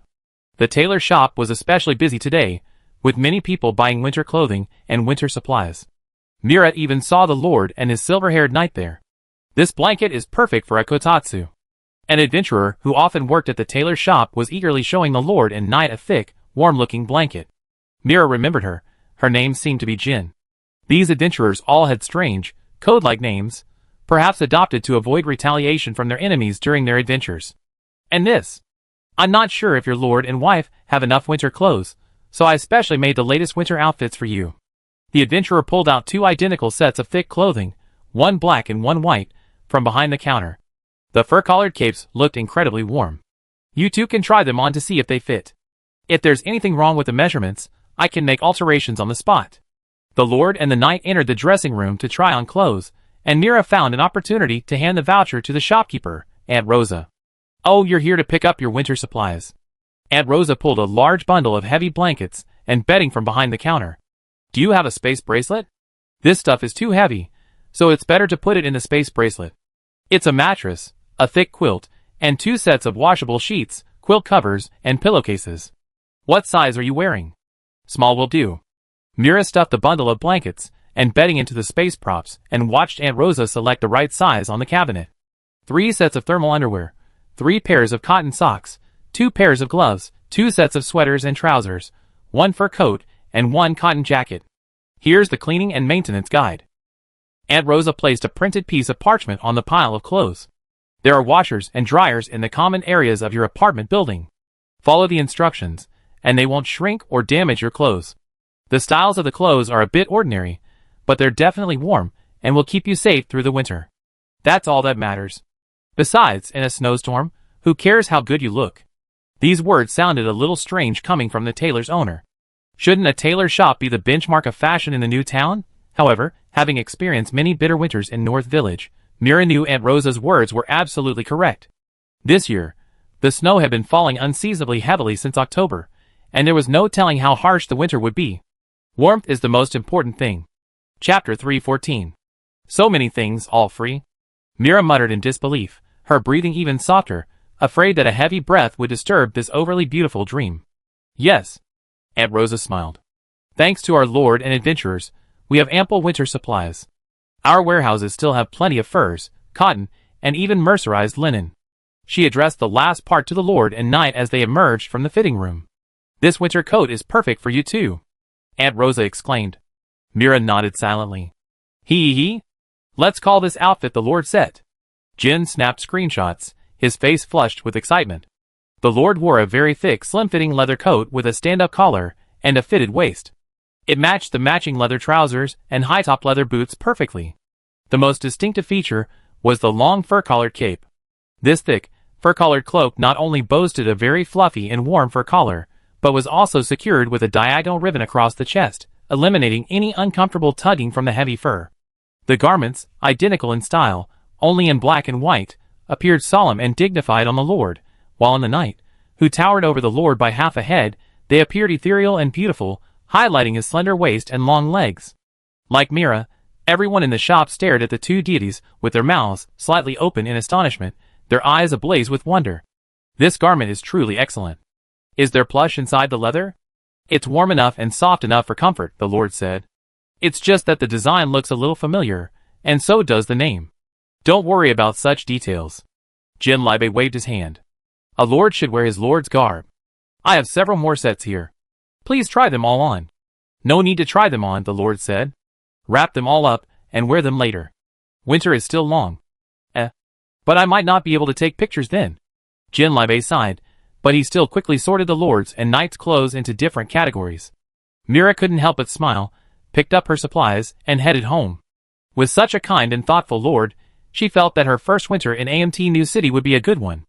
By 4 or 5 in the afternoon, it was already as dark as night. The snow that had been falling since morning had transformed from scattered flakes into heavy flakes.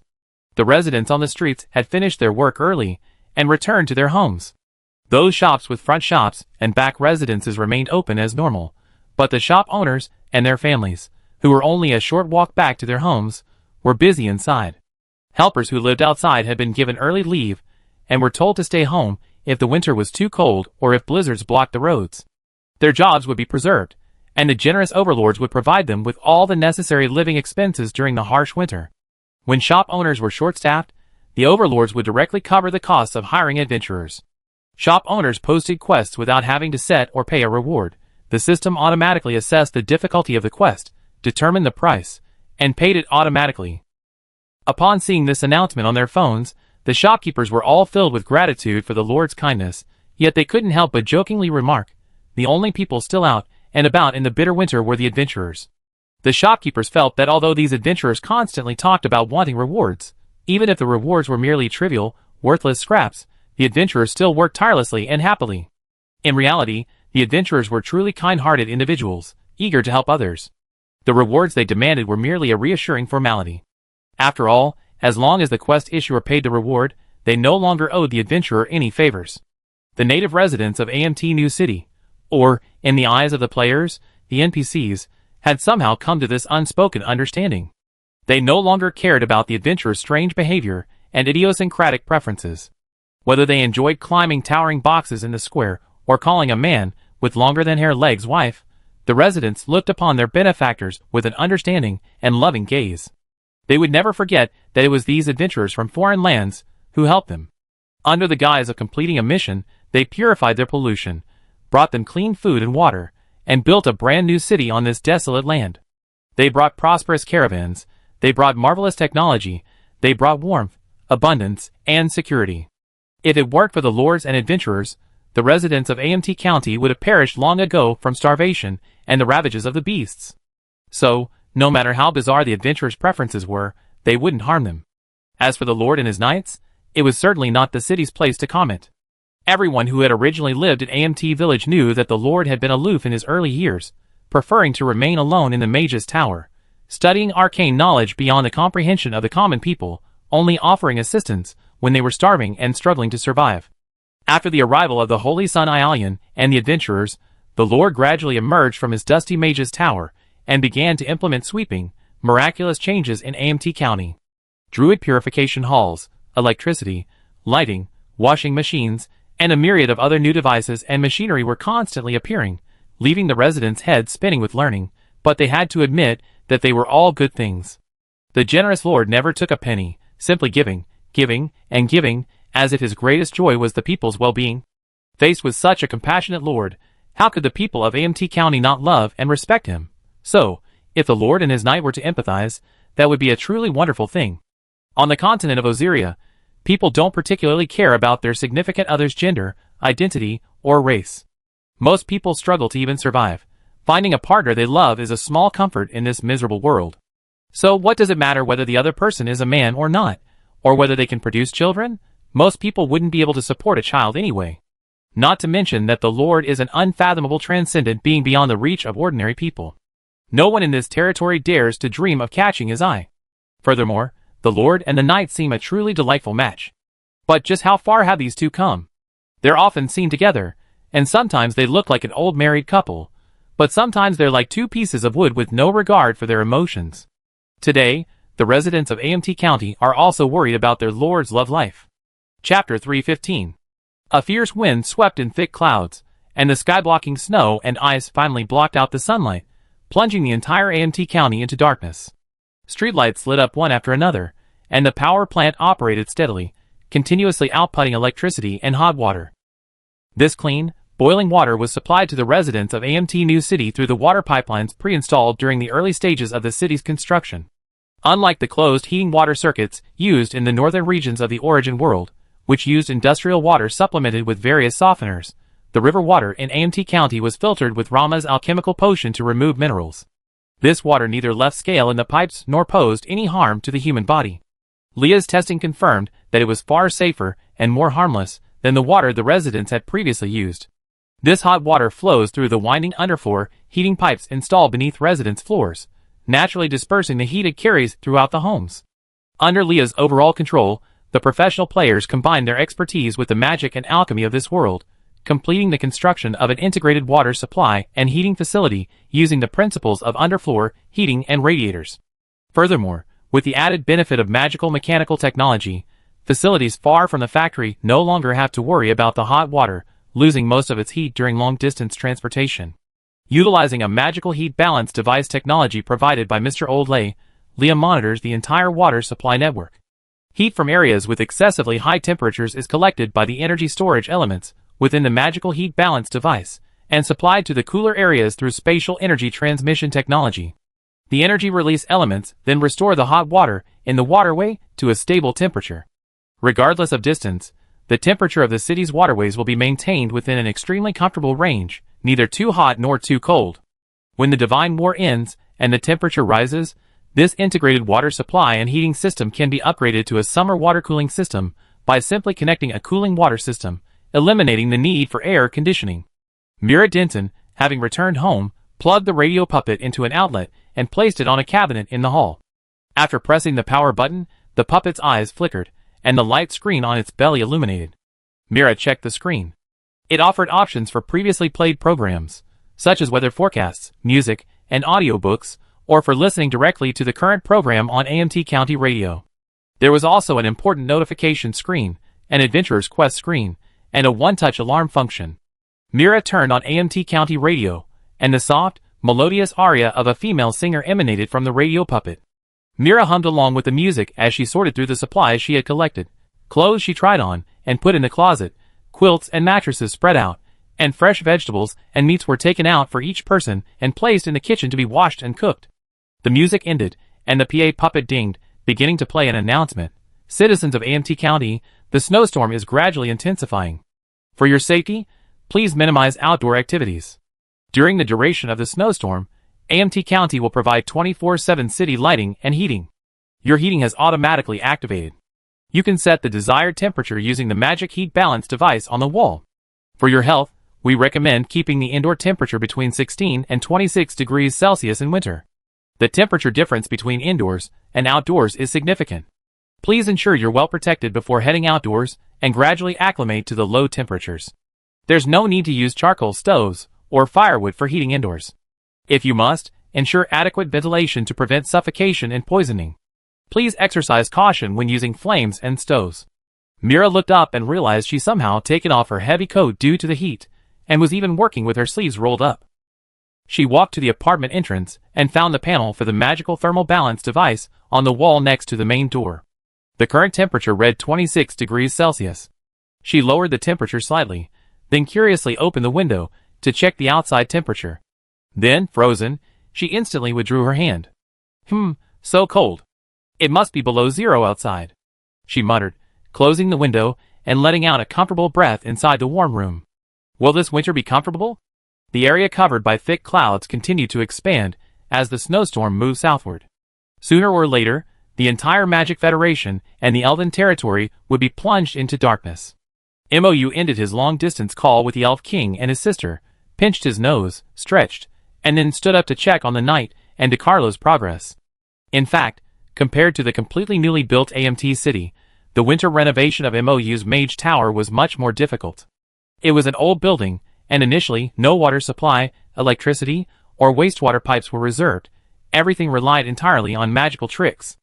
After MOU arrived here, he gradually installed solar water heaters and solar power circuits. However, with the start of the Divine War, the solar power facilities were no longer usable, and all had to be connected to the new city's heating, electricity, and water supply systems. There was also the need to consider the tower's magical books, which required constant temperature storage. After consulting with Moiwu in the Silver Dragon Stream, MOU had Leah move all the books on the 3rd and 4th floors into a special storage space, intending to repurpose these 2 floors. Luckily, this world has magic. The basic infrastructure, such as plumbing and electricity, had been gradually renovated thanks to the efforts of several powerful players. However, the minor issue of this Mage Tower seemingly only having 2 bedrooms, but 3 people living there seemed unavoidable. However, MOU, feeling the warm temperature inside, felt that it was still a worthwhile price.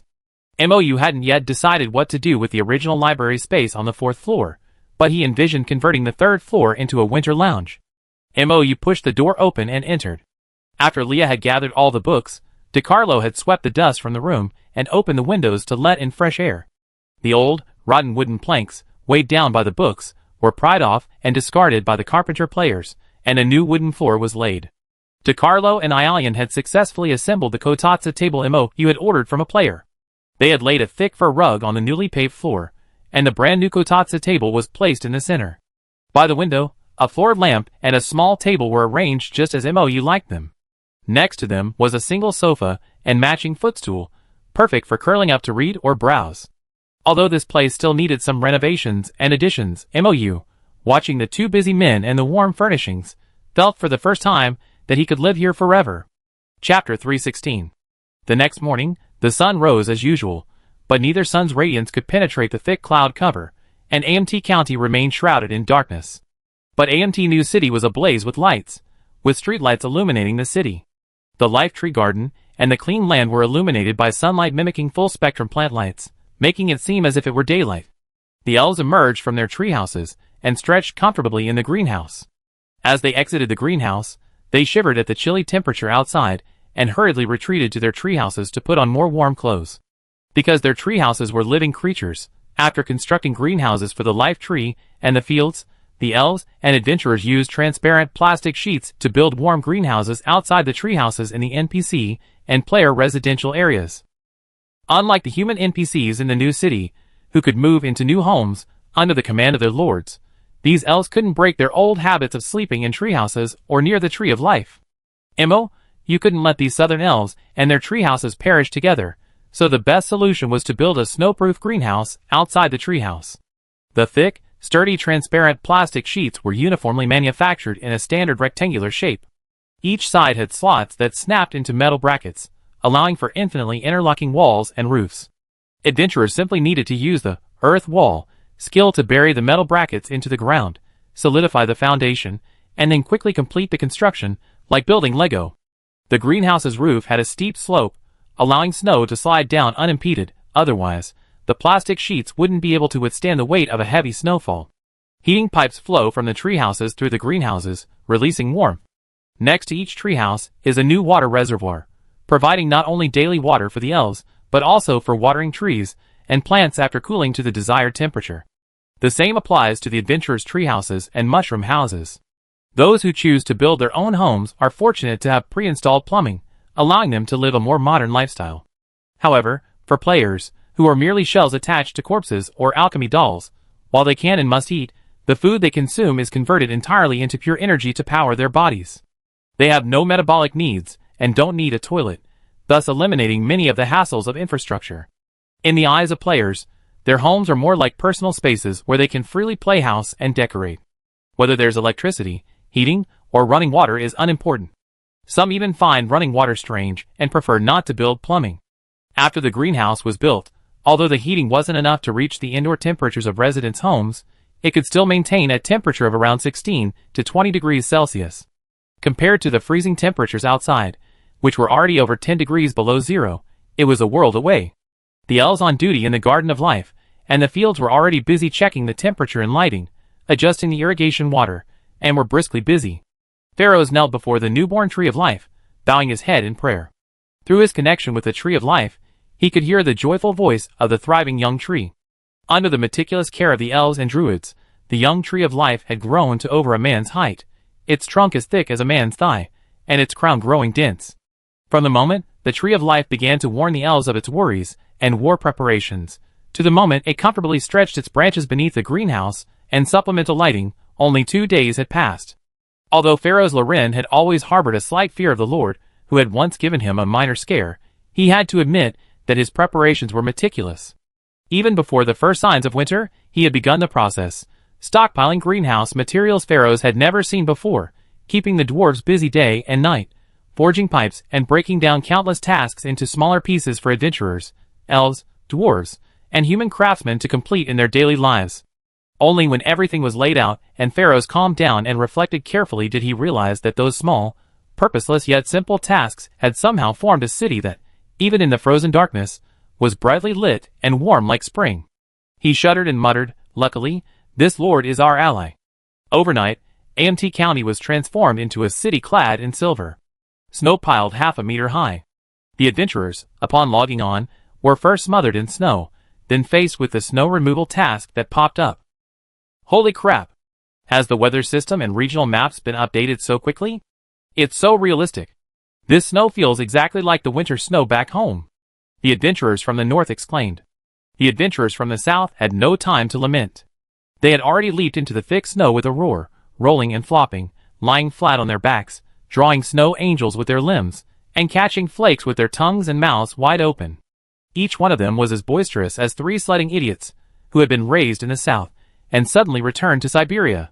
These eccentric adventurers showed no fear of the freezing temperatures of over 10 degrees below zero. Some even braved rolling in the snow in just a bikini, unfazed by the heavy cold debuff. The simple task of snow removal, which offered both fun and fun, quickly became a favorite among adventurers. Waiting to receive their harvest, Rama discovered that less than half of the snow had been delivered to the factory. The other half had been embezzled by the adventurers, stuffed into their backpacks, ready to be used for fun, like making snowmen. MOU, receiving Leah's report, simply smiled and didn't interfere with the players' actions. The factory's water supply was sufficient. Players were initially curious about the ice and snow, so they want to stockpile everything. But once they grew tired of it, the snow supply would return to normal. The ice and snow on the buildings had been cleared, ensuring safety. The players enjoyed the joy of playing in the snow, and Rama's factory had an ample supply of snow water. Imo, you could curl up in his kotatsu, eating an orange peel by Alien, while admiring the falling snow outside the window, and flipping through a piece of salted fish and the draft of the novel submitted by Hildrodius. The dwarf elder had delivered the prepared hot pot that morning. DeCarlo found the solid alcohol stove Rama had brought earlier, and the adventurers brought fresh vegetables and meat, as well as Chef James's newly developed spicy hot pot base made with chili peppers and Sichuan peppercorns. They were already happily preparing the hot pot base in the kitchen. A pungent and familiar aroma wafted from the mage's tower. And in the deep mines where the dwarves lived, the activity was as bustling as ever. Chapter 317. Dwarves have always been a race unfazed by cold or heat. Their skin is as hard as stone, their muscles as strong as steel. They can pick unmelted ore from a furnace with their bare hands, and even if they get hit by a hammer while forging iron, they remain unfazed, dusting themselves off and starting over unscathed. Dwarves fear neither ice nor snow, nor the scorching heat, but they do fear pollution. Dwarves are not known for their steadfastness and strong will. One moment they might be absorbed in forging iron, and the next they might be drunkenly snoring over a barrel. It is well known that pollution originates in the mind and affects the mind.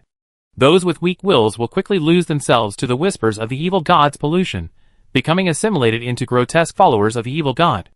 Dwarves, with relatively low racial points in intelligence and willpower, yet possessing a certain level of perception, are particularly vulnerable when faced with pollution. Even the most resigned, easygoing, and contented dwarves could not accept themselves or their loved ones transformed into a terrifying, unrecognizable monster, capable of only muttering and attacking. That was no longer living, nor was it a peaceful death, it was the ultimate desecration of life. However, after leasing the mines from Lord Moyu, the Maduro dwarves enjoyed the best life they could imagine. Outside the mines, the sky was pitch black, the ground blanketed in snow, the freezing temperatures isolated from the earth by the thick blanket of ice and snow. In the tunnels below, more than 10 meters below the surface, they gathered around the blazing iron furnace, drinking their homemade liquor from oak goblets and singing loudly. More than singing, it was more like a half-shouting, half-yelling noise. A wild boar, roughly cut into pieces, roasted by the fire. This was the purified beast that great elder Morad Maduro had purchased from the adventurer's ranch that morning after braving the snowy storm to make a delivery in the city. The meat was tender, plump, and juicy. Even with the crudest roasting and a sprinkle of salt, it was a supreme delicacy for the dwarves. After moving to this mine, the dwarves were finally able to resume mining and forging, the craft their ancestors had excelled at and loved for generations. Even though they faced enormous rent pressure and had to send many strong men to work for the overlord, producing a variety of bizarre pipes and mechanical parts in the factory, with the dwarven forging skills, anything was possible. Forging armor and swords was forging, as was forging pipes and hose. It took only an hour, no difference. Although Second Elder Molaro Maduro's faction still had considerable objections, even claiming that this was a decision that went against their ancestors, then again, they were always dissatisfied with every decision made by the clan.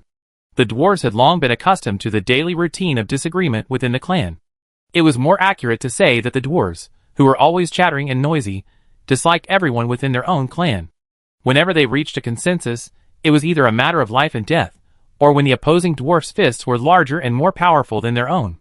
If the two sides were of similar strength, their reason for picking on the other's opinions might simply be, I just don't like you, and I oppose everything you say. However, this time, with the resolute support of Great Elder Morat Maduro and the clan leader's son, Momoli, clan leader Momoli showed unusual firmness. He defied all odds and demanded that the dwarves, even at the cost of their ancestors' reputation, produce exceptionally high-quality water pipes to demonstrate their true strength to the Lord. Initially, they had offended the Lord, gained nothing, and were forced to pay exorbitant rent. But look at those elves. The Elf King and the elves, filled with evil intentions, simply put on a soft and weak front, pitifully trying to appease the Lord. We can do anything, we can help. The result? The Lord helped the elves plant a new tree of life, and healed the old one. As the dwarves went to work, they could see the elves, their faces beaming with joy. They could also build tree houses anywhere the Lord designated. No rent required. Momo was exhausted, and the dwarves were furious, so they worked tirelessly to deliver all the Lord's custom-ordered water pipes on time, and with guaranteed quality and quantity.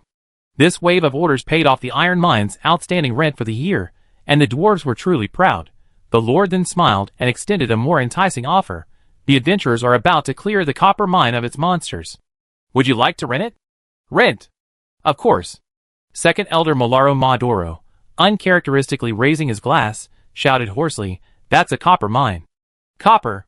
The rent for a copper mine is twice as much as an iron mine. First Elder Morat Maduro deliberately contradicted him. Can you afford it? You're the laziest worker. What? Building water pipes goes against our ancestral decree? But this decision already paid off our year's rent. For the copper mine. I can even build water pipes. Molaro stiffened his neck and said, I admit, I misjudged it earlier. The Lord of AMT County is certainly not someone to be trifled with.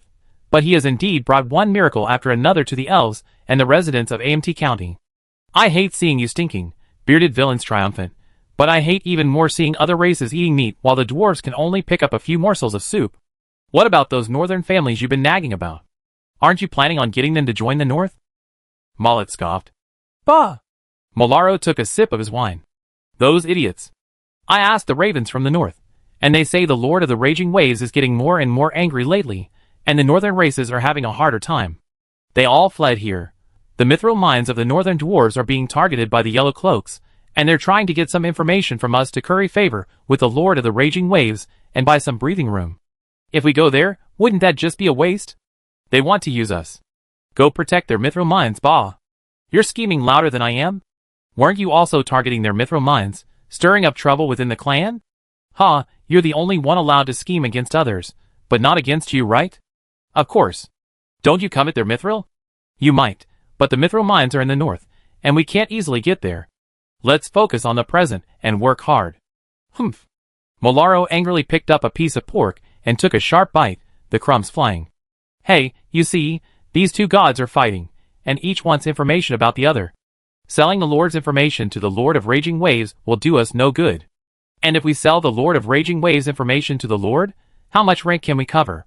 All the dwarves paused. Chapter 318. At noon, a fragrant hot pot soup base and sliced vegetables, meat, and fish were served on the table. Rama, wearing the Cutie Bioarmor 2.0, braved the snow and wind to dine. This flying Cutie Bioarmor was a perfect tool for winter blizzards. Flying in the air saved the trouble of navigating half-man-high snow.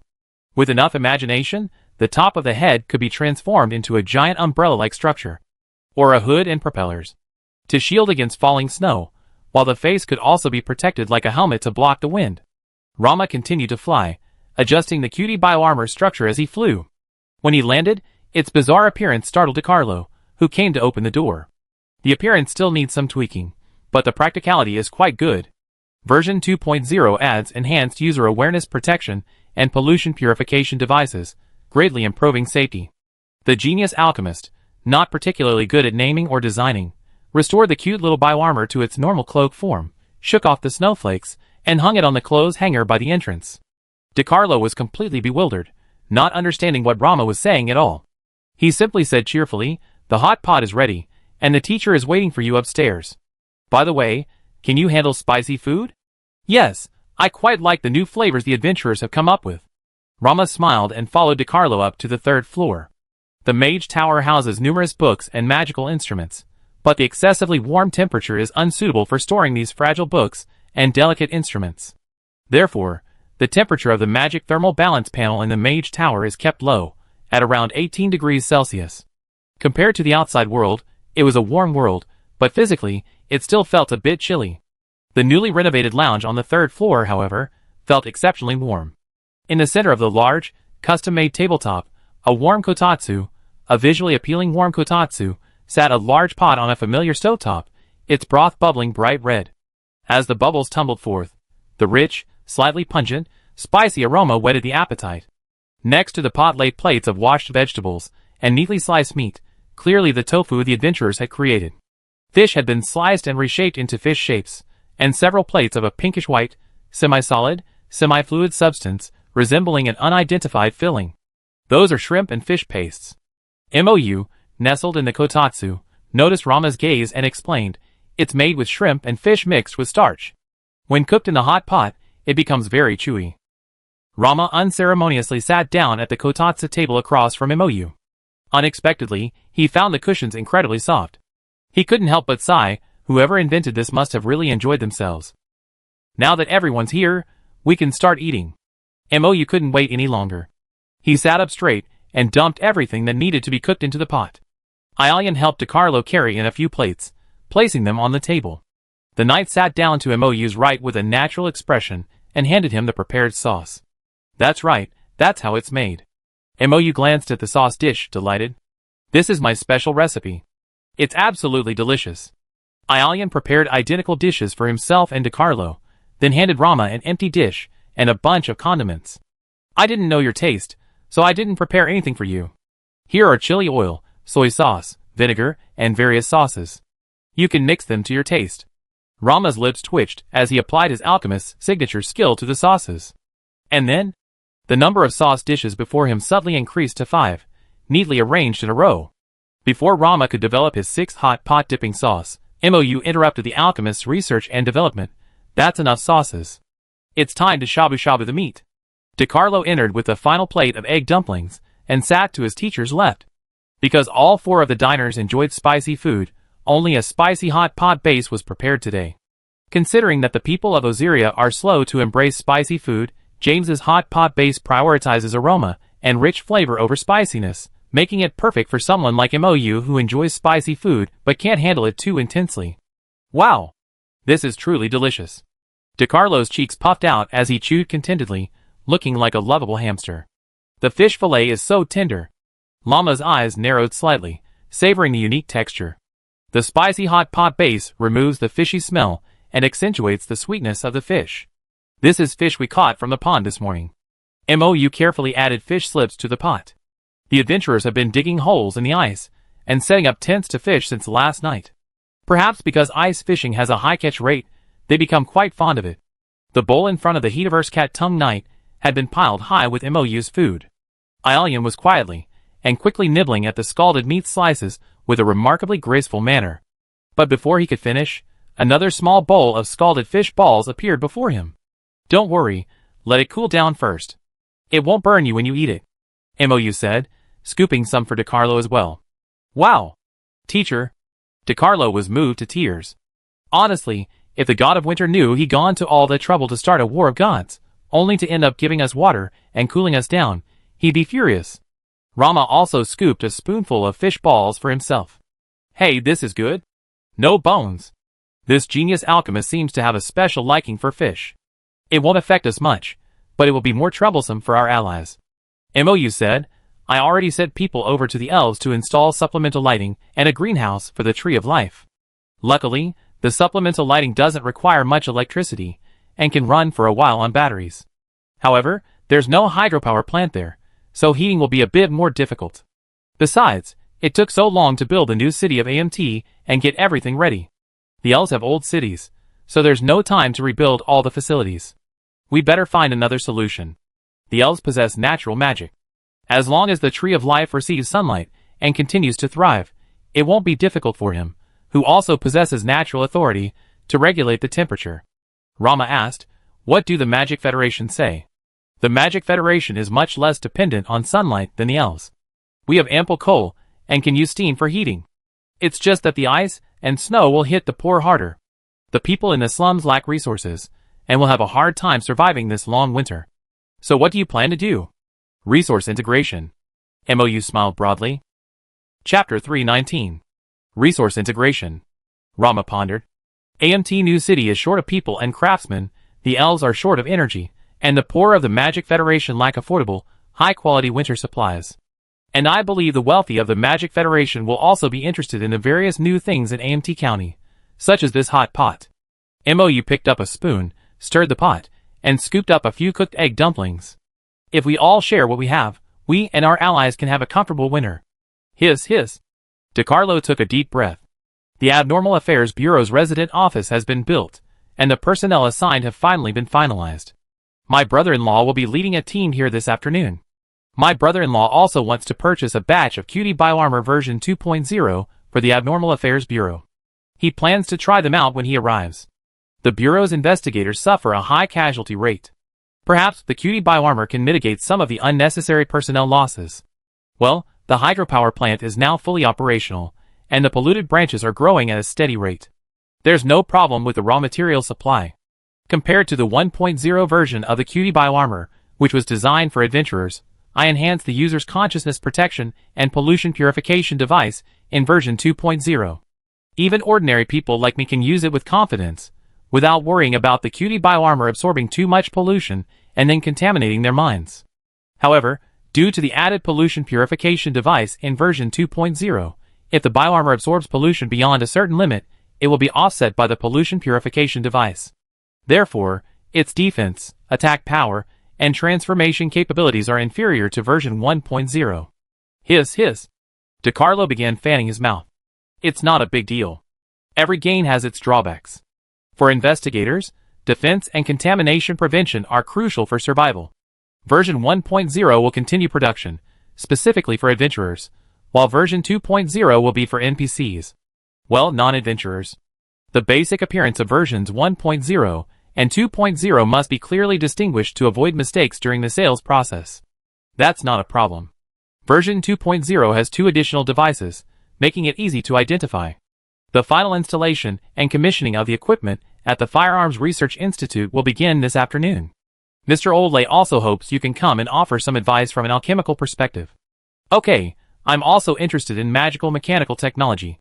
I hadn't paid much attention to this area before, but now that I've gotten to know it, I think there's a lot of room for collaboration between the 2 disciplines. If alchemy can fuse matter, releasing large amounts of energy during the transformation process, magical mechanical technology focuses on studying how to extract and use that energy. MOU's mouth twitched. It seemed like he found a professional turret researcher for Rama, the explosion-crazed maniac. Wouldn't these 2 be working on missiles next? Ha ha ha.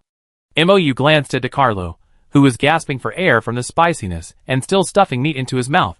Unable to resist a smile, he pulled out a bottle of passion fruit sparkling water made by the adventurers from his space backpack. Passion fruit is the latest hot-selling product of the Narcissus, the Nanzhou Chamber of Commerce. He handed it to DeCarlo, who took it with a chuckle and gulped down half the bottle before exhaling a breath of hot air with a look of life on his face. Compared to the boisterous Corgi disciples, Aelian appeared remarkably elegant even in the spiciness of the food. The silver-haired knight's handsome face flushed slightly from his eating, and several buttons on his shirt, usually buttoned to the ceiling, came undone, revealing his perfectly shaped collarbone, tinged with pink. A few tiny, translucent beads of sweat even clung to it. The knight opened his mouth slightly with reserve, his soft tongue glimmering between lips stained red from the spiciness. He silently inhaled slightly, as if this could calm the volcanic spiciness in his mouth. MOU watched, slightly lost in thought. After a long pause, he handed the knight another bottle of passion fruit sparkling water from his space backpack, to cool down the spiciness.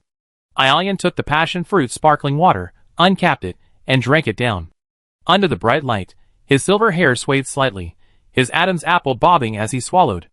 A bead of sweat slid down his handsome face, along his gracefully slender neck, and into the open collar. The lord's gaze narrowed slightly, and he licked his dry lips like a long-thirsted traveler.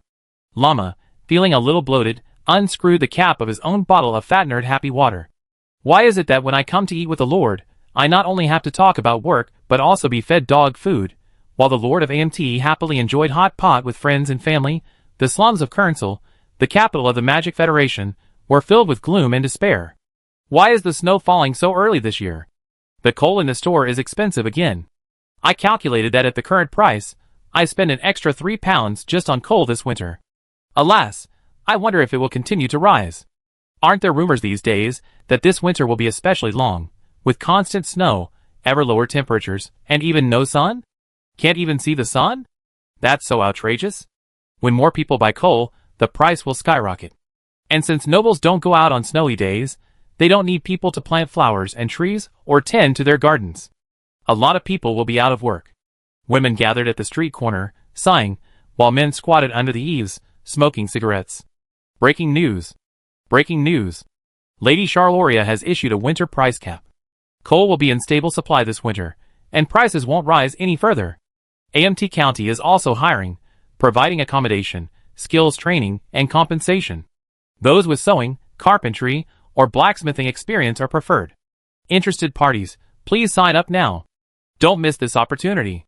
A uniformed guard suddenly appeared at the street corner and announced loudly, "I'll only be here for half an hour. Interested parties, please sign up within half an hour." AMT County? What's that place? Is it Charloria's brother's territory? I heard it used to be a deserted place, but the Lord has cleverly recruited a group of adventurers. A new city has been built. You know the Druid Purification Hall in the city? Those druids are from AMT County. I heard from someone helping out there that the residents of AMT New City receive free heating, hot water, and electricity during the winter. Just flip a switch, and you have daylight and hot water. No more running to the well to boil water. Are all the people there magicians? Is there really such a magical place? Why don't we go and see it? The Philizlock family's territory is, at least, a place where we can get by. Otherwise, we wouldn't be able to survive this winter in this leaky slum. Chapter 320. Inside the Corenso Magic Tower, Charloria accepted the documents from her secretary, Miss Fiona Orris. The poor are responding enthusiastically to the AMT County job posting, with over 300 people already signed up. The first batch of coal for winter heating has been delivered to stores, and a ban on price increases has been issued. Fiona meticulously and methodically reported recent events to Charloria. The coal destined for the Elven territory is also ready, but the elves and the Tree of Life are the primary targets of the God of Winter's divine war. Will they really trade so much grain for our coal? Yes, with my brother acting as intermediary, and I trust the Elf King's character. Furthermore, just as we urgently need this grain to ensure our winter food supply, the elves desperately need coal for heating. What about the magical steam engine? It's completed and undergoing final assembly and testing. It will be delivered to the Elven territory this afternoon, along with the coal. What about the tailor? Mrs. Blair Lana flatly refused. Her exact words were, she would not travel to such a rural area, much less teach her craft to a group of slaves and low-class people. Fiona mimicked the master tailor's movements with remarkable accuracy. Lady Laberna tactfully explained her recent lack of time, and kindly suggested we look beyond the tailors, who serve the nobility. She paused. What she meant was that Lord Moya needed a tailor with decent skills, who could pass on the craft to a wider audience. Perhaps, then, we could consider the graduating students at the Magic Academy, Calcadora. After all, most of the tailors in Corenso have long been established in the city, each loyal to aristocratic families. For them, prestige and reputation are fundamental to maintaining their established high-end clientele. An ancient magical family is far more valuable than the city's commoners. The students of Calcadora. Shaloria pondered. That's a good idea. But as for that, I have to let that guy negotiate it himself. What about the Bureau of Anomalous Affairs? Is everything ready? The recruitment is taking longer than expected, mainly because, in addition to veteran A-level investigator Edward Lost, another supervisor has signed up. Oh! Shaloria looked up curiously. Who is it? Wendell Beldred, director of the Sealed Object Testing and Management Department. It said that he had a romantic encounter with a beautiful druid lady, and since she seemed busy lately, he wanted to take the initiative to visit her. Lord Ricard considered it deeply inhumane to prevent the romance of a distinguished employee who had made long-standing contributions to the Bureau of Anomalous Affairs from falling in love. After days of careful consideration, he finally approved Director Beldred's request and appointed a new director to the Bureau's AMT New City location. Saloria, huh? Saloria closed her eyes and took a deep breath. It's okay. Wendell is a very reliable guy. Perhaps with him around, Edward will be easier to control. But falling in love with a player's soul from another world? I hope he's alright. Snow fell in the Elven territory. Kylo Allen reached out to catch a flake, saying, the last time I saw this much snow in my territory was 300 years ago. Elven King Lancel stroked the now healthy brown trunk of the mother tree and sighed, this is just the beginning. The mother tree had barely recovered, and the Lord of Ice and Snow seized upon its predicament to launch a divine war. Calling upon the wind and snow to obscure the sun requires an immense amount of faith, and once the Lord of Ice and Snow strikes, he will not relent. Report. The adventurers have installed all the fill lights, and the batteries are ready. Shall we conduct the first light test? An elven guard rushed over and knelt before the Elf King, requesting his permission. Lights on, Lancel said gravely. One after another, massive fill lights, either perched atop pylons or suspended from treetops, lit up, illuminating the dark snowy night as bright as day. Under the floodlights that replicated the full spectrum of Earth's sun, the mother tree of life stretched its branches and leaves, each leaf gleaming bright green. How is it, Mother? Lancel whispered, resting his forehead against the rough bark of the mother tree's trunk. Very good. The mother tree savored the Earth-specific sunlight. It's different from the radiance of Illuma and Sagina, but its energy is more than enough to keep me growing, recovering, and surviving this long winter. The Elf King finally breathed a sigh of relief, and hugged the mother tree's trunk for a long moment before letting go. The mulch sent by AMT County has been laid, but the snowproof plastic sheeting isn't enough to cover the entire Elven territory, the guard said. We prioritize surrounding the mother tree and the fields with plastic sheeting. We also covered the trunk and roots with straw for insulation. Where are the elves' treehouses? The Elf King asked. I had the elves collect plastic mulch and straw to insulate their treehouses. King, with all due respect, can greenhouses built solely with these thin plastic mulch and plastic sheets truly protect against cold temperatures and frost? A field light can certainly provide some warmth, but it can't compete with the wind and snow outside, the personal guard said. Don't worry, it's all right. After completing the cold weather preparations in AMT County, Chief Farmer Nikukyu quickly rushed to the Elven territory to direct the operations. She placed her hands on her hips and said, although the greenhouse construction materials aren't enough to cover the entire Elven territory in one go. Honestly, that's too much. We already housed all the trees that need insulation inside the small greenhouse. The reason the greenhouse isn't working properly right now is because the temperature inside hasn't risen, and the carbon dioxide content isn't high enough. But even if the outside temperature drops, the greenhouse will still provide excellent insulation. Currently, the fastest way to raise the temperature is to light some fully burning charcoal braziers. However, given the intermingling of elves and trees, this method could cause oxygen deprivation for the elves. Furthermore, the dense vegetation in the Elven territory could easily cause a fire. I wouldn't recommend it unless it's absolutely necessary. For example, AMT County uses hot water pipes to heat its greenhouses, which is much safer. Song Lin continued, but don't worry. The Lord has already ordered a magical steam generator from the Magic Federation. It should be able to effectively convert coal combustion into steam to generate electricity and heat, and it's less likely to produce carbon monoxide or high carbon dioxide concentrations that could cause poisoning. Chapter 321. That afternoon, two massive teams laden with people and goods, led by the current head of the Philislok family, Charlolia, and her husband, Ricard, respectively, headed for the Elven territory and AMT New City, under the furtive gaze of adventurers everywhere, via teleportation arrays set up and controlled by the world consciousness. MOU and Ialian had already been waiting at the AMT New City teleportation array. After a day of clearing, the adventurers had diligently cleared all the snow from AMT New City and successfully transported most of the ice and snow to the hydropower plant. Since they had distinguished guests, hosting them amidst a blizzard was no problem. MOU had Leah temporarily blocked the sky over the area with her spatial authority. They could still afford this little bit of core energy. The players who had heard the news had already gathered nearby, chattering and excitedly awaiting the start of this seemingly impressive CG animation. Who is the Lord waiting for? I wonder if it's my sister or my brother-in-law. They each led a team into the teleportation array. Ah! I hope it's my sister. But the teleportation array lit up, and it was my brother-in-law and his group that emerged. What? My brother-in-law? Disappointed, not really. Hilarious. My brother-in-law is handsome too. That hawk-eye stare is so intimidating. Huh? Following my brother-in-law is my concubine. And Xianyu's rumored NPC boyfriend. Hilarious. Has Xianyu's rumored NPC boyfriend spread all over town? Has anyone called Xianyu? Her rumored NPC boyfriend is here to force her into marriage. The much-vaunted salty fish arrived at the scene. She let out a huh? Before excitedly waving her hand at Wendell. Wendell noticed her and waved back with a gentle smile. A little bit of a crush.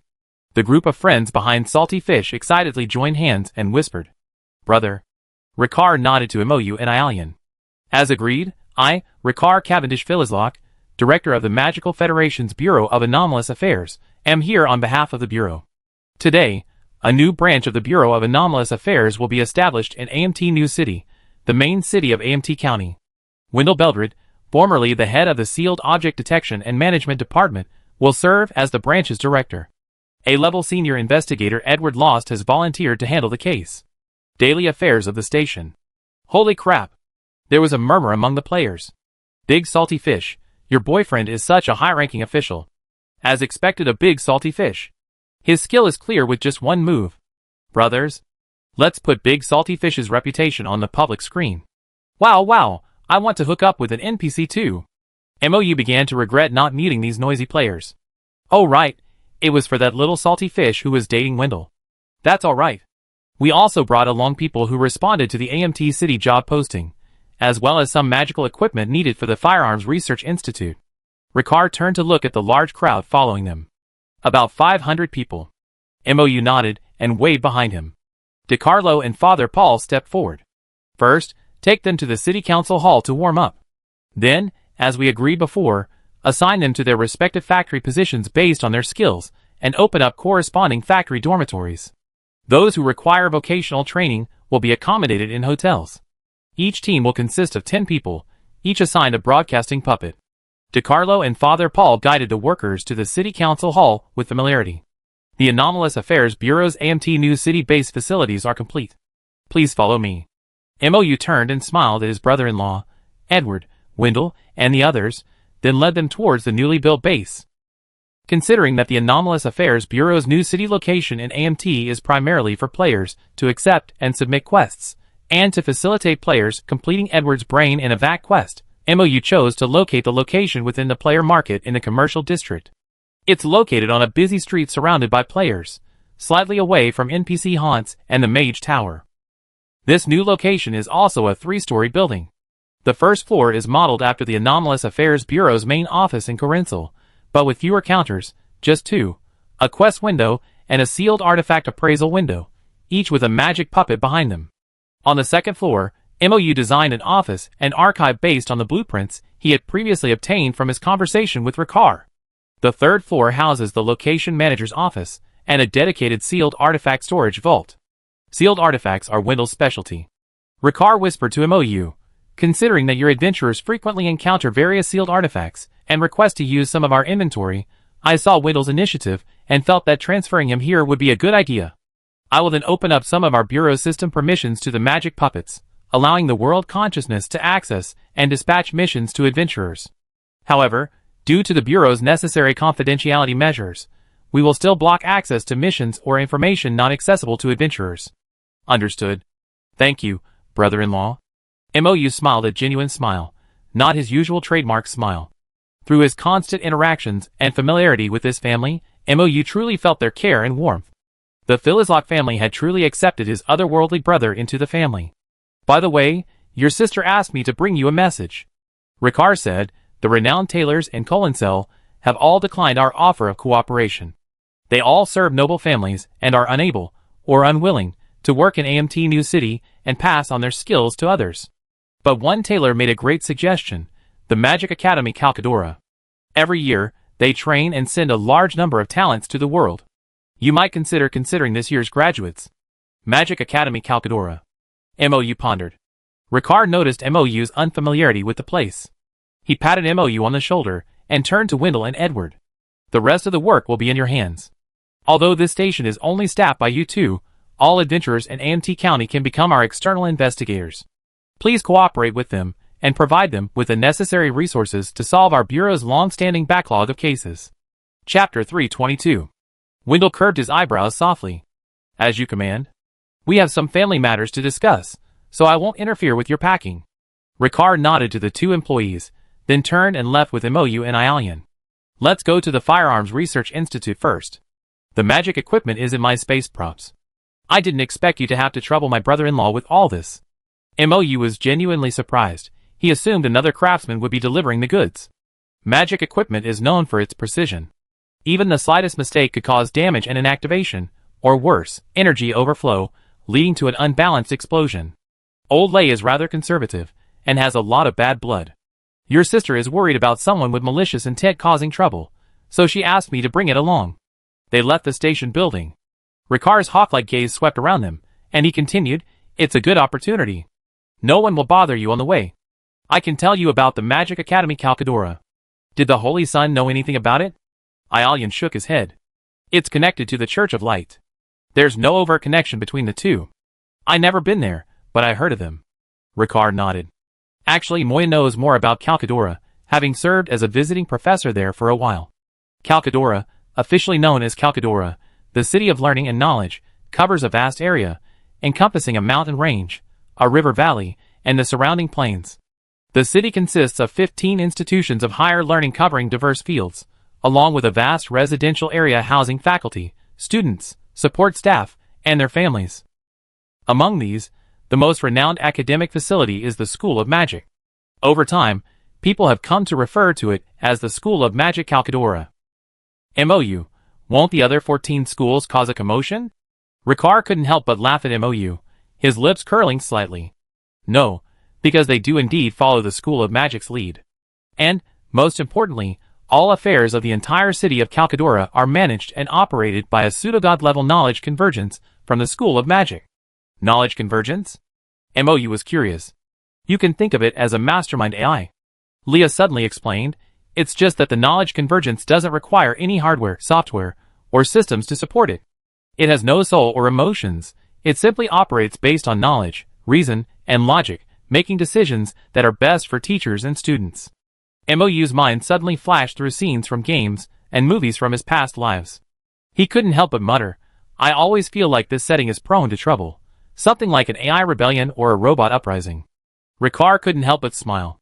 Moyu had similar concerns, but after teaching at Calcadora, he changed his mind. I remember him describing the gathering entity as a great god. Oh! MOU's interest piqued, and just as he was about to hear more details, Ricard stopped abruptly. But I'm not entirely sure what happened. In short, although there are 15 academic facilities there, they gradually become integrated, advancing and retreating together, living and managing together. The only difference is their specific areas of expertise. You can think of the entire city as a university. No matter what kind of talent you need, your best choice is Calcadora. Furthermore, communicating directly with that knowledge-gathering entity is the simplest and most convenient approach. I understand. The otherworldly university city has unified autumn. No, it's winter recruitment now. MOU nodded in understanding. Also, there's an unconfirmed rumor about that knowledge-gathering entity. Ricard added, some say the god of time. The old man of time may have some inexplicable connection with that knowledge-gathering entity.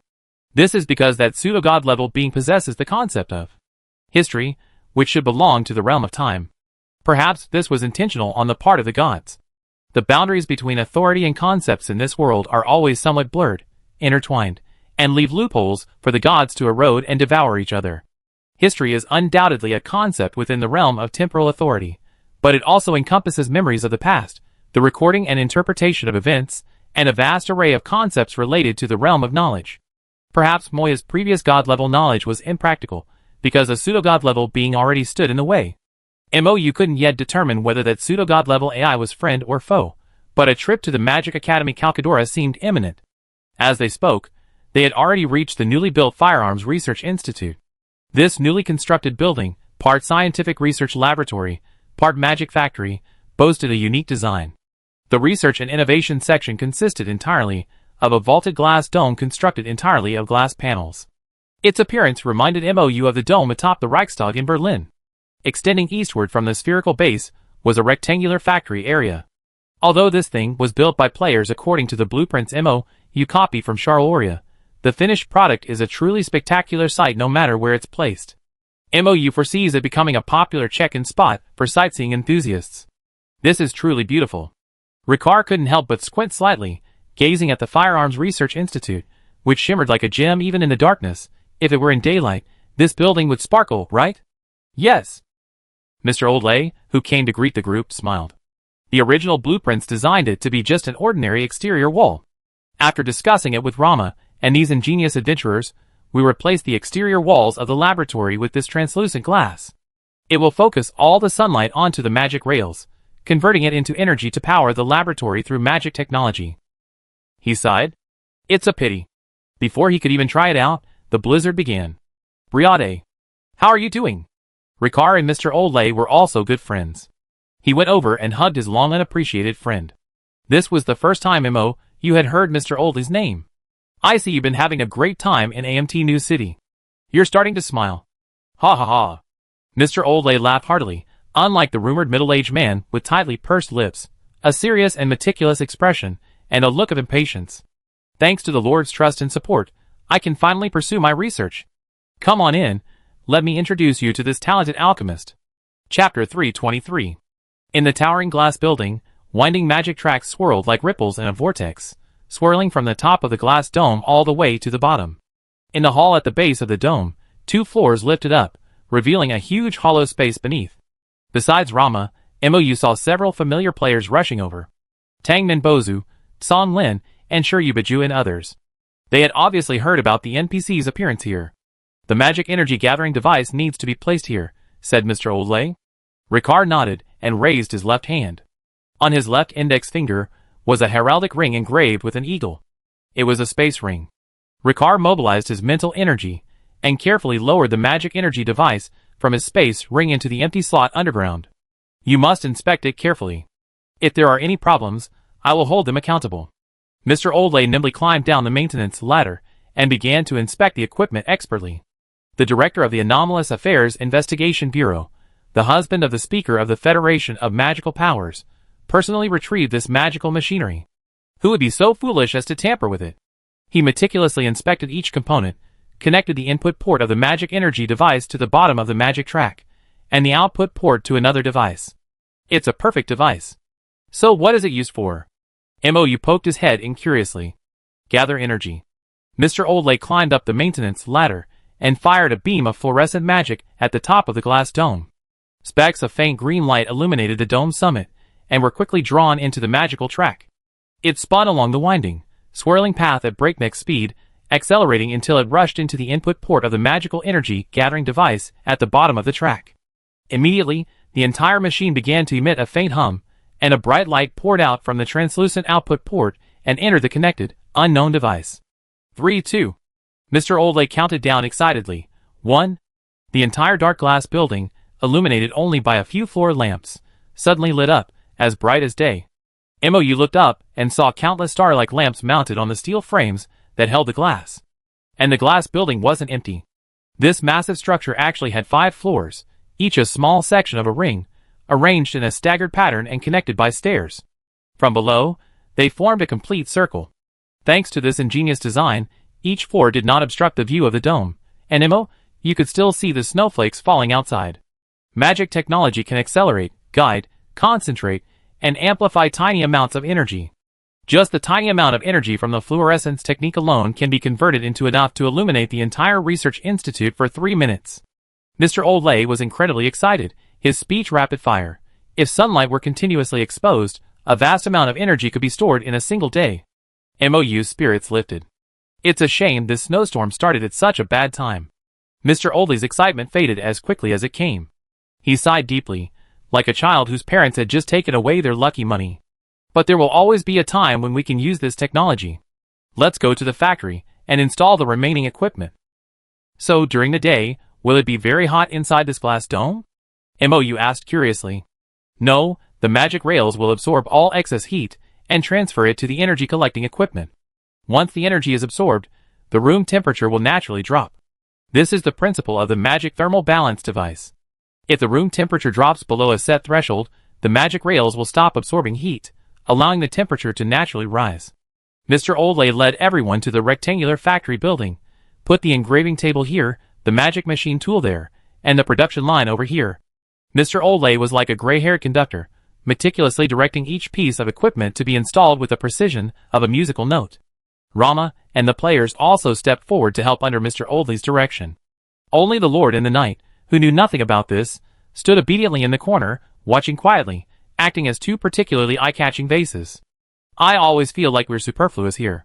Mou leaned closer to Ialian, raised his head, and whispered in his ear, if my brother-in-law weren't here, I almost want to slip away. The knight's half-pointed ears, which showed a hint of elven blood, trembled sensitively under the warm breath of Mou, and instantly stained a faint pink. This is indeed a bit impolite. My sister should still be with the Elf King, and Mr. Oldley will be going to the Elf territory to help install the magical steam generator. Perhaps we can get together with my sister and brother-in-law tonight. Or I can have James cook some of his specialties, and bring them to the Silver Dragon Dream. Mou muttered softly, pulling out his phone to send a message. Ialian looked down at the Lord's fair neck, which peeked out from the collar of his mage robe, and responded absent-mindedly. Complete, Mr. Oldley declared, and the adventurers cheered. Mou quickly looked up, shoved his phone into his pocket, switched back to Lord mode, and stepped out of the shadows in the corner with a smile, beginning to applaud. From today, the Armed County Firearms Research Institute is officially established. Mr. Oldley placed his left hand on his chest and bowed to the Lord. Thank you for your support, Lord Moiwu. Without your generosity and trust, none of this would be possible. I sacrificed my old bones to achieve success for you. Whether it's an adventurer, an apprentice, or a slave, I teach anyone you ask me to. Provided they have brains. That's good, Mou said gently. I leave this to you. By the way, are you and your wife still staying at the hotel? No, we took advantage of the opportunity yesterday. The snow isn't heavy, so we move in. The adventurers built a small building for us in the backyard of this research institute, with a corridor connecting it to the factory, allowing us to travel back and forth unimpeded, even in the heaviest snowstorms. Mr. Olay said, my wife and apprentice are still busy preparing for their new home, so they didn't come today. Just settle in. Mou smiled. Next, I need you to install a magical steam generator for our allies. The elves. Their new greenhouse urgently needs heating to survive this long winter. Leave it to me. Mr. Olay patted his chest and agreed. As they talked, the small world elf blinked and announced updated quest information to all players. Beep, the player system notification. The AMT County Firearms Research Institute is officially complete. Players who wish to become gunsmiths can accept the job transfer quest from Mr. Briard Olay during the Institute's business hours. Chapter 324.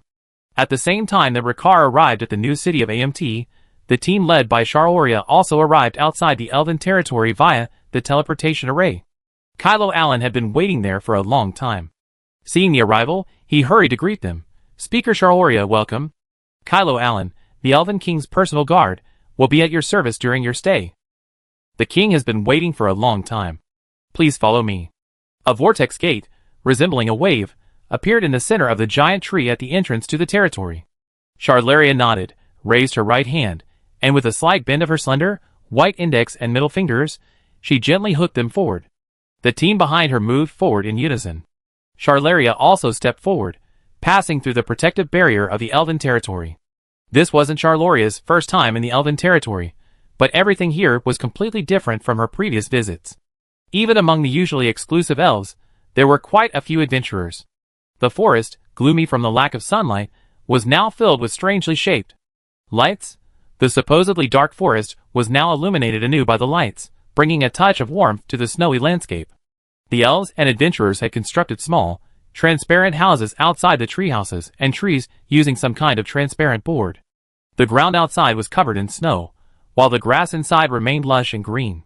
The roots and trunks of the trees, both inside the transparent houses and in the open air outside, were meticulously covered and wrapped with various materials. Those small transparent houses must be the greenhouses Mou had mentioned. Sharoria wondered. Why not just enclose the entire territory? She asked Kylo Allen. We like to too, but we simply don't have enough sheeting. Kylo Allen smiled wryly. Although Lord Moiwu made advanced preparations and provided a large quantity of plastic sheeting, the Elven territory is simply too vast to completely cover it. We had to make a compromise, prioritizing the protection of the mother trees and the majority of the fields, preserving as many older trees as possible. As Lord Moiwu said, as long as the mountains remain, there's no shortage of firewood. He turned to look at the snow-covered trees in the open square. As for those, we can only hope that the mulch and straw will provide sufficient insulation. Snow will act like a thick blanket, covering the ground. The air trapped in the pores of the snowflakes will also act as a barrier, so the surface will remain warm. The temperature won't drop too low due to the severe cold. But because we're in the south, and the temperature and snow fell suddenly overnight, the trees were covered in ice and snow before they even shed their leaves. I wonder if they can withstand it. Nikukyu also emerged, looking at Sharoria with sparkling eyes. Hello, Lord Sister. You're so beautiful. Hello. Lovely druid. Sharoria recognized Nikukyu's instantly recognizable druid achievement set. You're wearing so little, aren't you cold? Not cold, not cold. It's just a low temperature buff. It's nothing for us adventurers. Nikukyu said, although we run out of plastic sheets and won't be able to get them back anytime soon, the masons are trying to make some igloos with ice and snow plastered on the walls, which does provide some warmth. I brought coal and a magical steam generator, said Charlolia. Oh! Perfect timing. Nikukyu said excitedly, we've been using the batteries and flashlights provided by the Lord. With all the lighting, we use quite a bit of electricity. Thanks to Narcissus from the caravan, he also sent us a lot of freshly charged batteries. Otherwise, we wouldn't have been able to keep up. Narcissus told me that the Lord had given him a large number of solar panels and empty batteries, and told him to set up the panels in South Continent and then send them back after they were fully charged. Ha ha, this cross-regional charging method is so smart. Indeed, It would be difficult for the winter god's ice and snow to cross the sea and affect the scorching south continent. Charlelilia couldn't help but admiring his new brother's intelligence. He said, "It should still be sunny in Nanjo right now." Nakukia led everyone to a cleared area. This must have been a square. The ground was a solid piece of bluestone, swept clean, without a speck of ice or snow, and set back a fair distance from the surrounding vegetation. "Put the magical steam equipment and other things here. Song Lin has gone back to see Mr. Old Lei. They come over to install the equipment as soon as they're done. We specifically chose this clearing for the equipment area. Burning coal here won't cause a fire. After all, this was a lush forest. And the game's realism was astonishing. Players' actions could alter the scene textures in real time. If the game's mainframe determined that a spark could ignite the forest, a massive fire could indeed ignite. Nakukia couldn't bear the blame if he accidentally set the elf territory on fire. Charloria nodded to the team behind her, and her men began removing pieces of heavy equipment from the space props and carefully placing them in their designated locations. These were all trusted subordinates of Charloria's, and each handled the delicate magical equipment with extreme care. However, installation was best handled by Mr. Old Lei, who had already joined the AMT County faction. The fewer people involved, the less likely it would be to cause any problems. One by one, space props filled with high-quality coal were handed over to the elves for inspection, while the elves similarly handed over space props filled with grain and vegetables. After confirming the cargo, both parties nodded to their superiors. Lady Charloria. Charloria turned and saw the elf King Lancel standing tall, nodding slightly at her. "Miss Speaker, long time no see. I apologize for troubling you to come all the way here for such a trivial matter as handing over goods. When it comes to the war between gods, it's never too late to be cautious." Charloria bowed gracefully to the elf king. "Besides, I also want to come and establish an alliance with my allies. It's cold outside." The elf king smiled. "Miss Speaker, please follow me. We discussed this in detail inside the warmth." Compared to the sub-zero temperature outside, the elf king's palace was remarkably warm. Spherical metal braziers were placed throughout, burning either charcoal or wood. The hollow metal allowed for ventilation, while also preventing sparks. Many elves, young and old, were warming themselves by the fires. The elves haven't experienced such severe cold in hundreds of years. The elf king sighed. "If it weren't for your brother, who healed the mother tree of life and repeatedly lent us a helping hand, the elves wouldn't have survived these disasters. The food grown by the elves is the sustenance of our entire continent. The god of winter disregards the lives of countless people on the continent and launches a divine war for his own selfish gain. He is no longer worthy of being a god of nature." Salaria said, "We are allies of AMT County and the world consciousness. The Magic Federation will stand with the elves and stand together." Chapter 325. The hidden old man crawled out of the snake pit, rolled over with difficulty, and lay on the ground, panting heavily and looking hopeless. "No, I mean, boss, are you okay?" The thugs he hired looked helpless. "We're the ones doing the work. You were just responsible for last hitting and gaining experience. You shouldn't be so exhausted, right? You don't understand." The hidden old man waved his hand. "I just exhausted all the social energy I accumulated over the years." "Oh," the thug leader nodded with understanding and sympathy. "Okay, boss, pay me your wages, and then you can relax and rest." The hidden old man struggled to his feet, settled his wages with a few people, and then quietly collapsed in the snow for a while, finally recharging a little bit of his social energy. He glanced at his level, and let out a slow sigh. Finally, level 65. Ever since receiving the teleportation scroll from the Lord a few days ago, the hidden old man had been itching to rush to the north. However, the moment he noticed his level, his urges died down. This was a rare, special exploration mission for a new map. He was just a rookie player, barely level 30. If he rashly posted it on the forum, veteran players would likely use various tactics to snatch the opportunity away. It wasn't that veteran players of this game were inherently flawed. The hidden old man believed that most of the top players were quite reliable. But as someone who lived cautiously with social anxiety, he wasn't afraid to speculate on people's minds with the utmost malice. This mission was a once-in-a-lifetime opportunity for him. Even a severely socially anxious person like him was eager to step out of his comfort zone and experience it. The hidden old man had no desire to have his victory robbed. As the saying goes, all lack of confidence stems from insufficient firepower. So, the hidden old man took out all the money he earned recently, and put the arcana cards he no longer needed after switching to a thief up for auction at a player's shop. He used the proceeds to hire a thug to help him level up. This game is account-bound, so leveling isn't allowed, but players always find ways to make money and be lazy, like leveling up. That's right, it's called leveling, not leveling up.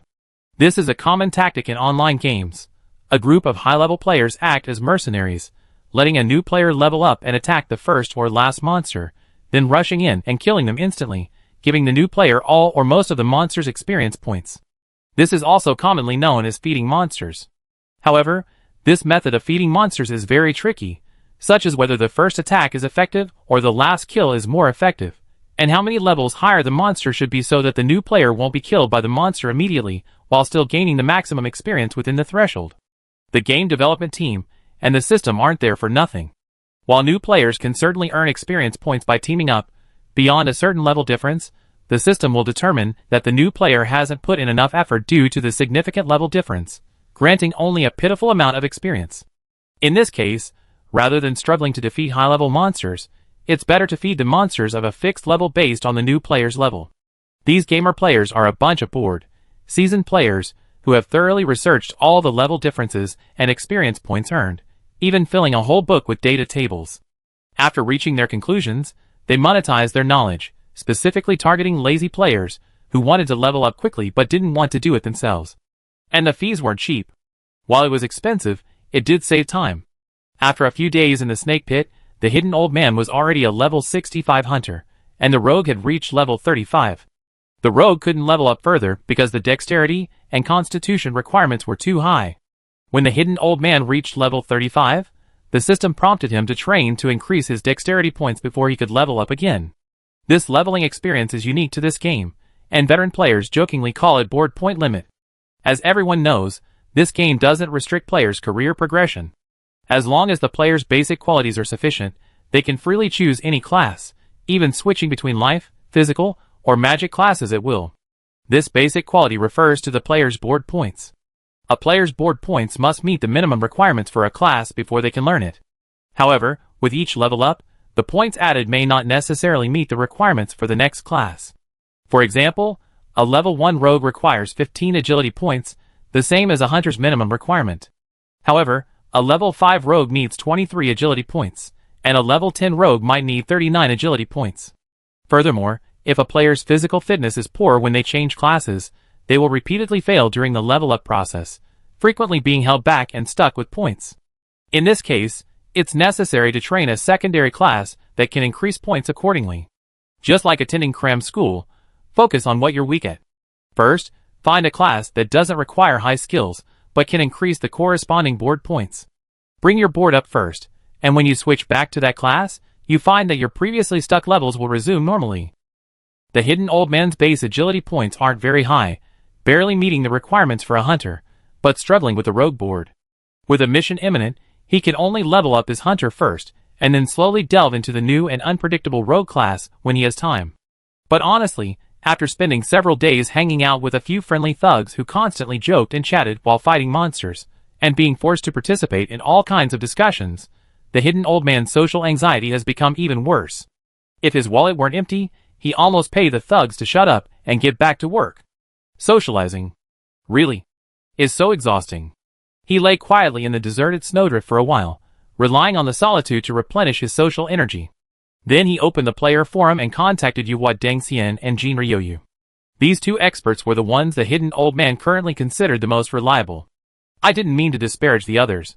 It's just that these two were not only adept at discovering new clues and summarizing dungeon plots, but were also recognized on the forum as experts and great prophets of Cthulhu group play. They were high-level, well-connected, and well-regarded. They didn't seem difficult to get along with, or like to steal people's things. Yuhua Dengxian seemed to have entered the dungeon again. He was online, but his messages were unread, and he didn't respond for a while. Jin Ryoyu, on the other hand, responded quickly and arranged a meeting with the hidden old man. Meeting. Tears streamed down the hidden old man's face. He rolled over in the snow a few times before reluctantly pulling his hood back on and entering the teleportation array back to the main city. Chapter 326. Due to the heavy snow today, most NPCs stayed indoors, leaving only a few shops open. The hidden old man had expected the city to be deserted today, but he was surprised by the unexpectedly high number of players in the new city of AMT. The streets were packed with people. Boss, another box of fish hooks, and ice tents. The fishing supply store, with its 3 floors inside and 3 floors outside, was filled with players. Among the throng, voices calling for the boss to get the goods echoed. Do you have any more folding stools? Ice picks, strainers, and hand hooks. The hidden old man minimized his presence and carefully avoided the crowd. Not far away, he saw another large group of players gathered in front of a new building. The hidden old man, ? He glanced from afar and noticed a large sign hanging on the entrance of the new building, Anomalous Affairs Investigation Bureau AMT New City Branch, with a small sign next to it, please proceed to the first floor lobby. Holy crap! The Anomalous Affairs Investigation Bureau has really opened a branch. The hidden old man opened the system panel and scrolled through the notifications, finding the latest news item, which he had closed without a closer look in the snake pit. Today's news from the continent of Osiria. The frozen dark night special weather conditions have arrived. Adventurers, please dress warmly. Thanks to the hard work of all the adventurers, the new building facilities have been completed, and subsequent missions can begin. Anomalous Affairs Investigation Bureau AMT County Branch.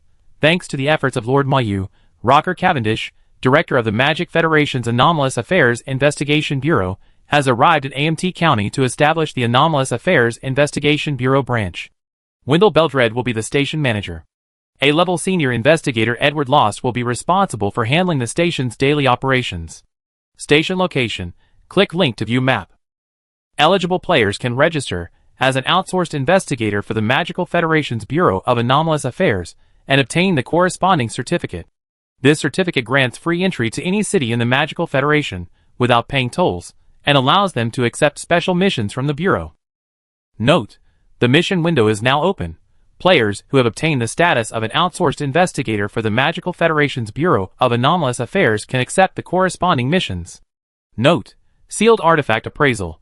Any unidentified objects obtained during the game can be brought to the counter for appraisal. A quest related to the Bureau of Anomalous Affairs is now available.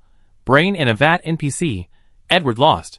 Edward Lost is a devout believer in the God of Light, an orphan undercover agent trained by the Church of Light since childhood and sent to the Magical Federation. As Nyarlathotep and the God of Light devour each other, Edward Lost is a shared pawn between the two gods. His mind is controlled by divine magic, his memory sealed by the gods, and his senses scrambled, leaving him unable to distinguish pleasure from pain. The evil god's corruption, disguised as the God of Light's sweet rain, draws him in, yearns for it, and becomes addicted. Edward Lost is a spy sent by the God of Light and Nyarlathotep to Antshire to gather intelligence. He is Nyarlathotep's eyes and ears, but what Edward Lost sees and hears is determined by the adventurers. He will become our most valuable asset. Note: Edward Lost is a red-named NPC.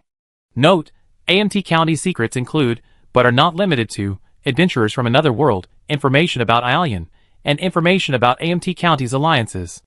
Adventurers may use all non-aggressive means to protect AMT County's secrets from Edward Lost and prevent his tampering with or sabotage of the territory's facilities.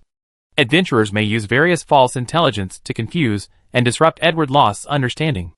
Adventurers may extract resources from Edward Lost, such as learning skills and defrauding him of items, props, and funds. More game content awaits adventurers to explore on their own. Note: this quest has multiple development paths, and all adventurer actions will affect quest progress. Adventurers are advised to work together to protect AMT County. Failure in this quest will result in our faction's defeat in the battle against the God of Light / Nyarlathotep. Note: you can participate in red-name NPC-related quests based on your preferences and abilities. If you prefer not to participate, you can activate red-name NPC defense mode in the system. Once this mode is activated, you will be unable to communicate directly or indirectly with a red-name NPC, and they will be unable to observe your every move and every word. However, please stay away from the red-name NPC while this mode is active, and avoid letting them know of any abnormalities. Otherwise, you may be penalized for passive play by the system. Sharpshooter-related quests. Pending quest information will be updated after completing the prerequisite quests. Sealed artifacts. Players who have obtained the status of an outsourced investigator from the Magical Federation's Bureau of Anomalous Affairs and meet the requirements can apply to Wendell Beldred to borrow some of the sealed artifacts stored by the Bureau.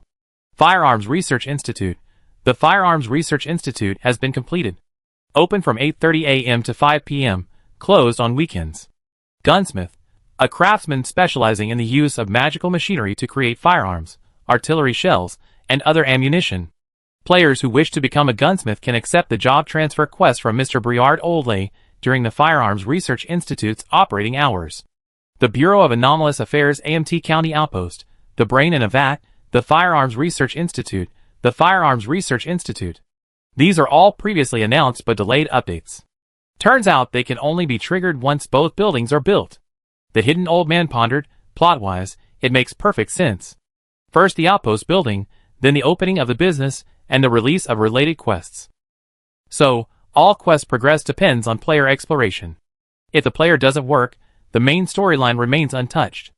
Ah, so I'm the one holding back progress on North Sorrow? As a responsible, socially anxious person, the hidden old man suddenly felt a heavy burden on his shoulders. It seems I need to start the quest soon. I can't let the main quest get stuck with me. But this quest is so important, I need to be fully prepared. I can't go there, and then forget this or that, and end up getting killed the moment I land. Who knows if there'll be another chance. If I waste this scroll, it'd be a huge loss. The hidden old man rubbed his hands, took a deep breath, and pushed open the door to the player's shop that Yo-Yo had sent me today. Chapter 327. The bell hanging on the shop door swung gently, emitting a crisp, tinkling sound. The sound was just the right amount of quiet, alerting the owner to a visitor without disturbing anyone. The hidden old man closed the shop door, blocking out the howling snow outside. He brushed off the falling snow, shook his hood, and then looked around the shop. This shop style perfectly suited the hidden old man's tastes. The entire shop was decorated like a vintage, second-hand treasure shop in a European town.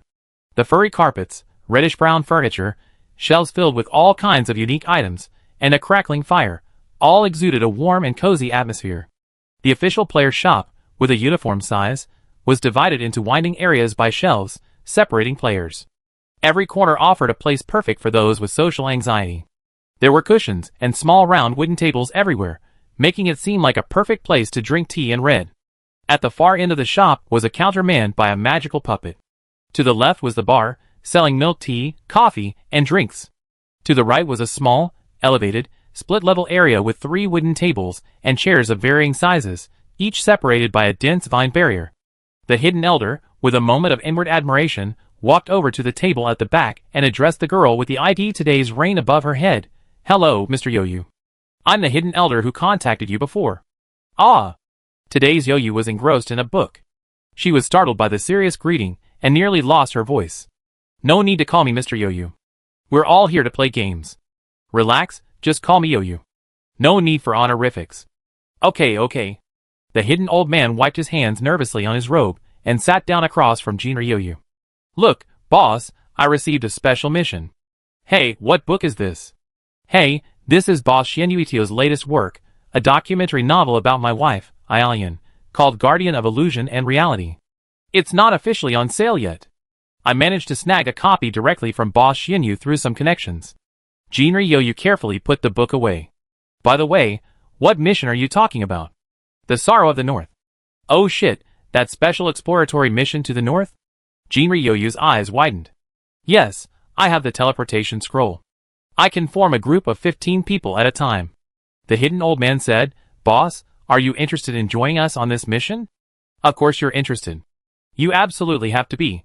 Jinri Yo-Yo agreed without even a second thought. After accepting the quest shared by the hidden old man, she carefully studied all the system prompts and even took a special trip to the Adventurers Guild with the hidden old man. At the magic doll, she meticulously wrote down all the official items and amounts. According to the quest panel and the system prompts, we will be provided with 1 resurrection point, 30 blank teleportation scrolls, 15 return scrolls, 5 cold weather tents, and 15 sets of pioneering tools. These are guaranteed supplies, and cannot be replaced or altered. In other words, these supplies themselves are a hint, containing a vast amount of information. Jinri Yo-Yo rested her chin in thought. The hidden old man looked at her blankly. "The authorities only provided resurrection points, not teleportation points, but they gave us a large number of scrolls. This suggests that the North Territory map is extremely far away from AMT County, where we are. Once in the North Territory, we won't be able to travel freely via teleportation points. However, with resurrection points, if anything goes wrong, we can simply resurrect there, without having to travel all the way from AMT County. It's practically giving us the convenience of unlimited resurrection. Giving us both blank scrolls and return scrolls is probably a reminder that the return scroll is for returning to AMT County, while the blank scroll is for recording the North Territory camp and new locations we explore. This also suggests that the North Territory is extremely large, making travel difficult, and it's difficult to set up convenient facilities like teleportation arrays. This might be related to the plot setting. After all, when I opened the Elven Territory, the system had a reminder. The teleportation array has a maximum node range limit. So, the North is definitely too far away to connect to the AMT County teleportation network, and a teleportation array is currently unavailable. This probably means that on our trip to the North, we have to be prepared to spend a long time exploring there. Although we can use scrolls to travel back and forth, returning to the city is easy, but returning to the North is difficult. A round trip consumes at least one return scroll and a blank scroll. Blank scrolls are very expensive, so unless it's urgent or absolutely necessary, it's best not to use them. She carefully examined the properties of the cold weather tent again. This cold weather tent has a lock and defense properties, so it should be usable as a place to log off. However, the system also states that once the tent's defense value is depleted, it will be damaged and unusable. This means we need to find a sufficiently safe place to set up camp. There's even the possibility of wild beasts or enemies attacking the camp. Clearance tools, including axe, machete, engineer shovel, ice pick, and pickaxe. Ugh, are we going to go on a snowy jungle survival spree this time? The hidden old man stared at Jinryoyu in astonishment. Just from the official quest items, you analyze so much information? Well, like I said, these things are packed with information. Jinryoyu's mind raced. For the optional equipment, I think we can get 15 sets of cute bioarmor at once. The hidden old man said, no, that stuff's expensive, right? Won't it be over budget? Based on the official price, it's definitely overpriced. Jinryoyu said, but at half price for the alchemist, it should be just about right. Anyway, we can apply first and see if the Lord approves. Not to mention that the cute bioarmor is incredibly useful, just the price alone. If we each get one, this mission will definitely be worth it. The hidden old man, good boy, you're worthy of being called a big boss. This has all come down to the Lord. Next, we need to recruit players. Today, Yoyu pondered, we need basic classes like Knight, Druid, Mage, and Wizard. Most Druids have trained Hunter, so 2 more besides me will suffice. Knights are usually Masons, so they'd be useful for building camp walls. It would be best to find 3. Paw. The hidden old man rolled his eyes and collapsed to the ground. Alas, it's so hard to form a team with social anxiety. Chapter 328. It must be said, a boss is a boss. He's far more efficient than the socially anxious hidden old man. Under Jinryoyu's well-organized management, a 15-person infiltration team, including the hidden old man, was quickly formed. The world knight was Lujo Laojiao. Did you lose your hair today? And a player named Pepamir Plateau. The druid was Jinryoyu, Melissa Kubo, and even a mosquito is meat, no matter how small it is. Jinryoyu had originally wanted to invite Niakikyu and Xianyuitiao, but Niakikyu had inexplicably become the commander-in-chief of plant resistance to winter, and was currently toiling away in the Elven Territory. Xianyuitiao, on the other hand, was about to launch a new book, and was also involved in a romance with an NPC who had been specially transferred from afar to AMT New City. He simply didn't have time to explore the northern borders. As for Songlin, the next person to be invited, he had just accepted the assignment as a gunsmith and was immersing himself in the vast ocean of magical mechanical knowledge, so he had no choice but to decline. The magic chef, one sword breaks 1,000 mountains and turn left out, along with the magician Immortal Ascension, naturally wouldn't miss this new land reclamation mission. The troublesome diviner, Quiet Sea, also joined the team as a special class. Alchemist Tangnan Boiler was naturally a must-do. He'd be the one to rely on if the cute bioarmor needed repairs. The Eternal Poet volunteered to join, bringing along Kinokawa, who had successfully transitioned to astrologer. Finally, there was the leader, the hunter and rogue, the hidden old man. Most of the team knew each other or had worked together before, and many were forum influencers, so there was a basic level of trust. After the hidden old man explained his social anxiety and entrusted all matters to Jinryoyu, everyone expressed their understanding. Jinryoyu then reiterated his analysis and, with everyone's agreement, submitted a request to the magic puppet for 15 sets of cute creature armor. Unexpectedly, the system quickly sent back a receipt confirming the Lord's approval, allowing them to pick up the items directly at Rama's Alchemy Research Institute. Wow! One set of cute creature armor per person. Everyone's eyes sparkled with money. Long live boss Jinri Yoyu. However, Jinri Yoyu's expression darkened. It seems this mission is truly difficult. What do you mean? Asked Pamir Plateau. This player, with blonde hair and blue eyes, perfectly fit the stereotypical knight look. Perhaps it was because he drew that kind of shell that he became a knight? Jinri Yoyu had once played a werewolf dungeon with him, and had some impression of him. He seemed quite upright. Today Yoyu organized his words. Generally, quests take into account player skill and difficulty. To maintain game fun, we won't provide excessive combat support. However, the reason the cutie bioarmor is so expensive is because it's a combat support piece that's significantly superior to current equipment. I included it in the application for a third consideration. To test the mission's difficulty. And the Overlord gave us this incredibly powerful equipment, which is a bit over budget, without hesitation. The situation is getting pretty serious. Luzhou Laoju nodded in agreement. However, this could also be a benefit for the first pioneering team. The first pioneering team? Eternal Poet asked, are there other teams? Of course there will be. The previous news release also stated that players can explore the triggering channels on their own, so there must be more than one channel. I think the reason I haven't heard of anyone else starting the North Sorrow quest in the past few days is perhaps an official protection measure for the first players to trigger the quest. Because the hidden Old Man quest item is obtained through the main storyline, we, as the pioneering team, currently have the highest priority. While we bear the greatest mission risks, we also enjoy the first benefits. It is estimated that when we reach the north, after we fully explored the situation, subsequent North Territory quests will pop up like mushrooms after rain. Luzhou Laoju said, the North Territory is a major update storyline. It's impossible for just the 15 of us to participate. The sooner we leave, the greater the rewards. Yuhua Dengxian rubbed his hands excitedly. On the way to Rama's lab, we can buy all the necessary equipment, medicine, food, and seal bottles. Then, grab the cute little bioarmor and set off. Today, Yoyu packed the newly distributed resurrection point and cold weather tent into her backpack for use when setting up camp. She also divided the scroll and 15 sets of pioneering tools among everyone, and shared her theory on how to use the scroll. In other words, we need to find a safe place in the North Territory and build a camp where we can safely resurrect and log off.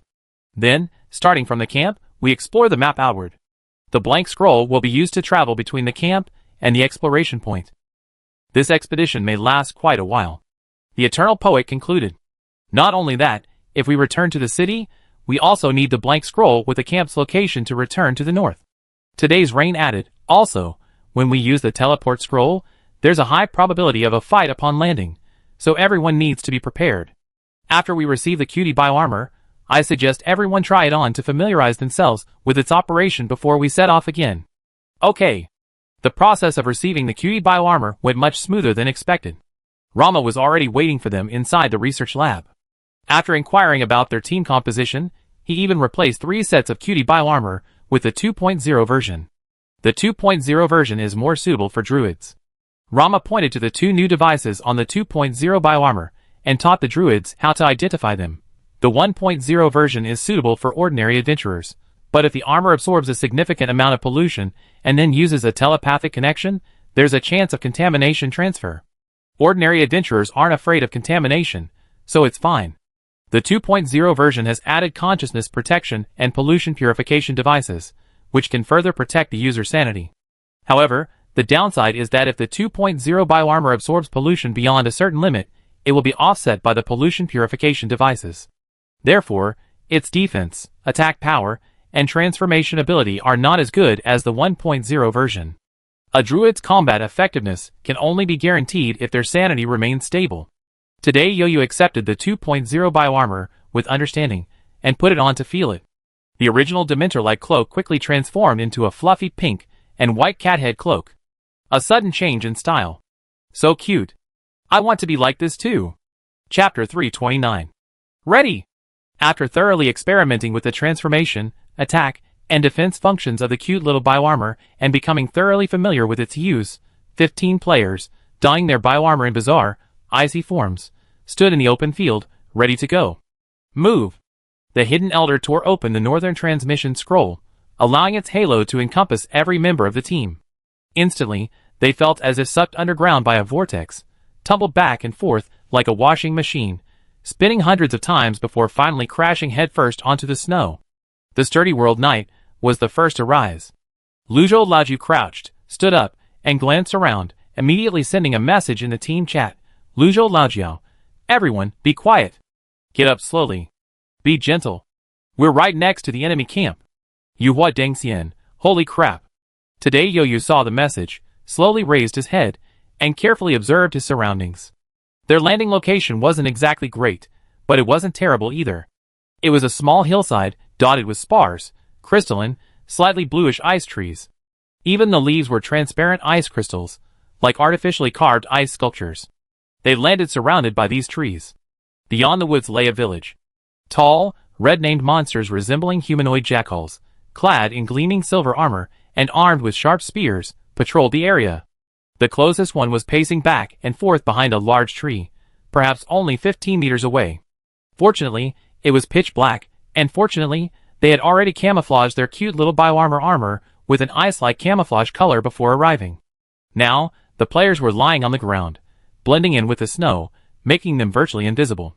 Today, Youyu cast an identification spell and quietly threw it at the nearest humanoid jackal monster. The system's identification results came back immediately. Zombie Frost Jackal Orc LV-70. A ferocious race unique to the Ice Plains. The Frost Jackal Orcs. Rumor has it that they are the descendants of an outer god who passed through this world. However, these warriors, who claim to be descendants of the gods, have now perished under the evil deity's corruption, and even their corpses have been infected and controlled, unable to rest in peace. As zombies, their only instincts are survival and the repetition of their pre-death behaviors, no different from Warcraft. System prompt: after purification, you will receive one interchangeable Jackal Orc shell. Today's rain. Interchangeable bodies? Is that what I thought? She posted this message to the team chat, and sure enough, she received a flurry of hack and officials are playing nice. Responses: today's rain. Get one? Everyone, get it, get it, get it. Swish, swish. Several white vines snaked through the snow. The Frost Jackal Orc's long, pointed ears twitched, and he turned his head to look at the snow. The snow was a silvery white empty. The Frost Jackal Orc's empty eyes repeatedly scanned the snow, but he saw nothing. He poked and prodded the snow with his spear, finding nothing.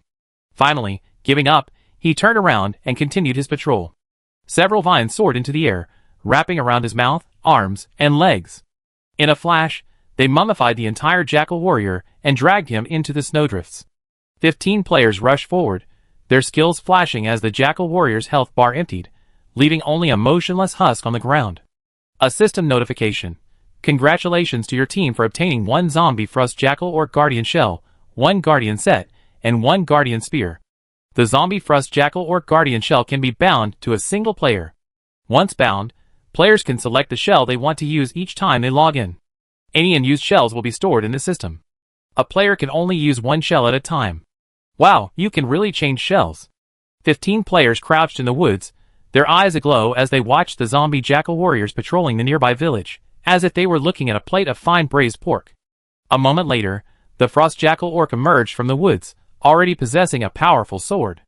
Yijin Paqianshan, clutching his icy spear, stumbled slightly towards the village. The Frost Jackal Orc's body wasn't immune to the cold. Even clad in icy metal armor, it didn't suffer from the cold debuff. However, the Jackal Orc's lower limbs, like a wolf's hind legs, were slightly bent and unable to straighten, landing on the balls of its feet. Its springing ability was astonishing. Yijin Paqianshan walked through the snow, 1 foot deep, 1 foot shallow, for a while before gradually adjusting. The other players crept stealthily through the dim forest, quietly approaching the next guard. Using the same tactic, they bounded him with their cute little bioarmor and dragged him back into the woods. A moment later, Luzhou Laojiu, also donning the Jackal Orc's body, emerged unsteadily, 1 foot deep, 1 foot shallow. From the player's perspective, the Jackal Orcs, who had been replaced, bore their own green IDs, standing out against the sea of red enemy IDs. But the Jackal Orcs were oblivious to this. They nudged Yijin Paqianshan and Luzhou Laojiu, and continued with their tasks. Yijin Paqianshan and Luzhou Laojiu crossed half the village before finally selecting a lone sentry standing guard at the edge. Yijin Paqianshan winked at Luzhou Laojiu, and approached the Jackal Orc.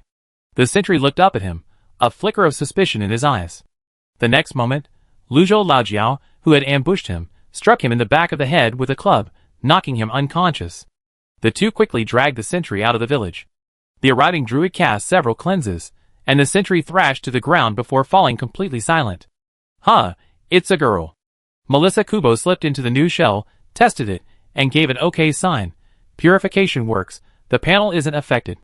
One by one, the jackal orcs were silently taken down, and players, one by one, took on new shells. The process of binding a shell was simple. Players simply placed their hand on the new shell, checked the shell's attributes on the pop-up system panel, and once they confirmed they were suitable, they could select bind. If the gender didn't match, or if the shell's panel points didn't match their current class, the system would highlight that attribute in red, and the bind button would be grayed out. In the entire village, there were 37 zombie frost jackal orcs. After they were all taken down and purified by the players, they carefully selected and bound each one to the shell that best suited them. The remaining shells couldn't fit into their backpacks, so they were simply dragged to an empty house and locked away, waiting for new players to use them. Chapter 330. After switching to a new shell, players' levels and physical attributes changed slightly, but the overall difference wasn't significant. Top veteran players like Yijian Piqianshan, Luzhou Laojiao, and Yuhua Dengxian had their levels reduced to level 70. However, given the new Jackal Orc superior panel attributes and being a brand new race, even with the lowered levels, they felt it was merely a balancing act for the game's difficulty level. Besides, their old shells were still there, allowing them to log back in and switch back whenever needed. It wasn't a big deal. Overall, players who gained a new body saw no loss. Players like the Hidden Elder and Tranquility Sea, whose new shells raised their levels, were even happier. Especially the unruly players like Tranquility Sea, who were instantly uprooting the rooftops, physical, and testing every ability of the Jackal Orc shell. Inherent skills and backpacks can be used normally. The system has also directly added the original shell's equipment to the backpack, allowing for swapping at any time. The biggest difference is the changes in the shell's inherent attributes and perspective. Today Yoyu is now a tall female Jackal Orc priestess, with lush brown hair braided into small, beaded plaits. Or should I say, a mane? This shell is nearly 2 heads taller than before, and today Yoyu is still having trouble adjusting to the air and perspective from a height. So far, it seems that Jackal Orcs possess superior physique and agility to ordinary humans. Their skin is tough and extremely cold resistant, so even in this severe cold, they can withstand exposure. Amazing jumping ability. Tranquility Sea jumped down from the roof. With a little effort, I can leap onto the roof. I can walk in the snow without sinking, and I can run long distances without feeling tired. He touched his slender muzzle and pointed ears. The teeth are very sharp. I have a certain degree of night vision and keen hearing. By the way, this image is very similar to Anubis from Egyptian mythology. Perhaps they are indeed descendants of Anubis in this setting. Melissa Kubo shrugged. By the way, do you have an extra page of racial skills on your skill panel? Everyone opened the system panel and checked their own skill panels. Indeed, there was an extra page of racial skills. Beast Transformation, Bite, Long Range Rush, and that passive skill, Cold Resistance. Orcs are awesome. Speaking of which, this village is our camp now, right? Let's put our respawn point here. Should we search the houses again to gather some intel? What if there are any more orcs out there? We already stolen their homes, so if anyone comes, we just wipe them out. How about putting our respawn point in that small woods? We can attack or defend. Let's explore the village first. We have to explore it anyway. So, with the mindset of not missing anything, everyone opened the map and searched for chests, gathering in the center of the village a few hours later. The number of corpses matches the signs of habitation in the houses, so we shouldn't have missed anything. We also found a few statues of the god of winter, tied them up in sacks, and buried them. Great job. Now that everything's settled, let's set up the respawn point. We also need to take out the blank scrolls and record them. Jinri Yoyu retrieved the resurrection point from his system backpack and used his mind to control the cursor, selecting the open space in the center of the village. A silver-blue light instantly formed a circular magic circle on the ground, then faded into the snow-covered earth. Is that all? The hidden old man asked softly. How about someone die and see? Tranquility Sea was eager to try. No need. The system has already indicated that the resurrection point has been placed. Jinri Yoyu finished speaking, then opened several blank scrolls and recorded the village's coordinates. The blank scrolls can transport 10 people at a time, which means our exploration team should ideally have 10 people. I believe the authorities deliberately gave us scrolls with different numbers, reminding us to leave someone behind in the camp. Indeed, this place is already behind enemy lines. If we don't leave anyone behind, someone might steal our camp. The Eternal Poet looked understanding. And the official news also says this is a special exploration mission that combines free exploration, base building, and combat. Base building is crucial.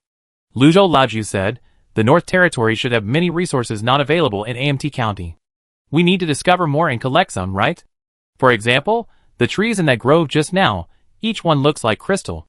I think they're quite unique. Do it. We must do it. Tangman Baza rubbed his hands eagerly. Gather them all. That's a military merit. Military merit. If we want to use this as a base, we also need to reinforce the facilities here. Today Yoyu said, we could easily sneak in and take down everyone. This village's defense is really poor. The lighting is poor, there are too many shadows, and there are so many messy boxes, haystacks, and firewood piles for concealment. It's not very defensive. I think we should at least dig a trench around the village and set traps along the way. We should also build 2 arrow towers and install searchlights so the guards can stand guard from them, Tranquility C suggested. That's a possibility. Yu Huadingxian's eyes lit up. I misunderstood before, thinking the tents the authorities gave us were for a base. Now it seems this village is the true base, and the tents are for the expedition teams going out to explore. Regine Yu pulled the tents from his backpack. 5 cold weather tents, just enough for 2 people each. That's right, it's all right. The Pamir Plateau applauded enthusiastically. You're worthy of being a prophet, Mr. Regine Yu. Regine Yu waved his hand. It's just a reasonable guess. Well, without further ado, let's divide into groups. The 10 members of the expedition team will stand on the left, and the 5 members of the camp construction team will stand on the right. Volunteer first, then adjust. Everyone bustled around, each taking their own positions. Some counted the number of people, realized something was wrong, and then thought about it, and moved to the opposite side. It took a while to finally settle. So, the camp infrastructure team is Luzhou Laoju. Even the smallest mosquito is meat. Forever Poet, Tangmen Boiju, and Qin Chuan. The rest are the expedition team. Litian Yoyu counted and found that the remaining people included a tank, a healer, a druid, a DPS, and an alchemist.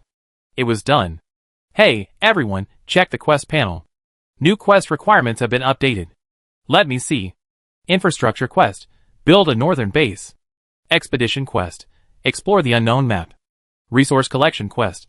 Holy crap, the boss's predictions were all right. Accurate, really accurate. Litian Yoyu's predictions are confirmed. The players exclaimed. Chapter 331.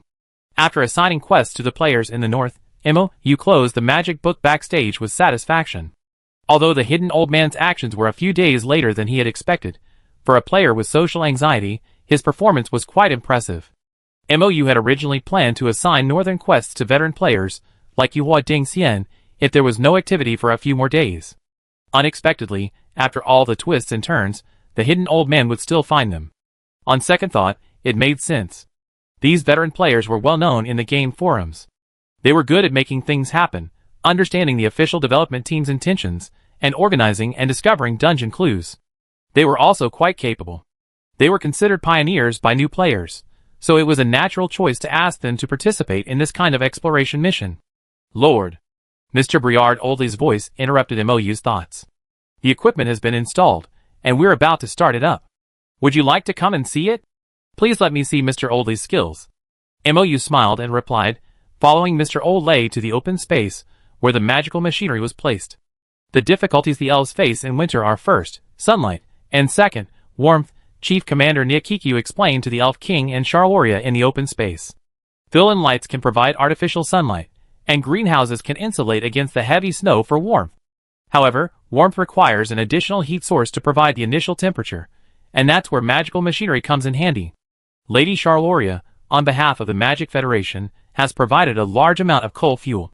While burning coal directly can also provide warmth, the elven territory is so vast that using such an ancient, simple, and unsophisticated method is a waste of energy. Furthermore, burning coal in a closed greenhouse can cause carbon monoxide poisoning or suffocation due to high carbon dioxide concentrations. Mr. Oldley continued, picking up where the ball had left off. By using magical mechanical technology, we can efficiently convert the steam energy generated by the coal into a stable heat supply, transferring it between multiple magical heat balance devices, automatically allocating it from areas with excess energy to those with less. He pressed the start button. The boiler ignited, the bellows roared, and the coal burned fiercely.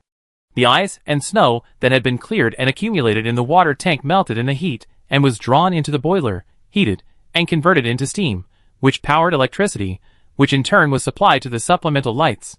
In essence, the same method of boiling water was used, but the energy required in the elf territory was low, and there was no time to lay water pipes.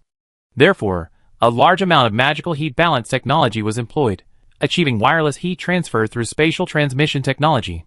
Of course, such large-scale and frequent heat transfer required some spatial authority, but for Leah, this was simply a matter of expending some core energy. The core energy provided by the elves themselves, used for their own benefit, made perfect sense. Furthermore, with the winter god providing a constant supply of snowfall as a water source, the elves didn't even have to worry about finding water for the steam boilers. The steam, heated through the pipes, melted the ice and snow in the water tanks, then cooled again, returning to a liquid state, which could be re-injected into the boilers, continuing the cycle. For the elves, who could access water naturally, their daily water needs were relatively low, unlike the ordinary people of AMT County, who relied heavily on hot water. If the need arose, the cool pipes were equipped with taps, allowing for immediate access to water. The task of tending the boilers and adding snow also appeared on the adventurers' daily task lists. The hard-working workers, tool men, cheered and rushed to take up the job. Amid the roar of machinery, the temperature in the elven territory gradually climbed. The elves tending the trees and plants in the greenhouse gradually shed their heavy winter clothing, revealing their first smiles since the divine war began. Elf King Lancel also breathed a sigh of relief. Even though the Lord of AMT County seemed confident and had indeed reliably secured various resources and summoned various helpers, Lancel felt a heavy weight weighing on his heart as he watched the elves, plants, and trees shiver in the cold wind and snow. It wasn't that they didn't trust Moiwu. No, the elves felt only endless gratitude for their allies' help. But more so, a sense of self-blame for their own powerlessness, resentment towards the winter god, who had initiated the divine war, and heartache for their people and the plants. Don't worry, Mou noticed the Elf King's fatigue and offered a reassuring smile. Everything is on track. A golden light flickered in his eyes. Everything will be fine. The Elf King was stunned. He stared at Mou intently, a little surprised, but he lowered his voice and asked, "A new authority?" Charlaria was also startled. She also looked at Mou, but being only at the angel level, she could only see a faint divine glow emerging from Mou, but couldn't discern the true nature of the authority. It's order. Mou didn't hide his intentions from his two allies. It's a new authority born from the fragments of world consciousness. Order? Saloria chewed on the word, then smiled broadly, throwing her arms around Mou. That suits you perfectly. After all these years, the Magic Federation will finally have a new god to bless it. Perhaps more than one. Mou curled his lips slightly. This kid has run this city well. Ricard said approvingly. Aelian nodded in agreement. Because the family had a dinner together in the evening at Silver Dragon Dreamland, Ricard suggested exploring AMT New City, and didn't join Mou, Mr. Olay, and the others in the Elven territory. Aelian accepted Mou's request, and stayed behind, as Ricard's nominal bodyguard and guide. To be honest, as the director of the Magic Federation's Bureau of Anomalous Affairs, Ricard is also a highly secretive figure. If anything truly arose, it would likely be up to this powerful figure to personally resolve it. Actually, after Moi was settled here, I secretly visited several times. Ricard said, but that kid locks himself in the Mage Tower every day and refuses to leave. It's almost the same here with, or without a lord. The barren land and poverty have practically driven away all the inhabitants of this land.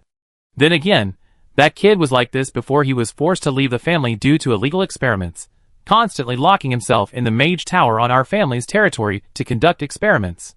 For a long time, rumors of discord between the siblings of the Philizlock family circulated throughout the Magic Federation. I always felt that he's more suited to being a legitimate magician immersed in research than a lord. Chapter 332. The Philizlock family's own territory is located in Port Lawrence, the easternmost point of the continent. It's very close to the Magic Academy Calcadora, and is a place steeped in the ancient atmosphere of magical scholarship. The Philizlock family's Mage Tower stands on the coast of Port Lawrence. Atop it burns a magical flame day and night, providing navigational light for passing ships. Ricard watched from afar as the druids dug light lilies from the snow by the riverbank while recounting past events to Aelian. The Cavendish and Philizlock families have had close ties since ancient times. Charloria, my sister, and I grew up together. Moya is the most withdrawn of the three. But he's also the most thoughtful and persistent. Ricard smiled, a rare softness glimmering in his sharp, eagle-like eyes.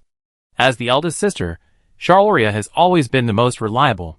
She's also very strict with her younger brothers, and she's never soft-handed when it comes to discipline. As the youngest, according to custom, Hildrodius doesn't bear any responsibility. Without any family responsibilities, he had a more relaxed disposition. When he was little, Moyu would sit atop the tower all day, reading book after book. The vast collection of books in your mage tower today was all brought from the mage tower back home when Moyu moved here. Charloria was much older than the two of them, and by then, she had already learned to handle the chores of the family. Every day, after finishing her various duties and returning to the mansion, she would soon be out and about in the city, chasing after Hydalodius, who had gone on a rampage somewhere, dragging her brother along all the way home. Ricard smiled as he recalled the past. Perhaps it's because the three siblings were constantly fighting and quarreling in the city that outsiders always spread all sorts of bizarre rumors. But only within our family knew that the Philizlock family had always been a harmonious and united family. Aelian nodded. He had heard many rumors about the Philizlock family before, but when he actually got to know them, he could truly feel their acceptance and genuine concern for Mou and him. This sense of family was a completely new experience for Aelian, who had grown up in the Church of Light. He also knew that if it weren't for the deep affection between the family members, they wouldn't have extended this kinship to Mou, brought into this world by Moyawu, and to him, an outsider. Mou is a fine lord, said Ricard. I never seen the lowest inhabitants of any land so cheerful in the bitter winter. Even the faces of the slaves are free of numbness and sorrow. This is not just the credit of the adventurers, but also the credit of the rulers. Ricard's hawk-like gaze fixed on Aelian. His smile faded, and his expression became serious and solemn. So, for both public and private reasons, I hope you will never betray or harm Mou. I swear on my life and my faith to the world consciousness, Aelian said solemnly and sincerely.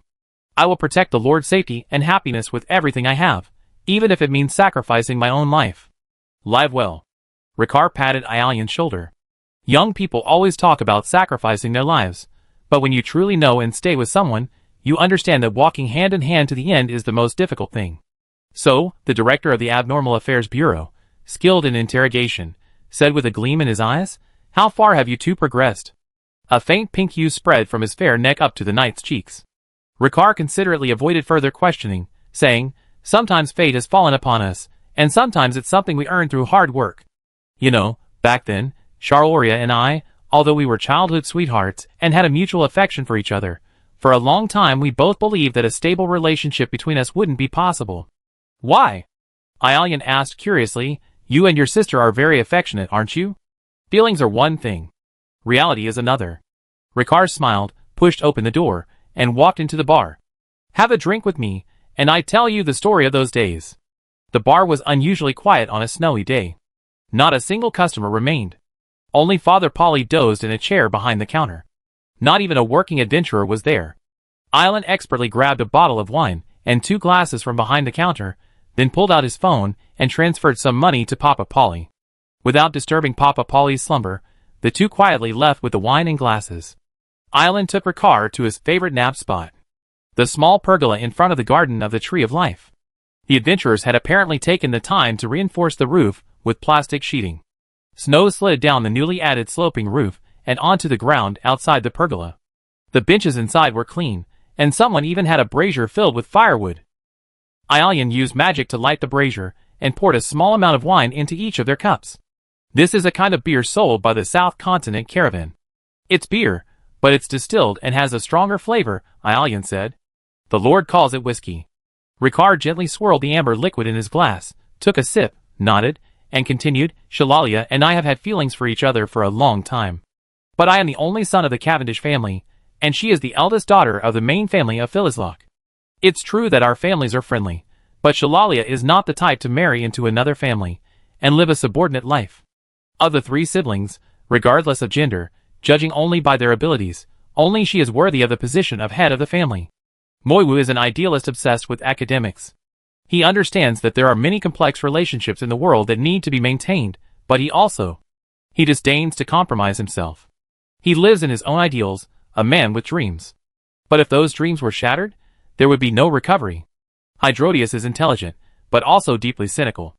Aside from us, his family, who are truly dear to his heart, he observes everything with a cold eye. We have raised these two children with our own hands, and we wish them eternal happiness. The heavy responsibilities will rest solely on us. However, this also means that Charloria will assume the responsibility of the entire Philizlock family. The Philizlock family is a vast one. While the main family is harmonious, there are indeed many ulterior motives in the side branches, always hoping to take advantage of the main family's scarcity and carve a few pieces of flesh from it. Chapter 333.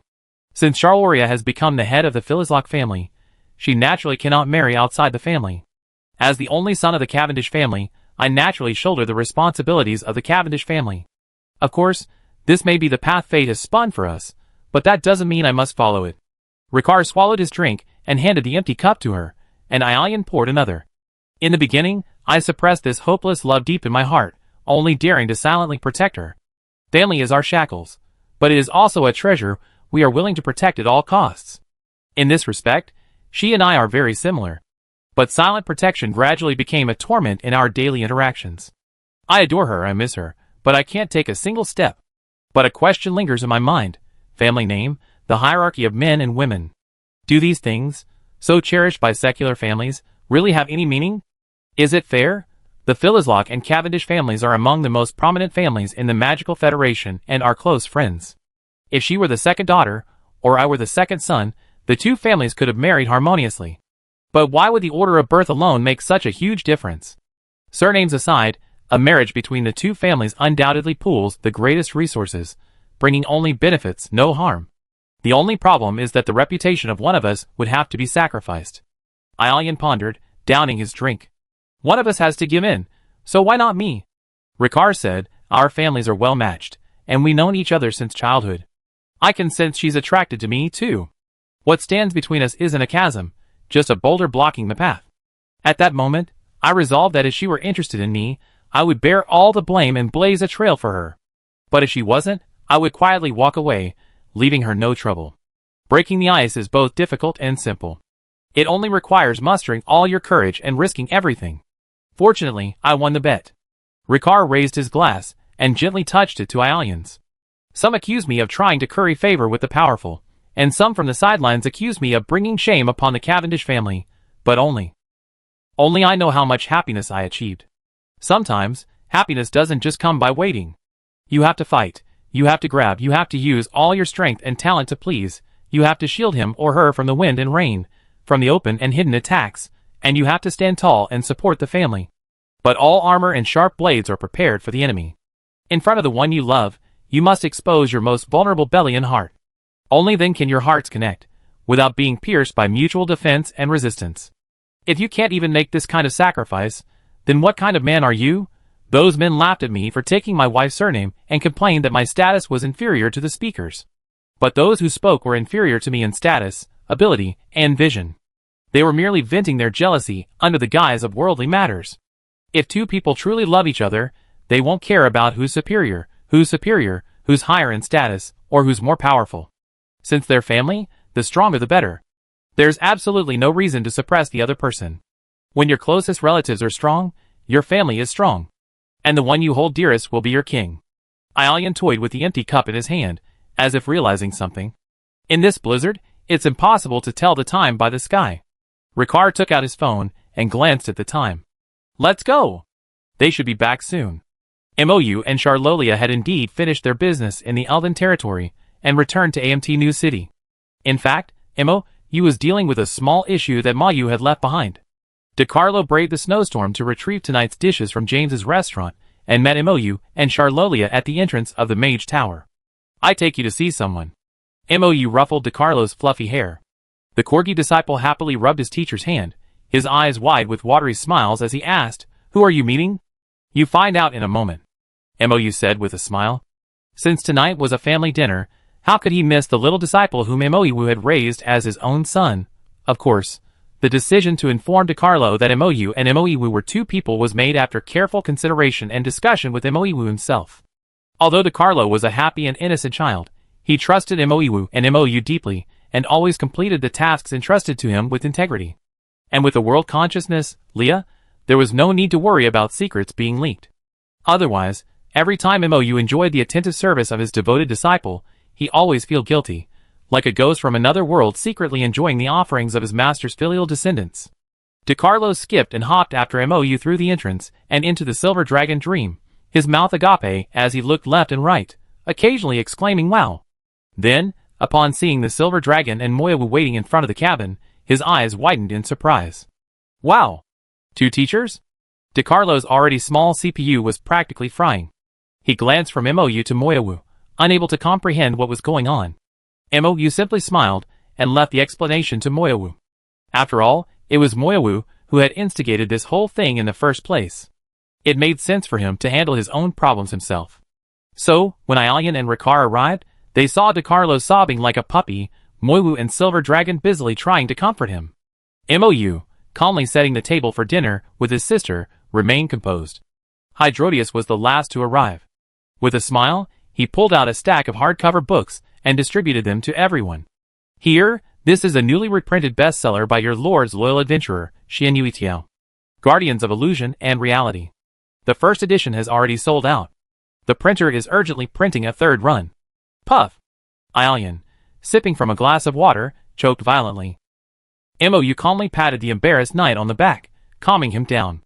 It's okay. I read the book. It's well written and doesn't distort the facts or fabricate any rumors. No. You don't understand.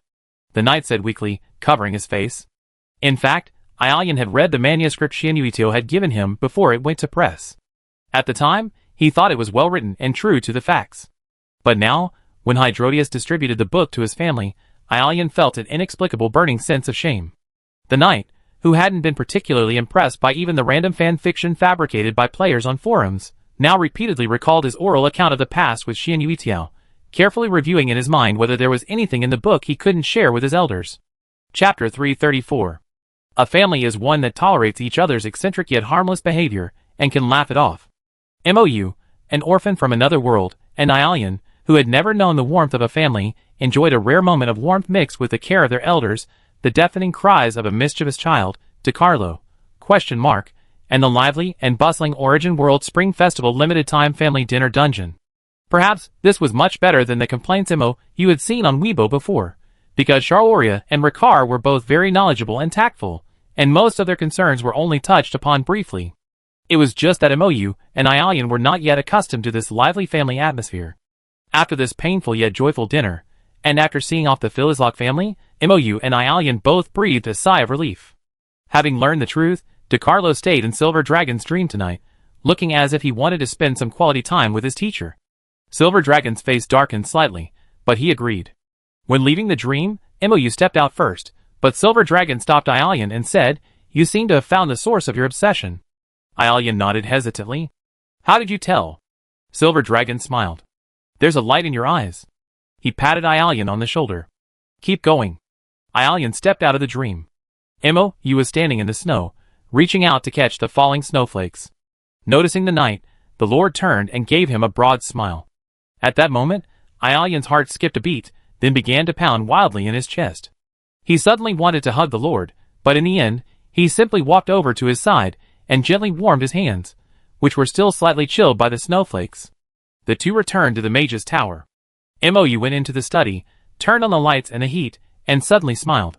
It feels so quiet in the mage's tower. Or rather, it was just too lively just now.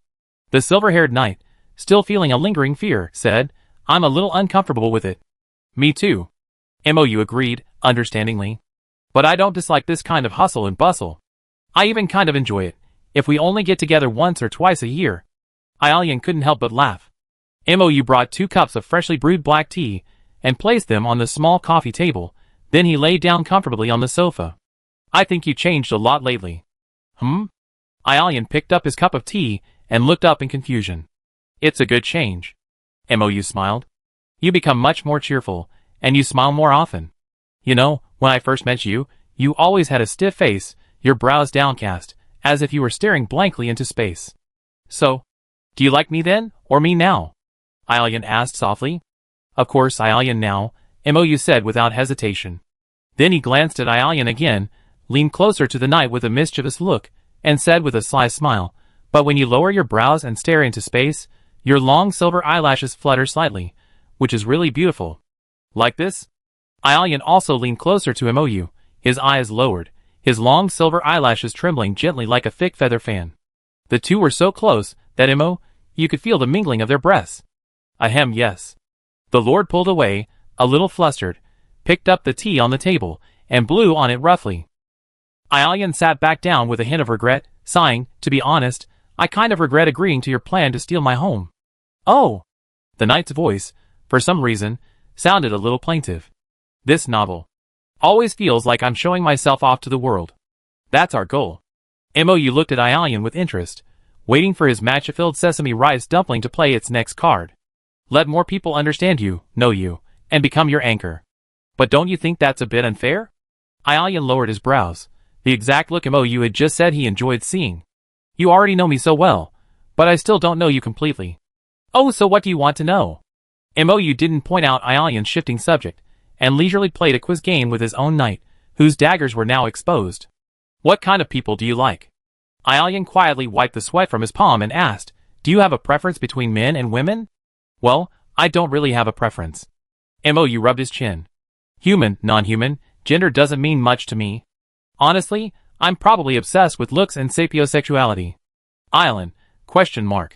The lord from another world suddenly came up with an unexpected new word, leaving the knight stumped again. As expected of his lord, he always chose the third option even when the question was given two options. Well, to put it simply, I like someone who combines beauty and wisdom. As a face-obsessed person, I prefer someone who is physically capable. Mou looked at the knight with a sly glint in his eyes, and then, I like a chess player who is my equal, not a pawn at my mercy. I enjoy both verbal and unspoken communication. I favor a sharp, insightful, and logical mind, and look forward to their wit and endless tricks igniting my brain. Of course, I also enjoy. I was struck by the occasional look of confusion and surprise he showed after I made my move. Mou put down his teacup and continued under Ailian's increasingly fiery gaze, to me, male or female, human, dragon, or elven, it doesn't matter. And what I can't stand most are those worthless people who can't understand my ideas and requirements, who demand repeated explanations and guidance from me even for simple UI and scene design.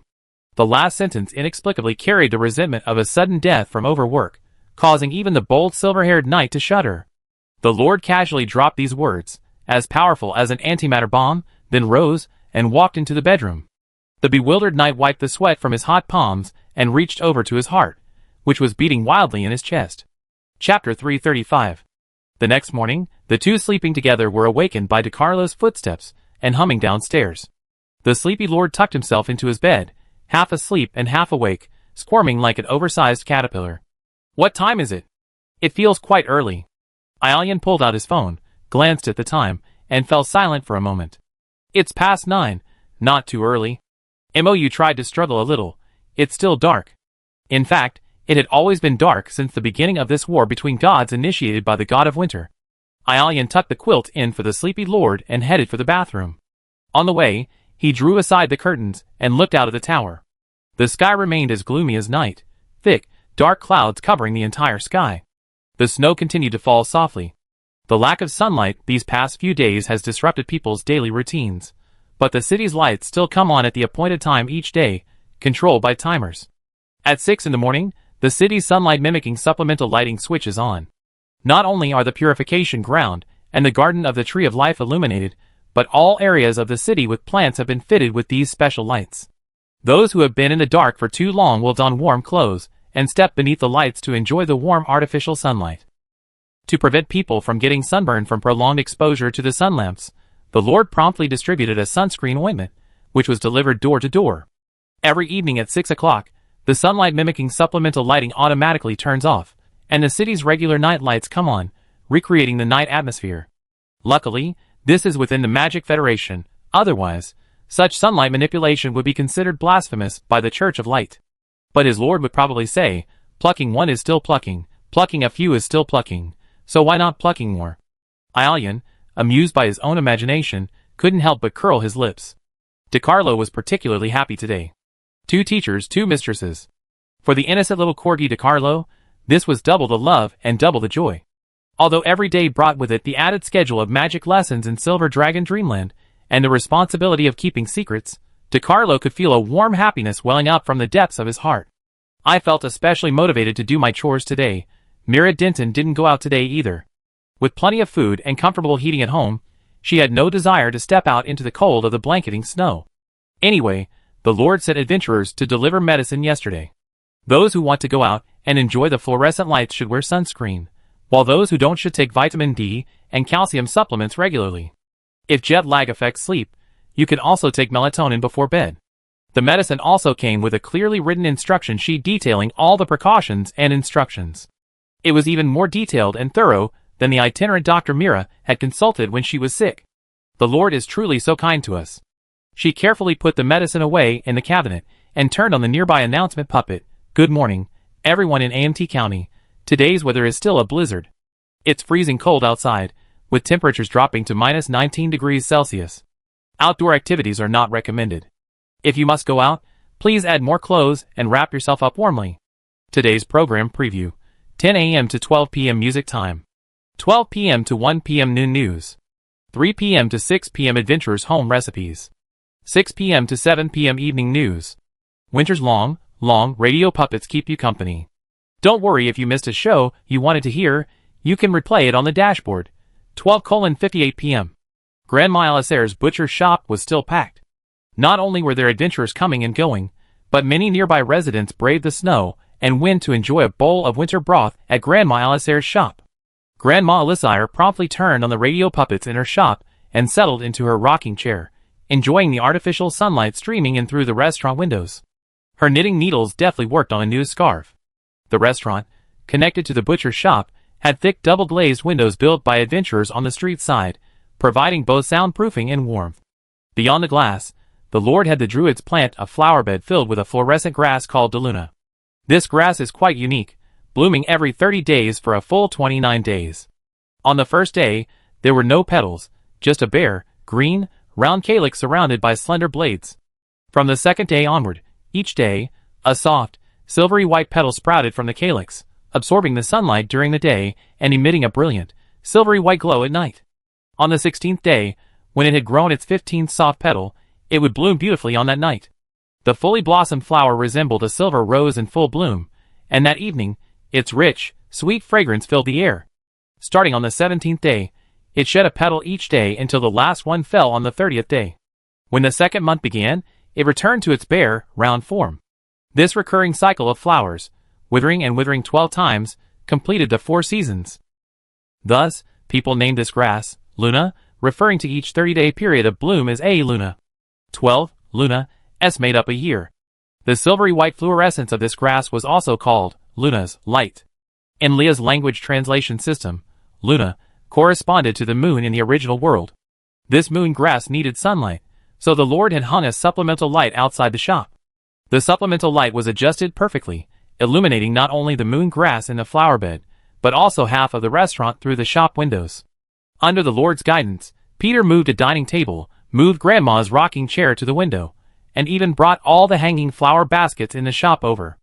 Under the pretext of letting the flowers and plants bask in the sun, he created a quiet little corner for the elderly woman. Every day, when she wasn't busy, Grandma Eliza could bask in the artificial sunlight in her rocking chair.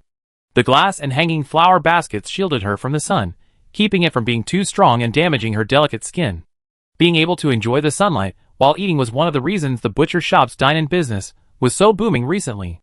And today, the shop could even hear the radio puppet program. At 1 p.m., the long-awaited voice from the radio puppet rang out. Audiobook series Guardians of Reality and Illusion, Chapter 339. It was on a snowy winter day, like this, that Ialian was adopted by the Church of Light. Chapter 336. Edward Lost officially settled in AMT New City. Professor Moiwu arranged an apartment for him and Wendell as their dormitories, just behind the station building, just across an alley from their home. With such a short distance, they didn't have to worry about travel problems even during a snowstorm. But for transcendents like them, a snowstorm wasn't a significant obstacle. Currently, only the two of them lived in the three-story building, Wendell on the third floor and Edward on the second. Their apartments were identical: a bedroom, a study, a small living room that served as both a dining and living room, a kitchen, and a bathroom. For a single man, this was a luxurious setup. The first-floor apartment was currently vacant, leaving only the common area on the other side open for their use. This common area contained a laundry room equipped with a novel automatic laundry machine. Off the laundry room was a lounge area furnished with a comfortable-looking sofa and a small table. Against the wall stood a coffee machine, a kettle, and a sink for water. Posted on the wall were instructions for making coffee and milk tea. In the corner, there was a shared storage box containing frozen fresh milk. Coffee beans and tea leaves were also provided free of charge as an employee benefit. It was said that a druid would come to replenish them once they ran out. Wendell Beldred, adapting to local customs, followed the instructions on the wall and brewed coffee. A moment later, he returned with 2 cups. Edward, who had slumped over on the sofa, quickly sat up and took his coffee from his current boss. "I had coffee in the shop before, but this is my first time making my own. I hope it tastes okay." Wendell sat down on the sofa across from Edward, adjusted his glasses, picked up his cup of coffee, blew carefully on the hot air, and took a sip. "Not bad. You seem to like it here," Edward said. Wendell smiled. "A city that remains warm and bright even in darkness and snow, with smiles on the faces of its people. The seemingly money-hungry adventurers are constantly clearing snow in the blizzard, tending to plants, and delivering supplies to the residents. And countless other novelties. Not to mention their casual work routines.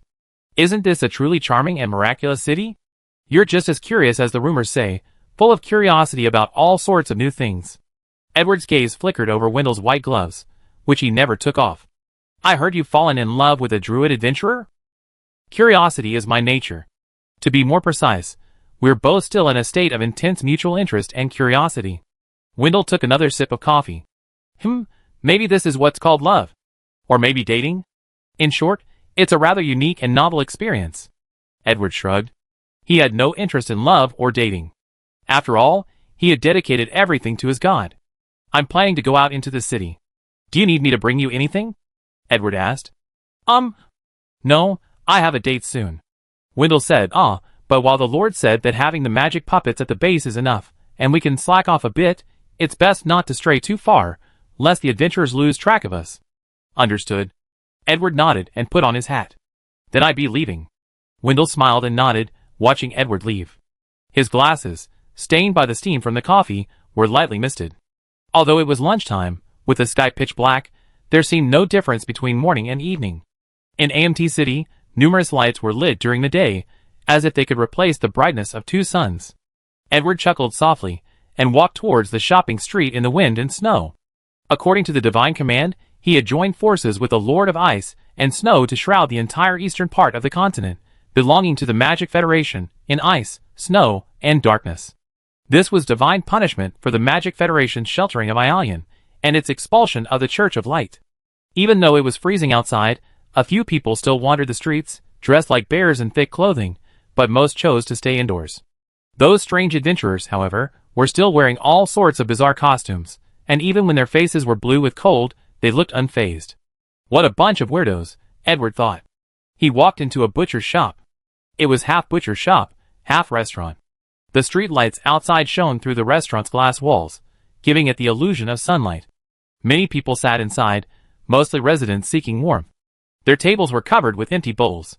Everyone reclined in chairs, eyes closed, enjoying the sunlight on their faces and listening to the music played by the radio puppets placed inside. Every resident's face was mesmerized by the song, and Edward even saw someone quietly wiping away tears. "Edward, ? Isn't this song really that good? It made me cry." He ordered a bowl of their signature meat stew. The young man at the counter took the money and handed him a large tray with a spoon and 2 thin wooden sticks. "Just sit at any empty table." "What are these?" Edward pointed to the 2 sticks on the tray. "Chopsticks." The young man. Pete replied, pulling out another pair from the chopstick holder on the counter. "Here, hold them like this, and you can easily pick up the meat. Don't worry if you don't know how to use them. There are spoons. Forks are available too." "Please give me a fork," Edward said. "Okay." He found an empty table and sat down. The light warmed him, and with the warm breeze from the restaurant, It felt a bit like being in the sun, and even more so if he closed his eyes. Edward glanced thoughtfully at the people around him. He picked up a piece of perfectly stewed beef brisket, soaking up the tomato broth and jiggling slightly in the spoon like springy jelly. He blew on it to warm it and put it into his mouth. Then his eyes couldn't help but fill with tears of emotion. This is so delicious. He suddenly understood the reason for those residents who were secretly weeping. It wasn't because they were crying at the music, but because the meat was so delicious. Edward tucked into the meat and equally delicious vegetables, mouthful after mouthful, oblivious to the fact that the broadcast he was hearing was actually different from what the other people were hearing. Chapter 337. After a hearty meal, Edward returned his empty plate and bowl to the counter, packed up a portion of stewed meat and braised food, and finally left satisfied, returning to his station to continue work. The customers in the store, completely captivated by the audiobook, not only didn't leave, but also ordered more braised food and milk tea from the neighboring player's shop, enjoying the show so much they didn't want to leave even after it ended. Wow, Island, that kid must have had such a hard childhood.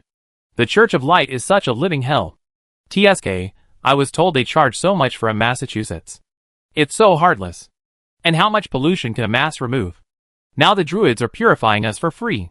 The difference is obvious. Why is it only one chapter? When's the next one? I really want to know what's next. The next chapter is tonight at 7 p.m. We don't have a radio doll at home. Grandma, Pete, can I stay with you until tonight? Sure. Grandma needs to go to bed early, but I can close the shop a little later. I have to prepare the stew and braised meats for tomorrow anyway, Pete said. Wow, that's great. Everyone, don't stay out in the sun all the time. It hurt your skin. Come back for dinner tonight. I heard the New Adventurers bookstore sells this book. Do you want to check it out? Wow, that's great. I have to buy one. It's so inconvenient to not have a radio doll at home. Xianyuitiao suddenly filled the player's shop with NPCs looking for books. Sometimes, I really think the NPCs in this game are incredibly smart. Nibbling the ball lane. She was helping Xianyuitiu put the novels on the shelves. Speaking of putting them on the shelves, it was simply a matter of taking the boxes filled with books from the warehouse and placing them on the counter. They all sold out in a matter of seconds, never having a chance to be put back on the shelves. And the line was long, filled not only with NPCs, but also players. A magic puppet was selling books at the counter up front. The two of them were stuffing their stock of books into their system backpacks in the warehouse, ready to take them out when they left. I have to say, the system backpack is a truly magical tool for carrying things. How can I put it? My wife's charm is truly immense. Xianyuitiu explained, although I know some NPCs buy books for the quest plot, I truly got to experience the feeling of a best-selling author. This book is truly well written. As Xianyu's best friend and loyal reader, Nakukia had the pleasure of reading the entire book before it went on sale. My wife's past is truly full of ups and downs. I followed my wife's account completely, faithfully recreating the events, using only a few artistic techniques. Xianyuitiu stood with her hands on her hips and chest puffed out. Ailian's wife and the Lord both read it and praised it. But with everyone buying so enthusiastically, it shouldn't arouse my wife's suspicions, right? Nakukia said worriedly, we're selling Ailian's biography, and our goal is to steal the faith of the Church of Light. It's okay. The Lord said the world consciousness has placed a ban on these books and the broadcast. Xianyuitiu said, well, I understand it's probably something like HP's muggle-repelling charm. People who aren't supposed to see the book will see a different title, and people who aren't supposed to hear the broadcast will think they're hearing a song. Wow, this is amazing! Nakukia exclaimed. I'm curious what my little wife will see. Suddenly, footsteps sounded outside the door, and the two looked up at each other. Good afternoon, ladies. Wendell appeared at the door. He knocked politely on the warehouse door and smiled. The store looks busy. Do you need any help? Of course. Salted Fish's eyes lit up, and he clapped his hands. The group worked tirelessly until 5 o'clock in the afternoon, when the number of book buyers had decreased. Wendell took out his Lord-issued cell phone to check the time and said, it's time to get off work. I have to go back and get my things and lock the door. Shall we have dinner together later? Okay. Salted Fish replied. Hey, I won't bother you anymore. Nakukia said, I still have to go look in the fields. Can I buy a book? Wendell smiled, a great writer's work, I love to read it. Xianyuitiu and Nakukia exchanged glances, and she chuckled, why would you pay for it? Here, just read the title. If you get it right, I give it to you. And it's a one-of-a-kind copy, signed by me personally. The Guardian of Reality and Illusion. Wendell finished reading without a hitch, and Shianyuitio took out a pen and signed the title page. Here, it's for you. By the way, Shianyuitio winked at him. Don't correct them. Wendell's eyes flickered with a hint of doubt, but more of a hint of curiosity. Okay. He walked towards the station building, carrying the book, and happened to run into Edward coming downstairs. Wendell, I locked the upstairs office door. Edward said, Do you want to lock the downstairs lobby door too? No, the Lord said, there are many night owls among the adventurers, and they like to take on quests at night. There are only magic dolls in the lobby, and nothing valuable, so it's okay to keep it open all day. Wendell replied. Okay, I call it a day. Edward said, I found a delicious stew place. Want to go? No, I grab my stuff and go on to my date. Wendell waved his hand and headed upstairs. Introduction to Physics? Edward's sharp eyes caught the book in Wendell's arms. Are you starting to get interested in physics? Wendell paused, turned back to Edward, and studied him with interest. You know, curiosity is my nature. He held up the book. I like to always be curious. That's good, Edward muttered. You never stop learning. See you tomorrow. He waved, put on his hat, and headed towards the butcher's shop. Wendell leaned against the banister, his white-gloved hand stroking the title of the novel, his eyes full of interest. Interesting, really interesting. Chapter 338. The Lord's novel-stealing plan has barely begun, but it's already showing rapid results.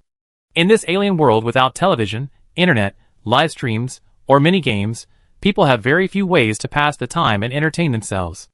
In this sudden, dark blizzard, even if they don't have to worry about food and clothing, there's nothing to do. A lively family might happily spend the winter making crafts, chatting, and enjoying laughter and quarrels.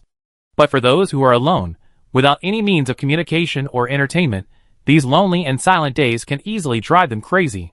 Humans are social animals. Even the most socially anxious individuals need to exchange information with the outside world. Even the socially anxious aliens of the original world need to consume information through games or anime novels.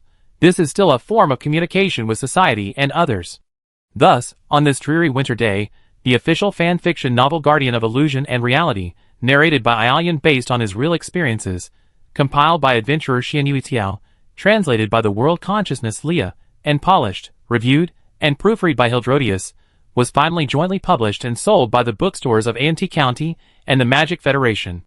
Its audiobook version, played punctually by Leah on the AMT County radio puppet, instantly became the hottest topic in AMT County, the Magic Federation, the Elven Territory, and South Continent. Hildrodius's printing house worked tirelessly around the clock to print more copies. The finished products were not only delivered to the past bookstore in the main city and sold through bookstores and distribution channels throughout the Magic Federation, but also to Shianyuitio's player's shop in AMT New City, the caravan of the traveling merchant Amber, and the South Continent caravan of Narcissus. On his travels, the traveling merchant AMR brought books to remote mountainous areas and deserts, selling them through newly opened trade routes to lords friendly with AMT County. Narcissus, in turn, shipped books to the Elven Territories and South Continent. Under the banners of banned books from the Church of Light, and the former Son of God exposes the Church of Light's sins, the Lord, a master of marketing, aggressively sold them in the Magic Federation, which had fallen out with the Church of Light, and in Elven Territories where the Church of Light had no influence. In South Continent, Nabu Budamic used his connections and tactics within the Naso Budamic Chamber of Commerce to privately sell them through certain plantation forces hostile to the Church of Light. Plantation owners, constantly struggling to survive under the exploitation of the Church of Light, cautiously passed banned books from one place to another. Slaves who could not regather daily to listen to literate servants and maids recount stories from their masters, or memorize them as they read aloud to them. Through word of mouth, this novel, written in an accessible, exhilarating, and seamless style, suitable for all ages, by the popular Shianyuitio de Lao, quickly became a hit across the eastern and southern parts of the Osiria continent, even spreading to the territories governed by the Church of Light. As the saying goes, if you want to promote something, the easiest way is to ban it. In any case, if the Church of Light learned of the book's existence, it would likely ban it. MOU's actions merely gave his enemies a head start, anticipating their predictions and, incidentally, generating publicity for himself. And who can resist, in the dull dark of winter nights, reading a good book that brings tears to one's eyes, makes one sigh, and occasionally makes one smile with the corners of one's mouth raised involuntarily, shoulder to shoulder with the sun, The convergence of faith had immediate effects. Aelian soon felt a warm energy surge from his chest, filling his strength and mending his seals. As Leah monitored him, his level was rapidly increasing. In MOU's view, Aelian's level soared like a rocket, from LV-102 to LV-120. After a brief pause, it soared to LV-150 before finally coming to a stop. From the secret peer level to the brink of the saint level, Aelian quickly noticed something different. Besides the significant increase in power brought by the realm upgrade, there were also some minor side effects. I'm beginning to understand the relationship between faith and the foundation. Aelian closed his eyes, tilting his head slightly, as if listening to a voice from the void. I can hear countless whispers and whispers, accompanied by the power of faith.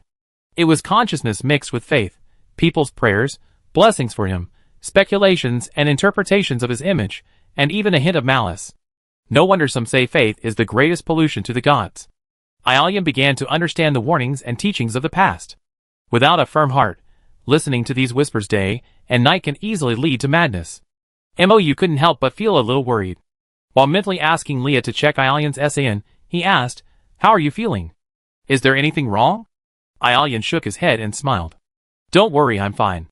Thanks to your planning, by the time this book was completed, I had completely understood my own self and my innermost desires. My foundation was solid, and these whispers and murmurs were nothing but dust that could be easily brushed away." "That's good." MOU carefully observed the knight's demeanor, confirming that the black sesame dumplings hadn't reassured him by only revealing good news. He breathed a sigh of relief. People's rumors are endless. Whether it's a fictional character or a historical figure, people always have their own interpretations. These interpretations are rooted in the interpreter's knowledge and understanding, just as a frog in a well can never understand the vastness of the ocean. Those with dark minds always perceive everyone as being as dark as themselves. Selfish people cannot understand selfless people and always suspect they have ulterior motives. This is what psychology calls false universals. But the people's eyes are always sharp. Even if some individuals, motivated by their own interests or idiosyncratic perspectives, distort the truth, good and evil won't be easily reversed or distorted as long as enough people see the truth. While there will be endless OOC fan fiction even with official canon, failing to promote official orthodox propaganda will simply cede the high ground of public opinion to the enemy, handing them over to maliciously spread rumors that harm us. With a guiding voice, when countless chaotic thoughts converge into a torrent of consciousness and faith, the guided orthodox ideas will coalesce, solidifying their foundation, while those distorted and distracting ideas will be diluted, washed away, and vanish like a drop of dirty water in the ocean. Chapter 339. While this method can certainly reduce the pollution and madness brought about by chaotic beliefs and fantasies, and increase the amount of beliefs that align with your own self, it doesn't mean we already secured victory in this battle. MOU said, only with a firm heart can one's mind be free of dust. The contamination of faith is like an inner demon, which must be resisted by one's own will. If one has even forgotten one's true heart and self, relying solely on a novel will ultimately be of no use. If you truly allow those whispers to gradually change yourself, even if you reread the book someday, it will only feel like reading someone else's story. Furthermore, a novel can't capture all of you, it can only reveal those aspects that can be shown to the public.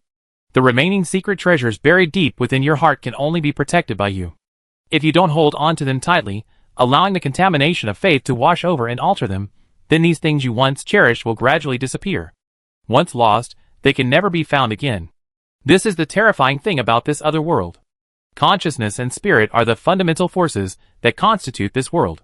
To gain immense power and embark on the path to godhood, one must open one's spiritual sea to countless consciousnesses. Faith brings strength, but it also brings endless pollution, shaking one's original self. Like the office workers in the original world, after years of struggling in the crucible of society, suddenly looking back, they find themselves transformed into the very people they once hated. The dragon slayer eventually becomes the dragon. However, in this world, if a god loses his foundation and is contaminated, changed, and manipulated by the beliefs of others, he won't even have the chance to look back and realize his mistakes. The moment they lost their self-awareness, they either became a strange god, corrupted and manipulated by faith, or simply perished.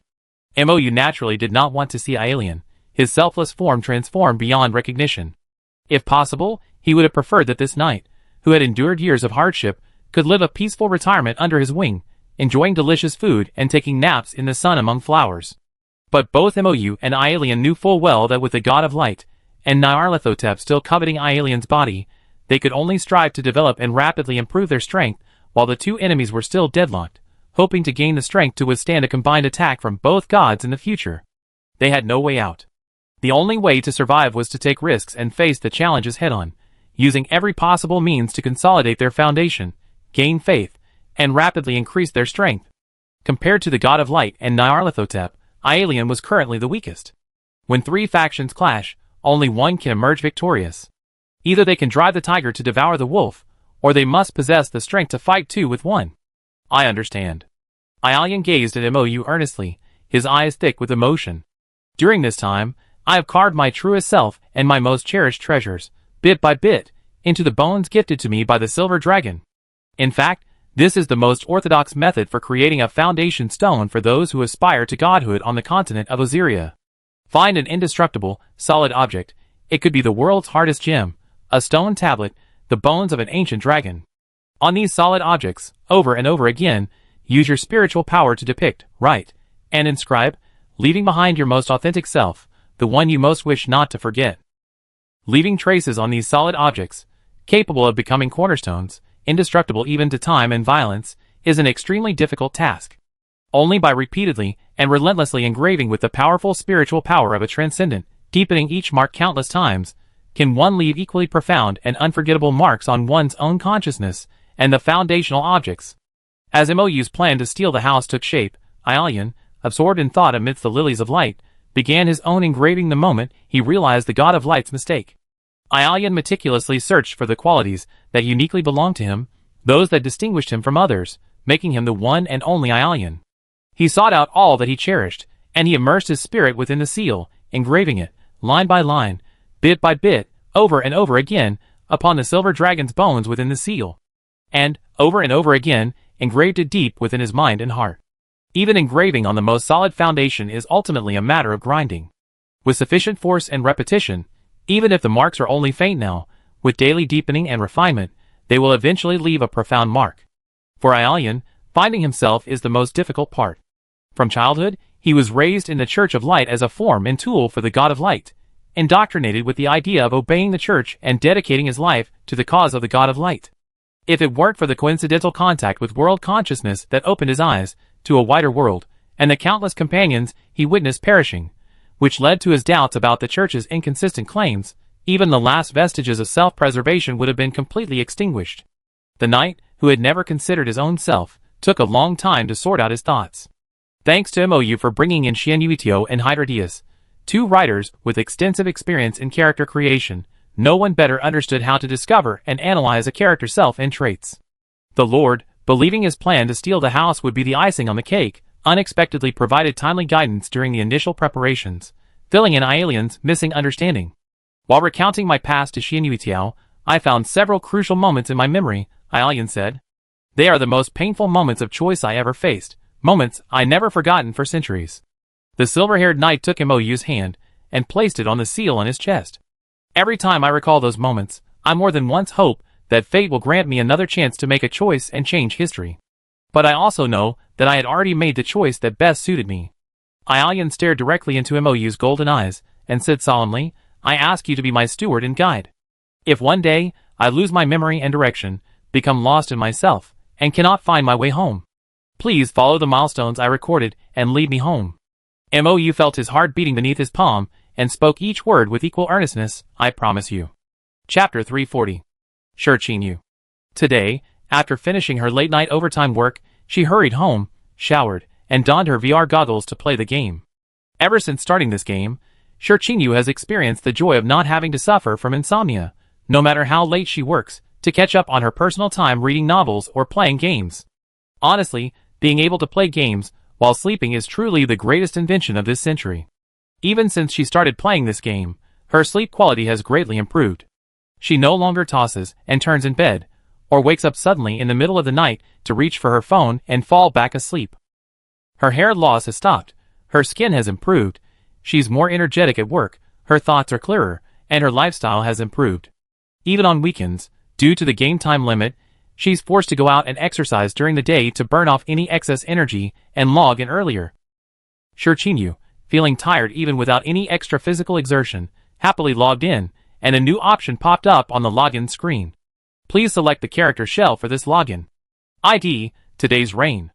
Available login shells. Northern Camp Respawn Point Human level 73. Northern Tent Frost Jackal Orc Priest level 70.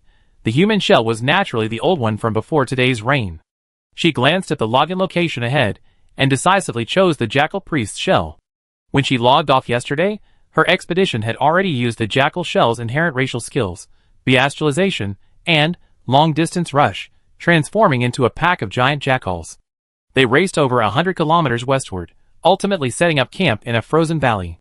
Tonight, of course, they had to continue exploring and clearing the wasteland.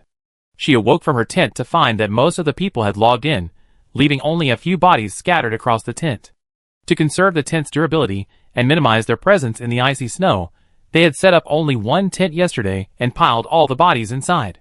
Since they were all part of the expedition, and there were no other players in the entire north, yet all valuables were stuffed into their backpacks. All the jackal husks wore similar gear, and no one was worried about their bodies being stolen while they were offline. Today, Yo-Yo crawled out of the tent and found the hidden old man approaching from the frozen river, a fishing rod slung over his right shoulder and a bucket in his left hand. Next to the tent, Yuhua Dengxian had already used Fireball to ignite a pile of not quite dry firewood, and Yijian Pokianshan was placing a pot on the fire, boiling water, presumably to prepare something to eat. Brother Yo-Yo. Yuhua Dengxian greeted her cheerfully. Come warm yourself by the fire. Yijian is getting ready. He paused, glanced at the time on the system screen. It's time for dinner. Fish soup? Jinri Yo-Yo asked. I don't know yet. I need to see what ingredients I have. Yijian Pokianshan said, finally securing the pot with a frame made of branches. The hidden old man, returning from the river, conveniently handed Yijian Pokianshan his bucket. There are actually fish. Yuhua Dengxian peered into the bucket to see 3 large, lively fish. Brother Yo-Yo, are you really going to become a prophet? Is there such a profession? Besides the werewolf dungeon. Jinri Yo-Yo laughed. Isn't there a goddess of fate in this world? Yuhua Dengxian said. Fortune tellers are quite prophetic. Yijian Pokianshan rubbed his chin and looked at Tranquility C, who was reading his fortune beside him. What did you say? Tranquility C calmly put away the cards. Strength, victory, sacrifice. I guess today will bring something good. Today there is rain. Is that how the Arcana cards are interpreted? Oh, I usually just think of them as my fortune and a kill list. Tranquility C said, for example, when the Grim Reaper appears, he usually tells me to kill someone. Today there is rain. ? There's definitely something wrong, right? There must be something wrong. Yijian Pokianshan had already skillfully cut the 3 fish into large pieces using the cut head, remove tail, leave middle technique. After deep frying them in high heat oil, he added ginger slices and wine, then poured in boiling water. With a sizzling sound, the fish pieces tumbled in the milky white broth in the pot, looking incredibly tempting. The hidden old man pulled a large bowl and a pair of chopsticks from his backpack and squatted quietly beside the soup pot. By the way, Boss Yo-Yo, it seems the quest panel updated while we were offline. The path to immortality. Upon hearing this, Yo-Yo immediately opened the quest panel and saw the new quest notification. Adventurers of the North, you have received the latest intelligence from the Lord. Note, in God War mode, the authenticity and credibility of some intelligence must be determined by the player. To assist in this process, each piece of intelligence will include the source. Players can freely decide their next course of action based on this information. Intel 1, Half-Blood Northern Giant Gritagamen. At coordinates, location Y, in the north resides a follower of the world consciousness. Though impoverished and shunned by his own people, he remains a reliable and skillful ice hunter in the harsh winter, and a trusted ally. To gain his trust, repeat the following codeword to him. We are followers of the ancient world elves. Mother's mother, father's father, the beginning of all things, the final resting place of the soul, the great world consciousness has sent us to help you survive this harsh winter. Source, world consciousness. Credibility, 100%. Intel 2, Mithril Mine, at coordinates, location X, in the north resides a mithril mine guarded by the northern dwarves. According to the ravens from the north, the god of winter, and the yellow-robed figure that often appears beside him, have set their sights on this rich mineral resource. Source of information, Molaro Madoro, the second elder of the dwarf tribe, proposed to the Lord that this information be used to offset 1/4 copper mine rent. The Lord ultimately agreed to offset 1 month's rent. Credibility, unknown. Adventurers can act upon this information to trigger the corresponding quest. Half-blooded northern giant allies and dwarven mithril mines. Today Yo-Yu rubbed his chin. The former is 100% believable. It looks like a very simple beginner quest, likely a transitional one for us acclimating to the north. The latter should be a challenging free exploration quest. Speaking of this yellow-robed, could it be Hastur, the Yellow King? Chapter 341. In August William Dreza's setting, Hastur symbolizes the Old One, the element of wind. So, it's no surprise that he would join forces with the Lord of Ice, Snow, and Raging Waves. Cthulhu mythos expert Yuhua Dengxiandio said, according to the information library, the natural elements of the god of winter are wind, water, ice, and thunder, and the two overlap in the realm of wind. Is this a powerful alliance? I don't think they'd be easy to deal with. Ijin Pokianshin scooped a large spoonful of fish soup for the hidden old man and said to the others, "Have some soup first. A full stomach will help you get to work." Lei Gongzu and several other players also started to log in one after another, emerging from their tents. Following the aroma of the fish soup, they approached the pot and pulled out various utensils from their backpacks, scooping fish and ladling soup. Both coordinates are quite far from us. The half-blooded northern giants are to the north, so they be closer. The dwarves are east of the jackal camp, so we have to return to camp before we can get there. Yuhua Dengxian took a sip of hot soup from his bowl and said, "Why don't we just explore the map around here and then head north to the half-blooded northern giants?" Li Jin Yo-Yu opened the map. So far, we discovered 2 giant tribes above level 90, a wildling camp above level 80, and 3 areas shrouded in black smoke that appear to contain illusionary dungeons.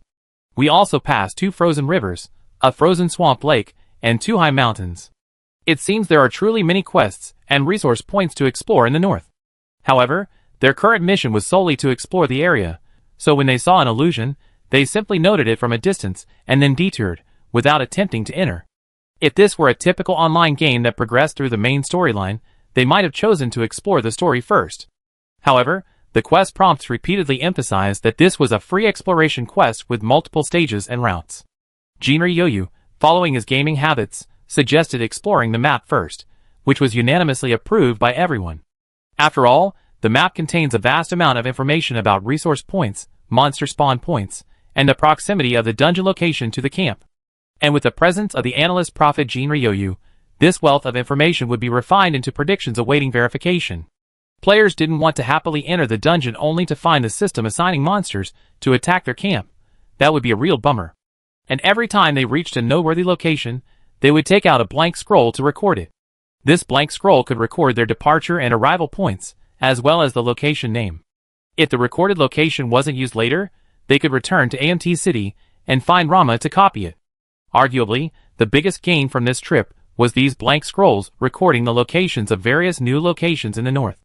The Jackal Orcs, Beast Transformation, and Long Range Rush abilities are undoubtedly official preparations for players exploring new maps over long distances. The Jackal Orc's Violent Berserker transformation, after being contaminated, is undoubtedly a preparation for some kind of battle. Today, Yo-Yu activated her prophetic mode again. I think there will definitely be a major battle later, but we don't know who the enemy will be yet. Giants, orcs, dwarves, there are so many possibilities. After obtaining the Frost Jackal Orc shell, they experimented with purification and contamination, discovering that the Jackal Orc shell did not transform into an octopus. When this new shell became contaminated, the fur on its neck grew thicker and longer, its fingers sprouted unusually sharp claws, and a layer of translucent blue ice armor formed on exposed skin. Each shell's reaction to contamination varied, some players even grew extra limbs. The most powerful one transformed into a 3-headed, 6-armed Jackal Orc, nicknamed Neza by players. At 100% contamination, all Jackal Orc players entered a special, Berserker, state, gaining the Berserker buff, which had their health and defense, but doubled their attack power. However, the Jackal Orc shell was slightly more resistant to contamination than a human, but less so than an alchemical puppet. It would take twice as much contamination as a human to reach the same level of contamination. Jinri Yo-Yu carefully surveyed the currently explored map and sighed, 30 blank scrolls is still a bit too few. We almost finished recording 10, and we haven't even covered one direction yet. After we finish recording this wave, we better go back to the city and replenish some. Blank scrolls are sold at Rama's place, though they're a bit pricey. However, Jinri Yo-Yu figured that since the NPCs in this game are so intelligent, If he gave Rama the scrolls recording the locations to copy, he might be able to exchange them for more rewards and blank scrolls from Rama or the Lord. So, should we recruit some more people to join us on the quest? Melissa Kubo asked. There are still many new bodies in the camp. Well, we see when the time comes. If there aren't many people needing to return to the city, we can bring a few more people with us. It's all one teleport anyway, so one person or 10 people will still be able to travel, so 10 people is more economical. Seeing that everyone had gathered and had a good meal, they decided on their next direction of exploration. They extinguished the campfire, packed up their tents and other supplies, and transformed again, transforming into a group of giant, black-faced jackals with ice-blue bodies.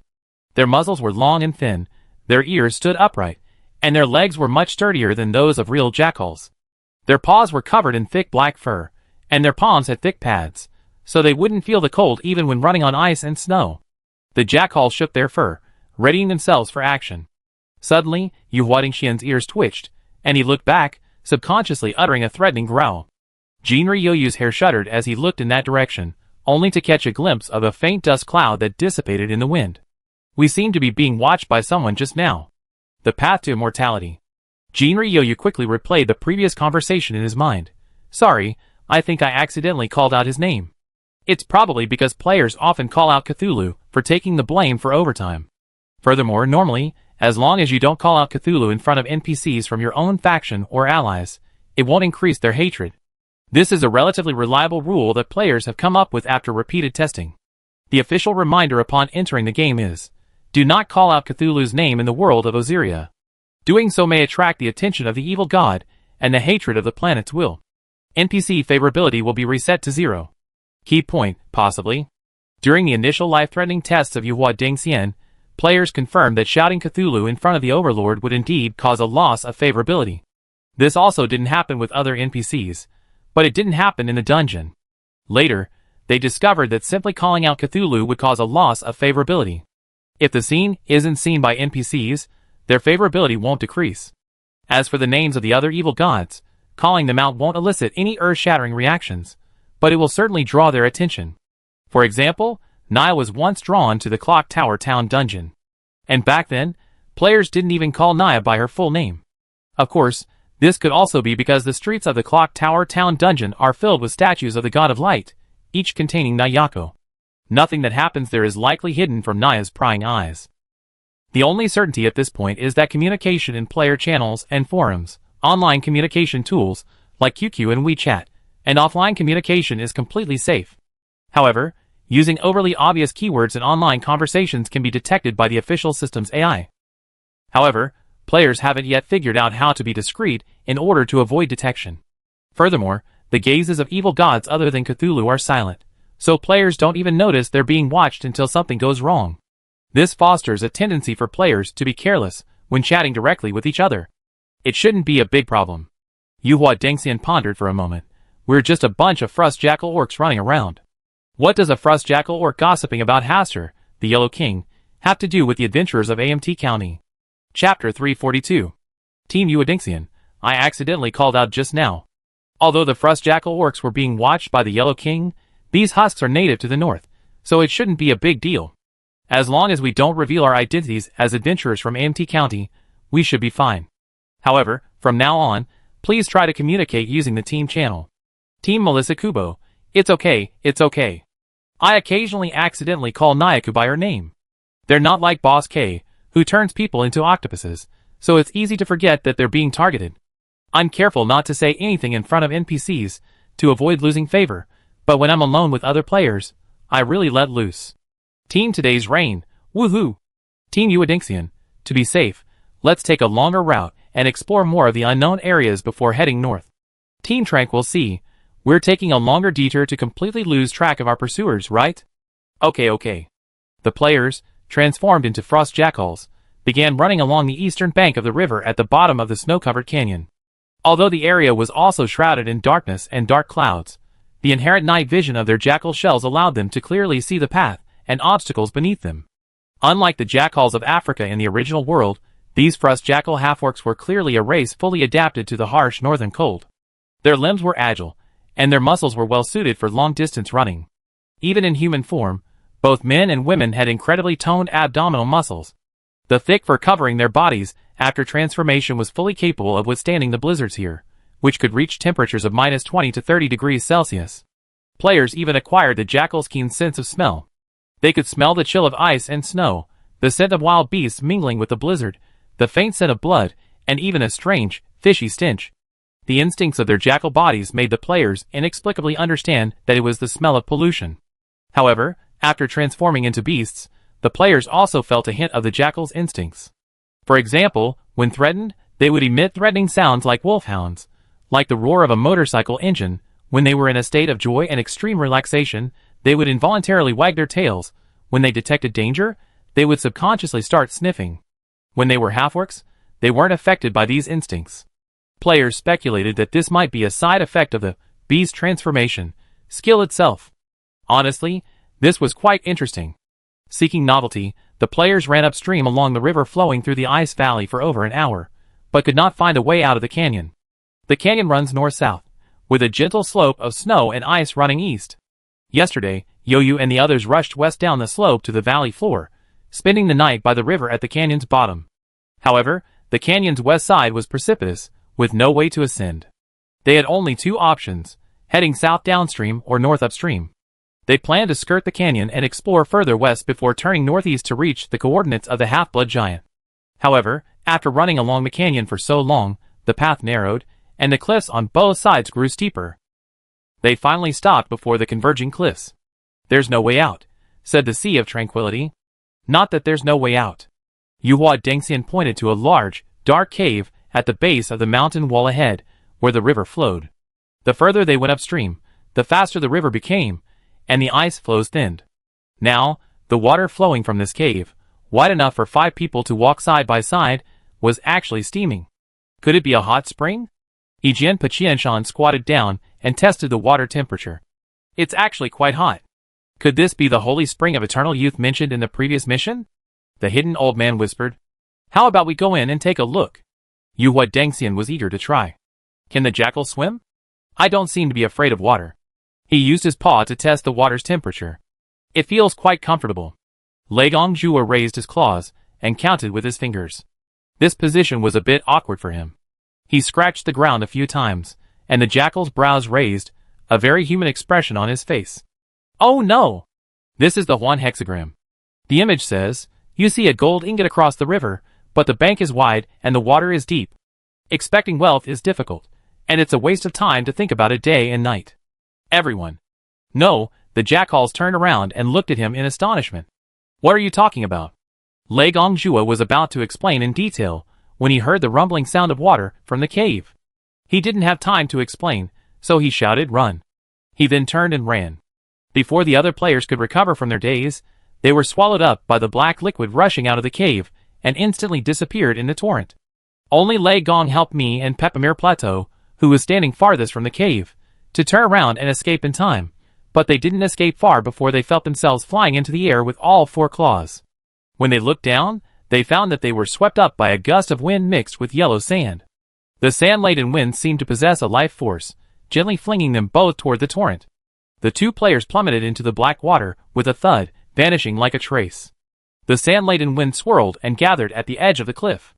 A shadowy figure, composed of sand, emerged, chuckled softly, and vanished completely into thin air. Gololodilu. Today, the rain was tossed about by the current, feeling like she'd fallen into a washing machine, even choking on the water several times. Then she suddenly felt a familiar sensation, like penetrating a thick, sticky barrier. The familiar system notification chime echoed in her ears. Successfully entered the illusion, analyzing the illusion's obsession. A total of 3 illusion main quests, and 22 side quests detected. The dungeon can be entered as many times as desired. The dungeon information and prompts have been updated, and can be viewed on the quest interface. It's a fantasy dungeon. She wasn't sure whether to be happy or sad, but having another dungeon to play was a good thing, wasn't it? Ding ding ding ding. A metallic clash, like the clashing of swords, echoed in her ears, along with a hoarse, regretful man's whisper, "The fountain of youth." Huh? There's no such thing as immortality. The man's words abruptly stopped. Today's rain suddenly felt a flash of light before her eyes. She slowly opened them, only to be met with an unusually bright sun. She was lying on the deck of a ship, the sun shining brightly, without a trace of ice or snow, and even a touch warm. The roar of artillery exploded in her ears. Chapter 343. Jean Yu suddenly sat up, then, after taking in the situation, instantly fell back down. A knife slashed across the spot, where her head had been a second ago. The pirate, having missed his target, lost his balance and stumbled forward a few steps. Then he was kicked in the buttocks by the attacker. He stumbled a few more steps, and tumbled over the edge of the deck. "Boss Yu?" The attacker reached out to Jean Yu. Jean Yu saw the player ID, "One sword breaks thousand mountains," above his head. "Get up, quick! It's a bit dangerous here." Jean Yu quickly grabbed his hand, and used it to stand up. Then, inexplicably, she lost her balance and stumbled. She looked at her legs, and instantly understood the reason for her stumble. "My goodness, my right leg is made of wood." She and EP251 were no longer jackal orcs, but two completely unfamiliar pirate guises. Her guise even featured a man with a wooden prosthetic leg on his right leg, and his attire resembled the lame pirate from a pirate movie. "Holy crap! This is a pirate!" She looked shocked, but her movements were unwavering.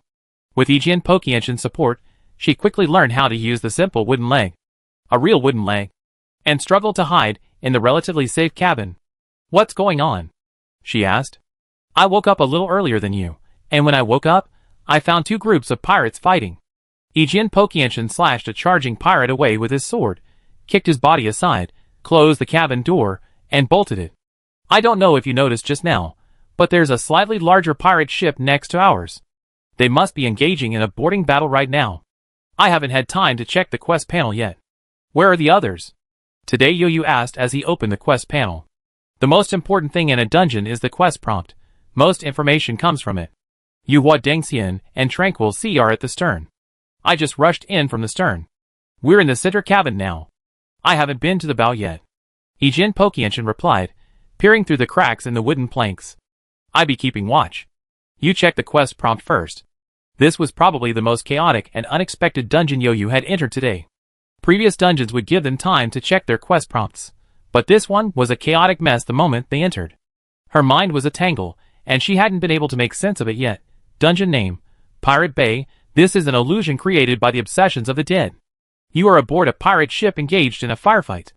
It seems another pirate ship is attacking you and your companions. Current main quest: Survive the vast ocean, Phase 1, subsequent content to be triggered. Current side quest: to be triggered. Please complete at least one side quest. You can exit the dungeon normally after completing a mission or the main quest. Current team survival rate: 100%. Current dungeon distortion: 3%. Current dungeon difficulty: hard. Current dungeon purification progress: 0%. Quest note: everyone desires eternal life, but does eternity really exist? Is it truly worth the wait? Time flow: this dungeon has a 13-day cycle, with one cycle equivalent to 1 day of in-game time outside the dungeon.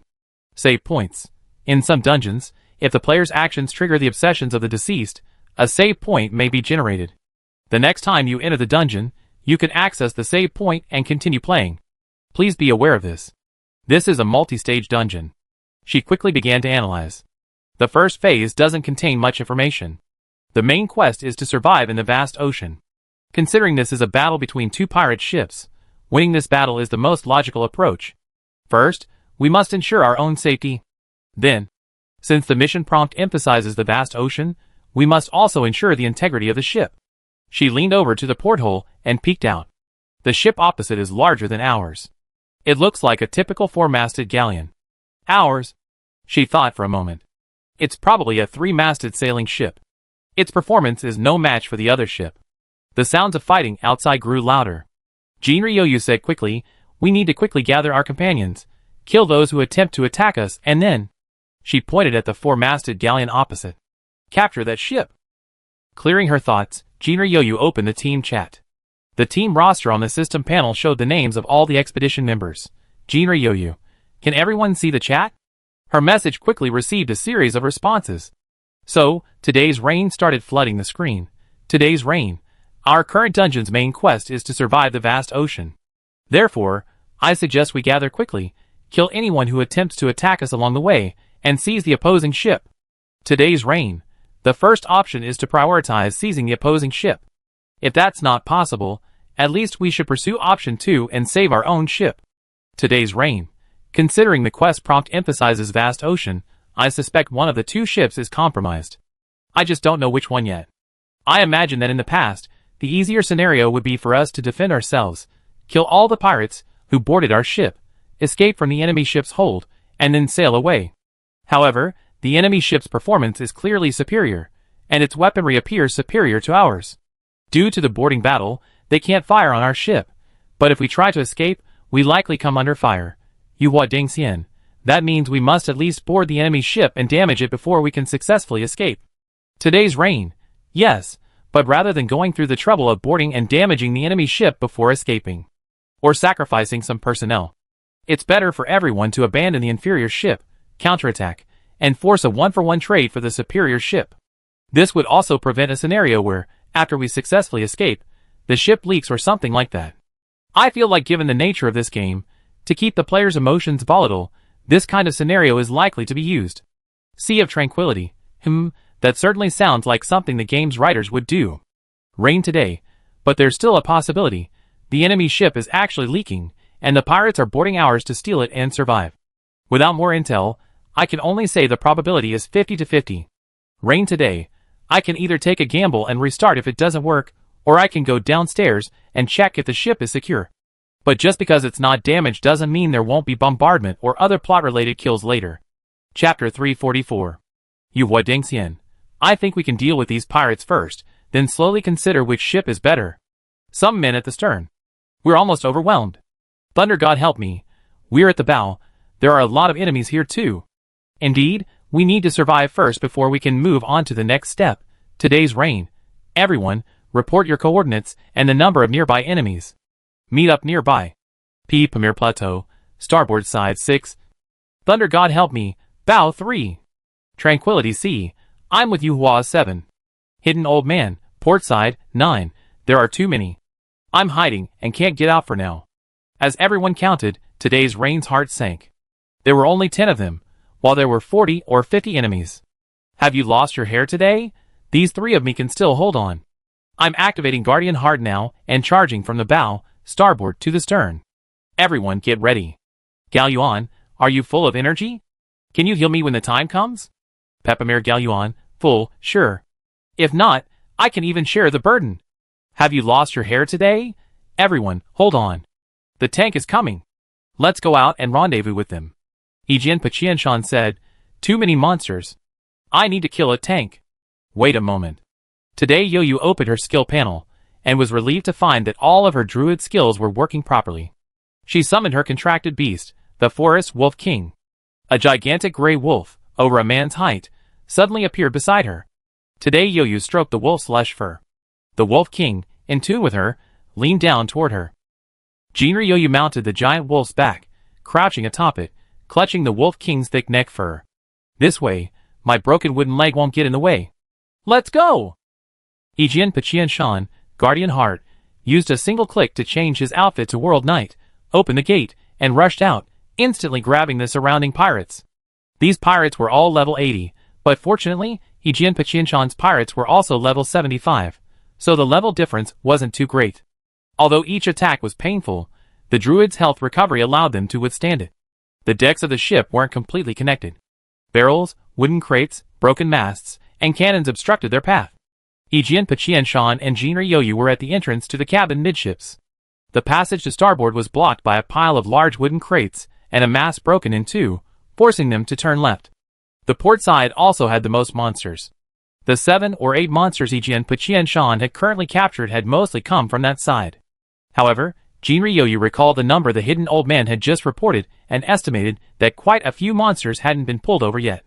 We need to rendezvous with the hidden old man first, Jinri Yoyu said. She threw a handful of vine seeds and activated the growth skill. The vines grew rapidly, entwining the arms and legs of several pirate monsters. Having fewer monsters to attack, Ijin Pachianshan's pressure suddenly eased. He breathed a sigh of relief, cast a shield, and was about to call for help when a giant octopus, over a man's height, with a large knife curled from each tentacle, descended from the sky. Swishing left and right, it sliced at a pirate, catching him off guard with its intense attacks. Oh, not every tentacle. One tentacle was waving 3 cigarettes. It's a sea monster. A sea monster? Kraken! Kraken! The pirate who had been hacked screamed loudly. For a moment, his companions broke free from the aggro effect of the guardian heart and fixed their gaze on the octopus-like figure, Chuanzuajuan. You have to say, this giant octopus, over a man's height, really did bear a resemblance to the legendary Kraken. How did your octopus get so big? Yujian Pokianshan asked curiously. Oh, I was so dazed when I entered this dungeon, and then I found myself in combat. I didn't realize I changed bodies, drank twice the pollution for a jackal, and turned into a giant octopus, only to realize we changed shells again. He turned left and complained, still brandishing various knives at the pirates. But compared to the three-headed, six-armed jackal, Neza, the eight-armed octopus is much easier to use. He paused, then said, Why do I feel like these pirates are a little afraid of me? Be more confident. It's not just a feeling, it's fear of you. These pirates were so scared that they applied the fluster debuff to themselves. If I hadn't been holding aggro, they would have turned and run. Yijian Pachianshan grumbled. Hee, watch me show off my skills. He swung his 7 assorted kitchen knives, cleavers, and bone-chopping knives even more vigorously. Amidst the chaos, the Wolf King beneath Jinryoyu suddenly turned his head to look at a nearby pile of boxes. Jinryoyu seemed to sense something and asked, Hidden Old Man? The Hidden Old Man deactivated his invisibility and reappeared in front of the boxes. Ah. As expected, invisibility is quite easy to spot without void. Hey, Hidden Old Man, how did you become an assassin? You can use all your skills? Today Yoyu asked curiously, as he bound the pirates with vines and tossed them around. This shell is level 75, and its agility is ridiculously high. The Hidden Old Man said quietly, his excitement barely concealed. As soon as I entered this body, the system informed me that since this shell is an assassin class, I can temporarily skip the assassin class change quest and experience the assassin profile in this dungeon for a limited time. He added with a hint of regret, it's just that the supporting skill 4, invisibility, vanishing, requires level 78, so I can't use it yet. It's a shame. But this, invisibility, skill is really mana intensive. I just used 10 mana potions just getting here from the monster pile. As he spoke, he burped softly. Today Yoyu couldn't help but feel a touch of gloating. Finally, a class can understand the pain we druids have to endure, guzzling endless mana potions. The Hidden Old Man gave her a slightly resentful look, drew his daggers, swung them in a slashing pattern, took a step forward, and vanished again. Today Yoyu could still hear the gentle thumping of footsteps, but amid the clashing and shouting around them, the sound seemed so insignificant. Swish! Swish! The pirates, caught in the fight, suddenly suffered a deep, bone-deep wound in their necks. Blood gushed out like arrows from their arteries, their hearts pumping. It was as if an invisible ghost slithered among them, thrusting deadly, invisible blades from behind them. Swiftly, accurately, and ruthlessly, they slit their carotid arteries, snatching their lives like the Grim Reaper. Oh my god, are high-level assassins really that awesome? He exclaimed, eyes gleaming, as he turned left and left. Chapter 345. This game has a mechanic so realistic it's almost unreal. A weakness kill. Just like a person dies when their head is chopped off, if a decapitation attack is performed in the game, and it actually works, then no matter how much damage the attack originally dealt, or how long the enemy's health bar is, as long as the enemy isn't undead or a Warcraft creature that can still move around after its head is chopped off, it will be killed instantly. This completely unreasonable weakness kill mechanic is very useful against humanoid monsters. Whether it's decapitation, severing the carotid artery, destroying the brainstem or heart. These moves that would be fatal in real life are also fatal in the game, without any consideration of numerical values or damage balance.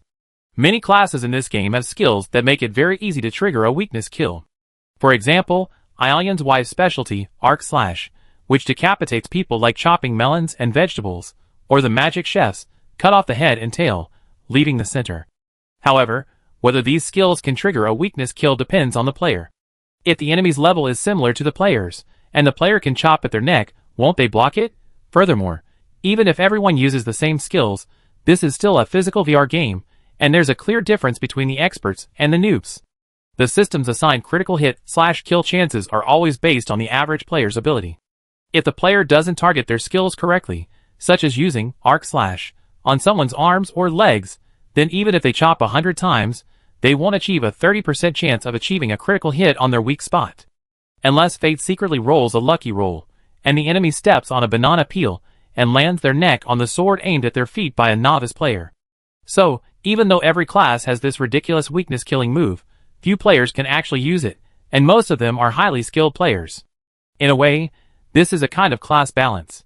However, being able to effortlessly walk past these pirates like an assassin, or the hidden old man, and yet still pass through 1,000 flowers without getting a drop of blood on yourself, triggering their weakness-killing move time and again, and slitting the throats of nearly 10 pirates at once, is a class that has unreasonably exploited the game's design to its extreme. Where is the balance between classes? Where is the moral bottom line? Where are the mentor NPCs and the job transfer quests? Under the stunned, yet aglow-eyed crowd, the hidden old man, having reappeared after his mana bar had depleted, dashed off with his two-handed daggers in a dazzling display of blood. The blood from the blades splattered across the deck in 2 streaks. Behind him, the pirates whose throats had been slashed collapsed to the ground, their eyes wide open, their faces filled with astonishment, not knowing how they died. Sheathing his pristine dagger, the socially anxious hidden old man pulled his hood back, completely retracting his previously aggressive aura. Oh my god! Assassin is such an unreasonable profession. He turned left and kicked the lifeless pirate on the ground with his octopus tentacle, awestruck. Who is the assassin mentor? Where can I pick up the job transfer quest? The rogue instructor is a slave named Aryon. The hidden old man whispered. I met him before at the mercenary relief house, but I'm not sure if he's the assassin instructor as well. If it weren't for the fact that he changed his body in this dungeon and triggered the limited time assassin panel trial, I'd still be stuck at rogue level 35. Huh? Panel points are stuck? Chutuzwigwai, a veteran player, understood immediately. Well, not to mention assassins, even rogues have incredibly high agility points. Speaking of this, the hidden old man's face was filled with sorrow. Such a useful skill, so suited to my class, how could my agility points be stuck? How about you top up 188 and make your own alchemist doll? Chutuzwigwai suggested. Switching classes to gain panel points is fine, but it's incredibly time-consuming, and you have to rack your brains to figure out which classes are worth it. It's really not as cost-effective as the 188 alchemist doll. To make an alchemist doll, if you don't have enough base points, just go find Rama, hand him the materials, and let him help you level up. No matter how difficult it is to get the materials for the alchemy doll, they're just a matter of spending some in-game currency on the big players. Anything that can be solved with money isn't a problem. The hidden old man's eyes gradually brightened, so the alchemy doll isn't just about face manipulation. Honestly, for the assassin class, which is so easy to use, so cool, and so powerful, it's a great deal to top up 188. Even if you have to grind or buy materials later, it's at least much more convenient than endlessly grinding for points. But, isn't the assassin's ultimate move a little too powerful? Today, you touched his chin. How long is the cooldown? The skill cooldown in this game is quite subtle. Most physical skills don't have a true cooldown. As long as the player has stamina and hunger, and isn't experiencing fatigue debuffs, they can be used indefinitely. Of course, for skills that require a skill like the Diviner's Cunning Hands, as a prerequisite, the cooldown is actually the same as the cooldown of the prerequisite skill. For mana-intensive classes like the Mage and Druid, the skill cooldown depends entirely on whether they can take mana potions. The size of their stomach determines the duration of their skills. For classes like the Alchemist, whose skills are like playing an arcade game, they consume a special bar of mental energy, and the cooldown is determined by the player's mental energy regeneration rate. The Assassin class is a bit strange. The hidden old man pondered for a moment. I wonder if it's because of the trial panel, but it jumped directly from level 4 or 50 skills to the level 75 skill, Invisibility.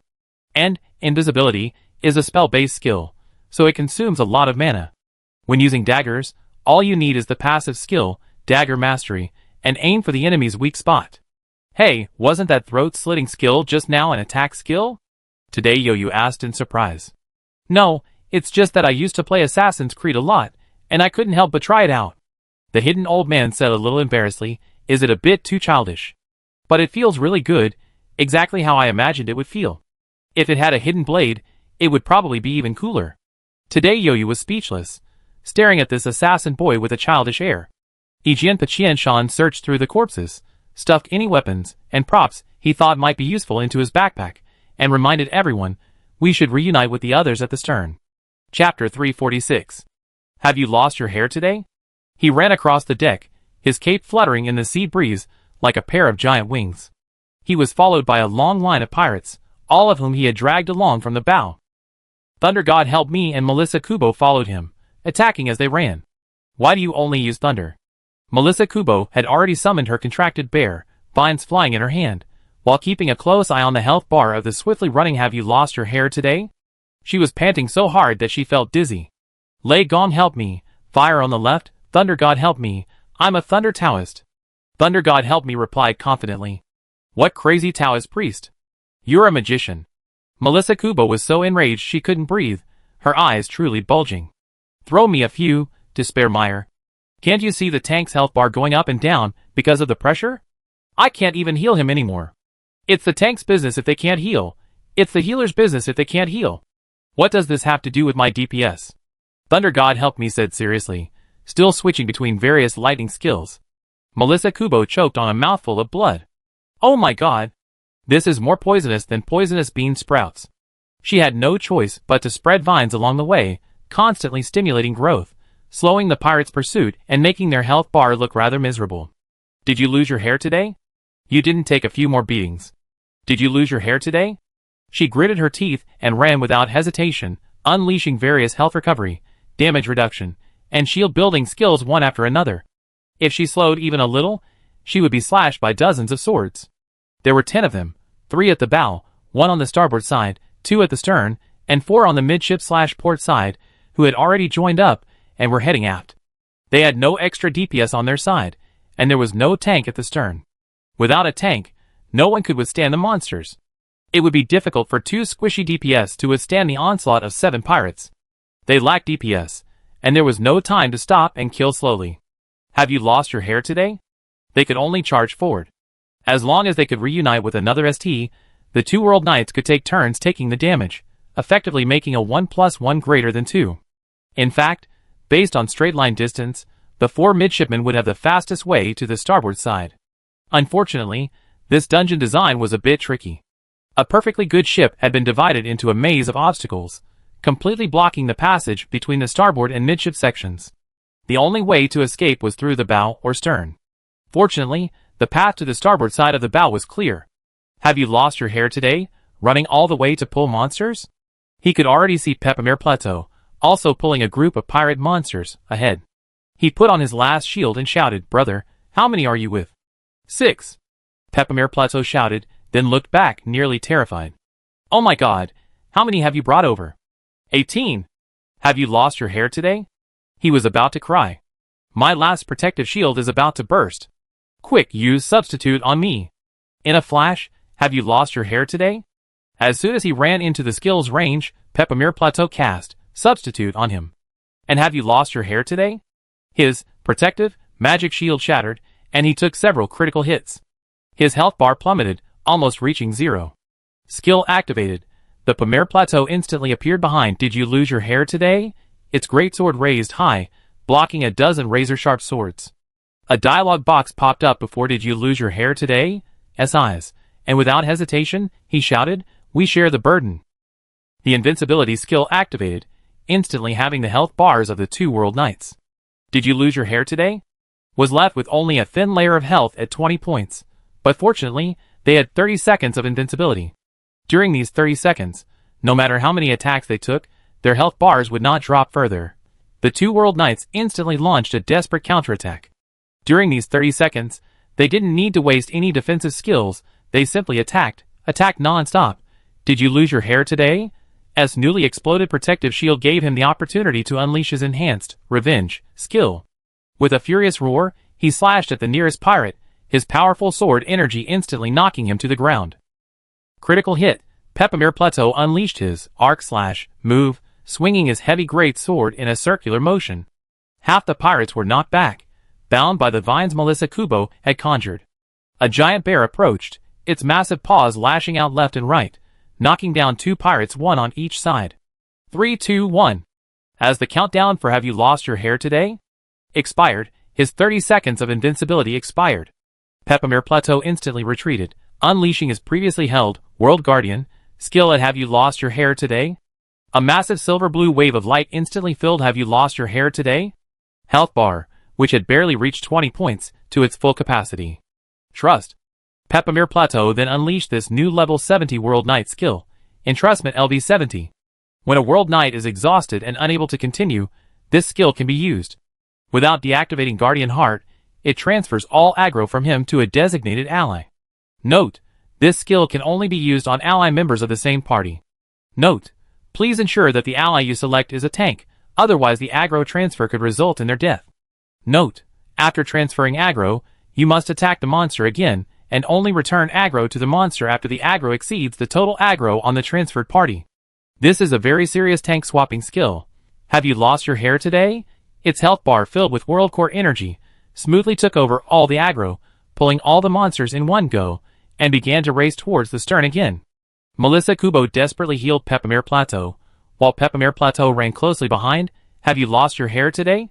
Did you lose your hair today? He staged another frantic run, exhausting all his damage-absorbing resources, and before his own health bar reached zero, he once again entrusted all his aggro to the regenerated Pamir Plateau. The two World Knights took turns tanking, taking a beating while desperately fleeing. Melissa Kubo healed the others, refilled her mana potions, and used vines to entangle the pirates chasing the two World Knights. She didn't even have time to curse. Thankfully, this crazy Taoist priest wasn't so stubborn after all. Just as his mana bar was running low, he finally found the skill, Despair Mire, and threw it at the pirates. Good news: several pirates stumbled in the Despair Mire. Bad news: Despair Mire has a 100% chance of consuming living and non-living creatures below the caster's level. For higher level enemies, it can only trip them. Good news: the pirates running ahead tripped and fell, causing some unfortunate stampede. The pirates behind, their eyes red with hatred, stepped on them and rushed over, forcibly shoving those pirates who were trying to climb out of the quagmire face first into it. The unfortunate pirates trapped in the swamp by their companions struggled a few times before suffocating in the mud. Thunder God helped my mana bar quickly refill. The mad Taoist blinked and suddenly burped. Chapter 347. Oh my god! The mad Taoist suddenly became excited, like a Death Eater suddenly discovering a howitzer. This skill is too good to be true. Huh? Melissa Kubo rolled her eyes. Almost saturated with mana potions, she didn't want to talk to this crazy Taoist who only knew how to use thunder. The two World Knights kept relaying, occasionally sharing invincibility to catch their breath. Pamirs ran through the plateau with tears streaming down their faces. Brother, why are you pulling so many? I didn't mean to. Did you lose your hair today? He also looked hopeless and tearful. There are so many monsters blocking the way, and I'm just a crazy Taoist and a druid who only know how to use thunder. We can't defeat them all, so we have to drag them along. The powerful DPS teammates were all at the stern or on their way there. They couldn't defeat these monsters on their own, so they had to grit their teeth and leave these monsters to find damage. As the saying goes, if the mountain doesn't come to me, then I will go to the mountain. The World Knight template also requires a strong enough attack and strong enough damage tolerance. The tank's damage reduction, shield, and self-healing, combined with invincibility, can withstand the next wave. With the druid's health recovery and alchemical healing potion, they can withstand another wave, then hand off the aggro to the recovered tank, allowing them to repeat the attack. If the druid and DPS can hold up the pursuers, allowing the sprinting knight in front to avoid taking a few hits, they can also buy more breathing space. The entire process is very mana-intensive, energy-intensive, and consumes stored world core energy. It also requires extreme concentration for a long time. Even using a wrong skill will result in a sudden death due to the lack of damage reduction. But just surviving is incredibly rewarding. Has your hair fallen out today, playing the tank class frequently in various online games?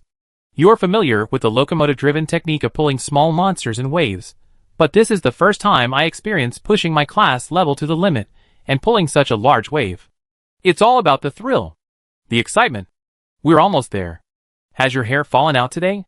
You can already see the silhouettes at the stern ahead. Yuhua Dengxian and Tranquil Sea are truly a resourceful duo of veteran players and tough guys. Although both of them are fragile classes, they managed to climb onto the mountain of boxes at the stern, exploit a scene bug, and start farming monsters. Yuhua Dengxian, as a ranged turret mage, fiercely attacked the pirates, while Tranquil Sea simply defended the boxes, kicking down any pirates who climbed up, occasionally throwing a few throwing knives for ranged attacks.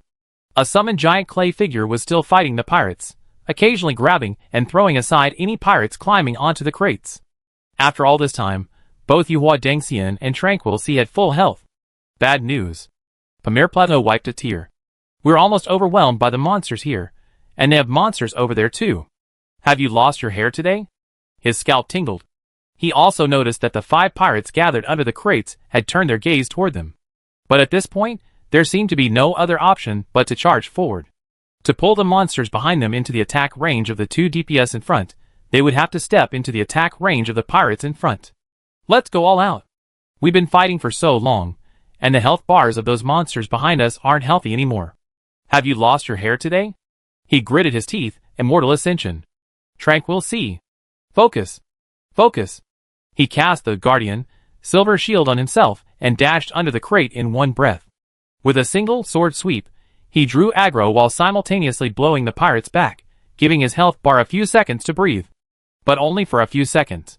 The pirates quickly scrambled to their feet and surrounded them once again. Flame crows. At that moment, the furious roar of Immortal Ascension echoed from the crate. A massive flame shot up into the sky, and from it flew a swarm of flaming crow-shaped demons.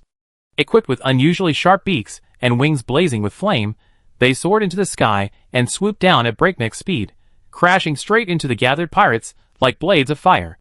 Several pirates, already depleted of health by Melissa Kubo and Lei Gong, were instantly killed, and the pressure on the 2 world knights was instantly relieved. A little? Yuhua Dengxian drank another blue potion and continued to control the flame crow's attacks. Activating this skill creates a rage bar, and when it's full, it allows for a limiter move, the Raven Fire Tornado. This is what a mage is. Melissa Kubo exhaled the rage that had been pent up in her chest, feeling incredibly refreshed. The flame crows flew back and forth, each impact inflicting immense damage. The pirates' flesh, slashed by the scorching flames, quickly charred and tumbled, their clothes ignited by the flames, and they rolled on the ground.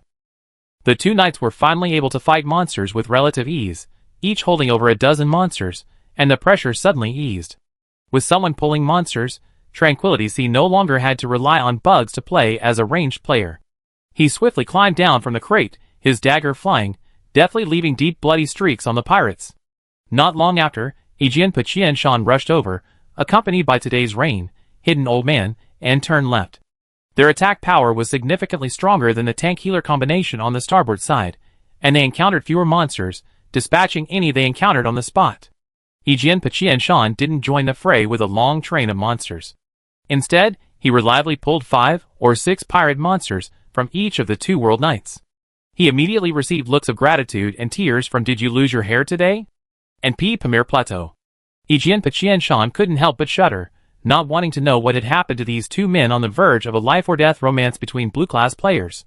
Having digested part of his mana potion while running, the Hidden Old Man once again activated his mana-burning invisibility skill. With the clatter of his footsteps, bloody sword shot out from the sudden wound in the pirate's jugular artery, and 7 or 8 more pirates fell with a gasp. Tranquility's eyes widened as he looked at the Hidden Old Man, who had reappeared. "We're all dagger classes, so why are your skills so strong?" The Hidden Old Man pulled his hood up awkwardly, hiding his fame and accomplishments. Tranquility began to wonder if the Diviner class, which he had learned so extensively, was truly suitable for him. The Rogue/Assassin class system seemed quite impressive. The key point was that the Rogue/Assassin and Diviner/Astrologer classes were similar, but couldn't be taken simultaneously, which was quite a headache. Chapter 348. With the reinforcements of EP251 and his men, the massive wave of pirate monsters that had been dragged to the ship's stern by the World Knights were finally completely eliminated by their combined strength. After defeating the pirates, the opposing ships seemed to fall silent. The 2 ships drifted silently on the sea. Aside from the players, the only sound was the crash of waves against the hulls. Then everyone heard the player system notification. "Congratulations, everyone. Your prowess has deeply shaken the core obsession of this fantasy. Save point 1 has been generated. Players in this party, whether entering this fantasy individually or as a group, can choose to play from the beginning of the dungeon or from save point 1. This save point is reusable unlimited times until the dungeon is cleared.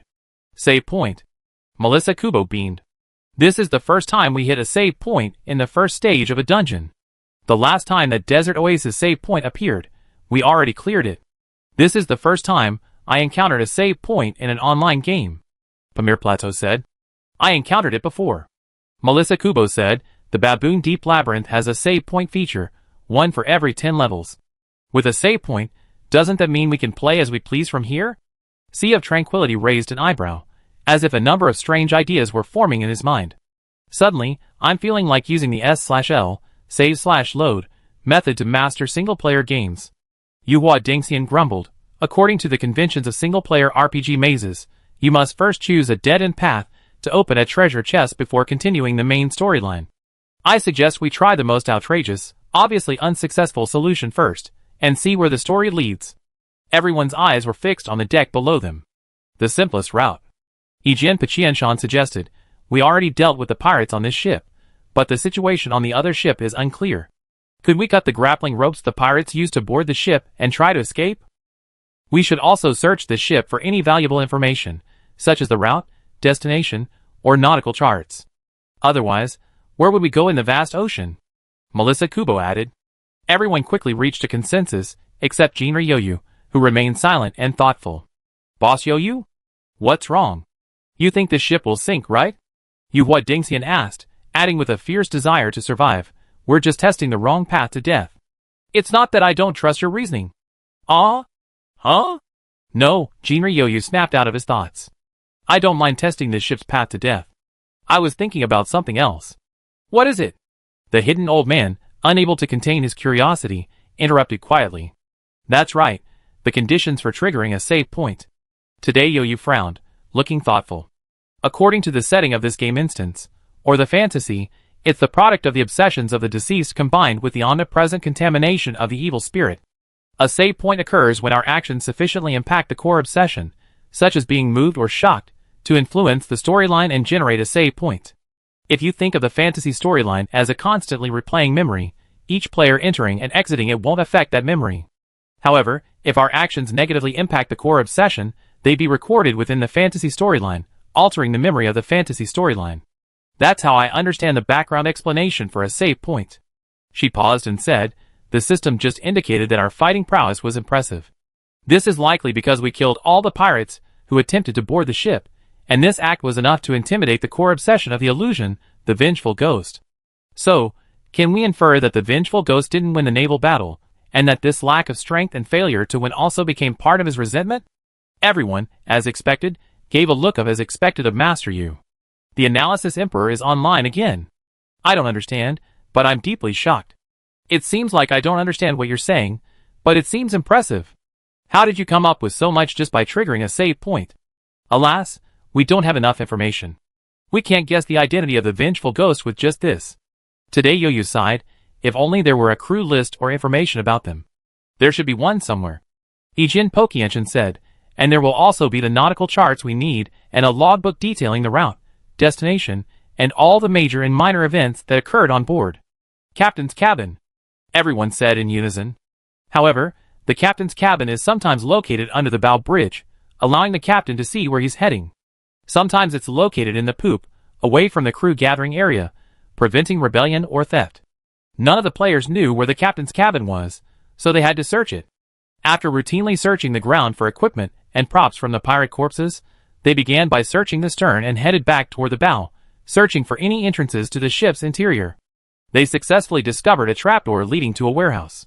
Inside the warehouse lay a pile of round cannonballs, barrels of rum, air-dried bacon, and barrels of lemons and oranges. The entrance to the crew's quarters was in the middle of the ship, the same room where Jinri Yoyu and EP251 had taken temporary refuge. They hadn't had time to examine it before, but when they searched again, they found a pile of hammocks used by the crew to sleep and a stink of unwashed laundry. There was another door at the other end, and upon entering, they discovered the crew's mess hall and kitchen. It seems the captain's cabin is at the bow. The search continued forward. On the bow deck was the rudder, and ahead they could see the figurehead. A majestic old man holding a trident. His face seemed familiar to the players. Lord of Raging Waves. Today Yoyu muttered, recalling the image of the deity from the final scene of the 1.0 PV. A figurehead is the image of a deity that blesses ships with safe sailing. It is the symbol and soul of a ship. And this ship, it prays for the protection of the Lord of Raging Waves and ice and snow. Today Yoyu couldn't help but look up at the larger ship across from it. Due to its location, today Yoyu couldn't see the full figurehead, but it seemed to be the image of a woman with long hair. Chapter 349. This world has many gods, many of them female. Based on the information players currently know, there are the Dark Goddess, the Goddess of Fate, the Earth Mother of all spirits, and even the Mother Tree of Life. But if we're talking about female appearance and worship, the Mother Tree of Life as a tree can be ruled out first. The Goddess of Fate, Jinna, is a twin. The compassionate Jinna and the fickle Nasa, representing fate, are inseparable. Worshipping either alone is disrespectful to the goddess. The Dark Goddess's image is currently unknown. As for the Earth Mother of all spirits, Yoyu saw it today in Narcissus. Merchants in the Southern Chamber of Commerce often hang a gold coin on their pocket watches. On one side of the coin is a stone egg with an exquisite, dazzling pattern. On the other side, the stone egg is broken, revealing a rising god. When seeing this gold coin, Jinri Yoyu was reminded of the world-famous painting The Birth of Venus. The only difference is that the Earth Mother's feet aren't a shell, but half a stone egg. Her figure is also fuller. Her face isn't stunningly beautiful, but it's remarkably kind and inclusive, the image of a mother. In this game, if a deity's statue, painting, or other artistic creation is recognized by that deity as representing them, then regardless of the original image, it will be assimilated to the deity's approved form. Artworks not recognized by a deity cannot bear the deity's name. When people see them, they won't connect them to any deity, offer them worship, or receive any blessings. By process of elimination, today Yoyu had a vague feeling that the figurehead of the ship across from her might be the Dark Goddess. But pirates worshipping the Dark Goddess? Something seemed amiss. Why would the Dark Goddess be connected to the ocean, and the god of winter? Today Yoyu was a bit puzzled, unsure if there were other goddesses in the world she wasn't aware of yet. Or perhaps the figurehead was just an ordinary woman, not a deity. After all, there were pirate ships with sheep and lions as figureheads. She collected her racing thoughts, and caught up with her companions. The bow deck, where the rudder lay, was a platform elevated above the hull deck. On either side were staircases that curved and spiraled along the ship's side. In the center of the staircase stood a wooden door. Behind this door should be the captain's cabin the players were looking for. The wooden door was locked, and the large, carved brass lock on it must have corresponded to a carved brass key. Jinri Yoyu pondered for a moment. We should be on this ship. Let's all search our belongings to see who has taken the captain's place. The key to the captain's cabin is usually held by the captain himself, not even the first mate. Jinri Yoyu watched everyone search around. Only Ijin Pokienshin, dressed like a proper sailor, pulled a pocket watch with first mate engraved on the back from his pocket. The other players, dressed in tattered clothes and looking like ordinary sailors, had nothing on them except weapons. She looked down at her clothes and touched the sleeve of her velvet jacket. Oh my god, she's the captain, no doubt. She felt her pockets. There were no keys or other valuables. The only thing she wore was a chain around her neck, dangling from it a small crystal bottle, about the size of a perfume bottle, though empty. Jinri Yoyu pondered for a moment, then sat down on the ground and reached out to pry off the wooden leg her body had gifted her. Boss Yoyu? Everyone was startled by her bold gesture, then saw her turn the cylindrical leg upside down and knock it against the ground. From the hollow wooden column rolled out a roll of parchment, bound inside a carved brass key that looked perfectly matched to the door lock. Wow, hidden in the leg! Yu Wat Dangxian marveled. If I looked for it myself, I never have guessed it. This game is truly a hidden gem, and Boss Yoyu's brain is truly ingenious. It was a two-way race. Today Yoyu screwed his wooden prosthetic leg back onto its metal base, stood up with the help of Melissa Kubo, and opened the door. This was indeed the captain's cabin. The captain's cabin was a large suite. The entrance room was clearly the captain's workplace. The design was reminiscent of a scene often seen in pirate movies, a large window at the bow, opening to reveal the entire sea, offering a stunning view. Below the window was a peculiarly shaped desk with an inward-sloping top, much like the sloping design desks used by designers today, and pinned to it was a parchment nautical chart.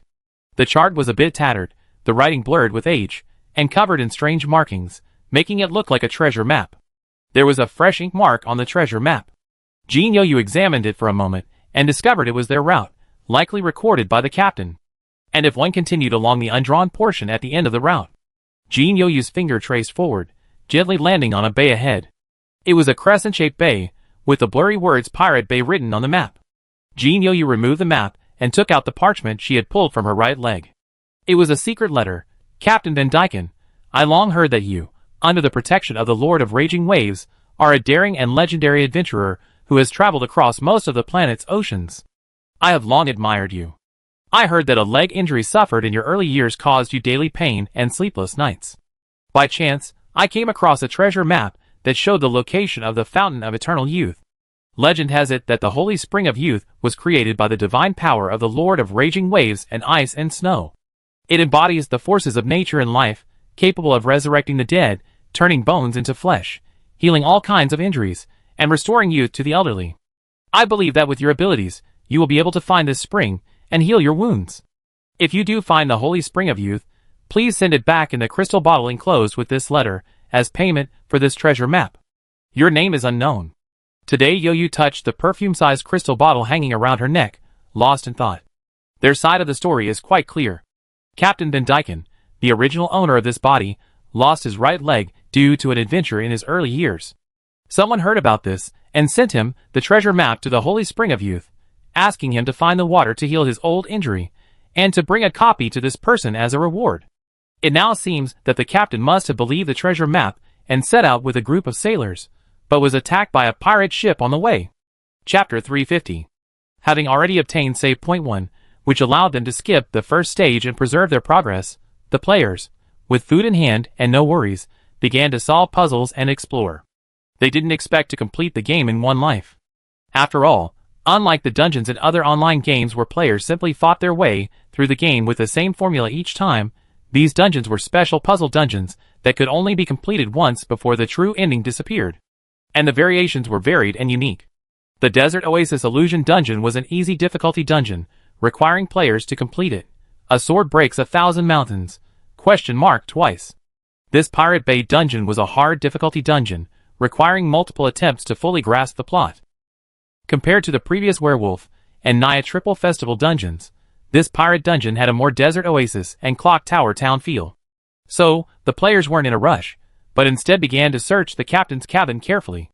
Although this life was meant to be wasted, the more intelligence they could gather, the more beneficial it would be for the next expedition. They didn't deliberately seek death, lest the butterfly flapping its wings too vigorously alter the preset plot and make them unpredictable. For the first pass, it was still important to review the official plot to understand where plot kills would occur.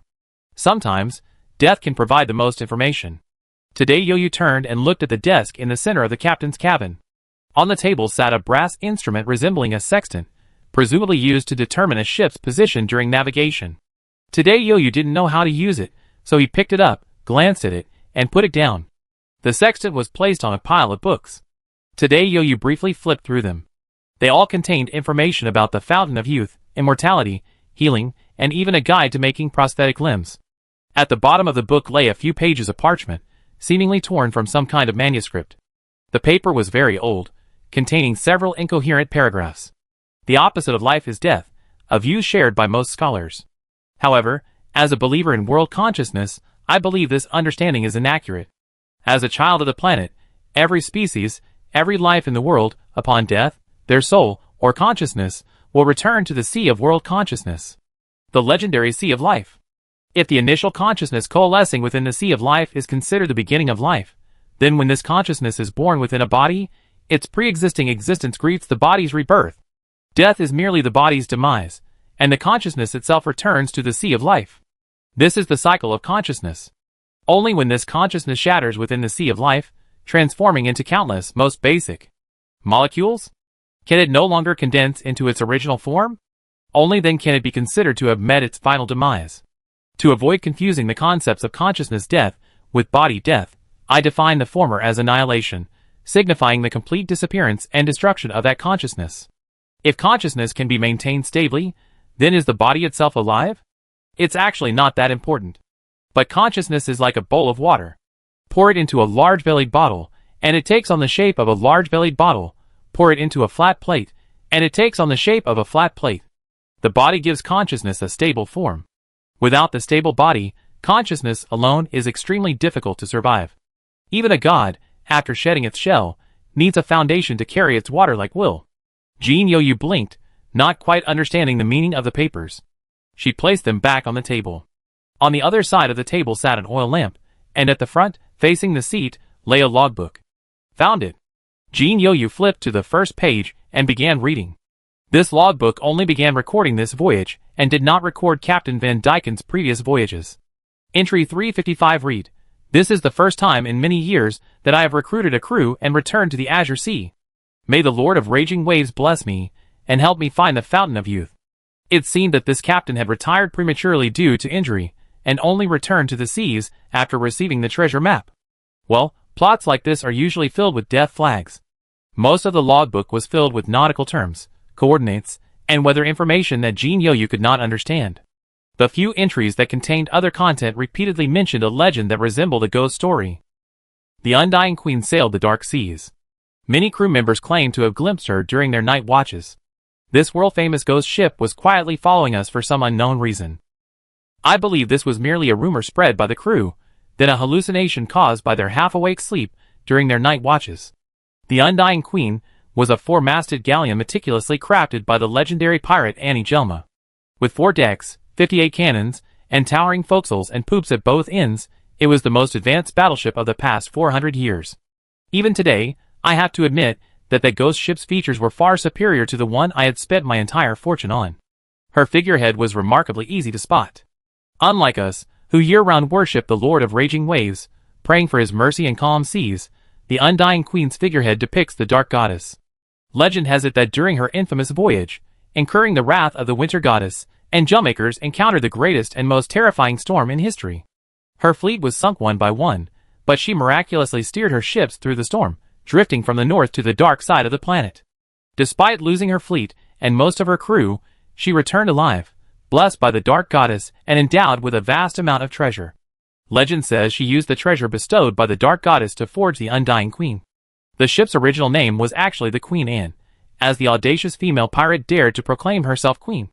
But in later adventures, after Angelmaker successfully transformed herself and her crew into undead creatures forced to drift on the dark seas, unable to live peacefully on land under the daylight, people simply called the ghost ship the Undying Queen. Wait! A ghost ship? Undead? Jinri Yoyu explained in astonishment. But we really did kill those pirates. She rushed out of the cabin. The sky in the instant was changing, the sun was about to set, and night was about to fall. Quickly throw those corpses overboard. Jinri Yoyu shouted to Yu Hua Dengxian and the others, running towards the stern deck.